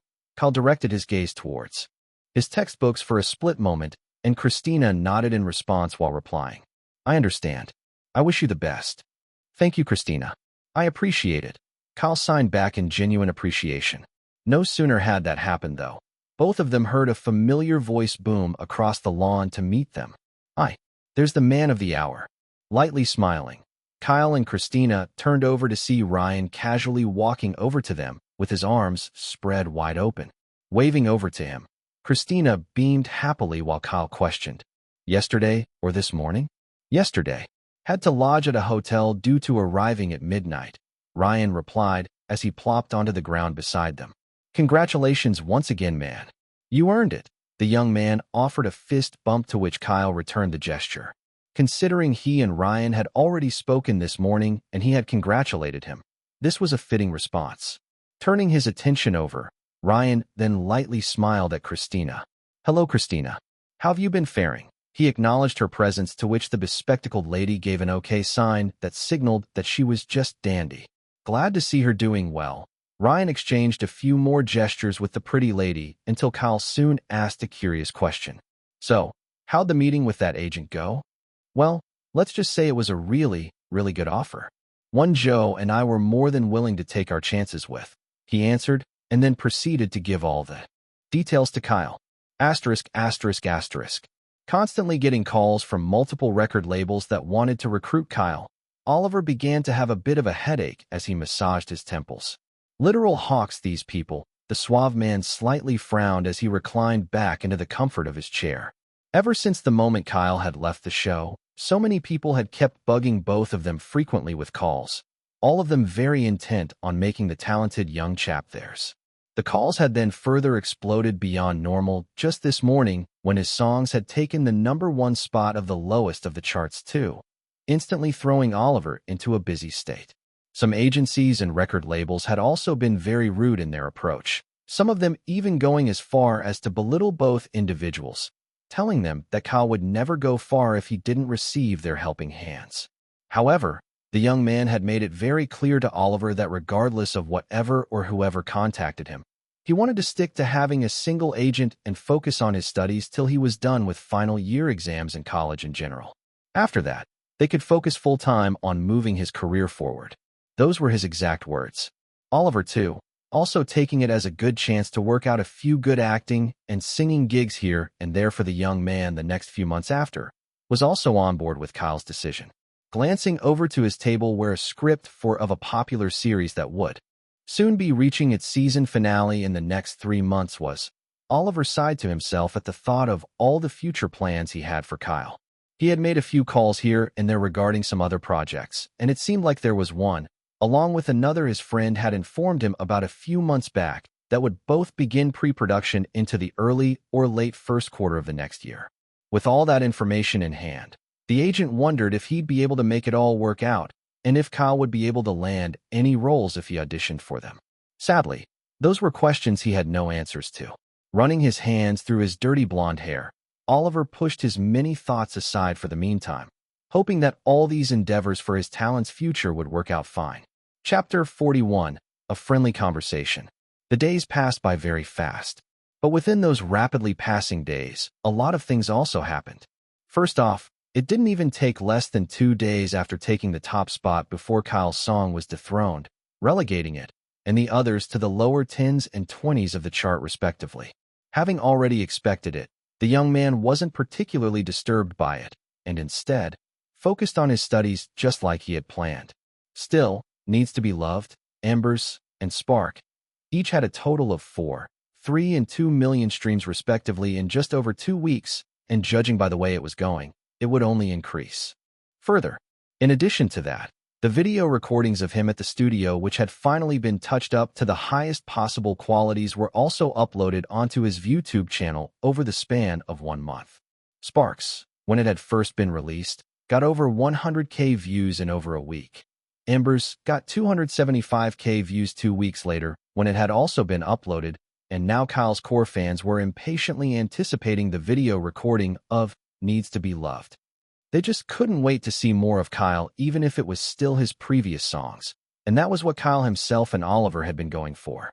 This way, he would still be able to maintain a bit of relevancy in people's minds, even if he was going to be solely focusing on his college duties during all that time. All that aside, though, there was also the fact that Rising Voices had finally rounded up their 4th season in grand fashion. Each contestant this time was given an entire stage to manage, along with backup dancers and singers assigned to them, making each performance seem like its very own concert.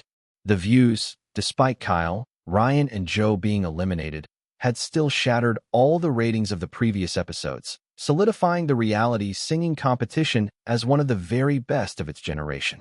In addition to all that, Lily came out as the definitive winner on the show, beating Steven and Katie, who had ended up being the 2nd runner-up and 3rd runner-ups respectively, by a few hundred votes each. All 3 had immediately exploded in fame after the entire ordeal was over and were instantly offered deals from many record labels and talent agencies. Steven had ended up accepting an offer from Jack and Blake's record label, while Kiera had taken Katie under her as a proc when she gave her a fantastic offer that she couldn't refuse. Lily, on the other hand, had gotten onto the entertainment news and tabloids for quite a while due to how she had rejected a lot of contract offers from some of the biggest record labels and talent agencies. Granted, she had done it very, very politely. Some labels didn't take too kindly to her rejection, and it seemed like the young lady was going to be having a very tough time in the future. Not that she seemed affected by any of it, though. In fact, she mostly seemed happier. Also, by the time the 2 ladies finally arrived back at college, they were subjected to an even crazier treatment than the one Kyle had gotten.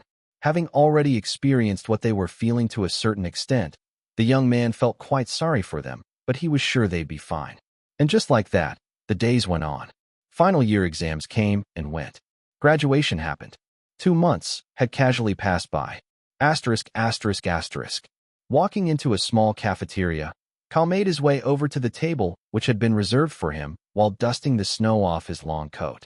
Sitting down, the young man relaxed into the comfort of the chair while gently crossing his arms, all while staring at the lady opposite him with a curious expression. "Hello, Kyle. You're here early," she greeted with a light smile. "And so are you, Lily. What's up?" he curiously asked instead with an arched eyebrow. Sighing a bit, Lily then replied, "I was just thinking about the future." "Anxious?" Kyle asked. "Isn't everybody?" the lady replied with a thin smile. "I guess so." Kyle simply nodded in reply, his eyes staring at the falling snowflakes through the window. Winter was in season, and the air was very cold. Everything was blanketed in white heaps of snow. Jingles were present in almost every store, and Christmas was just around the corner. Enjoying the tranquil silence, both individuals gazed at the busy street outside while waiting for their friends. After a short while, though, the young lady broke the silence, curious about something. "Say, Kyle, Why do you think I rejected all the offers from the big agencies and record labels? She propped her head with one of her hands as she questioned, a thin smile on her lips.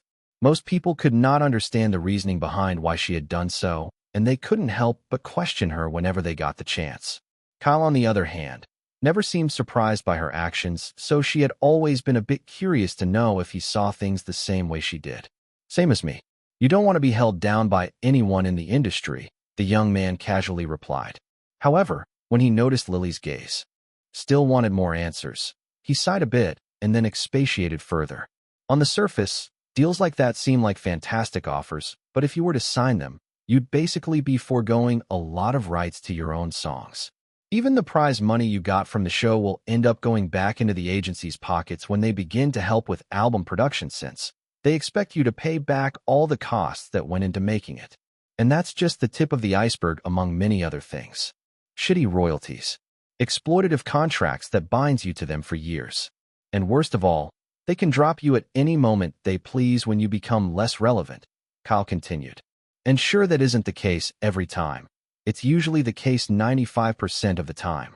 So, although signing a contract with them in the beginning might seem like a once-in-a-lifetime opportunity, it's more akin to them offering you a student loan that you'll never be able to get out of for the rest of your life. He concluded, and Lily couldn't help but burst into laughter at his analogy. That's a good one, Kyle. That's a really good one. The beautiful lady kept laughing as she said. Kyle, on the other hand, could only stare at Lily in slight confusion due to her sudden laughter. He himself didn't even consider what he said as a joke of any sort, so he found Lily's hearty laughter to be a bit unfounded. However, as he kept staring at her, he soon realized a hint of sadness layered beneath her laughter, and instantly, it clicked as he subconsciously muttered out loud, "Debts," widening her eyes, evidently surprised by how fast Kyle quickly caught on to the reason for her sudden bout of laughter. Lily couldn't help but remark, "Oh wow, you're quite the perceptive one, aren't you, Dreamboat?" Smiling sheepishly, the lady sighed, and then lazily began to stretch on the table as she continued. "Yeah, that. Although we're free of it now, there's really nothing much left of that prize money. Where? Her family probably," Kyle reasoned to himself while Lily kept speaking. "And well, considering how horrible the last few years have been with everything constantly breathing down my neck, I'm not too keen on wanting to go back into any hellhole of such ever again," she quietly said while raising her head back up. "And that's actually why I want to go solo. Be an independent artist and an actor." Staring back at Kyle again, Lily was surprised to see that the young man was lightly smiling back at her instead of having a pity gaze like most people usually would. Although he didn't know how much of a debt she had incurred, Kyle reasoned that it must have been a very, very scary sum for Lily to have commented that there was nothing much left of a $1 million prize money. Maybe the debt wasn't even hers and was more or less a family thing. The young man could only guess. But, having experienced what it was like to be in debt too from his past memories, Kyle more than anyone knew just how hard it must have been for a young lady like Lily to resist taking the easy way out. She could have exploited all the men who kept clamoring after her, used her immense beauty to seduce even the richest of them, considering she modeled a few times here and there, and could have become a very bitter person overall, but yet, here she was, triumphantly surviving against all odds. That was a very admirable trait to him, and as he gazed at her, a light smile on his lips, it was more or less as if he was acknowledging her years of strength, resilience, and fortitude. That was a gesture far better than him just pitying her, and Lily seemed to understand that. Due to that, a really genuine smile blossomed on her face as she grinned at him and said, "You truly are one of a kind, Kyle Kestis. And so are you, Lily Lockhart." Kyle replied in kind before he then asked curiously, "The debt? It isn't really yours, is it?" "Nope. My father was actually the one who incurred it after our mom divorced him," Lily began to explain. "A total of $212,500 back then, but the interest just kept piling up, and before he knew it, he was deep into it, bringing it all up to $892,080. Granted, he did fight for the right to have us in his custody and also take care of us. I don't think Amy and I were ever annoyed at him, because we knew he was trying so much harder than we ever knew to give us the best he possibly could," Lily continued explaining. "But at some point, he overworked himself and got sick, really sick. So I had to step up, being the firstborn and the big sister. It was just something I had to do, she concluded, and Kyle nodded in understanding. Well, if it makes you feel any better, Lily, your father's a really good man, the young man complimented, and Lily beamed in response. Thank you for saying that, Kyle. My dad's the best. Exchanging a small chuckle, both individuals soon allowed for another comforting silence to descend between them. After a short while, Kyle was the one to break the silence this time by offering a genuine sentiment. I wish you the best of luck in your future endeavors, Lily. And I wish you the same too, Kyle, Lily replied with a sincere appreciation for his words. No sooner had that happened, Ryan, Katie, and Christina walked in through the doors of the cafeteria, locating them almost instantly. Hey guys, Ryan and Katie called out while Christina gently waved as they made their way over. Getting up and responding to them with warm hugs and greetings, all five soon began to converse over mundane things. Considering graduation had happened just a week ago, all of them knew they would soon be very busy going about their respective lives. As a result, they had all decided to have a small meet-up like this, one they could look back on fondly whenever they remembered each other as they progressed through their different lives. At least until the next meetup came around. Chapter 42, Baby Steps. Having already being paid twice now by Groovebox, a total of $99,524.14, Kyle was quite literally very financially stable for a while, a situation the past Kyle would have never anticipated in his wildest dreams.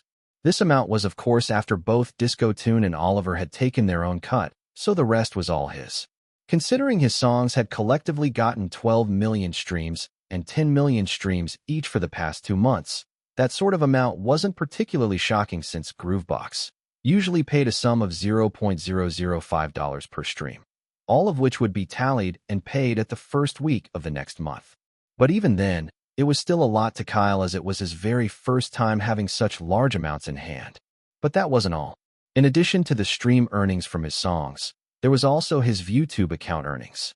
Sparks had fizzled out after reaching 300K views, Embers at 690K, and Needs to Be Loved at 998K, bringing it to a collective sum total of 1.98 million views.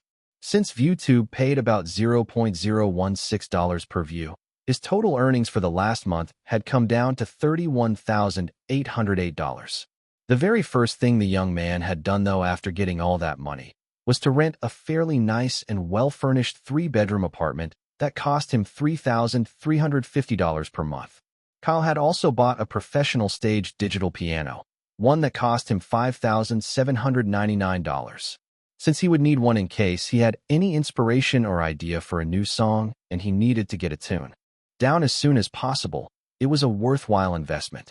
Now that he had graduated from college, he was very intent on focusing on trying to move his career forward, and to do that, he needed a space of his own to be able to think and come up with good ideas for his songs. Although he had a few half-baked ones swirling in his head, he wanted to elevate them as best as he could if he decided to settle on one, as opposed to releasing mediocre stuff just because he wanted to stay relevant and not lose his small popularity. Quality over quantity. That was the mantra Kyle loved to work with. Today, though, Oliver was in his apartment, and as the young man exited the kitchen, 2 mugs of hot coffee in his hands, he couldn't help but speak as his gaze locked onto the table Oliver was sitting by. Granted, there's only one script. I'd never expected an acting audition to be coming up this fast. And let's not even talk about the multiple single gigs you already have lined up for me, he added. Hearing that, Oliver simply relaxed into the comfort of the chair, a thin smile on his lips as he commented, "Well, I have had 2 months to pick out the best ones for you, so this much is expected. Singing aside, though, this is a pretty nice opportunity for you to kickstart your acting career. Give it your best shot," the man added, handing over 1 mug to his agent.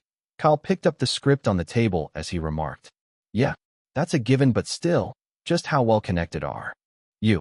Enough to get you jobs like these," Oliver shrugged, and then continued. "Anyway, there are some other projects that you might need to audition for next year.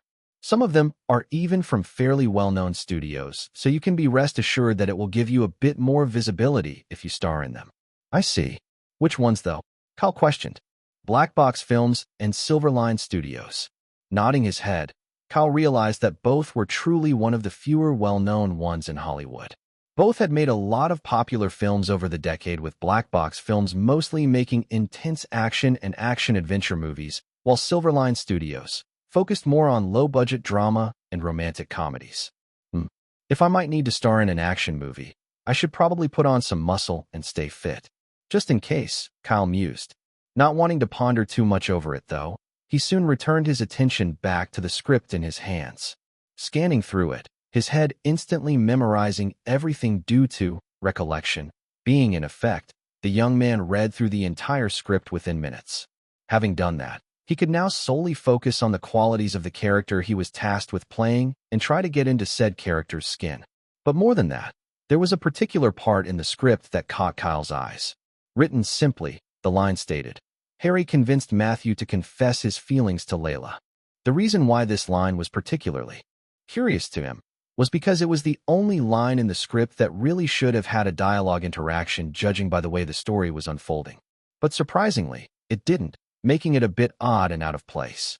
Weird, Kyle thought. Pondering a bit further over what the cause could be, his thoughts soon drifted over to the series itself. "Grow up, huh?" he muttered out loud this time. A popular series that anyone who was keeping up with the trends would know. The story followed a dysfunctional young teenager by the name of Matthew Gallagher as he tries to navigate his way through all the highs and lows of high school, while also trying to find out more about himself as a person and coming to terms with it. It wasn't a particularly innovative spin on the typical coming-of-age story, but it was the execution of the story that really sold viewers on it. The show had been critically acclaimed by both critics and viewers alike, and one of the reasons for that was because actual, young teenagers and fresh faces were cast for the roles of all the characters, as opposed to Hollywood casting famous actors whom were already in their late 20s or early 30s. The first few seasons of the show had also been the best, with the TV series showcasing the poor communication skills of a dysfunctional Matthew and how he tried to be less antisocial towards the people around him. As the series went on, Matthew also begins to learn more about himself as a person and gradually learns to become more social with people, which in turn gave the viewers great life lessons, hilarious moments, and at times really emotional scenes that really stood out. That was the major appeal of the story, and for a lot of people, it was their comfort series. But like most TV series, it eventually started to lose the core of its story when the fourth season rolled around with a newer director who didn't really get what made people love the show and only seemed to like to self-insert himself into the story. The episodes he directed felt incoherent and aimless a lot of the time, and useless drama took up too much screen time, an attempt made by him to spice things up that had backfired horribly. The fifth season, not learning from the previous season's mistake, only upped the antics and the issues of the fourth. This had inevitably ended up immensely pissing off a lot of fans of the show, most of whom were of the teen demographic. Having gotten tired of the terrible writing of their once-beloved show, they banded up and review-bombed the fifth season without mercy, and rightfully so too. Realizing that their main audience was getting furious with the terrible writing, the executives of the show instantly booted the current director in charge and requested for the previous one, who was more than happy to take back his position. Even if they had been a dick to him the last time, he was suddenly fired and replaced with another director due to creative differences. And so, the sixth season, and also the last season, finally came along, and once again, the series, although was still getting mixed reviews, wasn't hated by fans anymore, and if at all, most felt like it was coming back to form. The role Kyle was going to be auditioning for, however, was going to be of Matthew's elder brother, Harry, whom had always been teased from the very beginning of the series as someone that really understood his younger brother but had traveled overseas for his studies. I think I can manage, Kyle then said after a short while.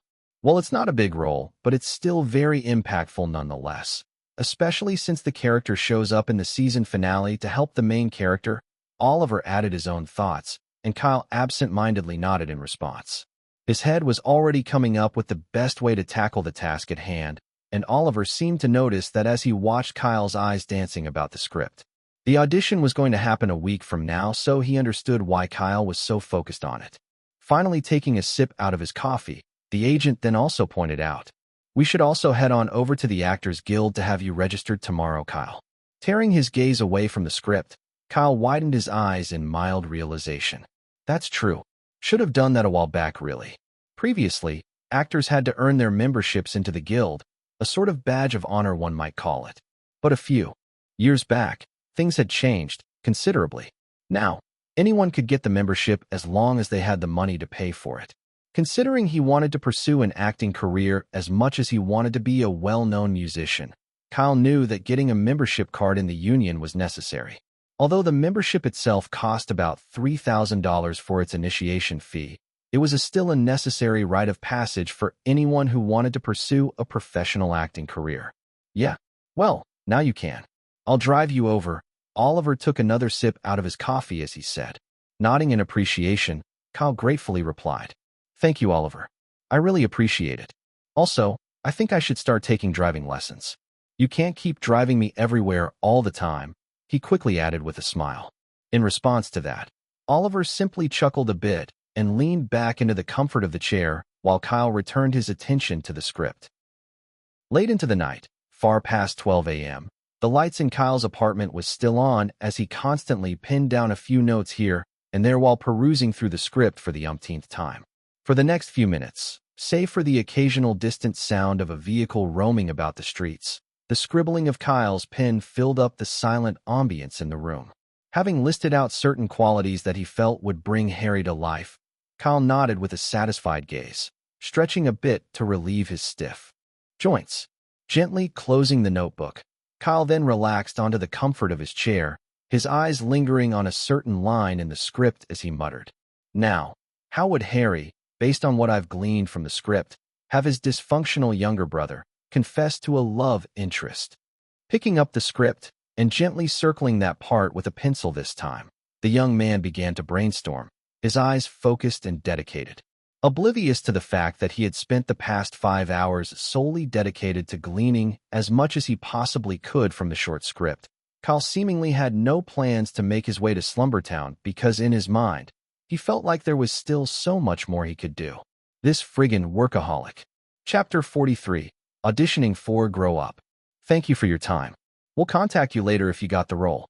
You may take your leave now, a sharp-faced looking man said to the young man who had just auditioned for the role of Harry Gallagher in Grow Up. Bowing a bit, the young man walked off the stage, anxiously wondering to himself if he would be getting the role he auditioned for.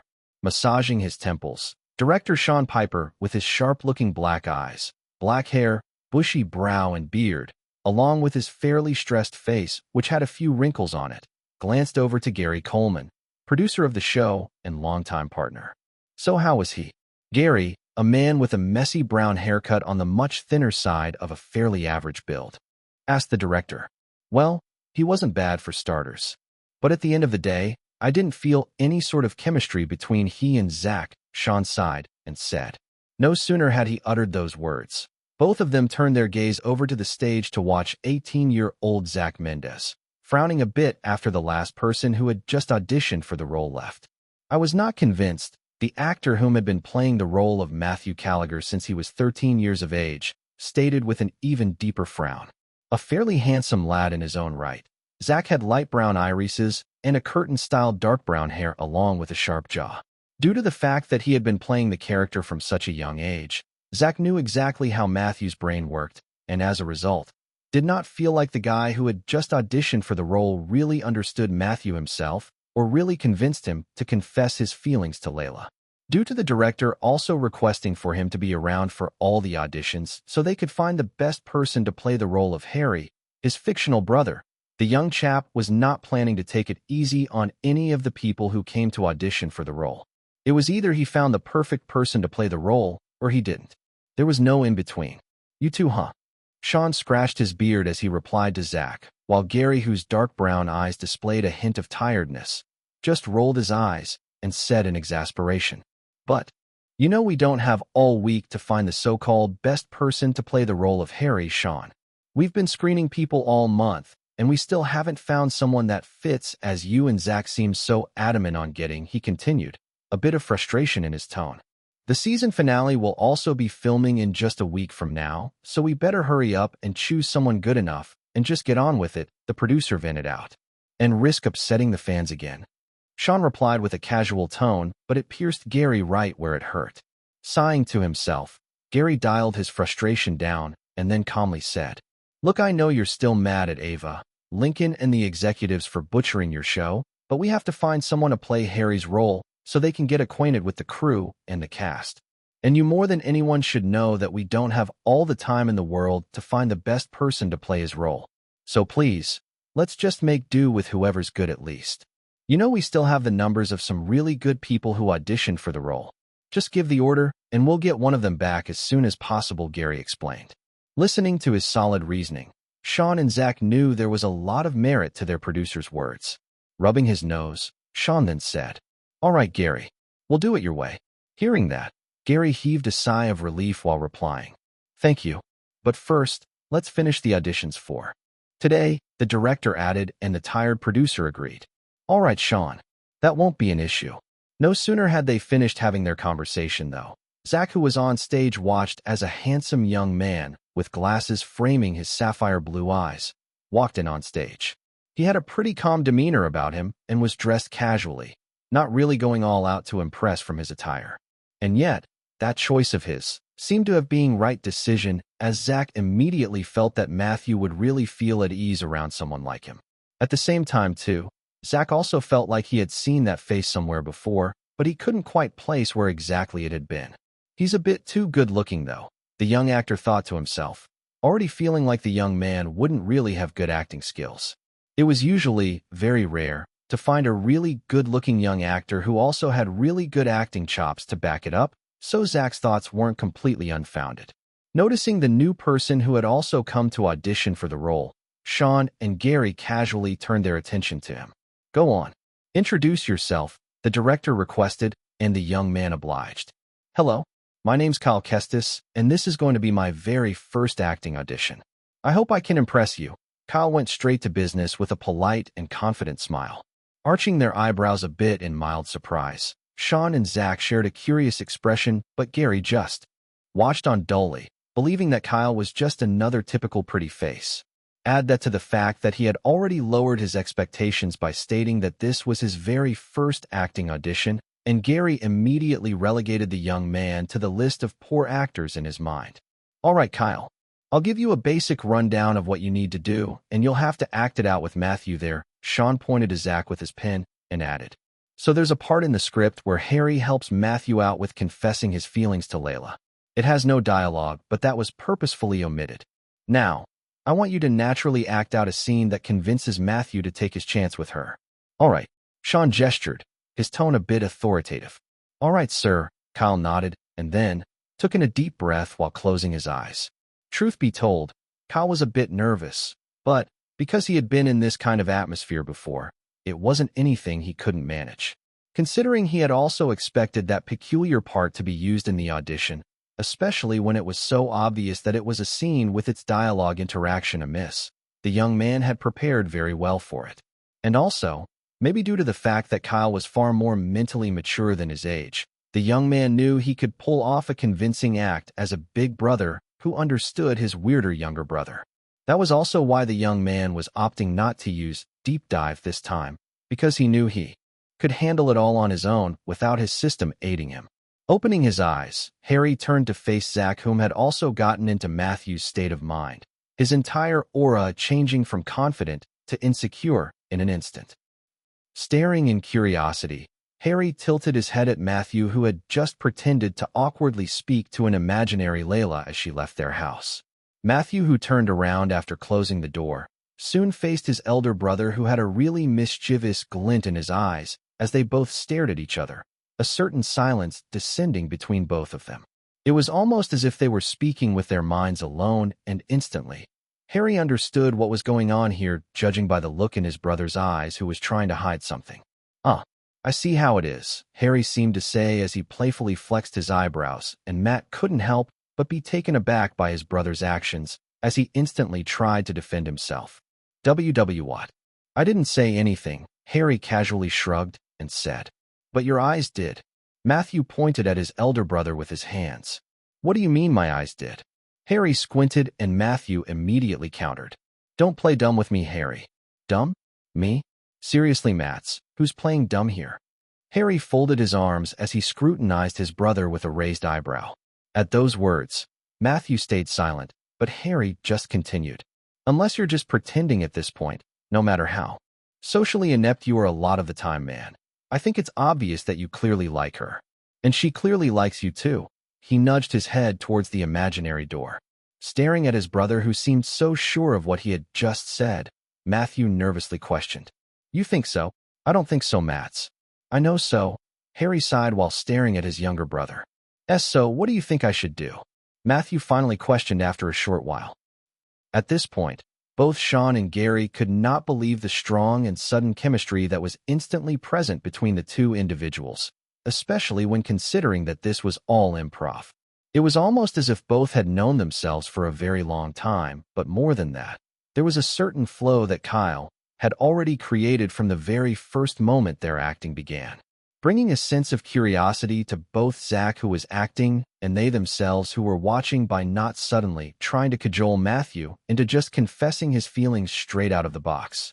This was something most of the people who auditioned today had done, and it didn't really feel right. This Kyle guy is really good for a newbie actor. That being said, though, here's the real test. How does he convince someone who's never even been sure of himself all this, while that he should confess his feelings to someone he's been friends with for a very long time, without making it seem awkward or hard for him? Those were Director Sean's thoughts as he watched on, but Kyle's next answer shocked both he, Gary, and Zach himself, who almost broke character. Cliffhanger Cohen says hi. Chapter 44, Strong Pick. Why are you asking me? Harry casually tilted his head. What? But it seemed like you were going to help me out, and I don't know. Maybe give me some advice too. Matt voiced out his confusion at his brother's sudden words. But I'm not the one in love. That's all you, man.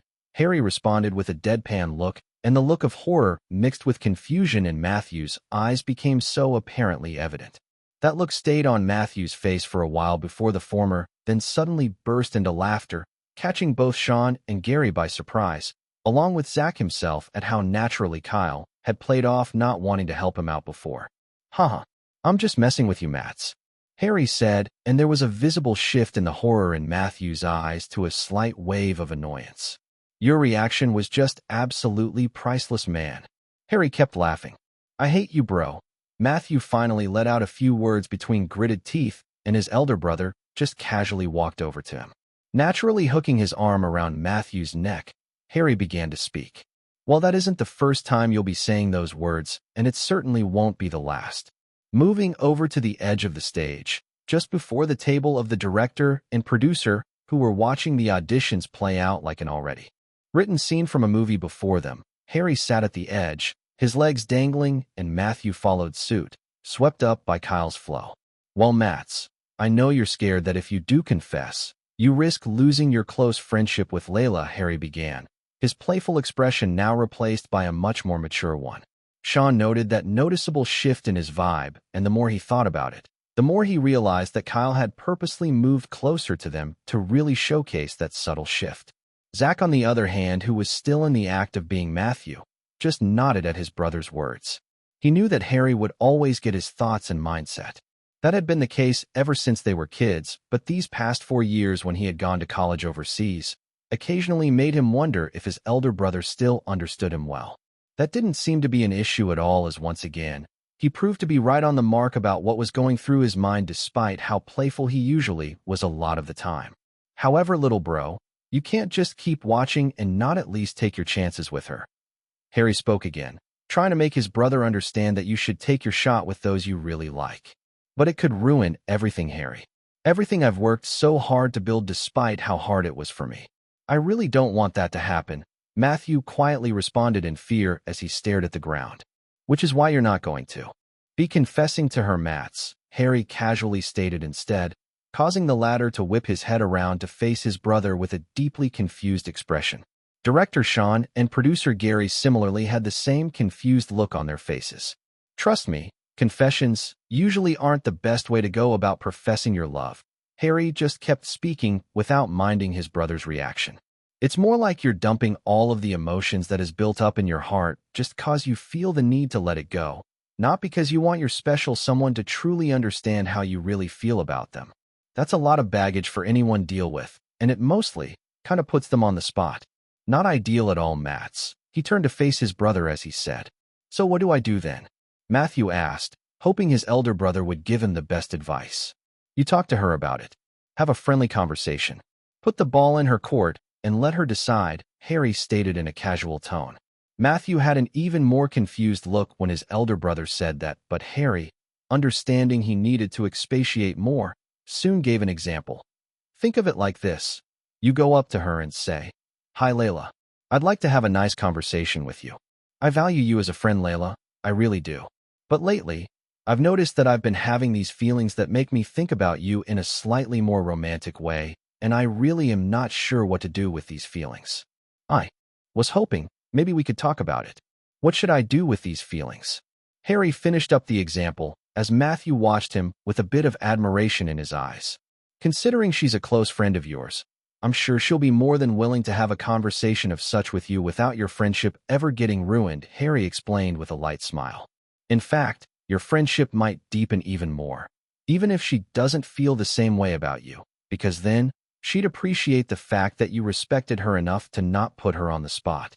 But if perchance she does decide to sever your friendship just because of that, then she just hasn't understood just how amazing of a person you are, and you know what? That's her fault for missing out. Harry grinned as he said, So, how's that? He then asked after he was done explaining. Think you can give it a shot now? He further questioned, and this time, Matthew nodded, earning him a slight pat on the back from Harry. Staring at each other for a few more seconds, both brothers exchanged a chuckle after their conversation was over, and they even went as far as giving each other light jabs. And yet, even after all that, it still took a small while for both Kyle and Zach to return back to their normal state of mind and stop acting like two brothers whom had known each other all their lives. It's him. He's perfect. Zach thought to himself now that he and Kyle were standing in the middle of the stage again, director Sean and producer Gary also staring at the raven-haired man. Their eyes showed that they were impressed with him, and soon, Sean opened his mouth and said, Well, thank you for the audition, Kyle. We'll contact you later if you got the role. You may take your leave now. Thank you very much, sir. Kyle gave a curt, polite bow and then made his way off stage, really feeling like he had impressed the judges. The moment he left, far enough to not be within vicinity anymore, Zach turned to face both Sean and Gary while instantly declaring, He's perfect. Absolutely perfect. Warm, witty, receptive, and mature. He embodied all the best qualities that Matthew loves about his brother. Zach further added with glee. That was immensely high praise coming from him, and both Gary and Sean knew that. And that was all improv too. Even beats the original dialogue I had in mind. The bushy-browed director thought to himself. Guess we've got a strong pick for Harry Gallagher then, Sean then declared after a short while, and Gary heaved a genuine sigh of relief. But we'll still need to interview every other person. No matter how well he acted, there can always be a much better actor, so let's get to it, Sean added, and the others nodded because his words were very true. They still needed to act very professionally until all the auditions were over without any bias of sort. Asterisk, asterisk, asterisk. Sitting on a bench just outside the building where the auditions had taken place, Kyle opened up his system interface as the notifications bombarded his field of view. You have acted before everyone and impressed them. Huge bonus will be applied for acting without using a skill for the first time. You have obtained a huge amount of EXP points. 2,500 EXP points have been awarded. Total EXP points available, 3,100. Acting has advanced from level 6 to level 7. You are close to breaking through to acting level 8. Keep acting to improve your skills. Seeing his system informing him that he was about to break through to another level in his acting skills, Kyle widened his eyes a bit in realization. Guess the system rewards me even better when I don't depend on it too much. Thinking to himself, the young man smiled with a bit of pride, happy that he was making progress. Feeling a bit chilly though, Kyle sneezed whilst rubbing his arms, the freezing temperature of December doing its thing. Brrr, he shivered. Maybe I should have worn a long coat or a scarf at least, he thought, a bit annoyed at himself for not bringing proper clothing all, because he had wanted to act like a believable Harry. As the young man kept shivering on for a few more seconds, Oliver's Porsche soon pulled up to the sidewalk, and Kyle swiftly got in like a cave dweller starved of fire. How was the audition? his agent asked the moment he entered, turning up the car heater to its max. Grateful for Oliver's gesture, Kyle replied. After a short while, I think I managed to impress them. I have a good feeling about it. Asterisk, asterisk, asterisk.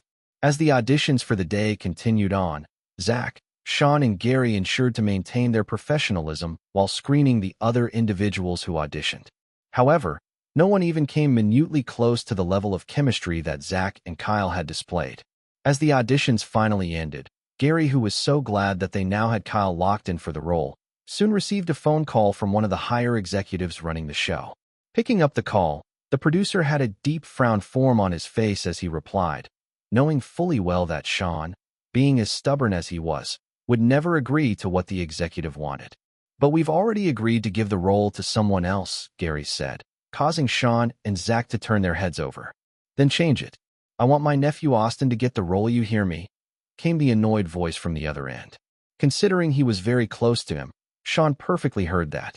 Knowing full well who the owner of said obnoxious voice was, the director snatched the phone from his producer, who reacted a tad bit too late. Now holding the device in his hands, Sean, in the coldest tone possible, let out a growling negative. No. Sean, I knew you'd be a pain in the ass. The woman on the other end clicked her tongue in disdain. Know this, Ava. I will not. And I repeat, I will not let you ruin my show again, Sean kept speaking, without giving her an inch. And if you really want your nephew to land the role, why not let him audition for it? Or are you also going to take this case to the board of executives again? Sean spat out, venom in his voice. Damn you. Ava cursed from the other end, and the director replied in a disgusted tone. Yeah, that's what I thought. Cutting off the call, Sean tossed the phone back to Gary, who was a bit fearful of how his partner had handled the matter. You do know she's well connected in Hollywood, right? The producer told his partner. I don't care, Gary. As long as she keeps her mangy hands of my show, I don't fucking care. Sean defiantly declared, knowing fully well that the board would never agree with her demands again, especially when considering that she had been the one to unceremoniously have him kicked out after the third season to let her brother direct the show, eventually leading to 2 very terrible seasons. Sean was very confident that she had no power over his work anymore, and her throwing a fit was all she could really do. Chapter 45, First Filming Set. Woo, that was great. Encore. Cheering and clapping. The audience in a small bar praised Kyle for his singing. Even people who weren't music lovers and just came to chillax were just as enamored by all of Kyle's covers on their various song choices. The entire atmosphere in the bar was lively and vibrant, and everyone seemed to be having a great time. One of the bartenders, as per Kyle's polite request, was even making a video recording using his own phone. Smiling at the people in the small bar after they had stopped cheering, the young man then asked, "Which would you like to hear next?" "Kid, can you perform One Life by Rasta Man?" An elderly man asked while waving his bottle of whiskey in the air, the people in the bar laughing at his mannerisms. "Don't mind him, kid. Just play whatever suits you this time. As long as it's good, we'll enjoy it," one of the elderly man's friends said, but Kyle, having a soft spot elderly people in general, didn't mind the request one bit as he responded. "Reggae, eh? That's a tough one, but I can certainly try." He happily took up the challenge and began to play. Guitar. Problems and tribulations. Why let it consume you? Hear me out, my friend. I've got a few words to say. Guitar. People were quite surprised that the young man was even willing to go that far, but they soon put aside those thoughts as he continued to play the popular reggae song, already affected by his gentle vocals and resonant skill. Guitar musical notes. There's only one life. One life. Don't let the world walk all over you. Guitar musical notes. And just like that, the night went on till it was time for the young man to take his leave. Thanking the boss of the bar, the bartenders, the waiters, and the small audience for having him, Kyle headed straight home, a video recording of all the covers of the songs he had sang at bar on his phone.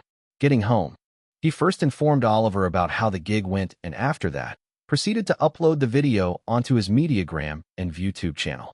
Already having a total of 35K followers and 20K subscribers respectively, it didn't take long for people to begin commenting underneath the post and video. Scrolling through some of the ViewTube comments, Kyle had a happy smile on his face. Princess Peach, wake up babe. Kyle just uploaded again. Mama Mia 0702. My day is now made and my joy immeasurable. Requiem, which bar is this? I want to come see you play live. Anna_MZ_27.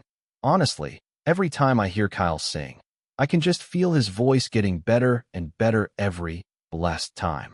Our boy's gonna go so far if he keeps this up. Alice__Wonderland88. Discovered you and your songs by accident, and now I can't stop listening to them. Your covers for the other songs are also great.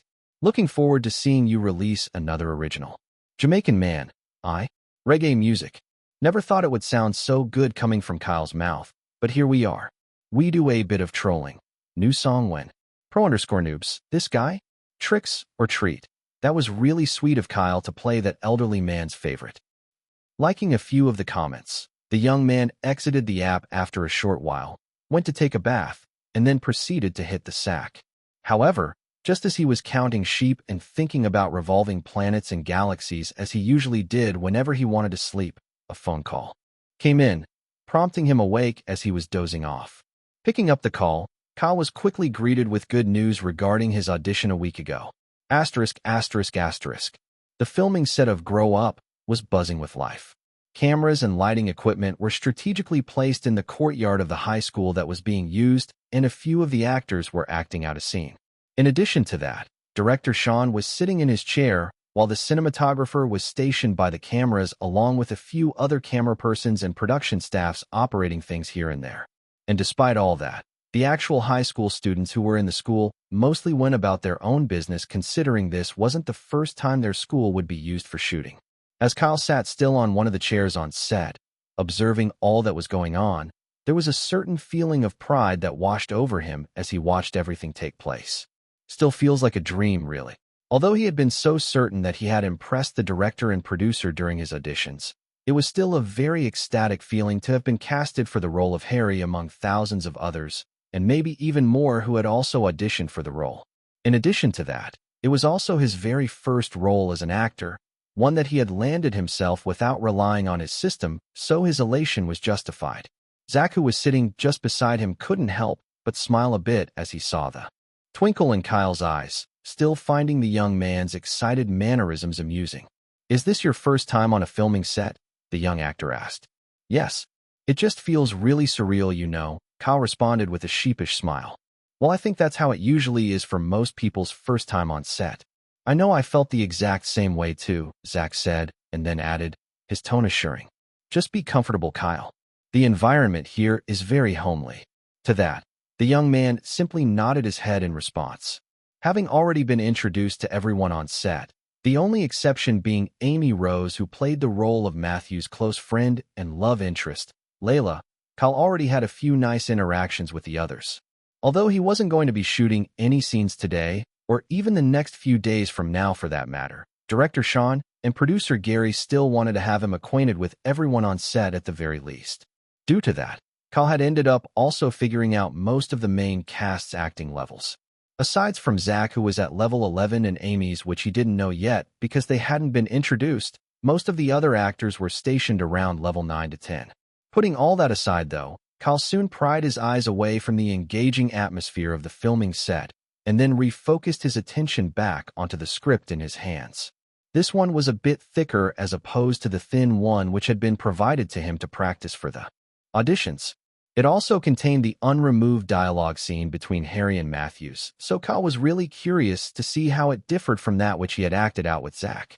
Upon reaching that part of the script though, his eyes widened a bit when he realized that it was a close replica of the conversation that he and Zach had on the day of the auditions. Although the dialogue in the script was now noticeably shorter and far more refined than the one they had verbally said, it still held the core message of Kyle's advice firmly.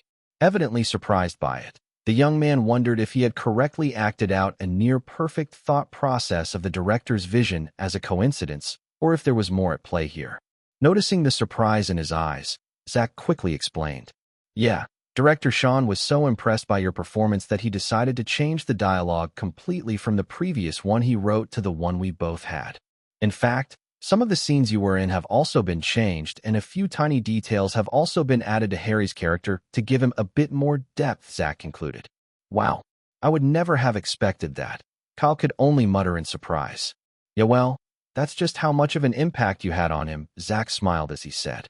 Nodding again, the young simply continued to read through the contents of the script, and just as his co-actor had said, there were many changed scenes in the script when compared to the previous.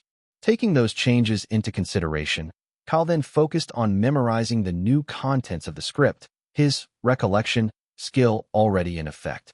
As he was doing this, Amy Rose, the young teenager who played Layla, Matt's love interest, swiftly began to walk over after she was done acting her part.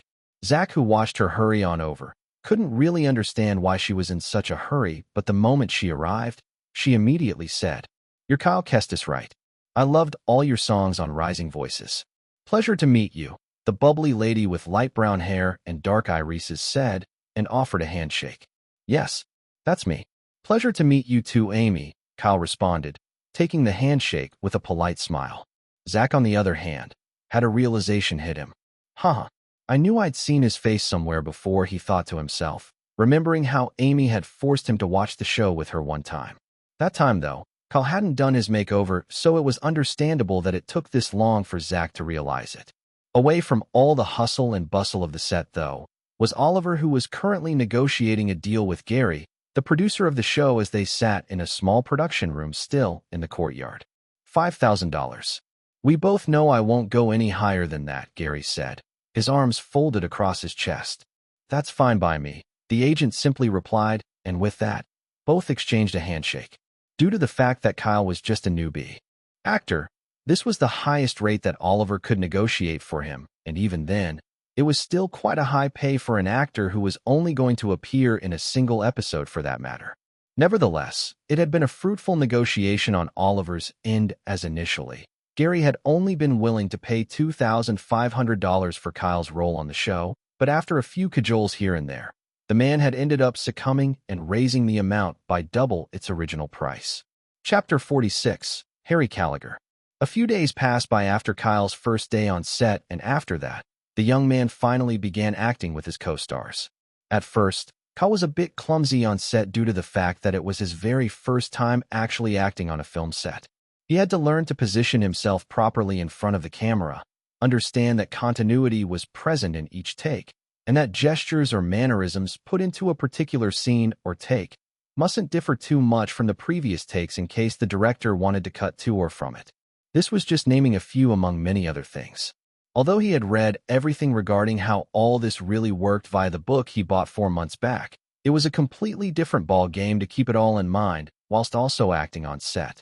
That being said, though, Kyle was soaking up all the experience like a foam sponge, and no matter the mistakes he made, it never went past 3 or 4 takes, and director Sean was really happy about that. Granted, all the scenes were shot randomly and in no particular order. The first few scenes with him in it was one that would be shown at the very start of the season finale. The scene would start with Matthew getting up from the long rows of high school graduates just like him to receive his certificate as the crowd clapped.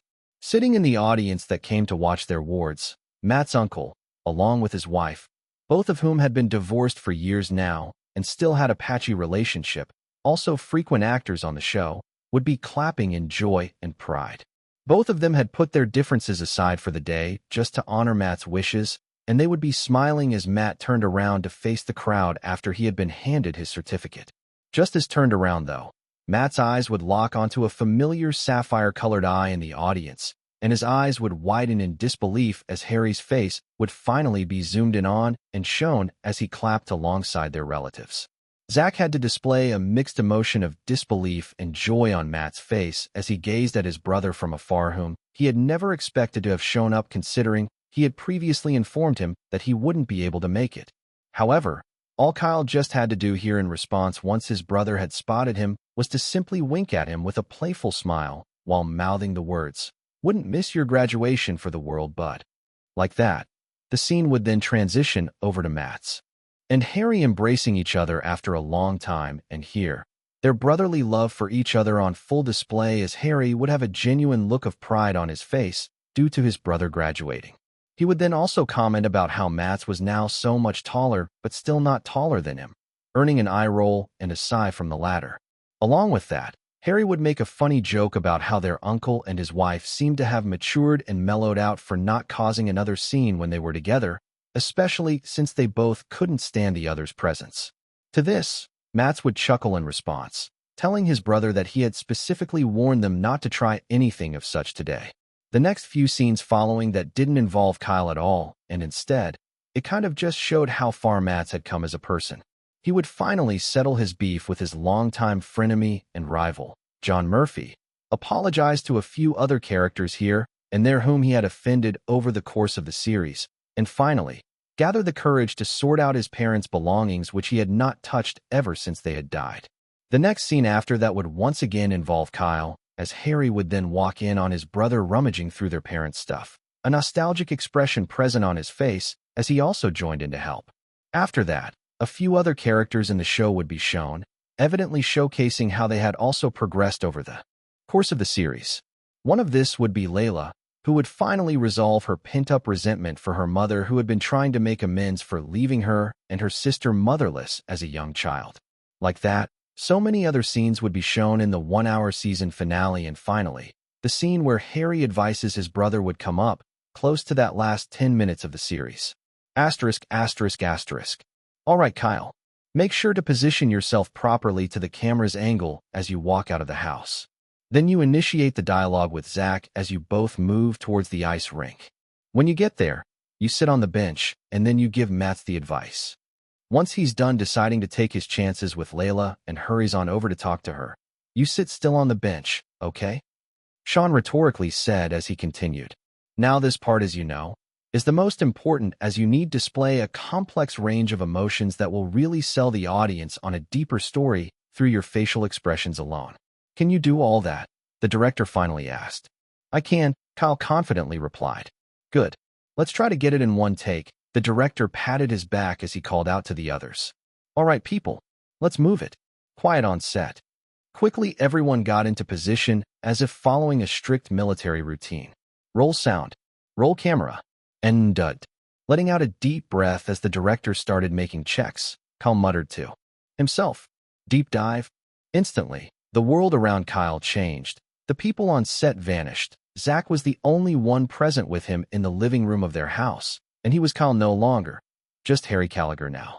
At the exact same time, just after the clapper loader released the clapperboard, director Sean signaled. Action.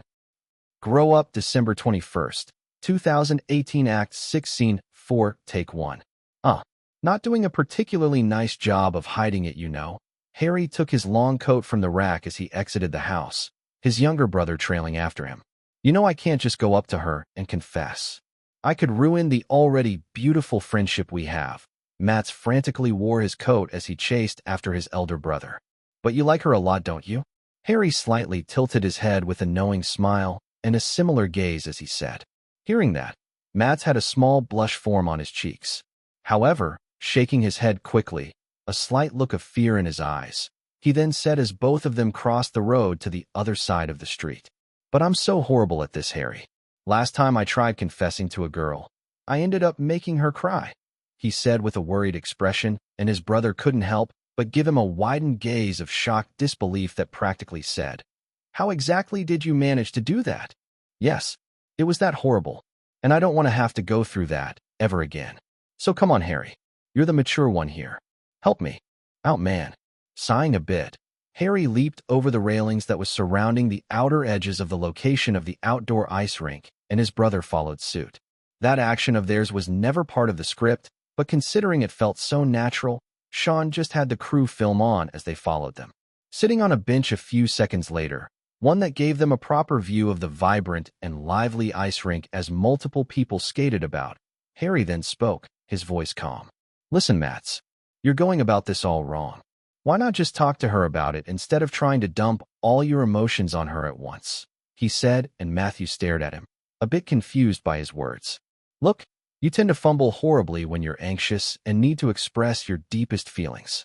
But when you're talking, just simply talking, just like you are now, you are so much in control of your words and actions, Harry continued speaking. So, instead of trying to do something you're terrible at, why not approach her like this and say, Hi, Layla? I'd like to have a friendly conversation with you if you don't mind. Lately, I noticed that I've began to see you in a slightly more romantic light, and I was wondering if we could have a conversation about that. What should I do with these feelings? Harry said while turning his head sideways to smile at his brother who was looking at him as if he was some sort of sage. That way, neither of you feels pressured and no one gets put on the spot. With that, the ball is in her court, and you can be rest assured that no matter the outcome, your friendship will stay the same and possibly even strengthen it. You both are way too close for her to want to sever it over something like a simple, friendly conversation, right? He arched his eyebrows, a knowing smile plastered on his face. So, how's that? He then asked after giving his thoughts on the matter, and Mats replied quietly with an expression of awe. It was perfect. Chuckling at that, Harry then turned around and pointed towards the other end of the ice rink where Layla was, unbuckling her shoes to leave the ice rink while her elder sister, Selena, stood beside her with her boyfriend. This surprised Mats even more when the realization dawned on him that his brother had purposely brought him here, believing that Layla would probably be here as at this time, since it was when most people also came around to skate. You did tell me that she loved ice skating that one time, so there she is. So go on, bud. Be a man and get the girl. Harry winked at his younger brother, a warm smile on his lips as he nudged his head over. Hearing those words of genuine motivation from his brother, still amazed by how well he understood him and offered such solid advice, Matthews grinned as he bolted out of the bench to meet up with Layla, staring at the back of his brother running. So happy to be able to take his chances with someone who really liked him, and he also liked back, Harry smiled. However, when he shifted his gaze to Selena, who seemed to be laughing with her boyfriend, a certain sense of loneliness surfaced in his eyes, along with was a subtle nuance on his face that portrayed sadness. It was so obvious to anyone what that gaze meant, and judging by the sad smile which was now accompanying that gaze, anyone who saw him would understand what was going on here. Sighing, Harry closed his eyes a bit and raised his head upwards to face the sky, the snowflakes dropping to the lens of his glasses. After a short while, though, a smile of acceptance formed on the young man's face, and he adjusted his glasses to watch his brother conversing with Layla now, Selena already leaving the ice rink with her partner. Cut. Deactivating deep dive. Kyle finally felt like he was in full control of his emotions again. That was much stronger than last time. He pondered to himself as he got off the bench, his system constantly ringing in his head. I wonder if it's due to me spending a lot of time as Harry's character the past few days? He tilted his head in slight, questioning curiosity. Checking the cameras again to confirm one more time if the shot was good, director Sean soon spoke out loud with a grin. That was perfect, Kyle. Good job. He commended from afar, and Kyle politely nodded in response. At the same time, too, some of the other actors on the set slowly gravitated towards him. Although they all still had a few more scenes to shoot later in the day, for Kyle, this was going to be his last day on set.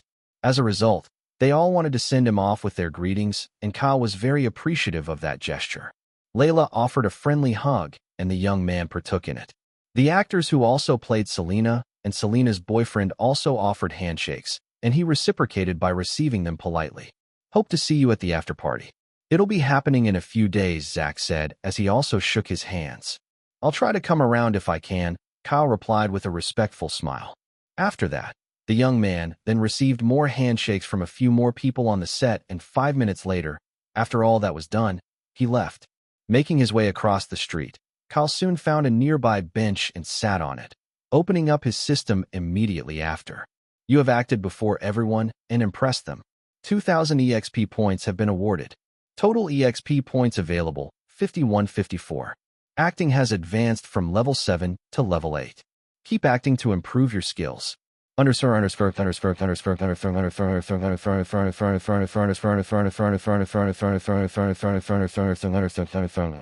Kyle Kestis. EXP points, 5154. Skills. Soulful vocals, P. Growth spurt, P.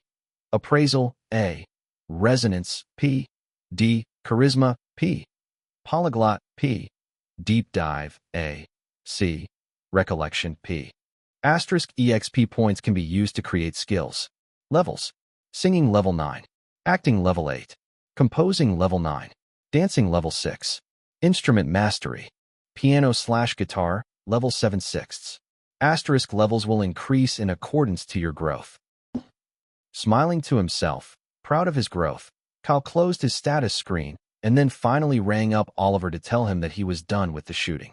Chapter 47. New Song, Season Finale. Today, just the day after Kyle was done filming, was a weekend. In addition to that, the young man was free and had no gigs for the day as Oliver ensured to keep his schedule free of work on the weekends. So, coming back home after doing his daily cardio, a habit he started adopting just a few weeks back, Kyle took a bathe and freshened up. Eating his healthy diet of mostly lean meats, carbs, and veggies, Kyle, satiated of his hunger, moved over to his bed with a notebook and a pen in his hands. Gently humming to himself, he soon began to scribble down a few lyrics on the page of the book. And I've been here for so long, gazing as she searches for the one. Wish I could tell you I was. Yet a smile's all I can muster. Finally, he had gotten a good idea for a new song. Taking a page out of Harry's character, Kyle was planning to write a song about unconfessed feelings of love. And so, with that mindset in hand, he kept humming to himself as he wrote down more lyrics to the song, occasionally erasing or straight out rumpling an entire page and tossing it into the bin if it didn't feel right. At this point, though, never would Kyle have known that this song was going to be a small but significant turning point in his budding music career. Asterisk, asterisk, asterisk. 2 weeks and a few days had passed by. Christmas was now in full swing. The festivities were being celebrated here and there, and most families, friends, and loved ones were enjoying the holiday season. Jingles were present in so many homes, and a popular female musician was raking in so much cash from a forever eternal song she had released 24 years ago. In a certain household, though, 3 teenage siblings, 2 of which were sisters along with their eldest brother, were currently sitting before the television screen to watch the season finale of their favorite show. Well, in fairness, it was actually the girls who wanted to watch the show. The elder brother just wanted to watch his sports channel, but his sisters had already hijacked the TV from him. Come on, guys. It's live, you know. I want to see if my team will win the game. Ted tried his luck with his younger sisters. No, we agreed that you'd only watch it once we were done with our show. Besides, it's only an hour, so chill. Wendy, his immediate younger sister, replied in disinterest. That's the whole game, you know. Come on.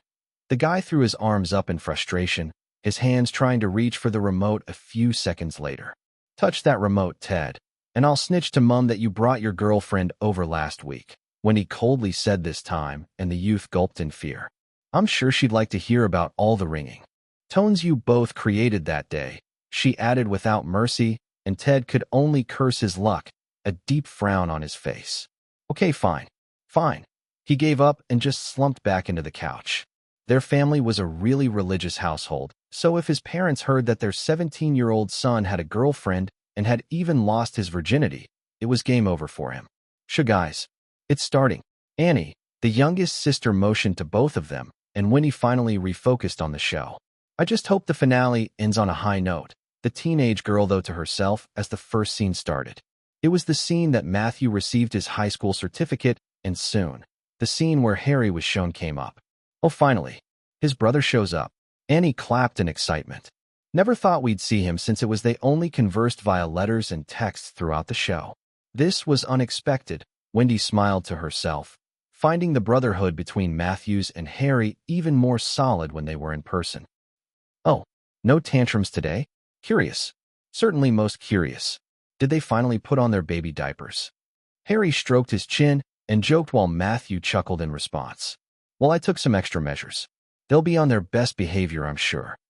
Listening to the small joke from Harry, Wendy and Annie couldn't help but laugh a bit. It had been a running theme in the series that Matt's uncle and his wife couldn't stop arguing to save their lives even if it came down to that. As the episode continued on, the young ladies were thoroughly entertained as the next few scenes showed Matthew resolving his differences with so many people over the course of the series, especially John Murphy, who had been a serious pain in the ass for him all through the years. After that, the scene moved over to show Matt finally willing himself to rummage through his parents' stuff.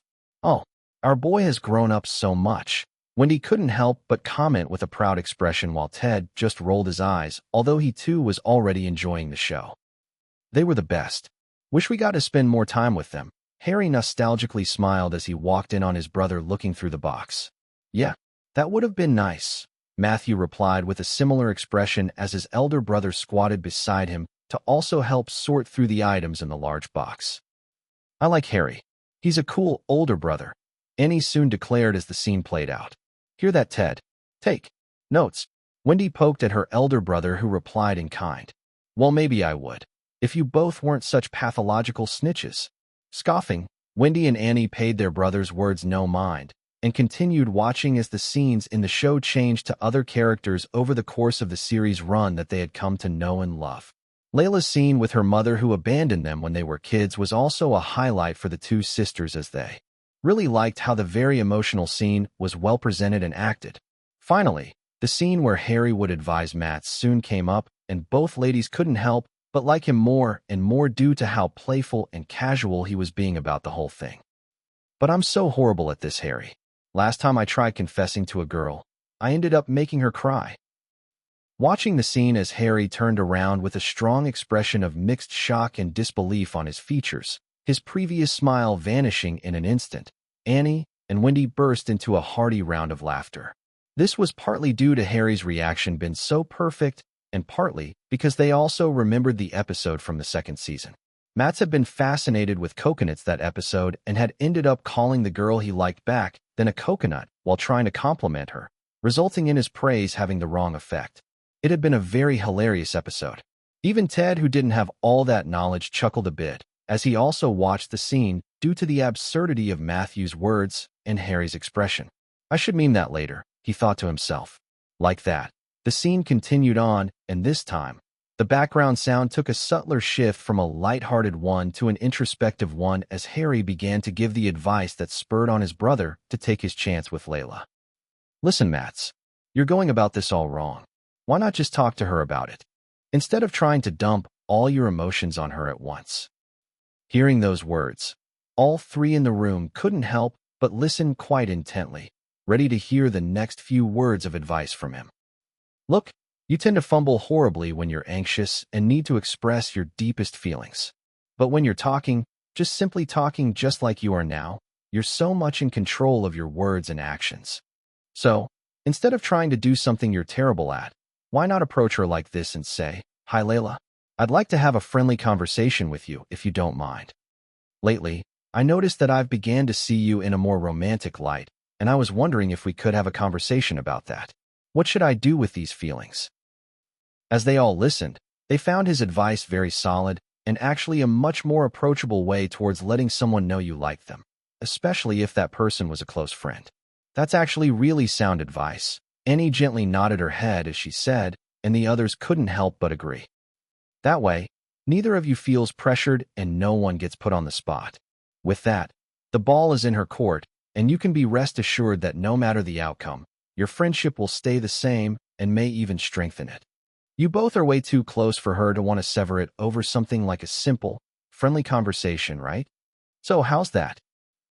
Watching that scene with admiration for Harry's sagely advice, all three then watched the next few seconds play out as Harry pointed towards the other end of the ice rink, and Matt finally bolted out of his chair to meet up with Layla. That's so sweet of him. Wendy commented on Harry's actions with a smile. But then, as Matthew ran into the distance, his back receding, the shot of the camera first zoomed in on Selena, Layla's sister, and then slowly switched back over for a close-up on Harry's face to display the complex emotion on his face. Seeing that, all three in the room widened their eyes in realization. Oh, Harry, you're an absolutely beautiful person, Wendy thought to herself, a slightly sad expression on her face as she thought about how Harry just wanted the best for his brother. He just didn't want him to end up like him. I really wish we could get a much deeper look into his own story, but that won't be possible, I'm sure. The lady sighed in resignation, watching as Harry's sad smile shifted into one of acceptance. And just like that, the scene switched over to Layla happily telling Matt that she had the exact same romantic feelings towards him.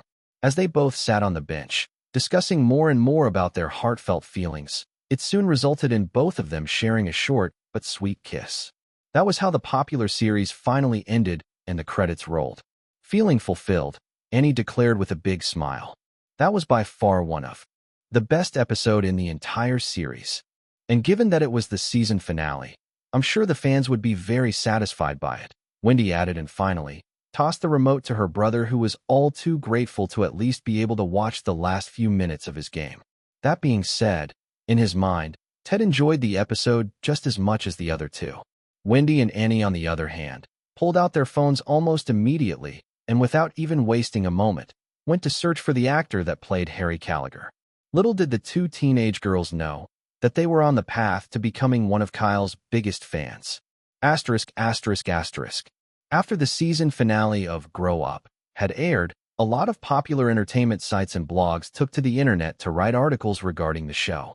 Grow Up may have had a bit of a rocky run the past 2 seasons, but the last season saw it finally return to form despite the mixed reception, ending off the show on a stellar season finale. The last episode of Grow Up, which was also titled Grow Up, may be one of the best episodes yet in the entire show. The season finale of Grow Up becomes one of the highest-rated episodes in the series' fairly long run. Fans in appreciation of director Sean Piper for bringing back the core of their favorite series as the popular show ends off on a high note. Like that, more and more articles popped up over the internet, and it was obvious from the way both fans and critics received it that the last episode's reception was extremely positive. On a popular social media app too called Reddit, where many different communities for almost anything and everything on the internet was on, a particular community titled J/Grow Up was excitedly talking about the last episode of the series. End of an era. Thank you, director Sean, for a beautiful season finale. So glad to have been a part of the journey. I'm from Mars. Sad to see my comfort series end, but it has been a truly wonderful show for me, and I've learnt so many life lessons from it. I will miss it. The 100th Curator. PSSH. The series ain't even that good. Mid-AF. Watch The Curator and stop moaning over a clearly uninteresting show. The gamer at the 100th Curator. Listen here, Buster. I watch both, and I can say that both are completely different genres, so what the heck are you on about? Besides, The Curator has been far more mid these past 5 seasons. Grow Up, on the other hand, clearly sorted out their shit and released a darn good final season in my opinion. Internet paparazzi. Honestly, it was Matt's brother, Harry, that really sold the episode for me. Wish I had a brother like that. Matthew Simp. Although I believe even the final season has been average so far, this last episode was truly a stellar one. So glad Mats and Layla ended up together. Game journalist. Meh. The last episode was just there. Don't even know why people are praising it so much. Series lover. Why not just stick to reviewing games then, yeah? I'm sure the gamers must really love your articles. Waifu with a rocket launcher. What's the name of the actor that played Harry? He was really great, especially with that advice scene. I feel like I've seen him somewhere before though. But where? Say yes to drugs. See, this is what you get when you combine a director who loves his work along with good actors who are ready to breathe life into their characters. 10 out of 10 final season. 10 out of 10 final episode. You can't change my mind. Princess Peach at Waifu with a rocket launcher. His name's Kyle Kestis, and you probably saw him on this season of Rising Voices. Aside from being a pretty good actor, which I also just found out through this episode because wow. He's also a really great singer, so please check him out if you can. Meme_researcher, huh? You guys need to see this. Tweet talk /grow up meme. That funny coconut scene between Harry and Mats has been turned into a hilarious meme. Chapter 48. Memes, memes, memes. The new year started with a resounding bang in the music industry. Why? Because, coincidentally or not, a lot of popular musicians released their songs within the same span of time, causing a lot of heated arguments between many fans as to which musician was better. However, that wasn't even the highlight. The real highlight was how almost every major contestant in last year's season of Rising Voices released banger songs that were topping the buzzing 100 chart. Yes, all 4 of them had completely beaten out even more mainstream musicians and artists, and the internet was just going wild over that achievement. Ryan and Joe, now signed as a duo by the artist name R&J under Soundwave Records, were literally #1 on the chart with their hit single, New Flame, which had racked up a total of 22.2 M streams in just 2 weeks. Their music video had also been so well made with stellar choreographed dance moves and amazing singing chops that the internet's reception to it was understandably massive, with them racking up a total of 19 M views in the same span of weeks. Turns out, People had been starving for a duo that could sing so well and dance at the same time, making them instantly popular among the teenage guys and girls demographic. Steven, on the other hand, came in at a close second with his own hit single, Just a Call Away, having a total of 21.8 M streams in the same span of 2 weeks, and his music video totaled at 16 M views. Katie came in third place on the charts with her beautiful song, Enthralled, which had a total of 20.7 M streams, and her music video at 14.6 M views. Lily, on the other hand, despite having no backing, record label, and no music video, still came in at fourth place with her song titled Defying Expectations, with a stream count of 20.2 M, a feat that so many of her fans were immensely proud of. Some even believed that had it been that she was signed to a record label, she'd definitely be topping the charts. All in all four were getting a lot of recognition once again, and it seemed like the public just couldn't get enough and wanted more and more of the fresh new rising stars in the music industry. That aside, though, there was also one more other person who was garnering as much recognition as the others, albeit for a completely different reason. And that was Kyle. Having taken that scene of him widening his eyes in utter disbelief when Mats told him about making a girl cry by confessing to her, the internet just ran with it all the way, and now Kyle's face was literally everywhere.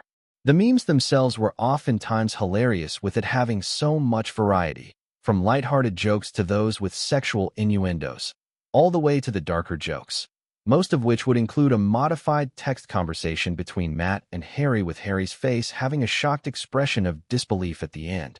A lot of the time, Matt's would represent the person speaking and Harry's shocked expression would be the punchline. Matt, writing a new chapter of my novel Fire.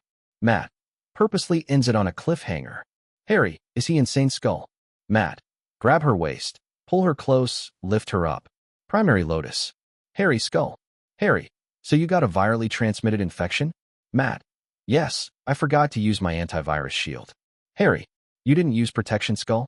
Matt, what's the difference between an apple and an orphan? Harry, what? Matt, the apple gets picked. Harry, skull. Classwork. 1 + 1 =. Harry, 2, too easy. Homework. 2 + 2 + 2 =. Harry, 6, that the best you got? Exam. John has 29 oranges, and the sun is 65 F colder.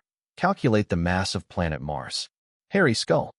Like that, there were so many memes of both of them flooding the internet, and due to that, Grow Up was getting so much publicity even after it had ended, and so were Zach and Kyle. As a result, all of Kyle's social media handles had increased by quite a lot, with his Mediagram account now at 42K followers and his YouTube account now having 29K subscribers. Owing to that, too, all of his songs and videos were getting more and more traction, and slowly but surely, he was racking up a pretty nice internet presence as a young and budding indie singer/actor who was now also a popular meme. His fan group, on the other hand, now they were probably the happiest set of fans due to the sudden influx of people joining the fan group, increasing their total number from 82 to about 250 plus. We do a bit of trolling. Haha. Our boy got memed to oblivion.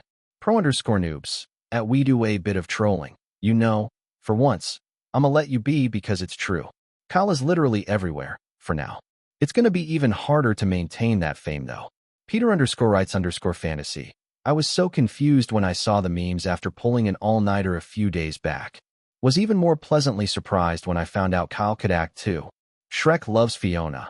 These memes are an absolute treasure trove of pure fun and chaos, and our boy just loves surprising us, doesn't he? Didn't even think he had the face of an actor, but hey, I stand to be corrected. Anna_MZ_27. At Shrek loves Fiona, I did. I was certain he'd make a nice actor. But seriously though, who would have thought that more people would get to know Kyle due to a meme than because of his songs? So unexpected yet welcoming. We'll take it as long as he gets more publicity. Go Kyle. Wendy the Witch. I'm so glad I found out about Kyle. Aside from being a good actor, he has such good music too. Anyone know when next he'll be releasing a new one though? It's been a while. The Imposter. At Wendy the Witch. Soon I'm sure. Kuro_Filmaki. At The Imposter. Seuss behavior from a Susie new member. I call for an emergency meeting. Alice in Wonderland 88 at The Imposter. I hope this is true. I want to hear a new song from him so bad. Annie, are you okay? I like Kyle's songs, but I wonder when next he's going to star in another series. Waifu with a rocket launcher at Annie, are you okay? That's what I'm mostly interested in too. Ted the teddy bear at waifu with a rocket launcher. Why a rocket launcher though? Are knives no longer enough? Princess Peach, it's about time I add moderators to this group. Influx of messages and members is getting a bit too much. And by the way, where's that Mamma Mia? Haven't seen her in a while. Asterisk, asterisk, asterisk. Guitar, musical notes, headphone. I see you in my dreams. We're so perfect together. I'd run into your arms, like a kid in a store. But the sun comes up, and I'm thrust back to reality. All because guitar, musical notes, headphone. Singing the second verse of his song, the chords of the acoustic guitar mellow, infectious yet gentle. Kyle proceeded to the pre-chorus and sang the chorus and the bridge just after. Guitar, musical notes, headphone. She has no clue, not a single clue, that I'm even here. Guitar, musical notes, headphone. And I've been here for so long. Gazing as she searches for the one. Wish I could tell you I was. Yet a smile's all I can muster. Guitar, musical notes, headphone. I gotta be brave, tell her the words. But it's stuck in my throat, on the tip of my tongue. So close, yet so far away. And I'm back to square one again. Guitar, musical notes, headphone. Having sung the bridge of the song, the young man sang the melodic chorus again. Guitar, musical notes, headphone. 'Cause I've been here for so long. Gazing as she searches for the one. Wish I could tell you I was. Yet a smile's all I can muster. Guitar, musical notes, headphone. Ending the chorus, Kyle then sang the outro, the tune switching to a slightly hopeful one as his soulful voice, barely above a whisper, carried a strong emotional weight. Guitar, musical note, headphone. Please, don't fall for someone else. Please, notice me standing here. Guitar, musical note, headphone. Finishing up the song, a satisfied smile on his face, he finally removed the headset on his head and asked Oliver and their audio engineer from the other side of the recording booth. So what did you think? It was really good. But you're not done just yet, are you? Oliver had a thin smile on his face as he asked. Over the past few weeks, Oliver had listened to the song over and over, and each time, it only got better and better as Kyle kept on improving it, so much that his agent knew every lyric by heart now, and yet, still hadn't gotten tired of listening to it. Oh, I'm just getting started. Need to add the piano, a crescendo after the pre-choruses with a dynamic shift to an electric guitar, include a few orchestral arrangements in between maybe, possibly also add a percussion using soft yet rhythmic drum beats in the background. Kyle went on, a noticeable glint of excitement in his sapphire eyes. Jenny, who was also in the recording room with them, couldn't help but marvel at his words as she thought. He's not done yet. The lyrics and the song itself was already so catchy, infectious yet intimate, along with the acoustic guitar tune that had been playing. But, hearing that he was just getting started, chills ran down the length of Jenny's spine.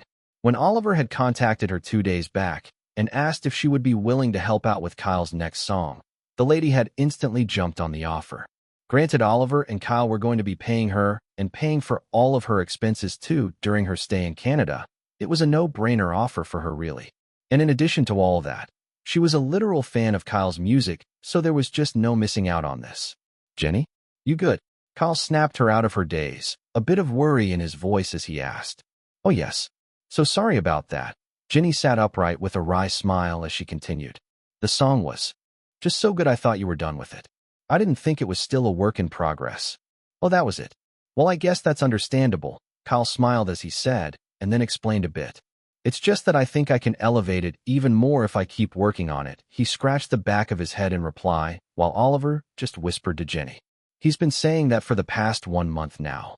Widening her eyes a bit, Jenny asked. Seriously? Oliver nodded his head subtly in response to her, and the dark burgundy-haired lady garnered newfound respect and admiration as she watched him leave the recording booth.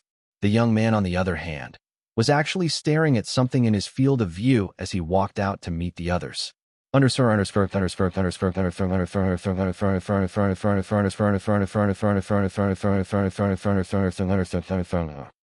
clue. 82%. Written and sung by Kyle Kestis. This power ballad reflects the insecurities, vulnerabilities, and longing for a romantic connection with a love interest who's unaware of their hidden feelings. From 68% last year to 82% this year. Not bad, Kyle, not bad. But it can still be better, he declared to himself, and soon went to have a proper discussion with Jenny over all the parts he wanted to improve and the arrangement of the song's instrumentals. After that was done, both individuals, just like before, soon went into their own world while Oliver just watched from the sides, pulling up his phone to surf the internet and check his emails. And just like that, Kyle and Jenny kept working on the song till the end of the week. On the day of the last recording, after Oliver and Jenny listened to the finalized version of the song, the looks on their face was beyond amazed. They were mesmerized. As for the burgundy-haired lady, there was only one single thought on her mind. Mamma mia, wait till the fan group listens to this. They're going to go absolutely nuts. Chapter 49, Music Video Script. Finishing up his workout session for the day, Kyle sat at the lobby of the gym, his muscles aching. Compared to last year December, when he had first started though, this was pretty manageable.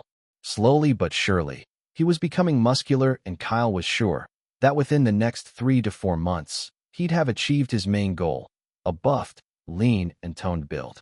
Nothing too crazy. Honestly, he himself had never expected that he'd come to enjoy working out this much, but the noticeable changes that came with seeing his physique getting slightly bulkier was very rewarding. Come to think of it, shouldn't growth spurt also affect my body itself? He suddenly pondered, curiosity taking over as his fingers rested on his chin.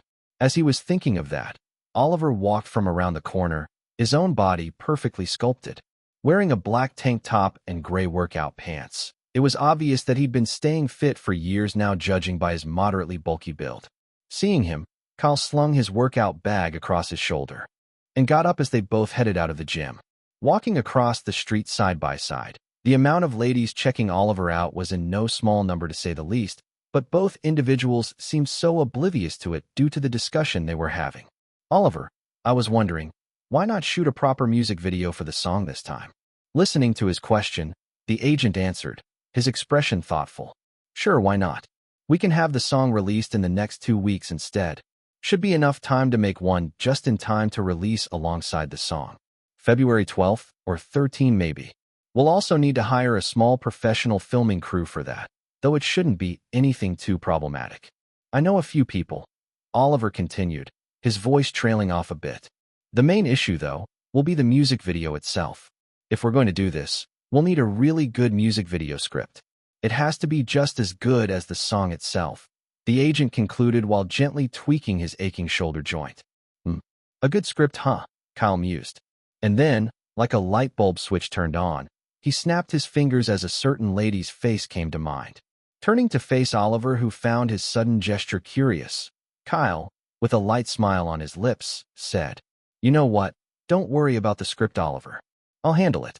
You just get a competent director, and we'll be golden." *****. Working as a waiter for a small restaurant, Christina finally got off her shift. Already quite tired, the lady quickly greeted her peers and proceeded to head home. Just as she got into a taxi, she felt her phone beep and with eager anticipation, quickly retrieved it. However, after receiving the news of another one of her scripts being rejected, Christina's already tired mood took a turn for the worst. Holding back the tears in her eyes, she quietly leaned onto the window of the cab, all while staring at the rejection letter in her email. A bit unsure of if she should even continue this hobby of hers, especially after having 59 different scripts rejected over the past year, and the very first one being rejected this year, the lady quickly shook her head. "This isn't like me. I shouldn't give up. Let's keep giving it our all," she told herself, even though she herself was struggling to believe those words. About to exit the app and switch off her phone, another message came in almost immediately. Seeing the sender of the message, Christina's evergreen irises widened in a spark of joy, and quickly, she sat upright, reading through the contents of the message. Just a few minutes after, she quickly motioned to the cabbie to change his destination to a restaurant downtown. Hi. How've you been, Kyle? I saw you act in Grow Up the other day. You were great. Splendid. I've been splendid. Thank you for saying that, Christina. What about you? Surviving, I guess. The zombie apocalypse. Kyle joked, his eyes widening and his eyebrows arched curiously. Christina giggled at that and then responded, "Maybe. Well, you do look really tired. We can have the discussion tomorrow if you want." Kyle signed, a hint of worry in his sapphire eyes this time. Christina, however, gently tilted her head and then replied playfully, "But the world might have ended tomorrow. Zombie apocalypse, remember? We might never get the chance to have the discussion if we don't have it now." Chuckling a bit whilst shaking his head in resignation at the words of the pretty lady sitting from across him, Kyle then retrieved his phone and earbuds, passing it over to Christina, whose coquettish expression changed into that of surprise. Questioning him with her eyes, Kyle simply motioned to her to listen to the song on the phone. Nodding her head, Christina curiously took the earbuds, placing it into her ear to listen to the song. As she did, Kyle took the opportunity to appraise her.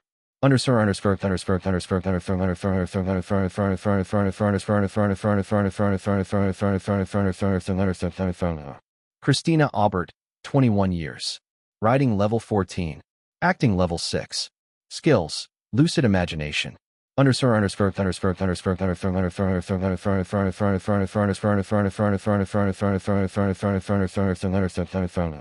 Wow. She's uprated by a level from the last time I checked, Kyle pondered to himself, remembering that her writing was at level 13 as at early November last year. The lady, on the other hand, not even 10 seconds into the song, already seemed to be so mesmerized by it, and her big round, green eyes widened in further amazement. Eventually, after the song was over, her heart still beating a bit fast from just how great yet emotional the song was, Kyle then signed to her with a hopeful smile. "If you're up for it, I'd love for you to help me with a music video." ******. 3 days later, after Christina and Kyle had met up, they were once again at the restaurant they had previously met up at. This time, though, Oliver tagged along with a pretty lady in her mid-30s that went by the name of Maria Dominique. Having a mature-looking face with dark brown, brunette-styled hair, dark brown eyes, and thin lips, she exuded a strong hint of professionalism. Considering Kyle had already informed her about their appearance beforehand, Christina didn't find the presence of the two surprising. Quickly, all three introduced themselves, Kyle translating for Christina while Oliver gazed at him with a most curious yet impressed expression. He had no idea his ward understood sign language. "Well, now that the formalities are done, let's get down to business." Kyle clapped his hands, and simultaneously, Christina retrieved the music video scripts from a brown envelope. Passing it over to Oliver and Maria, Kyle, who also had his own copy in hand, couldn't help but be amazed by the proficiency rate of the script.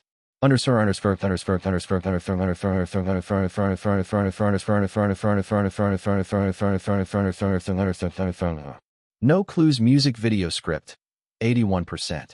Written by Christina Aubert, the music video script crafts a compelling narrative that will mesh very well with the power ballad written and sung by Kyle. Kestis. Gauging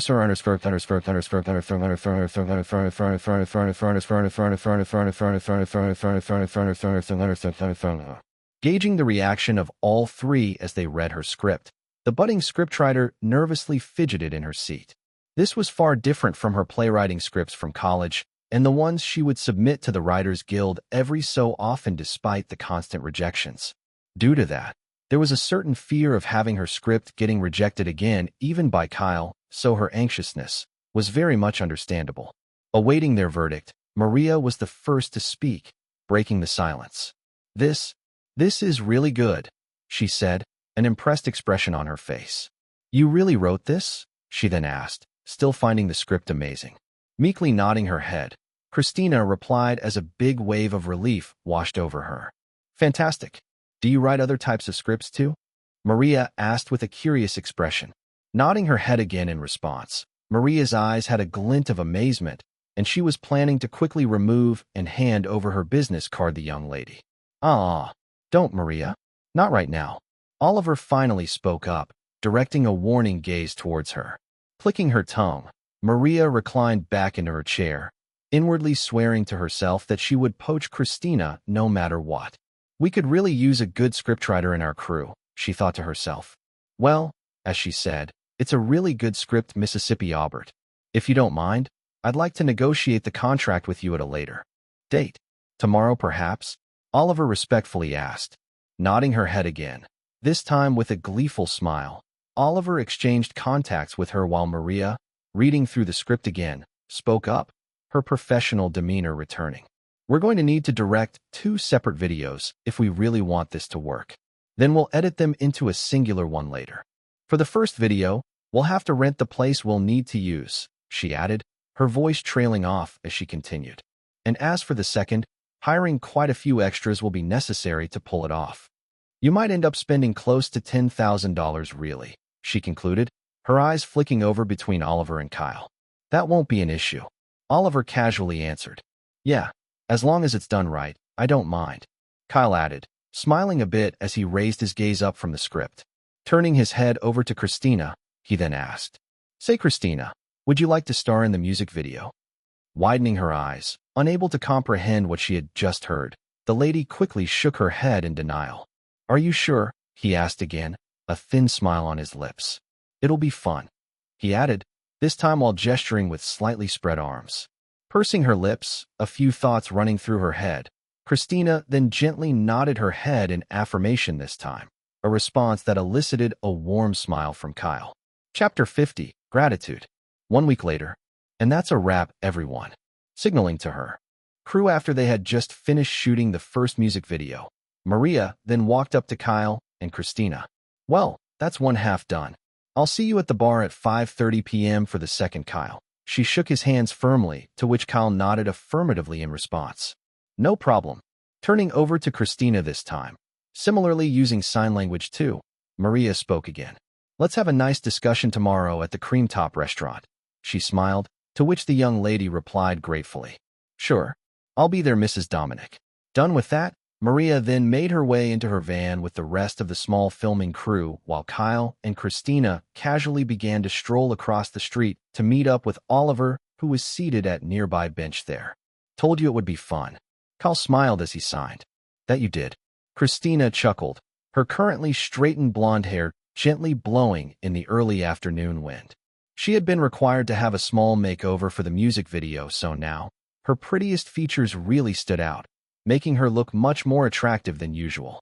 So, are you planning to keep using contacts? Kyle asked. No, they're not as bad as I was expecting, but I much prefer my glasses, she responded. Well then, welcome to the club. Kyle signed, his fingers slightly pushing up his glasses with a proud expression just after.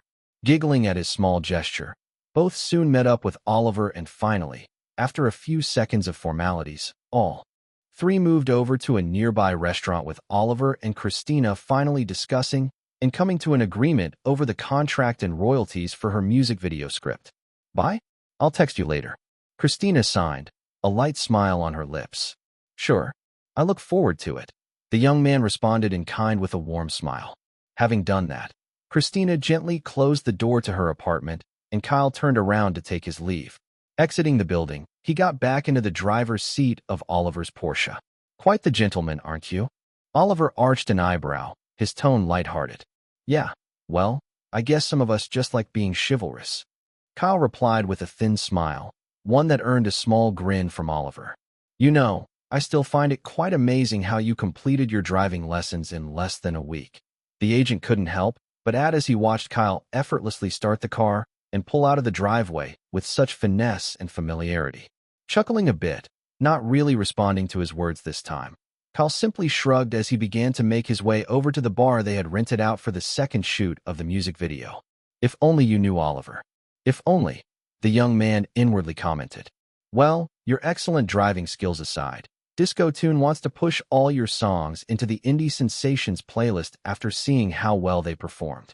Oliver said, his eyes back to scanning through a series of emails on his phone. That's nice, Kyle simply replied, his eyes on the road. Also, regarding No Clue, they'll be releasing it on the Buzzing 100 chart.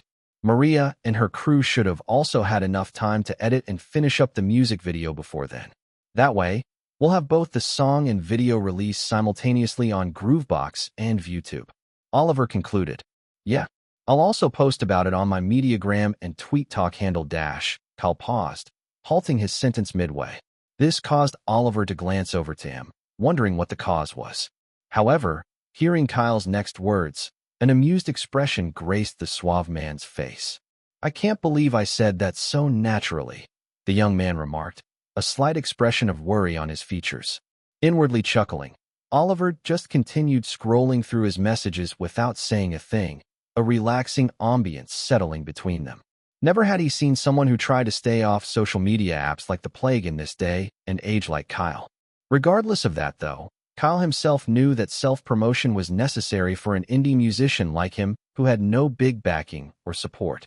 And so, keeping that in mind, he was gradually learning how to set aside his habit of constantly staying offline if it meant that he'd be able to promote his songs.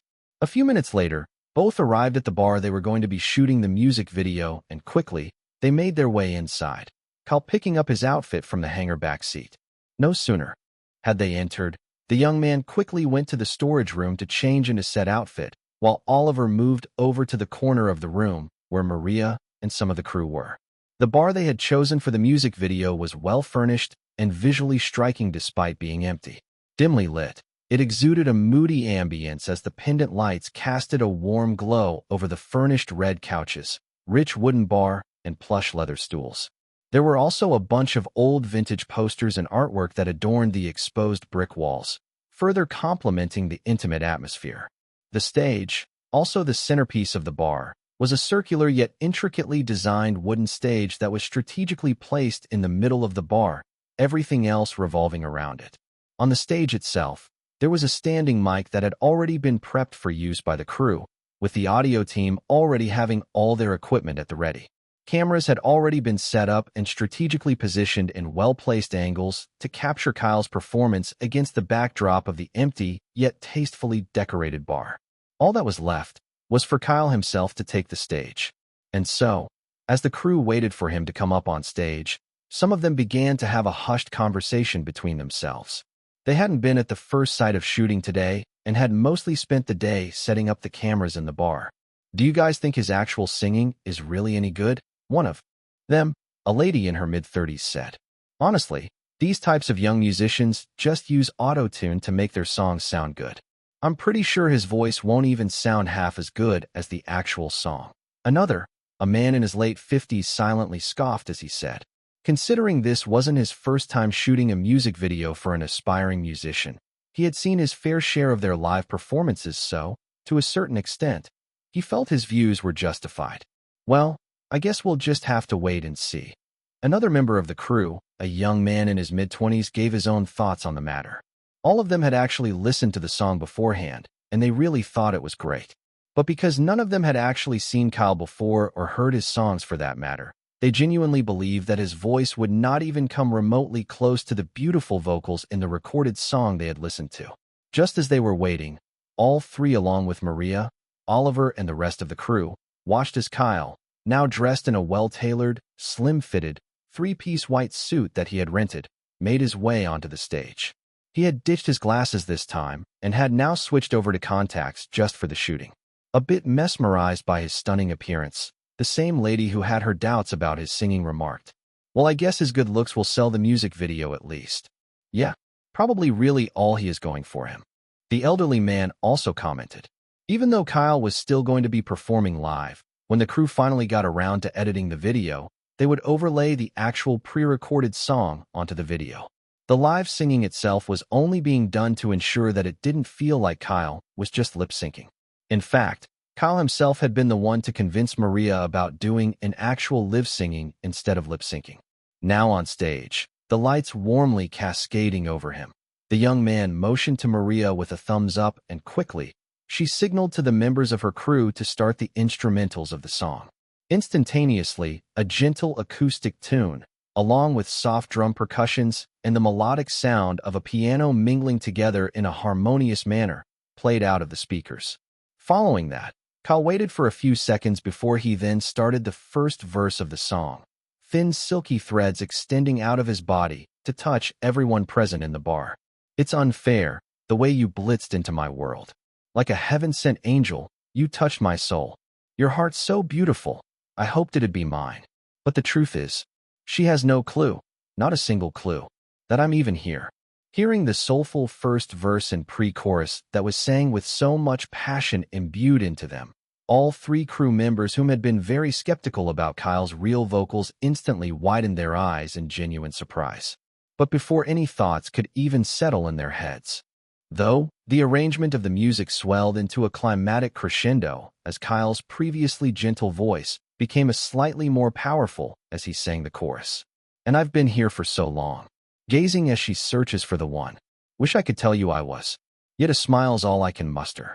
Listening to the chorus, further made powerful by addition of the electric guitar to the already catchy yet intimate tune, the crew members were at a loss for words to say. They hadn't expected Kyle to have an almost similar vocal range as the recording they had heard. Although it wasn't the exact same as the recorded song since he was currently performing it live, his beautiful vocals came so darn close to it, making it almost indistinguishable from the recorded song. And just like that, as the strings of resonance touched everyone's heart, further allowing them to resonate with the soulfulness of the song, Kyle just kept performing while Oliver stared on, genuinely impressed by how Kyle seemed to be getting better and better with every blessed performance. Opening the door to his apartment, Kyle tiredly dragged himself over to his bed. Today had been hectic. Hectic but fun. Shooting both music videos today had been a very rewarding experience, both literally and figuratively, especially judging by the constant notification beeps in his head all day. Opening up his system, Kyle viewed all the messages with a fatigued gaze. You have sung and acted in 2 music videos. Huge bonus will be applied. You have obtained a huge amount of EXP points. 2,500 EXP points have been awarded. Total EXP points available, 7,750. Resonance has increased from grade D to grade C. New high-grade active skill, Scene Stealer, has been awarded. Singing has advanced from level 9 to level 10. Composing has advanced from level 9 to level 10. Advancement in singing and composing will become so much harder from here on out. Keep singing, composing, and acting to improve your skills. Seeing all the notifications, a tired yet happy grin hung over Kyle's attractive visage as he slumped onto the bed, his mind at peace. It had taken him roughly a month and a half to bring No Clue up from 60% all the way to 89%. A feat he was really proud of. That was why he wasn't too surprised to see both his composing and singing skills going up by another level too. As for the new skill, Kyle decided he'd check it out later tomorrow. But for now, at this very moment, he really just wanted to sleep like a hibernating bear. Now, starting to succumb to slumber, a string of thoughts ran through his head as he gradually dozed off. I'm slowly doing it, guys. I'm slowly making more and more of my own music. Thank you for giving me this chance. I hope you'll be proud of me wherever you are. Chapter 51, Impromptu Audition. I. Hearing the sound of his alarm ringing, Kyle tossed and turned around on his bed, using his pillow to block out the phone's sound. Ooh. Once again, Kyle ignored it, pretending as if he didn't hear it. I. Groaning as the phone kept ringing, the young man eventually threw his blanket and pillow aside, opting to finally get out of bed with a woozy expression. Picking up the phone and seeing the time, his eyes widened in disbelief and his fuzziness cleared up in an instant. 8:12 a.m. My cardio. Swiftly, Kyle sprung out of bed and made his way over to the bathroom, brushed his teeth, changed outfits, and then headed out in the span of a few minutes. About an hour later, he came back home, a bit tired from the workout. This time, though, he took his sweet time taking his bath, dressing up casually, and cooking a delectable meal of fluffy, honey-covered pancakes along with an orange drink. Today was his cheat day. Sitting down on his bed, completely free from any jobs today, Kyle was planning to binge-watch a few of his favorite series he'd been unable to catch up on. How about The Curator? I did hear that the last few seasons have been terrible, he thought to himself.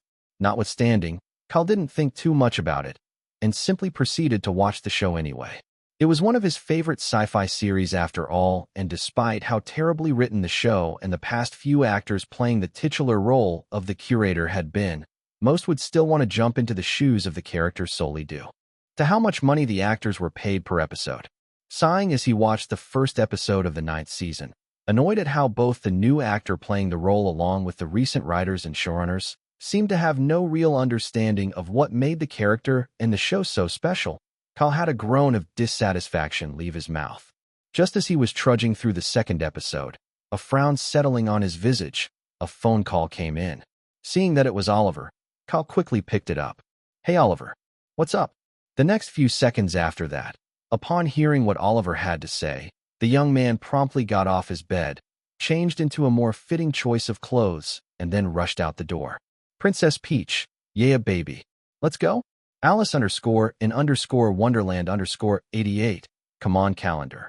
Hurry on along already. I'm looking forward to this. Grove Street Guy, February 13th. I'ma be there FO sure. Anna_MZ_47. Oh, I have a good feeling about this one. N0C. Finally, a new song from Kyle. And there's going to be a music video too on the same day. Chef's kiss man. We do a bit of trolling. Already waited long enough for this announcement. Now I just need to wait for a week and a half. Should be easy. Tricks or treat. My day is made. The imposter. Called it, didn't I? Mamma mia. I have such high hopes for this song. I'm sure Kyle will knock it out of the park again. On Kyle's Mediagram post, one that he had made immediately after the music video shoot at the bar yesterday, there was a simple picture of him singing by the microphone with a caption that wrote, "Been working on this for a while now," along with the date of the song's release and its music video. The post itself had already garnered 2K likes, 40+ comments, and a few bookmarks here and there. Many in his fan group had of course been the first to get top comments, while others who commented were mostly casual listeners who followed him after hearing his songs, and people who had followed him after the whole meme fiasco. Regardless of that though, it was obvious that a fairly reasonable number of people were looking forward to his new song, and they couldn't wait for the D-Day to finally come around. Alighting from the Porsche and dressed in a loosely fitting navy blue shirt with the sleeves neatly rolled up, a wristwatch on his hands, along with slim-fitted black jeans and sleek shoes, Kyle stared at the large building before him. Black Box Films. He couldn't help but mutter as he stared in awe at the modernly built 40 feet tall, 3-story building which had a 51,700 square feet length, almost the width of a football field. Walking from the other end of the driver's side, Oliver, dressed in his pristine 3-piece black suit as usual, motioned to Kyle, and promptly, they both entered the building. Meeting up with the receptionist and showing them all the necessary details, both were then directed over to the screening hall where the auditions would be taking place. On their way over, Oliver had filled Kyle in on everything he needed to know. Apparently, Black Box Films were working on a romantic psychological drama, an unusual departure from their action and action-adventure ventures. The movie was set to tell the story of several individuals struggling with the humdrum monotony of the urban life, along with the sacrifices and pitfalls that came with the never-ending pursuit of success. When Kyle had asked why the audition was so impromptu, Oliver had explained to him that most of the cast members had been previously selected without any additions, since the director and the producer helming the project wanted to use as many A-listers as possible.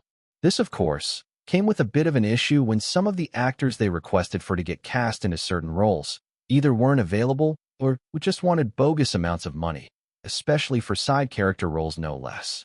As a result, they had resorted to casting new faces for said roles, and just like that, spread the news yesterday to as many talent agencies and well-known agents as they possibly could within the short span of time they had.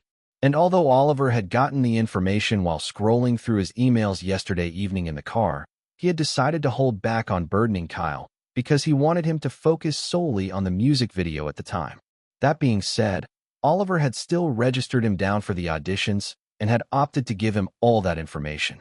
Today, after he picked him up from his apartment, walking into the hall, where there were already quite a few number of other people here for the auditions, Oliver and Kyle split up as the agents took their seats in the hall, while those auditioning were filtered over into the male and female waiting rooms.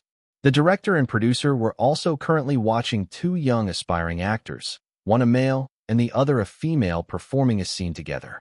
However, they didn't seem to be doing a good job of it. As Kyle walked into the waiting room, though, a staff member handed him a very thin script composed of only 2 pages. In fact, the second page had only a line or 2 on it, indicating that it simply spilled over from the very first. This is a draft of the scene you'll be tasked with acting out. Please proceed over to your assigned seat. Don't forget the number on the seat, as it'll be used to call you up. the lady bluntly said in a cold tone with no further explanation. Not that Kyle minded, though. She did look very stressed after all. Moving over to his assigned seat, his recollection skill already in effect, Kyle quickly memorized all the lines in the script. A makeup scene, huh? He pondered to himself. It's a pretty messy one that eventually devolves into an understanding between both parties, though, he mumbled to himself. Having gotten a good feel for what he needed to do, Kyle then took the time to focus on understanding the character he was tasked with, playing even if there wasn't anything much to go on about him really. About 20 minutes passed by, and a few more contestants were randomly called up, both male and female each time. It was a scene that required 2 actors. Usually, the way auditions went, a staff member in the company would be the one tasked with playing the role or reading the lines of the character the actor who was going to audition would be acting with. But because the director and producers seemed to be short on time and just wanted to find actors they could quickly fill in the roles with, they had decided to use this format instead, having 2 of the auditioning actors pair up with themselves. All right, I think I've got this. No sooner had Kyle thought of that, he heard his seat number being called. Number 27. I repeat, number 27. Head out to the stage for your auditions. Quickly, Kyle stood up from his seat and made his way on stage. However, upon reaching said stage, his eyes widened in surprise as he watched the other person whom he would be tasked with acting out the scene with, coming out from the other end of the stage. As the lady also spotted him, her eyes similarly had the same reaction. Lily/Kyle. However, before they could even so much as think of anything else, they heard the sharp, slightly irritated tone of the director piercing through their ears. Quickly, don't waste my time. Introduce yourselves. Chapter 52, Unfair Assessment. A few minutes earlier. This is all just a farce. A fucking waste of time. Ava Wilde thought to herself, her hands massaging her temples in mild annoyance as she watched the 2 actors on stage. She had already decided whom she wanted to cast for the side character roles in Bohemian Days. Nothing was going to change that. But now, she had to play out this supposed long game of looking for new cast members just because the upper execs deemed it necessary when all she just wanted to do was to begin filming as soon as possible. The producer of the movie, John Woods, who sat beside her whilst leaning on his chair, also had a similar expression of frustration on his features. Despite having told the upper execs at Black Box Films that they would sort out the new cast after their negotiations had fallen out with the previously cast actors, they had been adamant about holding an audition regardless. Why that was so, both of them really could not say, but who were they to go against people that could literally fire them as they saw fit? If the movie was on a smaller scale and the budget wasn't just over $100 million with a lot of investors putting their money into it, maybe they could have tried to cajole the execs a bit more. But considering that wasn't the case, they could only do as they were told. That being said, it still didn't stop the 2 from orchestrating what they needed to do to achieve what they both wanted. Currently, in their minds, they were just waiting for the 2 people whom they were planning to cast finally show up on stage like everyone else. Then they could finally end this grand show they were putting on. Dismissing the 2 whom had just finished acting out the scene with a small gesture of her hands, her mild annoyance evident, both individuals sighed dejectedly as they left, and the next 2 were called on over. Another set of untalented runts, I'm sure, John inwardly commented while gazing at the next individuals walking onto the stage as he leaned onto his chair, his arms crossed. Not that it stopped him from secretly ogling Lily's tasteful curves and assets, though. Watching them step onto the stage, Ava, on the other hand, ran her hands through her greasy, long blonde hair and asked in a slightly irritated tone, her voice sharp. Quickly, don't waste my time. Introduce yourselves. Good day to you. My name's Lily Lockhart, and I'm Kyle Kestis. Pleasure to meet you.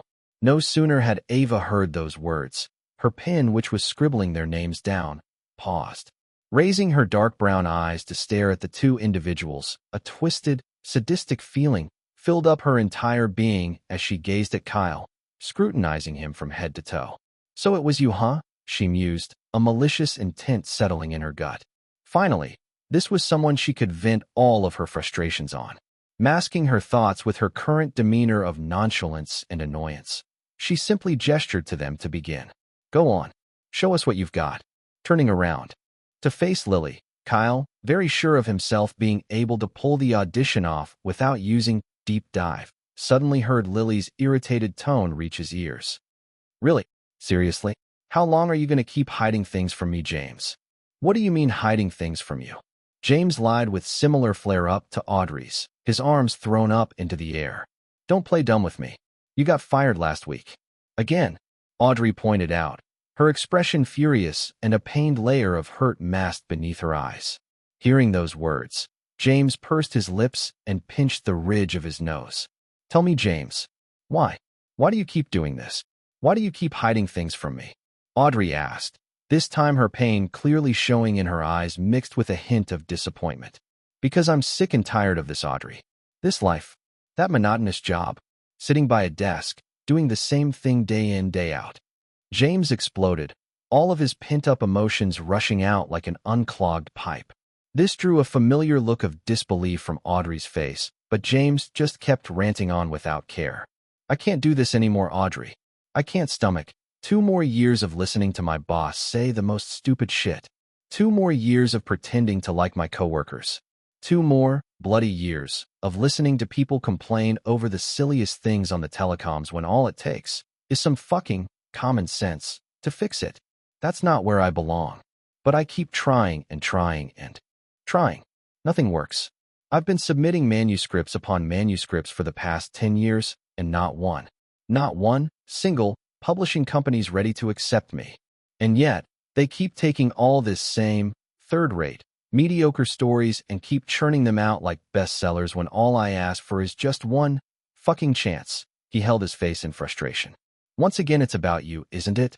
Audrey scoffed, disbelief etched on her face. What about me? She pointed to herself, and James retorted. What about you, huh? He bellowed out at her. You just got a job recently, and you'll be moving to L.A., won't you? How exactly do you understand how I feel? You're making progress, Audrey. And I'm here, stuck dealing with this godforsaken passion of mine. Tell me, do you have that problem? He asked with a furious shout. Hearing those words from the man she had come to love these past 8 years, Audrey could feel her eyes getting watery, but she willed herself to hold them back. You think I don't know that? She asked softly, and James' expression similarly softened when he realized that he may have overdone it. I know that, James. I understand it. I know the struggle you've been through over the years. I watched you get back up time and time again. She kept speaking, this time tears dropping from her eyes. And I'd stick with you through it all, as long as you were willing to open up to me. But you've completely fenced yourself these past few months. And I don't even know how to get through to you anymore. When did you become so afraid of confiding in me? She wiped her tears, her voice shaky. Listening to her, really listening to her for the first time in a really long while, James had a complex number of emotions phase across his face, all of which eventually resulted in a guilty expression. A moment of silence passed between them as James struggled with the right words to say, his expression sober. Audrey, he was about to apologize, but the lady cut him off. Why'd you hide it from me, James?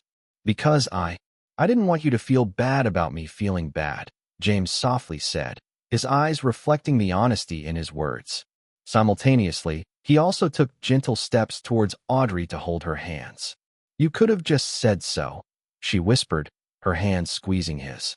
I'm so sorry, Audrey, he apologized genuinely. I've been such a jerk. I didn't even consider your feelings. He then pulled her in for a tight hug, and for a few seconds, the lady held on tight and just kept sobbing onto his chest.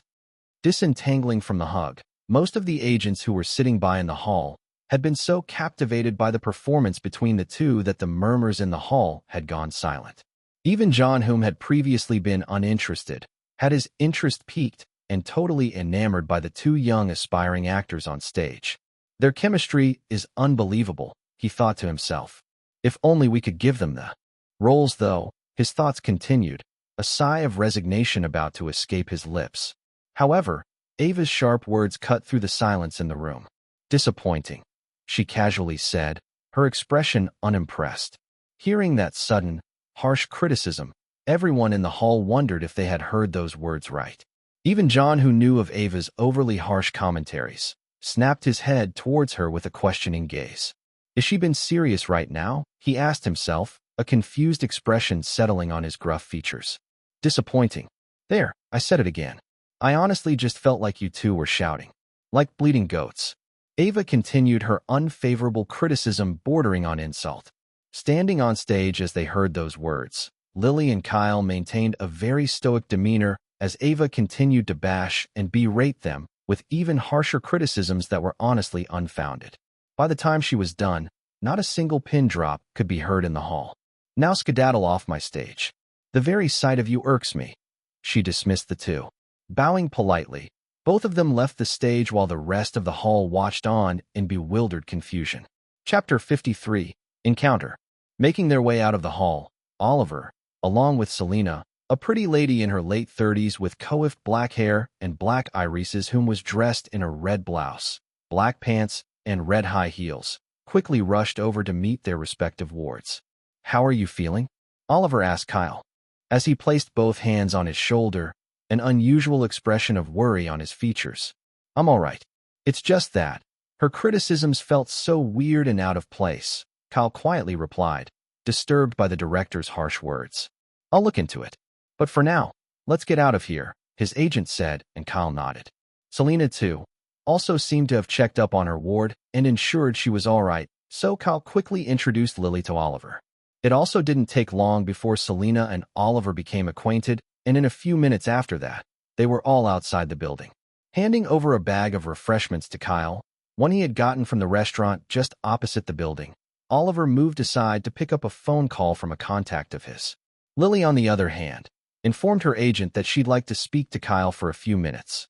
One Selena didn't mind. As she walked over to him, the young man handed over the bag of refreshments to her, and Lily was thankful for the offer. She did love sweets after all. Leaning on the bonnet of the Porsche, a smoothie in his hands, Kyle then heard her speak. Well, that was something. That it was. Kyle sighed, still unable to understand the reasoning behind such harsh criticisms. You good, though? He asked the lady with a hint of concern in his eyes. Oh, that? She rhetorically questioned, her expression unperturbed. That was just a typical walk in the park for me. Won't be the first time I'd get unfairly bashed. By a director. She shrugged, taking a bite out of her crepe. How about you, Dreamboat? Was this a first for you? She asked, one of her eyebrows arched up. It was. Kyle simply replied, another sigh escaping his lips. Despite telling Oliver he was fine, Ava's onerous words kept ringing in his head. And then there was the other ringing. Ding. Well, it's part of the hustle. Eventually, you learn how to deal with it. Doesn't get any easier, though. She gave her honest opinion, and Kyle simply let out a dry chuckle. That aside, though, congratulations on your song reaching top 5, Lily. I really liked it, he complimented the lady. Ah, thanks, Dreamboat. Thank you for saying that, she replied with a lovely smile. I also saw you in Grow Up. You were great. But the memes were better, she declared playfully, and this time, Kyle burst into genuine laughter. As this was happening, the honk of an SUV that was parking just a few meters behind them invaded their ambience. Not that it stopped Kyle from continuing his laughter. Stepping out of the vehicle, though, were Haley Woods and Austin Wilde, both of whom had also come for the auditions. Unsurprisingly, Kyle and Lily hadn't spotted them since they had their backs facing them as they gently leaned on the Porsche's bonnet. They, on the other hand, upon spotting them, had two different reactions. Austin had a condescending smirk grace his face while Haley had a surprised expression on hers, not noticing them. Though, Lily continued speaking to Kyle. Saw your Mediagram handle. February 13th, huh? What are you cooking up, Dreamboat? Are you stalking me? Kyle joked this time. Oh, come on. Everyone stalks themselves on the internet, even if they don't want to these days. Lily responded nonchalantly. But who knows? I just might actually be stalking you. She shrugged again, her tone of choice playful. No sooner had she done that, though, Austin walked over to them, his expression proud. Long time no see, Lily. I take it you came for the audition? He asked. Oh, nice to see you again, Austin. Yes, we did. Lily replied, a bit surprised by his sudden appearance. Did you get the role? He then asked, purposely ignoring Kyle. No dice. Lily shrugged, and Austin then moved over to her, leaning to whisper into her ears, enough that it was audible for Kyle to hear. Well, I could get you a role in the movie. See, my aunt's the director. He stressed that last part.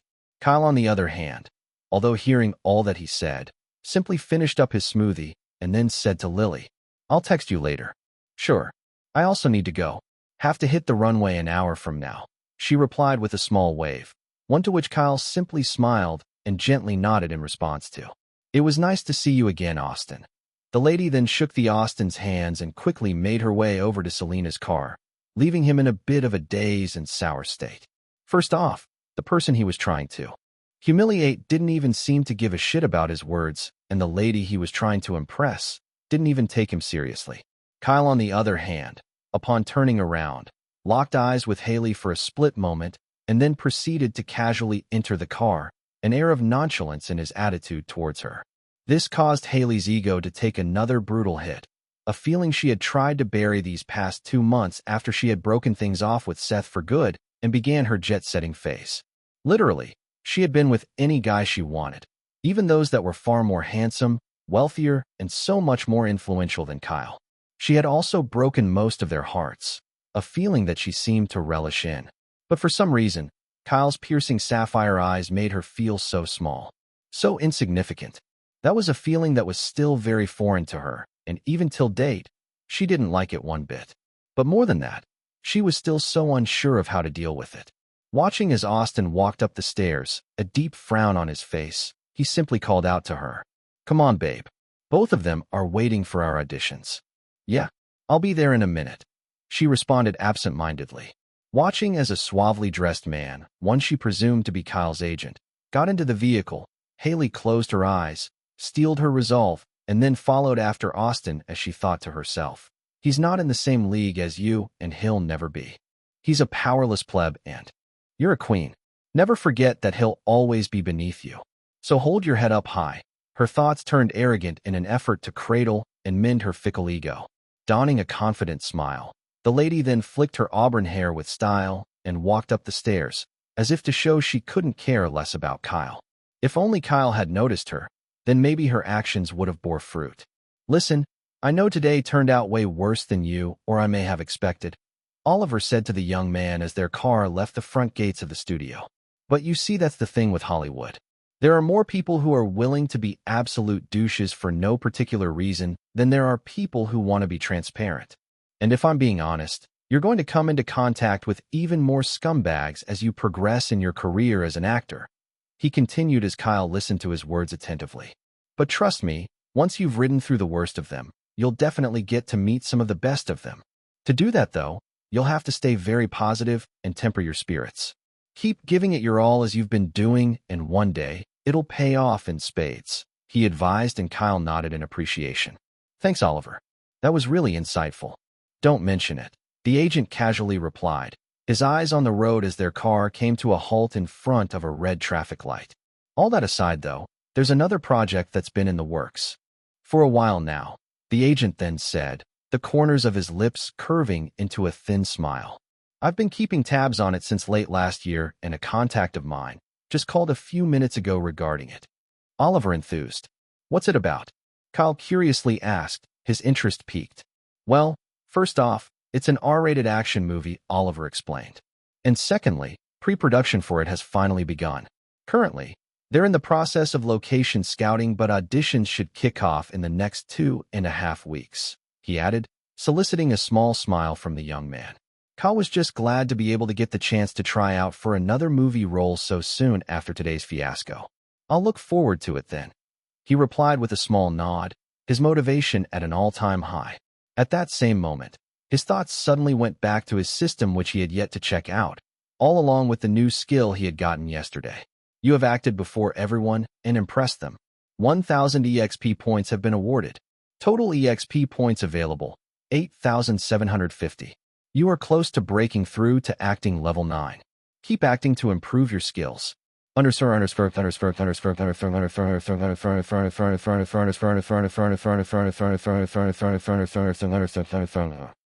Kestis, EXP points, 8750. Skills: Soulful Vocals, P. Growth Spurt, P.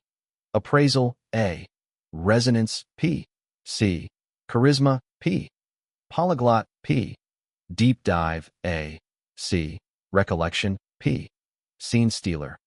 Asterisk EXP points can be used to create. Skills. Levels: Singing level 10. Acting level 8. Composing level 10. Dancing level 6. Instrument mastery, piano/guitar, level 7 out of 6. Asterisk levels will increase in accordance to your growth. Scene stealer. Kyle mused and the details of the skill showed up.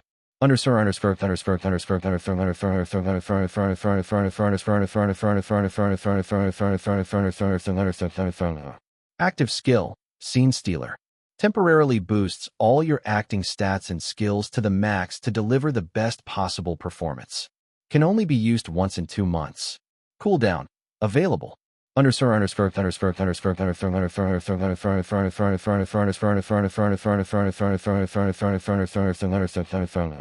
Whoa, the young man exclaimed inwardly, his eyes widening in amazement.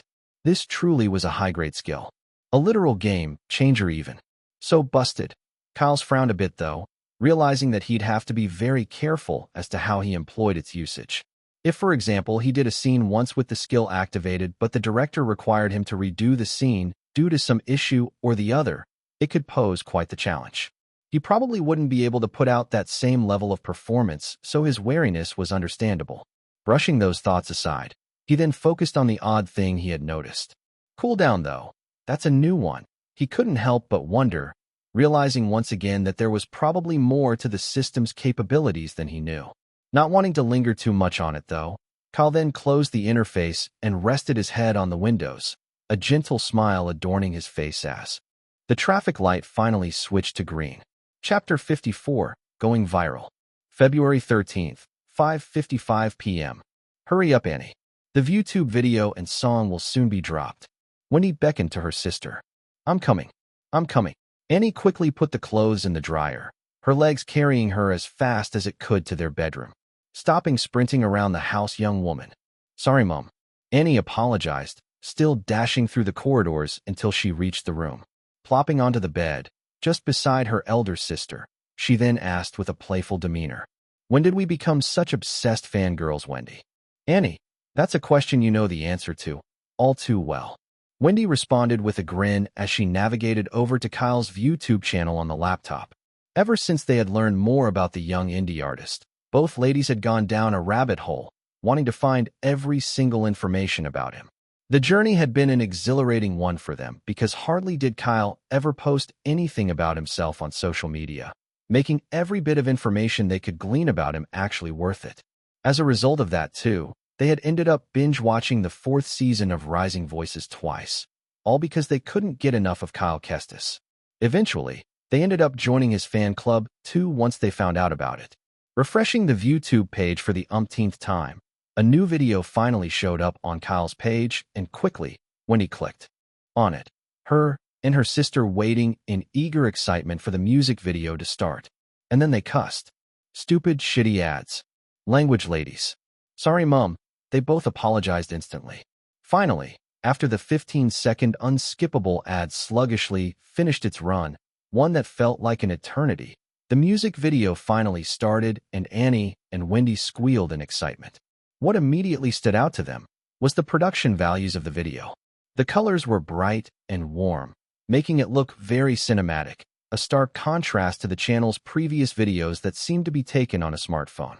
Sitting on a bench in a park, Kyle was staring at an obscured picture of a blonde lady in it, piquing Wendy and Annie's interest in an instant. Also obscuring said picture were the texts, directed by Maria Dominique and written by Christina Aubert. And then, retrieving his phone after receiving a text from someone, Kyle had a thin smile grace his face and finally stood up just as the melodic tune of a guitar, soft drumbeat percussions, and a small piano accompaniment graced the lady's ears, enthralling them in an instant. Guitar musical notes, drum musical keyboard. Guitar musical notes, drum musical keyboard. Just like that, the music video had really begun, and Kyle began to walk with purposeful steps as the soulful lyrics of his song also joined the already captivating tune. Guitar musical notes, drum musical keyboard microphone. It's unfair, the way you blitzed into my world. Like a heaven-sent angel, you touched my soul. Guitar musical notes, drum musical keyboard microphone. It's a song about unconfessed feelings. Wendy widened her eyes a bit, seemingly grabbing onto the source of inspiration for the song. As her and sister kept watching, unable to tear their eyes away from the video, They watched as Kyle walked by a lady who had blonde hair, just like the one in the photo, his eyes lingering on her for a split moment as he continued his walk. Walking past the trunk of a tree, the video effortlessly transitioned over to him actually singing in a bar as he continued the song. Guitar musical notes, drum musical keyboard, musical notes microphone. Wish I could tell you I was. Yet a smile's all I can muster. Guitar musical notes, drum musical keyboard, musical notes microphone.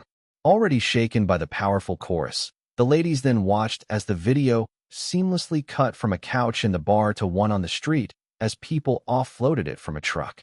Again, Kyle walked past them, this time stopping when he saw a bouquet stand. One rack was full of yellow roses and the other full of red ones. Guitar musical notes, drum musical keyboard, musical notes microphone. I see you in my dreams. We're so perfect together. I'd run into your arms, like a kid in a store. Guitar musical notes, drum musical keyboard, musical notes microphone.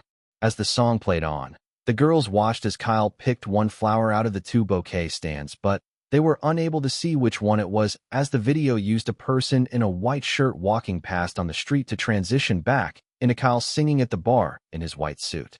Guitar musical notes, drum musical keyboard, musical notes microphone.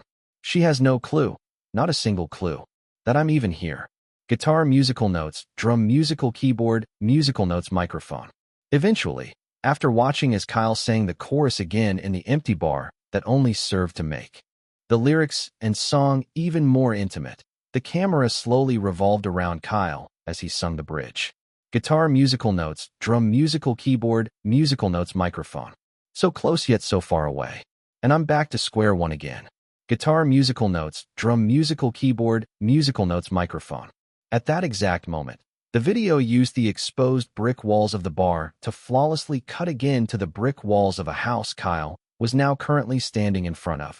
There was a thin smile on his face that was slowly widening as the camera got a close-up shot of him walking up the small staircase to knock on the door. Guitar musical notes microphone. Please, don't fall for someone else. Please, notice me standing here. Guitar musical notes microphone. Hearing that outro, the ladies were so invested in the music video as they felt the strong emotions imbued into that last part. Watching as Kyle held the flower he had bought in his hands, still unrevealed to them as the song's tune finally faded out, he knocked on the door and the ladies waited in anticipation to know which flower he had chosen. Did he finally decide to let his feelings for the mystery girl in the video be known by picking up the red rose?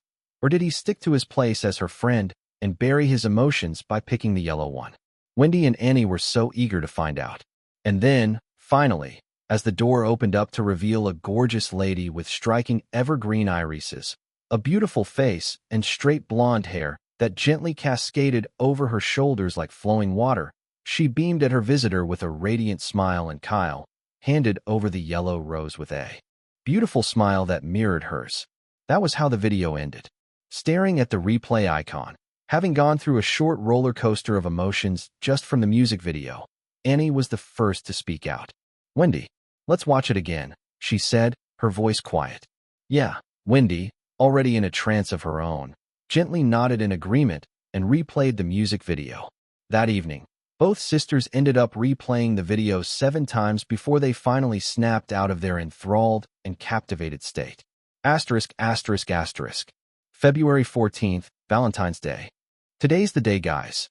Victor, a young man in his last year of college, rubbed his palms together in excitement, his buddies similarly grinning from ear to ear. Well, all of them except for one who instantly poured a bucket of cold water over all of their heads. Yeah, like any other fucking day. Y'all be wilden over having to buy expensively wrapped red and pink gifts, and your pockets getting empty over getting some what? 5 to 10 minutes of bedroom action. Y'all better get the fuck off out of here right now. Savage as ever, ain't you, Toby? Paul, one of the 4 guys, frowned in displeasure, the reality of their friend's words digging into his bones. Oh, come on. You're just being salty because Sally got a new boyfriend. Told you shoulda asked her out back then when y'all were tight. Danny, the last in their friend group, pointed out, soliciting an ugh from the rest of the guys. Instantly, the tables were flipped and Toby was cornered as his friends, in typical guy behavior, made light work of him with their jokes, finishing him off in literal seconds. After a while, though, They all actually tried to make him feel better, and luckily, it worked. Soon, 3 of them left the dorm just after to attend some of their classes and also take their respective girlfriends out for a date, while Toby just stayed back. He had no classes for the day and was also maidenless, so truly, he had the rest of the day off. Sighing to himself at the truth of his friend's words, he opened up his laptop to watch a few YouTube videos with the intent of keeping his mind off Sally and her shiny new boyfriend. However, just as he was about to click on a funny video that had caught his interest on his feed, he sneezed due to the chilly weather, causing him to click on another video instead. Spring, please hurry up, he thought to himself as he opened his eyes from the sneezing, only to see the wrong video playing. About to close the video and pick the one he had actually wanted to listen to, the melodic tune of the song, captivating and enthralling, reached his ears. And just like that, Toby's interest got piqued. After watching the video, the man instantly fell in love with both the story that was told in a captivating way and the soulful yet relatable lyrics of the song itself. Add that to the fact that it was Valentine's Day, a day when a lot of guys actually didn't have any partner to be with. The lyrics hit even harder for him, and Toby was sure it would do the same for a lot of other guys. Checking the number of views and seeing it at just 21K views, the young man just couldn't let a great song like this get buried under YouTube's shitty algorithm. Quickly, he navigated over to j/maidenless community on Reddit and started a new discussion with the title, "That one song that really sums up how you feel." It didn't even take a minute before people piled onto the discussion and watched the video. An hour later, the thread blew up like crazy as people started to spread the word of the song, like rushing water from an unclogged pipe. But no, that was just the beginning of No Clue's music video and song going viral. In just an hour after that, a popular TikToker used the song in one of her videos, and that propelled the song even higher and gave it even more exposure. And then, to top it all off, Carl Finch, a well-known star in the US, UK, and so many other places around the world, dropped a casual tweet a few hours just after that went. No Clue, by Kyle Kestis, great song. That was when the song finally reached its peak virality and the floodgates truly opened. Chapter 55, Surreal. 12.9 M streams on Groovebox. 11.4 M views on YouTube. 278K plus subscriber count increase. Number 1 on the Buzzing 100 chart. All in the span of 4 days. Right now, so many individuals who frequently use the internet, more especially those who were constantly on the most popular social media apps, had either heard of No Clue or had seen snippets of the music video. Besides the major exposure that Carl Finch gave the song, so many other popular TikTok influencers had also joined the bandwagon, a lot of them using the song in their videos. Various YouTube music video analysts and reactors had dissected his music video, explaining just why it was such a captivating one to watch and rewatch. One from a small channel even made a very accurate statement that went, "No Clue's music video is a gem on its own, but what truly elevates it is the song's tune itself, especially the addition of the rock elements that further adds a cinematic and emotional dimension to the music video's storytelling. One that causes the listener's emotions to swell during climactic moments as it effortlessly supports each and every verse of the song too." That video alone of the guy dissecting why the song and its video was such a hit already had over 100K views, making that video his most viewed video over the course of his 1-year period on the platform. Rapidly, Kyle was becoming a hot topic, essentially because after people listened to No Clue and watched its music video, most of them became very curious about Kyle himself as a person. Add that to the fact that a lot of them had seen the memes about him just last month, their curiosity increased twofold.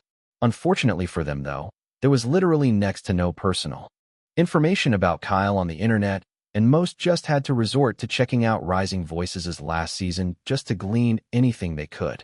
As his song was just beginning to make its mark, a popular blogger who wrote about all things entertainment in the industry wrote an article on her blog titled, "No Clue" by Kyle Kestis, a song that truly deserves all the popularity it's getting. A song that truly captivates simply from its tune alone, further bolstered by lyrically relatable verses and Kyle's lovely vocals. No Clue's rapid ascent to the top of the charts is only just the beginning. Coincidence or not, Many have wondered if Kyle Kestis purposely targeted releasing the song close to Valentine's as a sort of antithesis to target those who were without a partner, people like me. But, from my perspective, I doubt that was intentional. I mean, why release a song that may very well get buried under the multitude of popular love songs that would be streamed to oblivion close to a mushy day like that? It just makes no sense really when you think about it, and most musicians would rather not risk it. All except our handsome outlier here, who may have not even put that day into consideration at all when he decided to release the song. That aside though, Kyle, despite not having much of an actual social media presence, has been occasionally popping up here and there over the past few months. From his time on Rising Voices, where viewers around the world, especially the ladies, were treated to his charming, witty, humble, mature yet secretive personality, all in addition to his talents in singing and composing, it came as a bit of a welcome surprise when he also showed us he was capable of acting just 2 months ago. And now, not even halfway into the first quarter of 2019, No Clue, a power ballad that resonates so strongly with a lot of people, reminds us once again of the magic he showed us during his time on Singing reality TV show. This may very well be the early stages of the ascent of a rising star.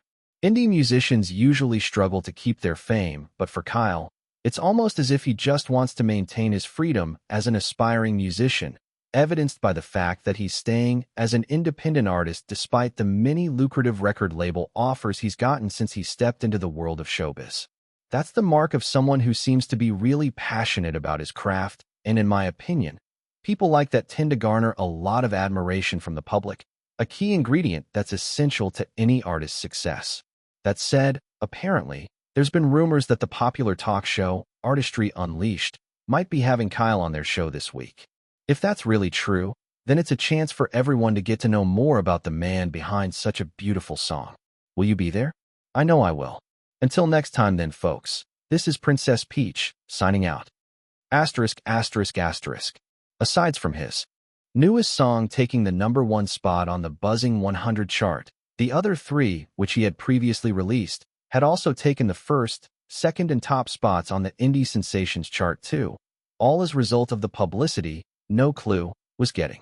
Kyle, having just finished texting Christina, Lily, and Ryan, whom had been congratulating him, received another notification that another person had followed him. Surreal. This is all so surreal. The young man lied down on his bed, his eyes gazing at his Mediagram follower count with an incredulous yet concerned expression he couldn't seem to get a proper hold of. It just kept increasing by the minute. Previously at a respectable 42.7K, it had now skyrocketed to rousing 279.8K followers in the span of just 5 days. Watching the numbers still going up by the minute, a bit wary about how he was even supposed to handle the account since he rarely posted anything on it, a notification message from his Tweet Talk DM came in. Seeing whom it was, Kyle's eyes widened in genuine surprise. The Carl Finch, it's nothing really. It was a well-written song that deserved to be heard. Congratulations. Quickly, upon reading that response to his previous message, which had genuinely thanked Carl Finch for his retweet of his song 4 days ago, Kyle responded, Kyle Kestis, nevertheless, I'm super grateful.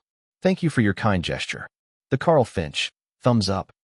Seeing the reply from him, Kyle figured that it would be best if he ended things there. Carl Finch was a very busy person after all. Just as he placed the phone aside, Oliver walked out from the corner of the room, his phone in one hand and coffee mug on the other. Donning a light smile on his lips, he then said to Kyle, Ready your best outfit by Saturday, Kyle. You've been invited to a talk show. Hearing those words, Kyle jerked his head sideways, his eyes widening in another bout of genuine disbelief. Asterisk. Backstage, just behind the foyer's red velvety curtain, Kyle continuously inhaled and exhaled deep breaths. A few producers, staff workers, and cameramen kept making checks here and there, ensuring everything was as it should be. Some female interns and staffs, on the other hand, kept ogling the young man with starstruck eyes. Not that Kyle was even aware of it.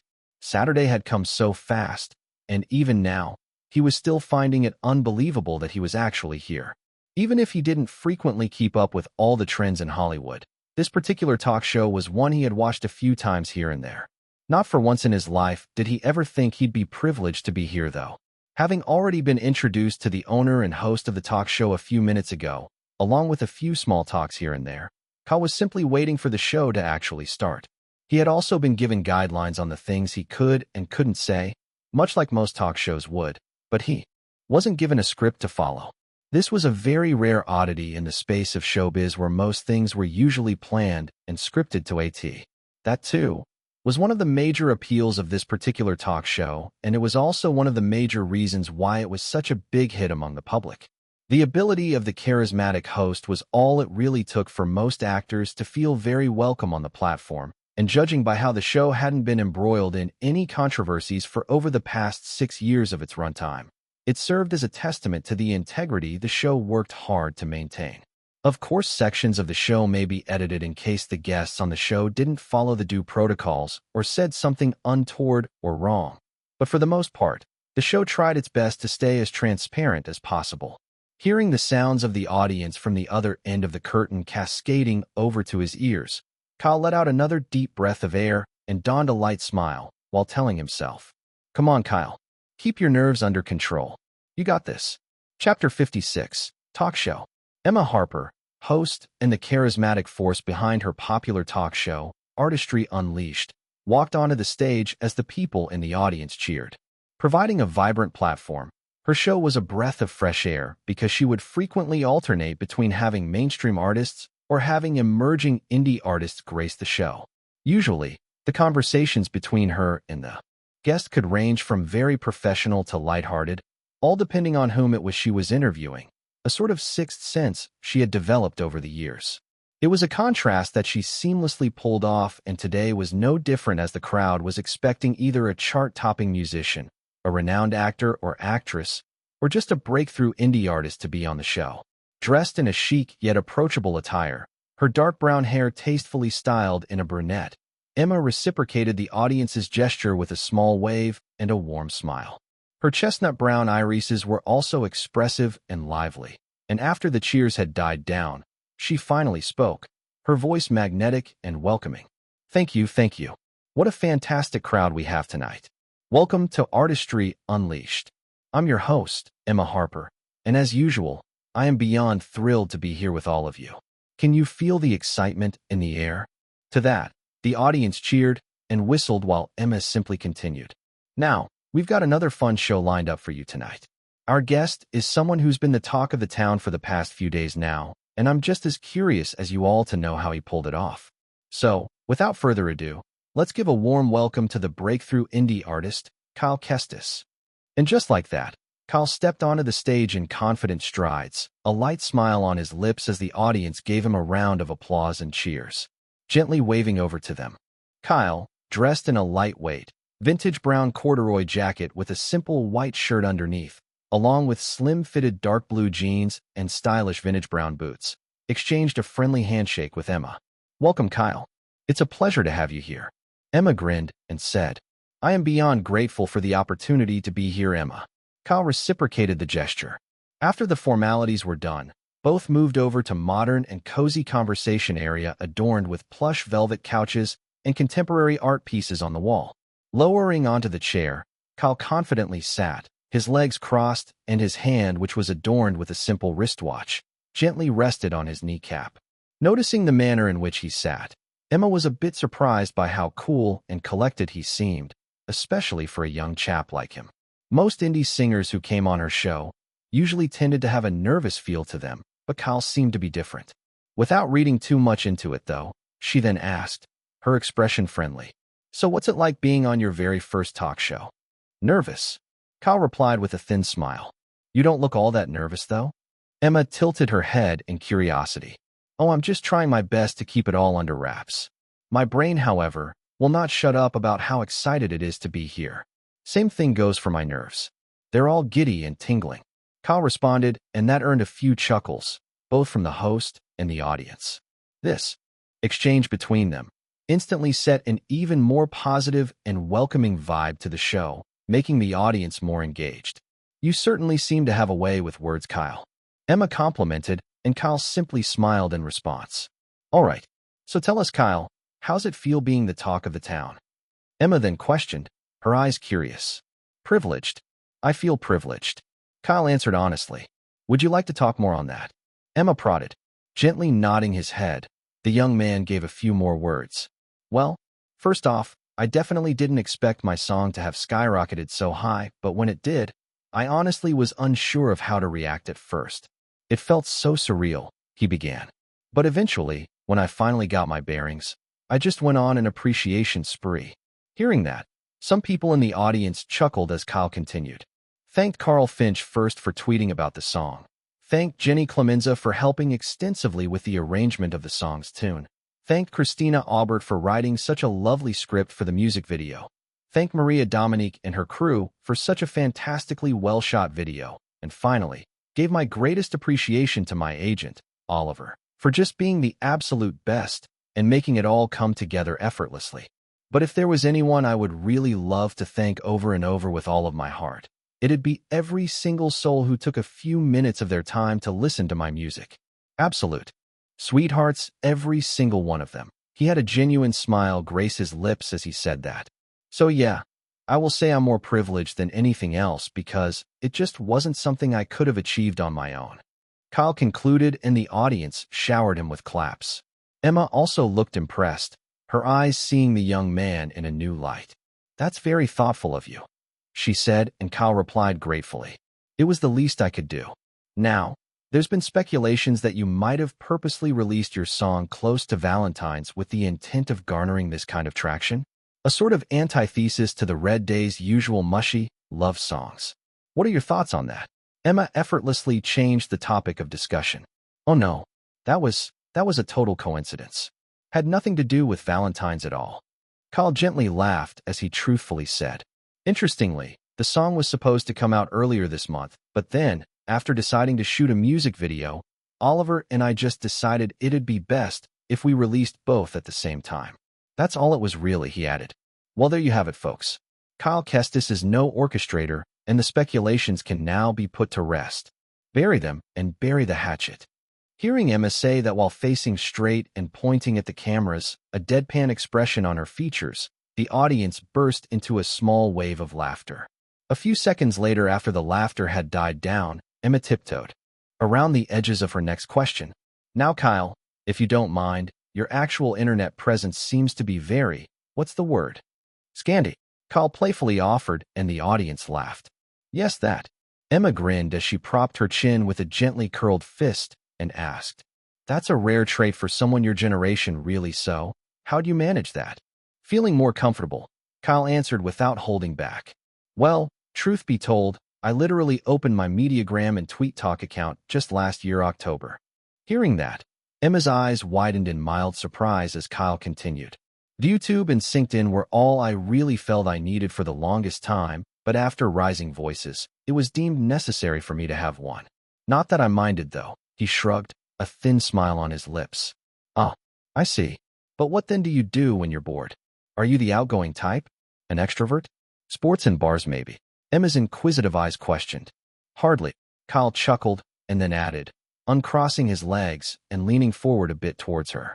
I wouldn't say I'm a total introvert, though, but neither am I an extrovert. If it's necessary, I can easily get along with people, but if there's no real reason for me to, I simply become a bit of a recluse. So yeah, an ambivert, I'd say. Right bang in between. He concluded, and Emma nodded in understanding. As for what I do when I'm bored, there's quite a few. Like what? Emma inquired curiously. Well, there's reading comic books and novels, playing video games, catching up on my favorite series, animes and TV shows, among a few other things, he honestly replied, and some people in the audience whistled and cheered. Kyle had quite the nerdy hobbies, but the way he said it with such casual confidence and grace served only to add more to his charms.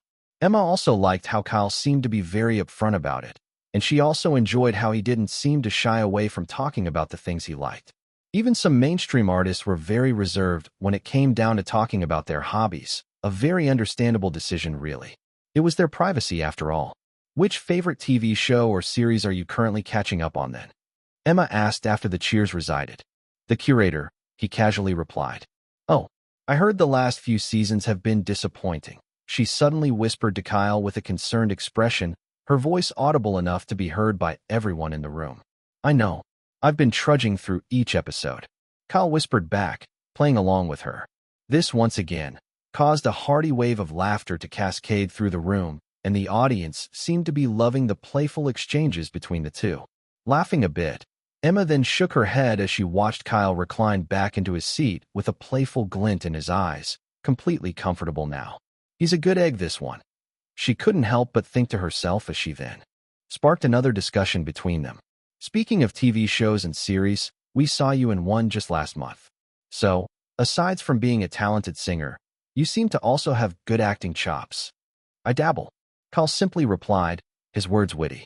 Once again, the audience couldn't hold back a few chuckles, a lot of them finding the young man really charming. Emma, who found his answer more amusing than anything else though, couldn't help but ask, well, if that's the case, then why don't you humor us just a little more, Kyle?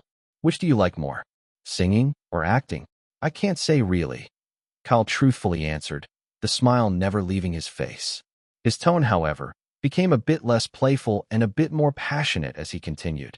For me, being able to sing is like taking a canvas and painting it with my own colors, colors that I want to share with the world, hoping that someone, anyone, sees the heart and passion behind it. And being able to act is such a beautiful thing, I feel. You're able to bring fictional characters to life and embody their very essence, blurring the lines between what's real and what isn't. Both are just so amazing in their respective ways that I find it so hard to pick just one when I can be greedy and love both equally. He concluded, and Emma, loving the insight he gave, couldn't help but say, come on, folks, give him a round of applause. That was remarkably put together. No sooner had she said that, the audience followed through, accompanying the claps with more cheers and whistles. Finally, as it all settled down with Kyle lightly bowing in appreciation for their gestures, Emma then asked as he sat back down, so what's next on the agenda now? Will you be releasing a new song, or will we be seeing you in a new series or a movie? I honestly can't wait to find out either. Kyle's sapphire eyes gleamed in excitement as he replied. Loving that response from him, Emma then proceeded to round up, a warm smile nestling on her lips. Well, whatever you decide to embark upon, I'll be looking forward to it. And that's all we have time for. Thank you so much for a wonderful night, Kyle Kestis. She extended a handshake as she added. And as if on cue, the audience also began to clap loudly as Kyle received the handshake with a big grin, signaling the end of the talk show. Chapter 57, Pre-Production. On a Tweet Talk post, one whose engagement was increasing by the minute, denizens of the internet gathered to talk about today's episode of Artistry Unleashed. A few of them had heard the rumors pertaining to Kyle being invited to the show, while the others, who had no knowledge of sort, had simply tuned into the show to be entertained. N0C. Today's episode was arguably one of the best in my opinion. Really enjoyed the rapport between Kyle and Emma. Princess Peach, that genuine appreciation in his eyes when he talks about his gratitude towards everyone who made his song a success, was just so endearing. A genuinely sweet soul. That's the kind of person Kyle is. Do you even cultivate, bro? For someone who seemed like an introvert based off his social media presence, he sure is one hell of a charmer. Now I understand why my younger sister's been obsessed with him these past few months. The 78th curator. Moment he talked about the curator, I knew this guy was a homie. Became an instant fan. Though I do agree the recent seasons have been utter bullshit. Oldzich, what a well-spoken young man. Wish I had a grandson like him. Tricks or treat. I've always loved Kyle's wittiness with words, but today's was just off the charts. Oompa-loompa-doompity-doo at tricks or treat. I agree. Couldn't help but crack up each time he played along with Emma. The subtlety of it is what makes it even better. Red Dragon with a coin. I really admire the privacy and respect that Emma gives to all artists, whether mainstream or indie. That quality of hers is what really makes her show such a hit, I feel like. Purple Car. Couldn't agree more with the comment upstairs. The way she tests the waters by not outright asking, but instead giving the artists a chance to decide if they do want to talk about it or not, is a really nice touch. Kudos to Kyle for playing along too. Made today's episode that much more fun. CPT_Jack_Sparrow. Found his songs due to this episode, and I must say, I'm loving them. Playing them all on loop as we speak. Pain Train. No clue, huh? Even though it's been recommended to me. These past few days, I was planning to just ignore it due to the craze everywhere, but seeing the man behind the song. Yeah, I will listen to it tonight. Gotta love villains at Pain Train, I know, right? Seems like such a chill dude. Definitely give the song a shot too. You just might like it as much as a lot of people do. Inspiration capsule is good for the body. That burning passion in his eyes when he talks about singing and acting. That's an expression I haven't seen from a lot of artists in a really long while. Hopefully he maintains that and Hollywood doesn't suck it all out of him. I want to get laid. Kyle's so handsome it's unfair. Darn parents of mine. Couldn't you have given me some proper variables? I want to get laid so bad. Sigma_King at I want to get laid. Man, you need to fix that shitty mentality of yours first. First off, I think it's very obvious that there's more to Kyle than simply just being a hunk. Secondly, don't get motivated by hoes and actually work on yourself, for yourself. Get on that grind train and improve, bro. Then maybe you actually will get laid. Asian_mother at I want to get laid. You better apologize to your parents right now or you'll taste the fury of my slipper. Better yet, I might send you to Jesus. Paparazzi man. Honestly, Kyle would be an idiot not to capitalize on his fame at the moment. Simply churning out a few more songs would ensure that he stays relevant at least. The imposter? At paparazzi man. Nah, I doubt he'd do that. Doesn't seem like the type. Zach Mendes. Hopefully we hear a new song from him soon. Wouldn't mind seeing him in a movie or another series either. Curious cat at Zach Mendes. Hey, it's really you. What project are you planning to work on next? As the thread continued on, more and more people continued to join in on the discussion. While some simply had words of admiration for Kyle, some came purely to spectate and peruse through the thread, some looked forward to his next song and some hoped that they would see him in a movie or another series sooner rather than later. Asterisk, asterisk, asterisk. Somewhere in Englishtown, NYC. Huh. Glancing over to his assistant director who was massaging his temples as he sighed tiredly, director Mark Clyde returned his attention to the drifting circuit before him.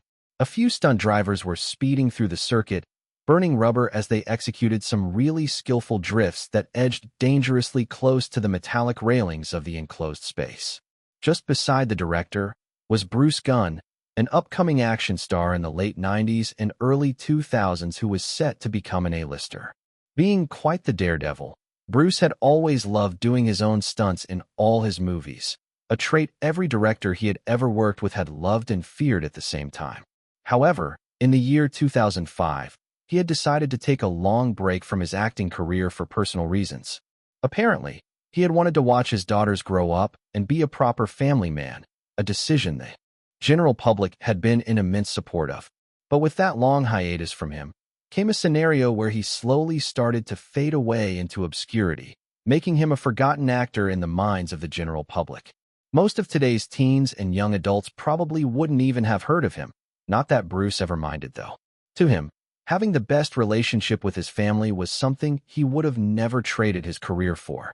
Now that his daughters were adults in their own rights though, he and his wife had decided to pursue their various aspirations again. Now at the age of 44, Bruce was looking to produce an action movie with his longtime friend Mark Clyde, who was aged 45. Mark himself was a director who was well known for a few popular rom-com films here and there that had done really well at the box office. However, considering he had never really gotten the chance to shoot an action movie, this came as a much welcome opportunity to really push himself to new heights and improve his craft too. Having written a nice script that was pretty much conventional in every sense of the word, but still good enough to be a fun action romp, the project had been greenlit and pre-production of the film had begun a few weeks back. Considering they also had a small joint venture of their own that went by the name of Dot Productions, along with another friend of theirs who would be handling things on the production side, all three had raised a sum total of $16 million for the movie. With the budget already secured, both were planning to just have a good time making the movie. Not that it would ever stop either of them from their thrill-seeking tendencies, though. Staring at the circuit, Tom Higgs, the young man in his late 20s and also the assistant director, voiced his opinions in exasperated tone. Forgive my impertinence, but are you really still planning to go along with this? Yes, we are. Mark and Bruce replied in unison, their expression nonchalant. Besides, the direction style for this movie demands it. Mark added casually. Sighing again, Tom inwardly groaned. wondering why exactly the two of them were so adamant on this. But it might take a long while, you know? Wouldn't it be a hassle if we were producing the movie for a long while just because of it? He frowned again, not even holding back this time. It's all right. We aren't in a hurry. Mark shrugged. Won't a stuntman be much better than an actor in all regards for something like that? Tom questioned again, a look of defeat and resignation settling on his features.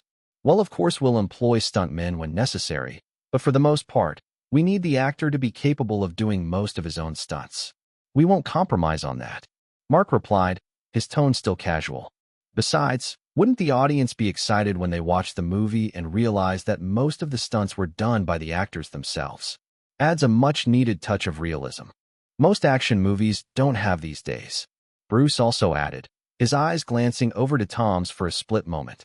Despite understanding where both of them were coming from, Tom still felt very uncomfortable about the whole idea. But alas, he was only an assistant director, and at the end of the day, he couldn't go against the vision of the director. He could only do as he was told to and accept it without complaints.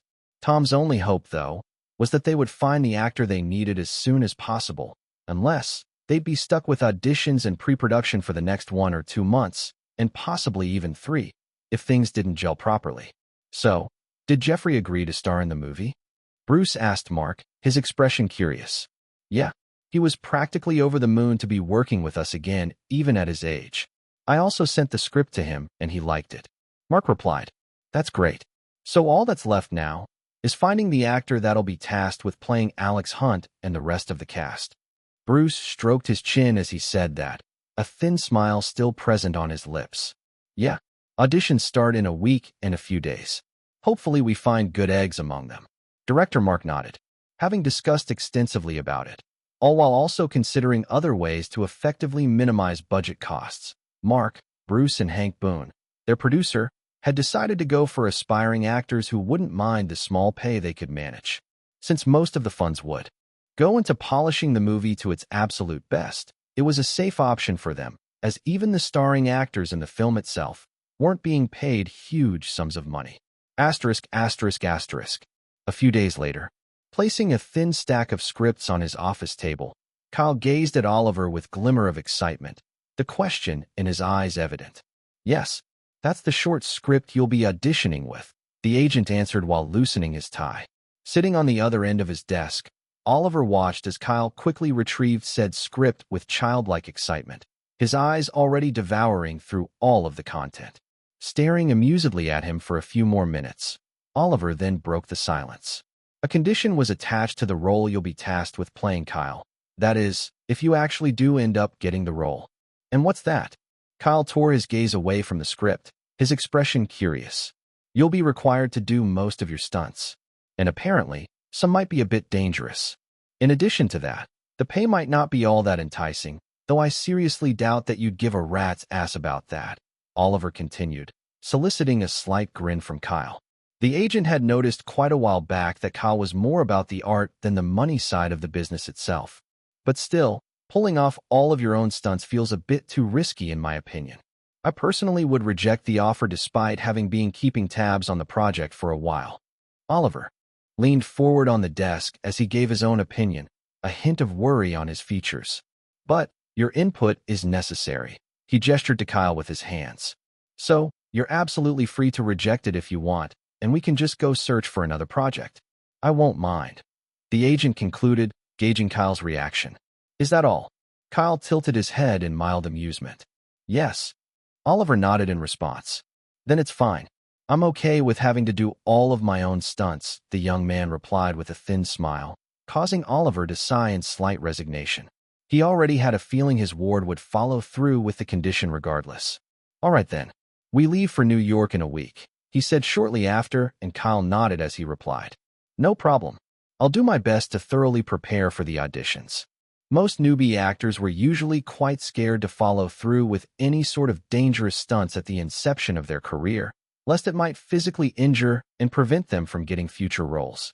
This was a very sane and understandable decision. But for Kyle, that didn't even bother him one bit. In his case, sanity was already out the window.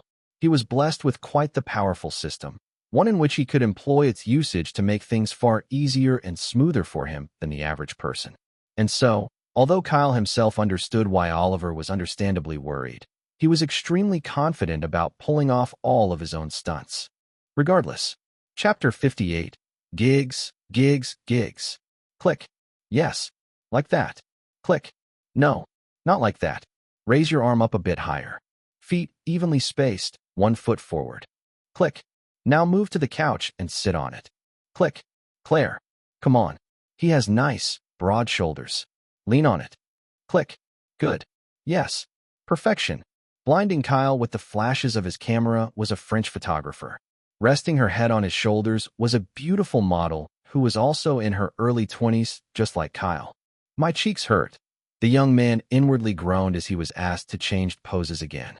Over the course of the past week since the talk show, endorsements from multiple brands, ranging from clothing to accessories to shoe brands, had kept contacting him to model for their products. Each of them were willing to pay $60,000 plus for each photo shoot session, and considering money was needed to fund their endeavors, Kyle and Oliver saw no reason to refuse the offers. The reason for this lucrative offers, though, were of course Kyle's song, which was still at the top of the charts. On the buzzing 100, No Clue stubbornly refused to leave number 1. Sitting at 20.1 M streams, it far outstripped the second most popular song on the chart by over 5 M plus streams. As for his previous songs, all three were dominating the indie sensation's 100 charts at the first to third positions, a truly remarkable achievement for the young man. Considering a lot of popular magazines and internet blogs have been keeping an eye on Kyle, careful not to write any articles just yet since playlists were a rapidly changing thing. They had expected the craze for his song to reach its peak and stagnate after a week or so. How wrong they were, because even after the craze died down a bit, people still listened to the song like obsessed addicts. This was partly due to the song's very relatable lyrics, partly because of its rewatchable music video, and most especially because it was a genuinely well-written, well-planned-out song with all the right musical arrangements, making it a genuine joy to listen to for most people. Added to the fact that it was a song with next to no profanity in it, people really felt like it was a breath of fresh air from the usual popular songs in recent memory. Due to this scenario where Kyle was still staying relevant in the public's eye, another floodgate of articles hit the internet again, with many of them writing about the young man. Simply put, Kyle was quite famous at the moment. And for endorsement brands who liked to keep up with the trends, he was basically fresh new meat that they could use to promote their products. Add that to the fact that Kyle was blessed in the looks department, it was a no-brainer move for most of them really. Alright, that's it. We're done for the day. Thank you, Monsieur Kestis. The photographer walked up to him and offered a handshake. Happy to be relieved of this stressful turn of events, Kyle received the handshake with the utmost joy and replied gratefully, Merci, Monsieur Ander. You speak French? He widened his eyes in mild surprise as he stared at Kyle. I dabble. Kyle smiled in reply. Claire, who watched the entire thing play along from the side, bewitched once again by Kyle as he exchanged fluent French with their photographer for a few more seconds, practically made her intentions known with the sultry gaze she was giving him. Having finished up his short conversation with Kyle, Ender then gave the same greetings to Claire, complimenting her for a job well done. Swiftly, Kyle seized the moment and vanished from the area with immediate alacrity, much to Claire's disappointment. Did you purposely run away from her? Oliver, who had been watching from the sidelines, asked as Kyle walked over. What do you mean by that? The young man tilted his head, a mix of curiosity and confusion settling on his features. So you didn't even notice? Interesting. Oliver sported a rare, playful grin. Kyle, however, not even in the mood to prod deeper, simply requested that they head over to a restaurant because he was really hungry. Their schedule was pretty much packed to the brim again today. There were still a few more photo shoots to attend, bars and clubs to sing at, and also a small podcast for indie artists he was invited to. Honestly, if Kyle had been left to his elements, he'd rather just sit at home, reading all the comics and novels he had yet to catch up on in recent memory, but as Oliver had told him, it was necessary that they solidified his brand as a musician. Remember, Kyle? Achieving fame is hard, but keeping it, now that's even harder. Oliver said as they pulled over at a restaurant. I know. Kyle sighed in understanding. Even though he loved writing songs, singing them, and also enjoyed being an actor, the fame that came with it was still something of a mixed bag of sorts for Kyle. On one hand, he'd get the chance to gain more funds to be able to source his dreams and aspirations, which was to make really good music, along with also getting more acting gigs. But on the other, his privacy would become everyone's business, a scenario he wasn't really a fan of. Pushing those thoughts to the back of his mind, Kyle, now sitting in restaurant, politely requested for the waitress to order some food. Quickly, the waitress on duty came over and attended to them. Seeing him, though, the lady couldn't help but ogle for a few seconds as he gave his order. He had just come out of a photo shoot after all, and as a result, the young man was visually stunning and at his best, so situations like this couldn't be helped. Oliver, on the other hand, had an amused expression on his features as he also ordered, finding it interesting how Kyle could be surprisingly and shockingly oblivious to things like this. No sooner had they given their orders, though, the doors to the restaurant opened and in walked Christina. This was the restaurant she worked at, and her noon shift would be coming up soon, so she came a few minutes earlier. Noticing her from the corner of his eyes, Kyle, a bit surprised, waved over at her. Seeing him, a visible brightness bloomed on Christina's pretty face as she quickly walked over. Giving each other a friendly hug, along with the lady also acknowledging Oliver's presence, she then congratulated Kyle on his achievements.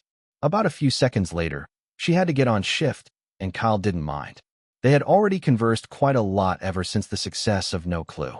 Aside from getting a call from multiple indie musicians, and even some fairly well-known ones to write a script for their music videos too, the Writers Guild had also contacted the blonde-haired lady again regarding her previously submitted script and had discussed a contract on the rights to her work, all due to the exposure the music video gave her. In addition to that, Christina now also worked with Maria to make some short films, an offer the lady was more than willing to accept. Some modeling agencies even contacted and made offers to her after seeing her in the music video, but the lady had politely turned down the offer, explaining that she wasn't interested. Modeling just wasn't a thing of interest to her. Eventually, about a minute later, the pretty waitress came along with their food, asking Kyle with a smile as she bit her lips, "Anything else, handsome?" "No, none at all. Thank you for the food," Kyle respectfully replied with a thin smile, and the waitress nodded with a light smile of hers, reluctantly proceeding to attend to the next customer.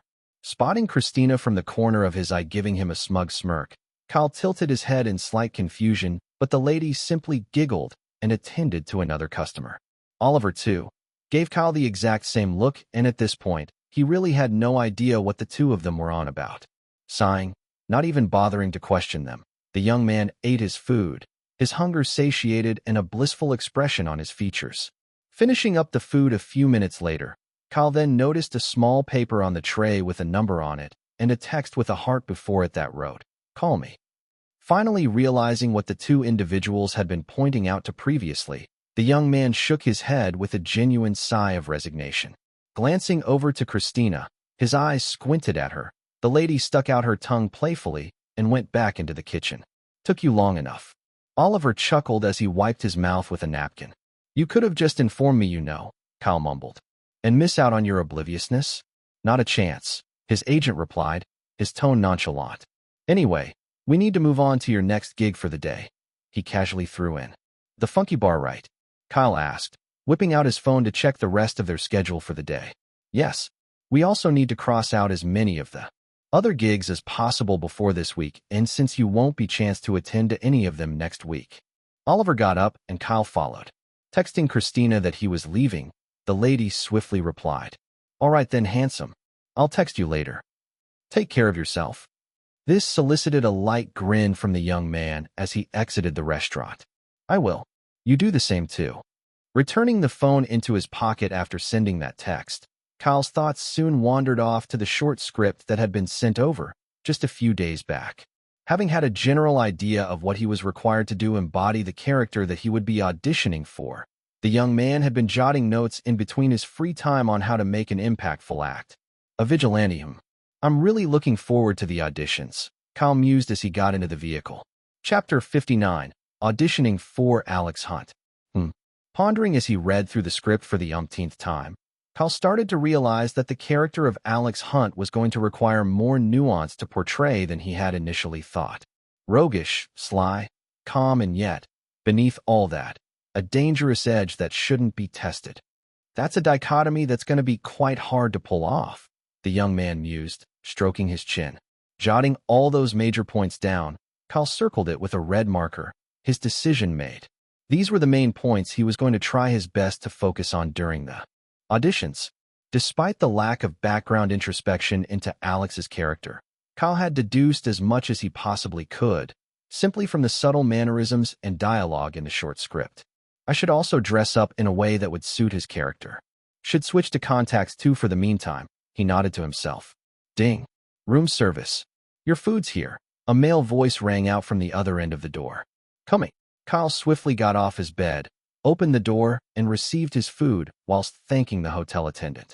Having already traveled to New York City for the auditions earlier in the day, Kyle and Oliver had checked into 2 separate rooms at a fairly nice hotel with a good reputation. Sitting down, the food tray gently placed aside on the bedside table, Kyle went on to immerse himself in trying to act out a few parts in the script for the next hour, completely forgetting that he was even hungry. Asterisk, asterisk, asterisk. So, only 20 people auditioned for Alex's role.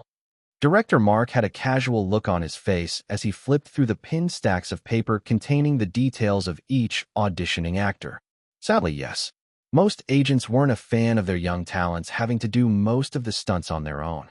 Tom, the assistant director, sighed and said, add the small pay to the mix, along with the fact that the movie isn't funded by a reputable production company or a big studio, and I think having even 20 people audition for the role is a blessing.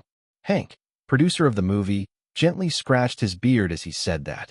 Along with all 3 were a few other people, ranging from the cinematographer, the production manager, and a few other staff members. They were seated on either side of the 3, all whilst also perusing through a few documents here and there. In the middle of the room, situated where the stage was a staff attendant who would be acting with the auditioning actors.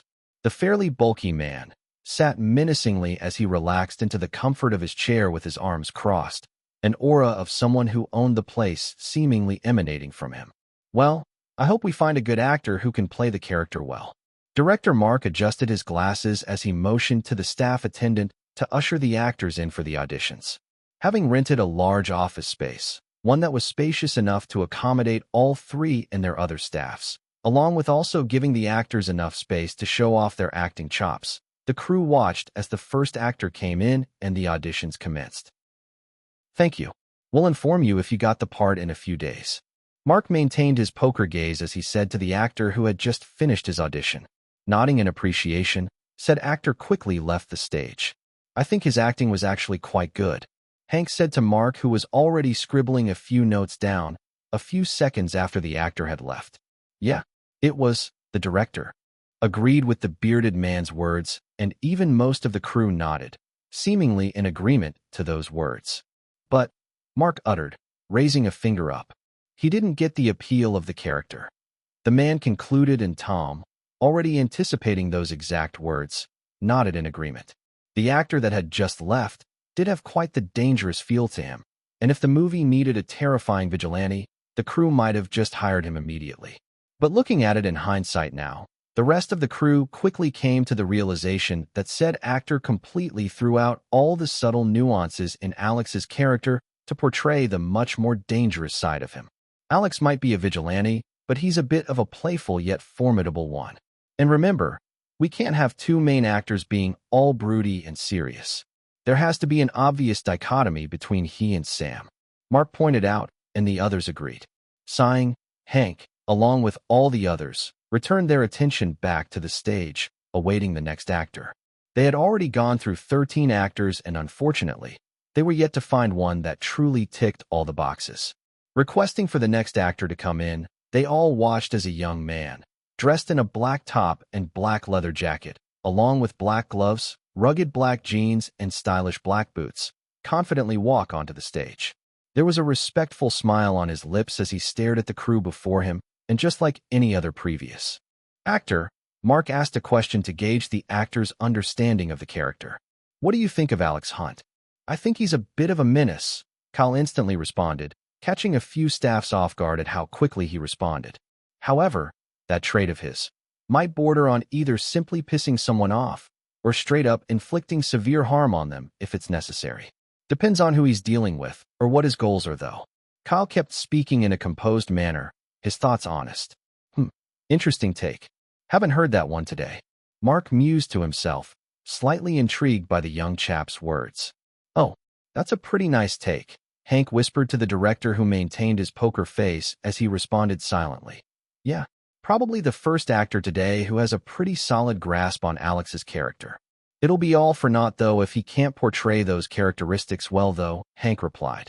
Yeah, let's see what he's got, Mark concluded, and then returned his attention back to the young man.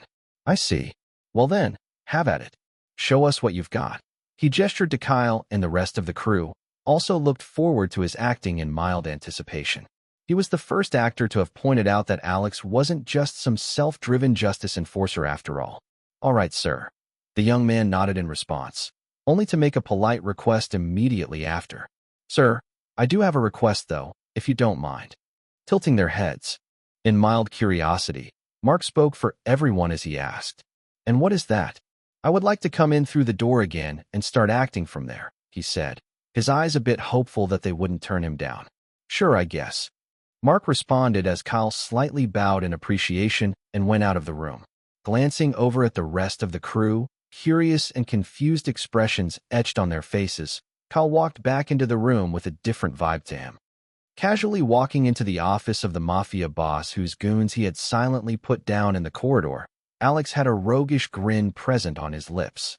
That smile alone hinted at a bit of overconfidence veiled beneath as he leaned on the wall, gazing at the mafia boss from across the room. Raising his gaze up, the mafia boss, unperturbed by a young brat's sudden appearance, sized Alex up as he questioned. And who the fuck are you supposed to be? Why'd my boys let a shit turd like you in? How rude. This might just be the last conversation you'll ever have, so tone down a bit on the language above. Alex casually replied as he walked over, pulling the chair on the opposite end of the desk and plopping down on it. The mafia boss watched it all play out, his frown deepening even further by the second. Placing his leg atop the desk without minding the man's ever-increasing frown, a direct mockery to the mafia boss who was now currently seething in anger, Alex spoke. You recently came into contact with a tattooed man that goes by the name of the Spider. Sold you a particular microchip. Remotely detonating bomb, actually. I think you know that too. Now, of course you're going to tell me where the Spider is, but more than that, I need something else from you. The seemingly harmless young man continued speaking, his tone of choice, casual.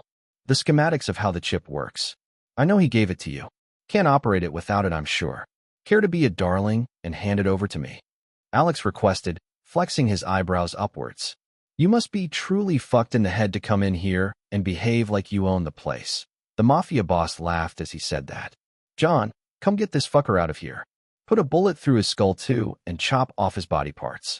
We can sell him to those rich creeps. The mafia boss called out, but all he was met with was silence. Yeah, about that. I'm sorry to inform you, but your men are all taking a frankly unearned trip to the afterlife. Alex uncrossed his legs, his roguish expression slowly morphing into a different one as he stated. And you are next on the chopping block, Mr. Donovan Dominguez. He smiled with a bit of malice as he said that. Hearing his real name being casually uttered like that, a secret he had kept from everyone, even his rival mafia bosses and the government themselves, the mafia boss started to feel very wary of the young man. If he knows my name, then he definitely knows everything else about me. The mafia boss gulped in fear. If this young man before him snitched to the government, they would instantly pounce upon him like sharks drawn to the smell of blood. From mass kidnapping to the illegal sex trade he ran, the multiple illegal drug shipments he smuggled into the country on a frequent basis, and even more recently, having a hand in some of the suicide serial bombings, everything would instantly come into the light. The atrocities he had committed knew no bounds, and life imprisonment would be the least of his concerns because prison alone held all the people whom he had stepped over to get to where he was. So, let's make this easy for ourselves, bub. 3 seconds. That's all you get. Hand over the schematics and tell me where the spider's hiding. Alex requested again, this time his expression serious. All of the playfulness was gone, and all that was left was a young man whose eyes reflected that he didn't enjoy defiance one bit. Go fuck yourself. The mafia boss, despite knowing Alex must have had a lot of dirt on him to know his name, refused to let go of the information the young man needed. If he so much as gave that information out, the higher-up whom he reported to would end his life within a day in the most painful, excruciating way possible. That was way worse than anything the government or this fucking bastard before him could ever do to him. Alex, on the other hand, sighed a bit, tapped his gloved hands on the table for a few seconds, and then muttered out loud, "Not getting through 'em? All right then. Violence it is." Darting his eyes around the table, Alex's eyes landed on a pen, and in one swift motion, he leaned forward, retrieved said pen, and jammed it so hard into the desk, it drilled a hole through. At this point, a visible expression of fear gripped Donovan's entire being and refused to let go as he stared into Alex's eyes. Eyes which had morphed into a dangerously cold one. Eyes that clearly indicated that he could do terrifying things without the gift of mercy. "You either give me the schematics, or I drill a much-deserved hole through that fucking skull of yours." A growling tone escaped Alex's mouth. "All right. I will. I will. It's in the vault hidden behind the bookshelf. Just take it." Donovan shrunk back, succumbing to the immense wave of fear that sent shivers running down his spine. "And the spider?" the young man demanded, his tone calm yet cold. "He's at an underground club at downtown Brooklyn, just below Dinky's electronics store. That's all I know, I swear." Fading as if it was never even there, Alex's playful smile returned as he lightly tapped Donovan's cheeks. "See, that wasn't so hard now, was it, bub?" But as if even the playful smile was just a fad, Alex's tone then turned sinister as he said, "Your buddies will be looking forward to seeing you in jail, Donovan. Play nice." Hearing those words, all the color drained out of Donovan's face in utter fear as Alex winked at him, a wicked smile on his lips. Chapter 60, Secured Role. As the effects of Deep Dive waned and deactivated, Kyle's eyes blinked a few times, and shortly after, he found himself back in the auditioning room. There was a wave of silence that permeated every corner of the room. As the young man stared at the fear-stricken staff member he had been auditioning with, a wry smile tugged on the corners of his lips. "Too much?" he asked, a wave of panic in his eyes as he tried to remove the pen which had been lodged into the plastic table. Due to the effects of Deep Dive, he hadn't realized that the pen actually punctured through the table. "I'm so sorry," he quickly added, an apologetic look on his features as he finally dislodged the pen, placing it gently on the table. "And no, it's fine." The staff member playing the mafia boss finally shook off his fear as he coughed a bit. Kyle had seriously terrified him with his acting as he gradually changed demeanors leading up to the pen-jamming moment. His sapphire eyes especially reflected so much danger and malice in them as he stared into it, to the extent that his breath got caught in his throat for a split moment.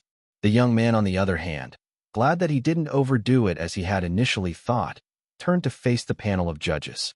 Currently gazing at the director, a man with combed-over, dirty brown hair, who had glasses framing his black eyes, Kyle awaited his verdict.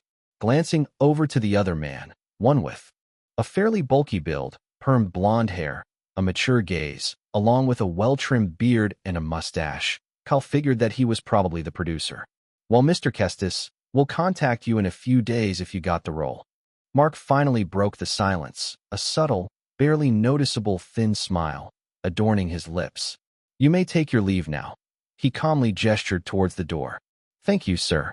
Kyle lightly bowed, leaving the audition room a few seconds after.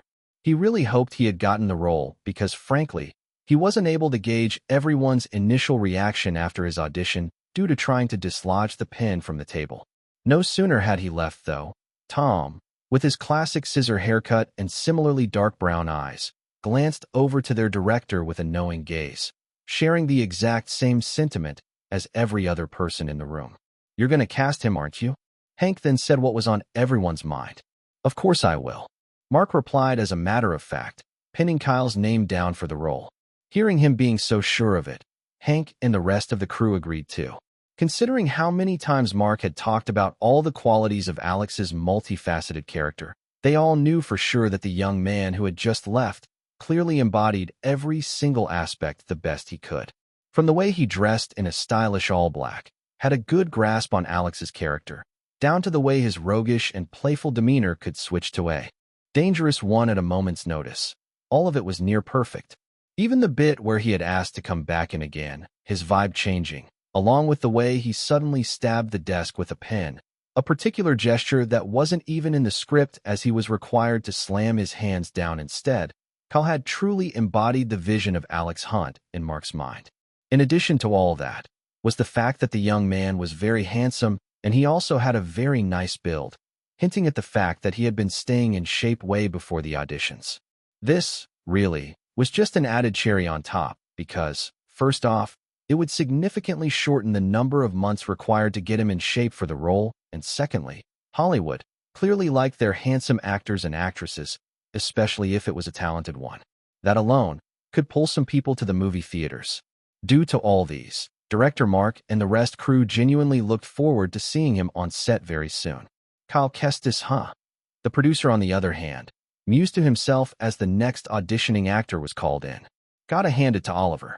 He truly has a knack for finding good actors.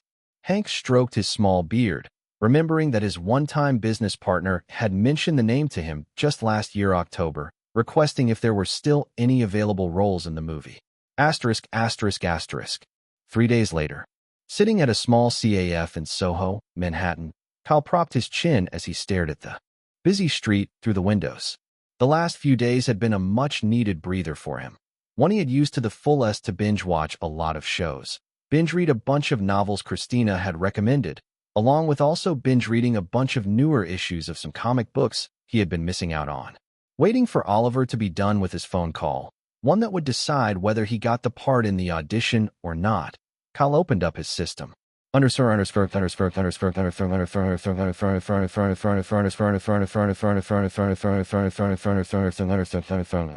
Kyle Kestis, EXP points, 10750.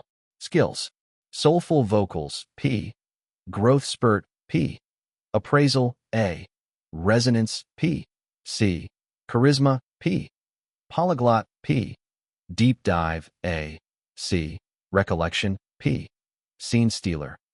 Asterisk EXP points can be used to create skills. Levels: singing level 10, acting level 9, composing level 10, dancing level 6, instrument mastery, piano/guitar, level 8 out of 7. Asterisk levels will increase in accordance to your growth. Having sung and played the guitar and piano so many times, and at so many bars and clubs over the course of the previous week, Kyle's instrumental mastery had increased by a level each. In addition to those changes were a noticeable increase his EXP points, a total of 2,000 which he had gotten from the audition 3 days back. But that wasn't all, as his acting skills had also gained a level increase, one that his system had generously rewarded him for. This was specifically because he had added his own takes to Alex's character despite being under the effects of deep dive. Case in point, dressing up like Alex would and jamming the pen into the desk to further solidify his character's tendencies to be dangerous if need be. Musing to himself as he stared at the status screen, though, Kyle pondered over the new skill he wanted to create. This was a skill he had thought of the moment he had been informed that he would be required to do his own action and stunts a few weeks back. It wasn't that the young man was scared of doing the action and stunts themselves. No, far from that. He was really excited. But something else was bothering him. Knowing full well that deep dive could make things far more realistic than the actual set might turn out to be, the skill was a sort of failsafe he had in mind to negate any such fears that might crop up during shooting. But I'll have to wait first. See if I got the role before actually creating it. Kyle closed the interface, his attention back on the busy streets of New York.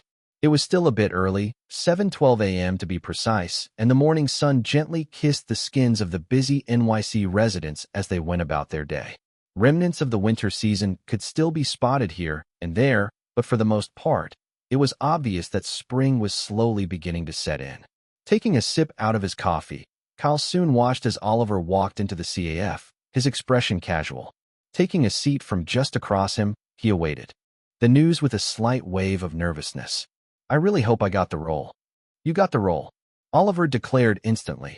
almost as if he was reading the young man's mind. Instantly, a big smile bloomed on Kyle's features, and a genuine sigh of relief escaped his mouth. They'll be sending both the contract and the full script over tomorrow so we can have a look at it. Oliver smiled as he said that. Also, you'll be required to go for a script reading session with the rest of the cast next week, the suave man added, and Kyle nodded in understanding. It was quite essential for most of the cast to get to know themselves before the shooting of any movie begins. But more than that, he got his very first role in a movie. If Kyle was being honest with himself, though, despite knowing he had put in quite a lot of effort to bag the role, he still felt like he was very lucky. So many other struggling and experienced actors must have also auditioned for the role, and yet, he was selected amongst all of them. The young man felt genuinely grateful for that. That aside, though, considering your character has a lot of action and stunts you'll need to pull off during the shooting of the movie, they also asked if you'd be willing to start training as soon as possible. Oliver informed his ward. So, what do you say to that? The agent gestured to him with an open palm. If the day after tomorrow's fine by them, then yeah, I'd love to start training as soon as possible, Kyle replied, a noticeable hint of excitement in his voice. Hearing that, Oliver nodded and then said, all right then, I'll inform them. Thank you. Kyle gave his appreciation to his agent, who simply nodded in response. So, do you want to celebrate? Head over to a bar? A club? You are of mature age after all. Oliver then asked, a thin smile on his lips. Nah, I'd rather just read a comic book or something. Besides, I don't like drinking. Kyle shrugged, not even considering the idea. I suspected so. Oliver smiled and said, his eyes already scanning through the menu. Honestly, he had known for a fact that Kyle really had no flair for things like that, but he still found it a bit refreshing whenever he asked every now and then, only to get the exact same answer. It was a rarity for someone his age whom had just stepped foot into the Hollywood space to be so uninterested in stuff like that. It was a good trait to have by his standards too, and the agent hoped that Kyle would maintain that approach throughout his career. It would really do him wonders, he thought to himself, calling over the waiter to order some snacks and a drink. Kyle, on the other hand, was already making his preparations down for his role as Alex Hunt.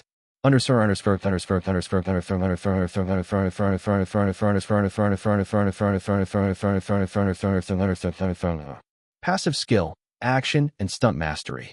Assimilate action and stunt choreography like they're an extension of your being. Adrenaline boost is triggered during exciting and intense moments. EXP points available, 10,750. EXP points consumed, 10,500. EXP points left, 250.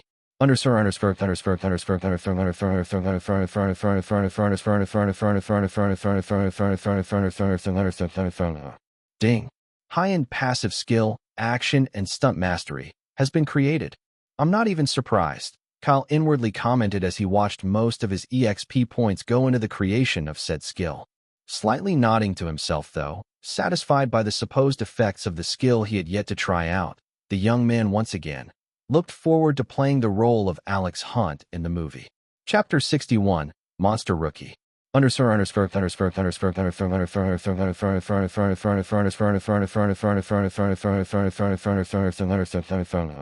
Epic 1, 71%. Written by director Mark Finn, this movie script has all the qualities to make a fun, thrilling, blood-pumping action movie if the actors bring their A-game to the depiction of their respective characters.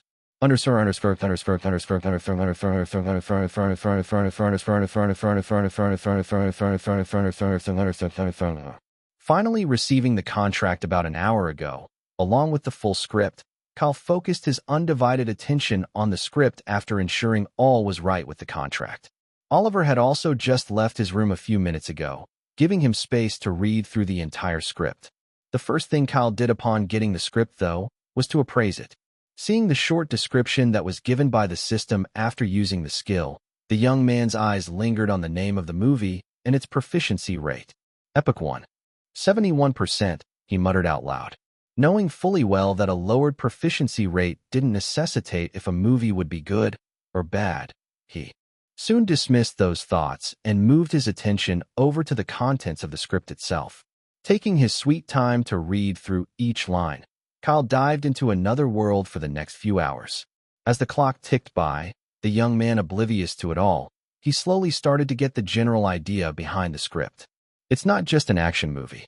It's a mixture of action espionage, a few dark comedic moments, intense R-rated action scenes and sequences, along with slight thriller elements. In addition to that, there's also a few buddy cop moments that really highlights the contrasting yet complementing differences between the two leads. As Kyle kept reading, whilst also musing to himself after each page, he eventually reached the last page of the script about 2 hours later. Epic 1, in his opinion, could more or less be synopsized as this. Following a case of suicide serial bombings, Sam Watts, a top-class special agent in the Elite Mission Force, EMF, goes rogue in an effort to figure out the cause behind said bombings and putting a stop to the machinations of the sinister organization orchestrating it all behind the scenes. However, on his journey to achieving his goal, he comes across a vigilante who may potentially become a threat to the completion of his mission.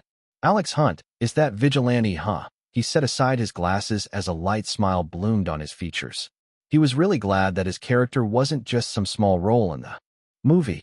In fact, Kyle was sure that he definitely had the most screen time after the lead actor. That made him really happy. However, in addition to that was something else.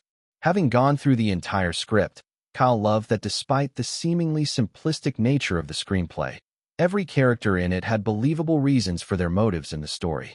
Now I understand why the appraisal mentioned that the actors needed to bring out their A-game for the story to really shine. Kyle stretched to relieve his joints. He had been sitting in the same position for quite a while after all. Can't wait to finally start shooting. But for now, let's focus on mastering all the trainings and stunts I'll be required to do starting tomorrow. The young man set his priorities straight, his decision resolute. Asterisk, asterisk, asterisk. 3 weeks later, situated on the grassy plains of the circuit, a few meters away from the Ripple Strip, a small crew of cameramen were filming. Having been commissioned by producer Hank and director Mark, they were tasked to film anything involving behind-the-scenes training for all the actors and their respective roles. These scenes were one the two were planning to use during promotions to garner as much interest as they could from the general public. Today was no different either, as they had situated and positioned themselves expertly to film the events of the day. "Oliver, you bastard." Hank extended a handshake to the agent with a familiar grin. "Didn't expect to see you here, Hank. Thought you were busy trying to convince a bunch of distribution companies to help with the movie's publicity in the future." Oliver received the handshake with a similar smile. "Forget that. Let's talk about him." Hank pointed to Kyle in the training course of the drifting circuit. As Oliver gazed over, he soon spotted his ward. Currently, he was conversing with the instructor, an expert in charge of teaching him how to drift. There was also a helmet tucked in between his arm and lateral torso, and he seemed to be receiving a few instructions here and there too from said expert. Soon, both would enter the car he was going to be learning with, and after drifting about a few times and explaining how it worked in practicality, Kyle would then be required to go through the circuit himself, putting all that he had learned to the test. Of course, the expert would be sitting with him in the car to guide him through even during that process.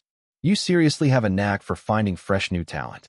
The stunt choreographers have been praising the rate at which he assimilates everything. Even I was shocked when I went to watch him. He's like a sponge that's just soaking everything in. Hank shook his head in genuine awe. Even Oliver, who knew that Kyle had tendencies to grab things and also improve at a similarly alarming rate, still found the entire situation incredible. From breaking his previous records every time at the tactical shooting range, to learning stunts, mixed martial arts and gun fu, to getting down all the action sequences and choreographies themselves in 1 or 2 tries after he was taught, a maximum of 3 occasionally, the rate at which the young man was learning everything was borderline insane. At times, the small stunt team that was training him often began to wonder if they would even need to employ a stuntman for his more intense action scenes when shooting actually began. Yeah, the rookie's amazing, in more ways than one. Bruce, whom had also met with Kyle on the first few days of action and stunt training, said as he walked over with director Mark, "And he doesn't even seem tired one bit. In fact, it's as if he's enjoying every blessed moment of it." Even in the script reading session, Jeffrey and his other co-actors got along with him really well. The actor kept speaking. "Goes to show that he has a very disciplined work ethic for his age. That's a very rare trait." he added while stroking his chin, a thin smile on his lips. Honestly, the kid has the makings of someone who's going to have a fantastic career ahead of him if he keeps this up. Mark was the one to speak next as he continued. Initially, I'd figured that it would take at least 2 or 3 months before we started shooting because we would need to train him well enough and also get him to gel well with his co-actors. But at this rate, we might just start shooting next month. The director had an impressed look on his features as he concluded, and the rest of the people around him were in full support of it. Yes, Tom especially, whom had also been walking alongside the two, inwardly pumped up his fists in joy. He wasn't particularly a fan of shooting movies for a long period of time, and so was very glad that filming would start soon.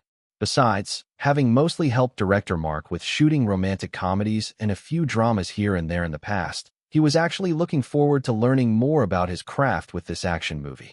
Moving a bit closer towards the drifting circuit, all 5 soon took their seats at the old bleachers, watching as Kyle and the expert training him got into the car. For a few minutes, they all watched as the Mazda MX-5 was effortlessly steered by the expert in charge to deliver one of the cleanest drifts they had ever seen across the training circuit. From clutching tight corners to executing some sick burnouts and donuts that left a portion of the circuit covered in smoke as rubber was burnt, each and every one of the car's movements were skillful, effortless, and fluid. After about 3 more laps of driving and drifting through the entire circuit, the car finally came to a halt, and both Kyle and the expert switched seats. Finally, it was time for Kyle to put all the things he had been taught to the test. This actually wasn't the first time they would be going through the course, as they had been doing it for over a week now. In fact, Kyle had already done a few smaller drift sessions, one that only required him to drift around a cone, a feat he had pulled off effortlessly after his 3rd try. But a cone was far different from the real deal itself. Today, Kyle would finally drive through the course all on his own. Tucking his seatbelt in, the expert in charge glanced over to the young man from across the passenger's seat.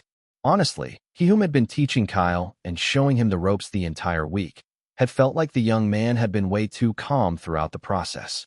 In fact, there had always been a particularly thin smile on Kyle's face that the man had noticed whenever he made his way throughout all 3 laps of the circuit. This was a stark contrast to most people's demeanor towards the entire thing, as they would either be screaming in excitement or be dog's-hit terrified of it.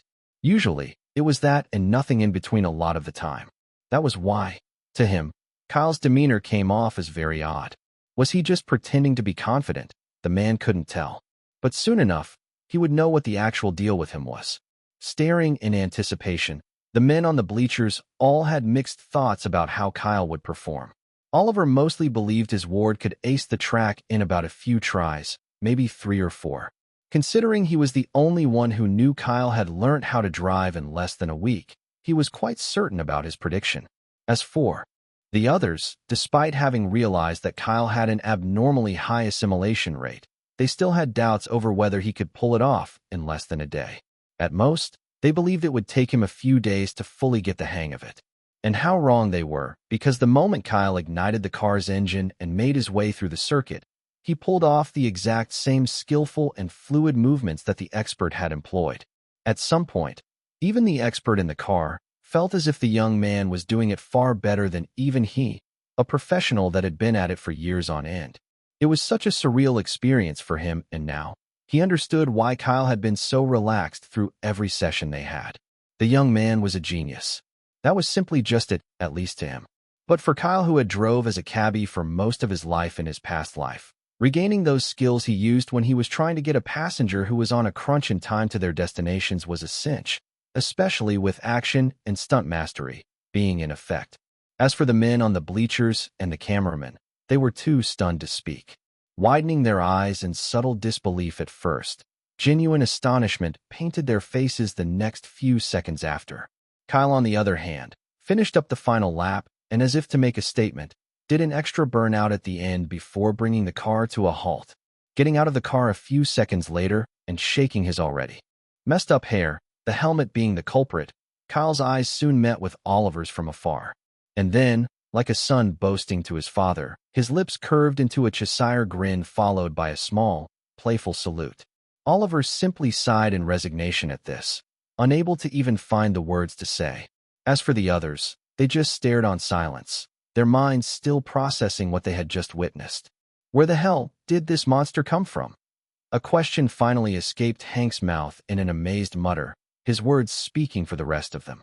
I've been asking myself that exact same question for a long while now.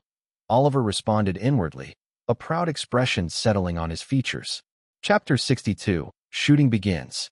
Epic 1 April 3rd, 2019 Act 1 Scene 1, Take 1.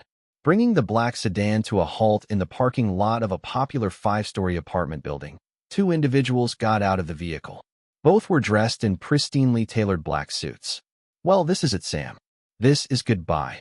An elderly man in his late 60s whom was holding a suitcase said to his former colleague. His black hair with interspersed strands of gray, styled in a gentleman cut, was slick and gelled. A warm expression also graced his wrinkled face, and a multitude of emotions were portrayed in his brown eyes as he stared at his longtime partner. You've done a great deal for the EMF, Pierce. Sad to see you go, but enjoy your retirement.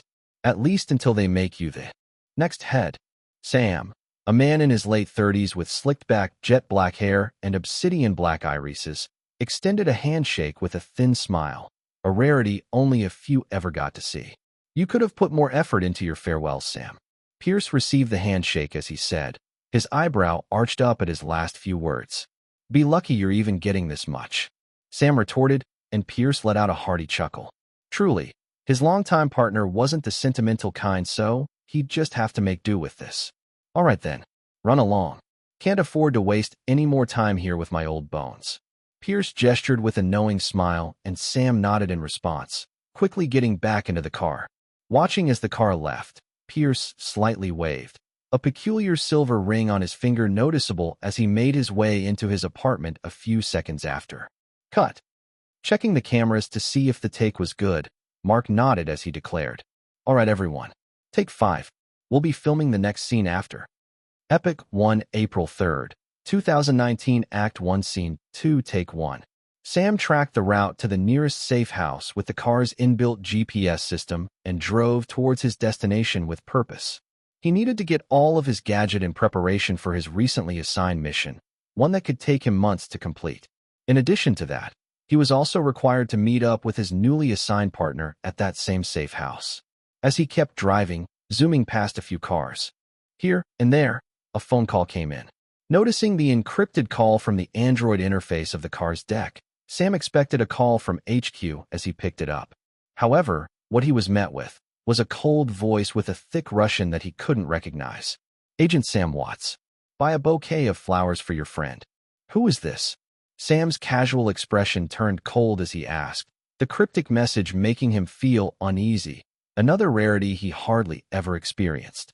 Simultaneously, he was already turning the car around, the speed increasing twofold as he made his way back to his friend's apartment. He had a very bad feeling about this. Unfortunately, you're too late, Sam. Pierce is just the beginning, and more will follow. Mark my words. Hearing the reply from the encrypted call that had no intentions of ever answering him in the first place as it hanged up, Sam cursed as he sped through the busy road. Fuck, he banged his hands on the steering wheel. His previously cold expression faded to show the panic and desperation that had now taken over as he dialed the car's speed to 11. Please be safe. Please be safe, he muttered in fear as he saw the familiar building pop up in the distance. Parking the car directly in front of the building, completely disregarding the no parking sign, Sam bolted out of the car, only to be thrust backwards by a large explosion that sent him harshly colliding against the sides of his vehicle and knocking him out cold in the process. Cut. Watching as the Bob White, the cinematographer for the film, alighted from the vehicle they had been using to follow Bruce's sedan in the shot, director Mark quickly went to check the scenes on those two. Satisfied with what he saw, he gave Bob, Bruce, and the actor playing Pierce a thumbs up. All right, everyone. We're shifting locations. Let's move. He ordered, and quickly, the crew started to move their stuff in an orderly and professional manner. Just 2 days ago, they had started the shooting for Epic 1. Although the scenes were shot in no particular order at the moment, the 2 scenes they had just shot were the introductory scenes of the movie. Following that, the movie would then employ a 2-year time skip where the suicide bombings would once again become rampant, with Sam going rogue even after the EMF higher-ups had warned him not to investigate. To him, clearing his old friend's name and getting revenge against those who framed him was an utmost priority. To save money, the crew had opted to use a green screen for the explosion scenes alone in the movie, rather than using practical effects. It was also the same they had used for the scene they had just shot. Considering their budget was also very tight, they were incentivized to not do more than 1 or 2 takes for some scenes that required a lot of practicality to shoot, especially the car chase scenes in the movie. Alex's character doesn't just exude a certain playfulness to him for no reason. No, far from that. It works like a sort of coping mechanism, a stress reliever in intense situations, mostly. Kyle nodded, deepening his understanding of Alex's character even further. Walking up to the young man who had his head buried in what seemed to be a small notebook full of colorfully written points and other things he couldn't quite make out, Jeffrey inquired of the young man. Such dedication at a young age. Are you sure you're getting enough rest, kiddo? Raising his head up, Kyle smiled politely in reply. I'm all right, Jeff. I'll get as much rest as needed once I'm done with this scene. He and Jeffrey, another co-actor on set, had met at the read-through last month and had actually hit it off quite well. The old man was the one who would be playing the main antagonist role of a man called Abraham Vine. Although his screen time wasn't as much as Kyle's and Bruce's, the old man's role was one of those roles that just couldn't be overlooked in the movie. In addition to that, Jeffrey Dixon was a well-known actor in Hollywood who had starred in a lot of hit films in 80s and 90s.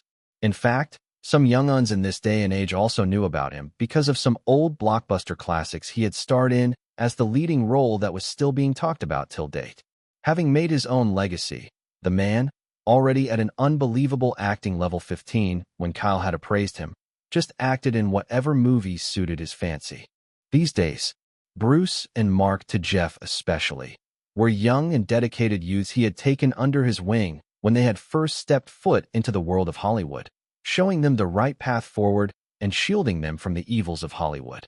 Maybe it was because of that Jeffrey had also taken a lot of liking to Kyle, because he reminded him of those two when they were much younger. All right, don't overdo it. Remember, health is wealth. Be passionate, but don't forget to take care of the body that feeds that passion. He gave some sagely advice, and Kyle nodded in response as he watched the old man make his way back into his trailer. Simultaneously, Kyle watched as Bruce, whom he had appraised at level 14 in his acting skills, walked over. Hey, rookie. Bruce greeted, to which Kyle reciprocated. Hi, Bruce. Your scene just ended? The young man questioned. Yeah, after the second take. Sound equipment was acting up. Bruce tiredly stretched as he responded. Your scene's coming up next. How are you feeling? Bruce then asked, his tone leisurely. Pretty confident. Kyle replied. Well, give it your all. You've already impressed most of the crew with your fantastic action and stunt mastery, but your acting must be just as good. The experienced actor pat Kyle's back while saying that. I won't disappoint. Kyle declared, his tone resolute. No sooner had he replied, Tom, the assistant director, called out to Kyle from afar, informing him that it was time to perform his scene. Swiftly, Kyle got up, dressed in the same all-black attire similar to that on the day of the audition. Today, no intense action scenes would be shot. In fact, all they had been shooting were mostly just introductory scenes and a few dialogue scenes for the past 2 days now. Even the interrogation scene between he and his co-actor playing the role of Donovan Dominguez had already been shot, but before that scene were 2 scenes just before that had yet to be shot. One where Alex would fight his way through a dark, enclosed corridor with a silencer whilst taking down Donovan's goons, and the other, which was a scene just after that. This exact scene was one where Alex would first be introduced, fully, to the audience. It was also the scene he was about to act out. Despite being a very simple scene in theory, it was a scene that was meant to arouse the audience's interest in his character. As a result, Kyle needed to give a very convincing performance even without any dialogue. So, first we start with a long shot, and then, as you gradually come into frame, we switch to a close-up shot. Remember, your eyes need to captivate the audience in this scene. Make them interested. Make them curious. Make them realize that you're literally a force to be reckoned with. If you mess it up, that's fine, we can try again. But, let's try to get it in as few tries as possible, all right? Director Mark said to the rookie. nodding his head in. Understanding, Kyle took in a deep breath as Mark went to make a few checks here and there. Okay, we're starting in 5, he declared, and despite having already made checks, the camera, lighting, and sound crew did a quick look over again and got ready. Checks could never be too much on a filming set. It was essential, necessary even, to give every scene their absolute best, because just one simple mistake was all it took for the hard work they had previously put into to prepare for a scene to go down the drain in an instant. All right, quiet on set.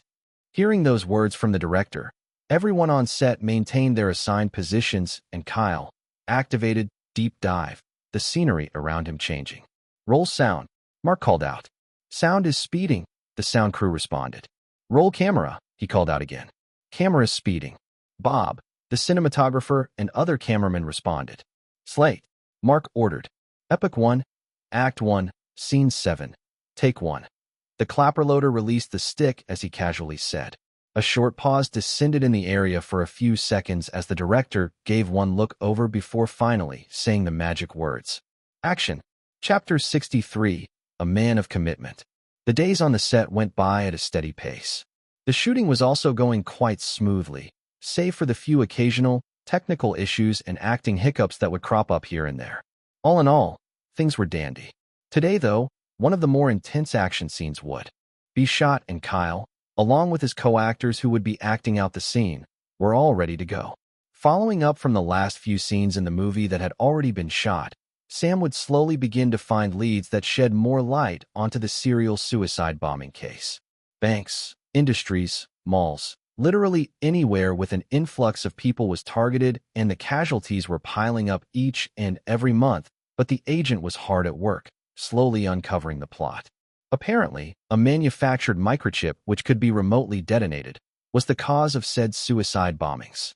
It had also been the one that had been planted into the unsuspecting Pierce's briefcase on the day he had retired. And unfortunately for him, the massive explosion that ensued on that day had given rise to collateral damage in the form of all the innocent people in the apartments. The government, as at that moment, had painted Pierce as the instigator, and the general public saw him as a diabolical, irredeemable psycho who would rot in the deepest depths of hell.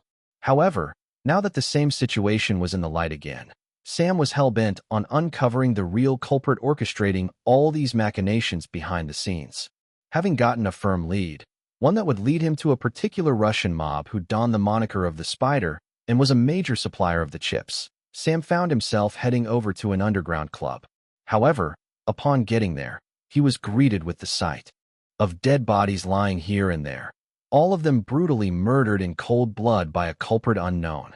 In addition to that, the Spider whom he was searching for wasn't even in the basement beneath the trapdoor, and the whole place had been ransacked, confusing him even more. This wasn't the first time he had gotten a lead, only to realize someone else had beaten him to it, and Sam was reaching the limits of his sanity and patience with this ghost culprit. The events that had ensued before this, though, was as a result of Alex's actions, of course, the vigilante who also had his own goals to achieve. That was the scene they were about to shoot. Remember, guys, it's a long single take. There's no rapid A to be cutting, so you can't afford to mess it up like the previous corridor scene. Director Mark sternly warned Kyle's co-actors. You've been doing a pretty fantastic job so far, so let's keep it up. He then praised them immediately after and went to the director's seat. All of them nodded in understanding, glad that the director appreciated their efforts up till now despite the few hiccups from them on the previously choreographed action scene they had shot. It made them want to perform even better, and they started taking deep breaths to prepare. Kyle, too, did the same, exceptionally prepared for the scene. It was really going to put one of the most highly choreographed fight sequences he had learnt to the test. Epic 1, April 11th, 2019, Act 2, Scene 4. Take 1. Firmly gripping his Glock 26, a weapon he felt right at home with, Alex's steps echoed as he made his way down the staircase that led into the underground club. Walking down the short, dark corridor, a door just ahead of him, Alex soon heard the sound of speakers thumping ahead. At the exact same time, the two intimidating bouncers who were guarding the doors to the underground club realized that the young man was an uninvited guest and instantly decided to take matters into their own hands. Running towards them, Alex executed a barrel roll, shooting both in their legs before they could even retrieve their guns. Both were much larger than him, so he needed to be smart. Now screaming in pain, he quickly kneed the first bouncer in the jaw, causing his eyes to roll backwards and popped a bullet into the other bouncer's skull. Ensuring he finished the job, emptied 2 more bullets into each of their skulls before opening the doors to the club. Assaulted by the loud thumping and electronic beats from the speakers, Alex walked into the club with purpose and locked the door behind him, his eyes quickly making a head count of 10 men. Some of the men in the club, all of them Russian mafioso in their own right, were assigned to protect the Spider, their leader. Noticing the presence of an unfamiliar face, they glanced over, wondering who this fucker was and why the bouncers simply let him in.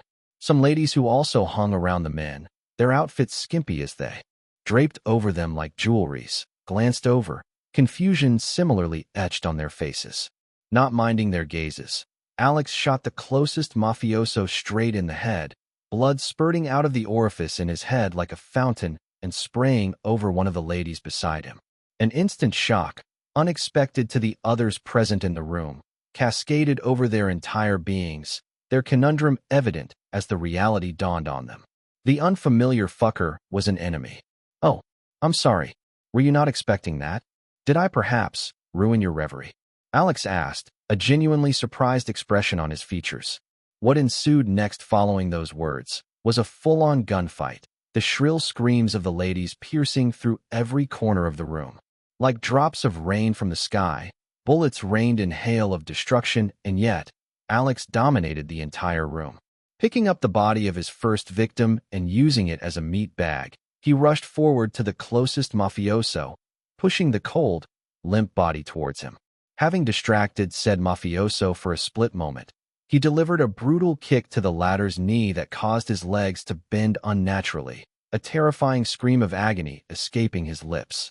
Quickly, Alex popped 2 bullets into his body, one in his chest and the other in his eye socket, his body going limp immediately.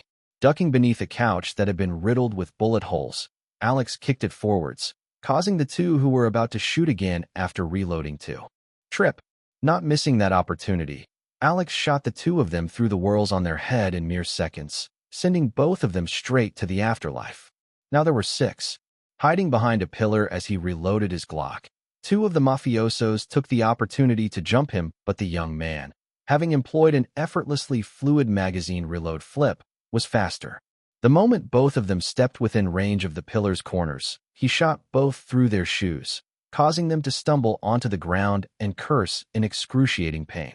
Not minding their cries, Alex quickly grabbed the closest one before he fell, jammed the pistol straight into his neck, and then shot the other who was trying to get up from the floor right in the chest via his back. Returning his attention back to the previous that was holding his neck as he tried to catch his breath, Alex popped a bullet straight into that same neck and another into his skull.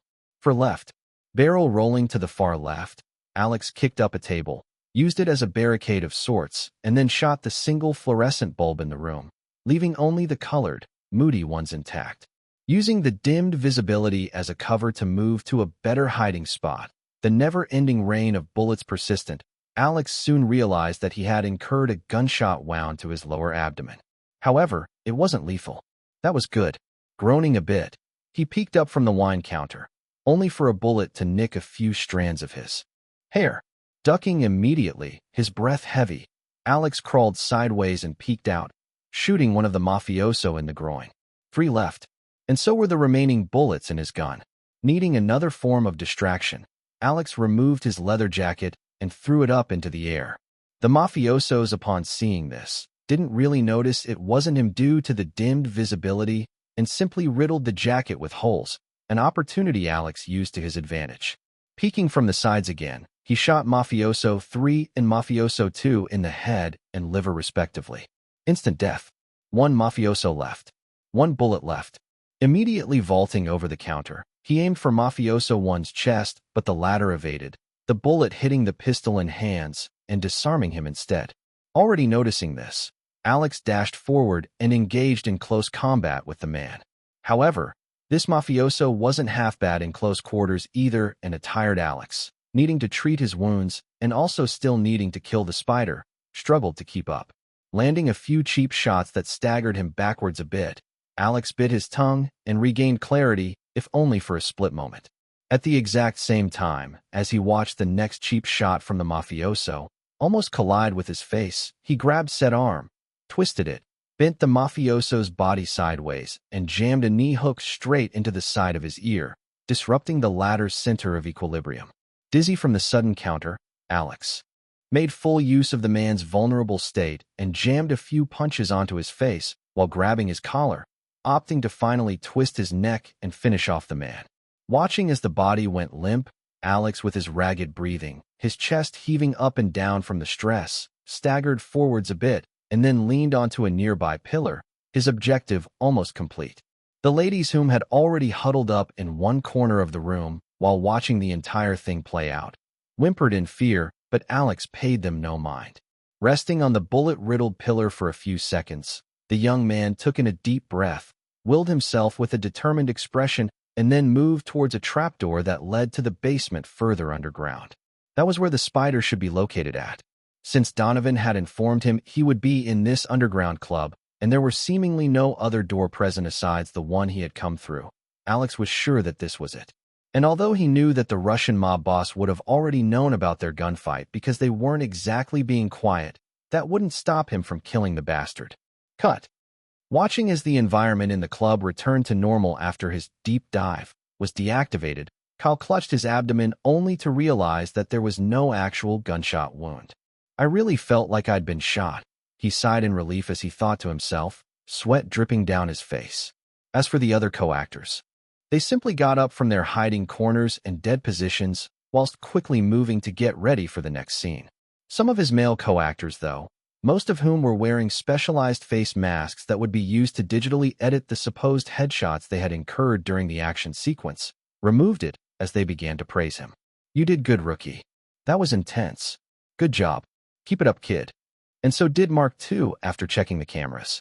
He really liked how, despite the amount of things Kyle had to keep in mind during the long take, he didn't make a single mistake even once. His expressions had also been on point throughout the take, making the man even more impressed.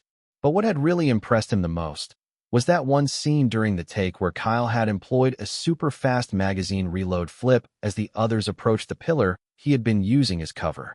What the hell is this kid? That wasn't in the script, but it was so cool. He couldn't help but think to himself while moving over to Bob to discuss a few things for the next scene they would be shooting. Chapter 64, Orange Juice. Having found no one in the basement of the club, a location where the spider should have definitely been at, Alex had ransacked the whole room in a fit of rage. Did Donovan lie to him, or did the spider know of his arrival beforehand and ditch the place way before he came? He couldn't say.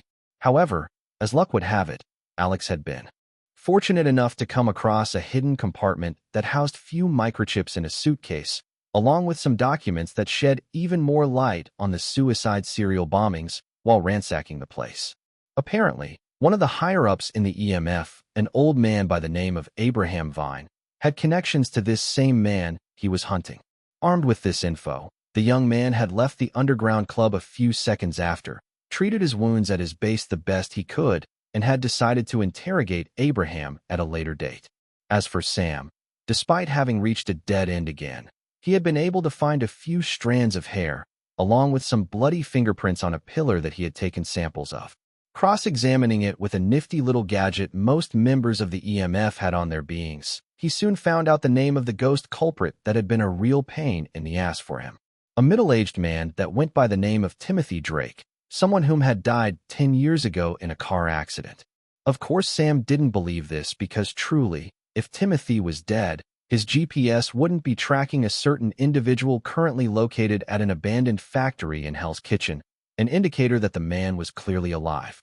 Alex, on the other hand, whom had tracked Abraham to Central Park West a few days later after patching up his wound, was planning to extract as much information as he could out of the man the best way he knew how. Fear. Epic 1, April 27th, 2019. Act 3, Scene 5, Take 3.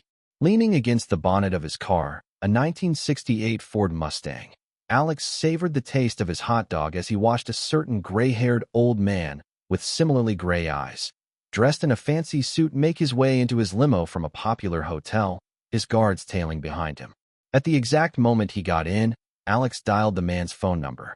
Abraham, on the other hand, seeing the encrypted call, one that came through a number only the EMF knew of, casually picked it up. "Hello, Agent Snow. You must have some real guts to be sauntering about like that in broad daylight." Alex greeted the man with his code name, a slight hint of amusement in his tone. "Who is this?" Abraham asked in a commanding tone, his facial expression turning to stone. "Have you tasted the hot dogs around here? They're fantastic," Alex replied, intent on messing with the man who knew that his location had been compromised and his cover had been blown. "Do not make me repeat myself. Who the hell are you?" Abraham demanded, a hint of fury in his tone. "Oh, that doesn't matter. What does matter is that colorful, tiny little medal on your quarter-glass window." Alex took another bite of the hot dog, moaning in satisfaction. Hearing those words, Abraham's stony exterior crumbled as he checked said mirror and saw a familiar microchip there, one that could be remotely detonated at a moment's notice. Panic set in, and instantly, the old man with his wrinkled face began to sweat buckets, knowing fully well that this could be the end of him. "See, you have a very lovely limo, Agent Snow, and honestly, I'd really hate to see it go up in flames." Alex's tone turned sinister over the phone as he said that. "You, of course, will end up being collateral damage, but I guess that's fine. Think of it as punishment for all the innocent souls you've taken with that same chip." Stuttering on his words, his eyes frantic and scared, Abraham asked with a submissive tone, What do you want?" That's more like it." Alex's eerily bubbly tone graced Abraham's ears as he questioned just after. "Give me the location of the spider. You have 3 seconds. Please, no. No. Anything but that. He'll kill me," Abraham begged with raspy breaths. 2. Alex started his countdown. "Please understand. I have a family. He'll kill them too," the old man continued begging, his voice shaky and his tone desperate. 1. Alex ignored Abraham's predicament. "He's hosting a business gala taking place down at Chelsea, Midtown West, a few days from now. That's all I know, I swear. Please don't kill me." Abraham blurted out all he knew, tears already streaming down his eyes. Beep. Cutting the phone call, already having gotten the information he needed, Alex proceeded to deactivate the dummy microchip he had created from the schematics, stopping it from blinking. At the same time, just as he was about to get into his car, a singular gunshot whizzed past him, shattering one of his side mirrors. Cut. "All right, everyone. That's a wrap for today. Let's meet up at the restaurant nearby. Tabs on me." Mark clapped his hands and said, eliciting cheers of happiness from the crew. "Great acting, as usual, Jeff." The director praised the old Hollywood star, Kyle's co-actor whom had been playing the role of Abraham. "And Kyle, keep up the good work." Mark finally called the young man by his name. Considering he had been calling him Rookie for the past 1 month now, this was a very welcome change. It was a sign that the director was acknowledging all his efforts. "Thank you, sir." Kyle respectfully smiled and responded. "Call me Mark." The man pat his back as he walked past, soliciting a few head turns from the rest of the crew who were watching the interaction. It was usually a deep sign of respect when a director gave an actor, a newbie no less, the privilege to refer to them as someone of familiarity. Nodding his head at that, his smile bright like fireworks on the 4th of July, Kyle felt fulfilled to a certain extent. Haha, that's one hell of smile, kiddo."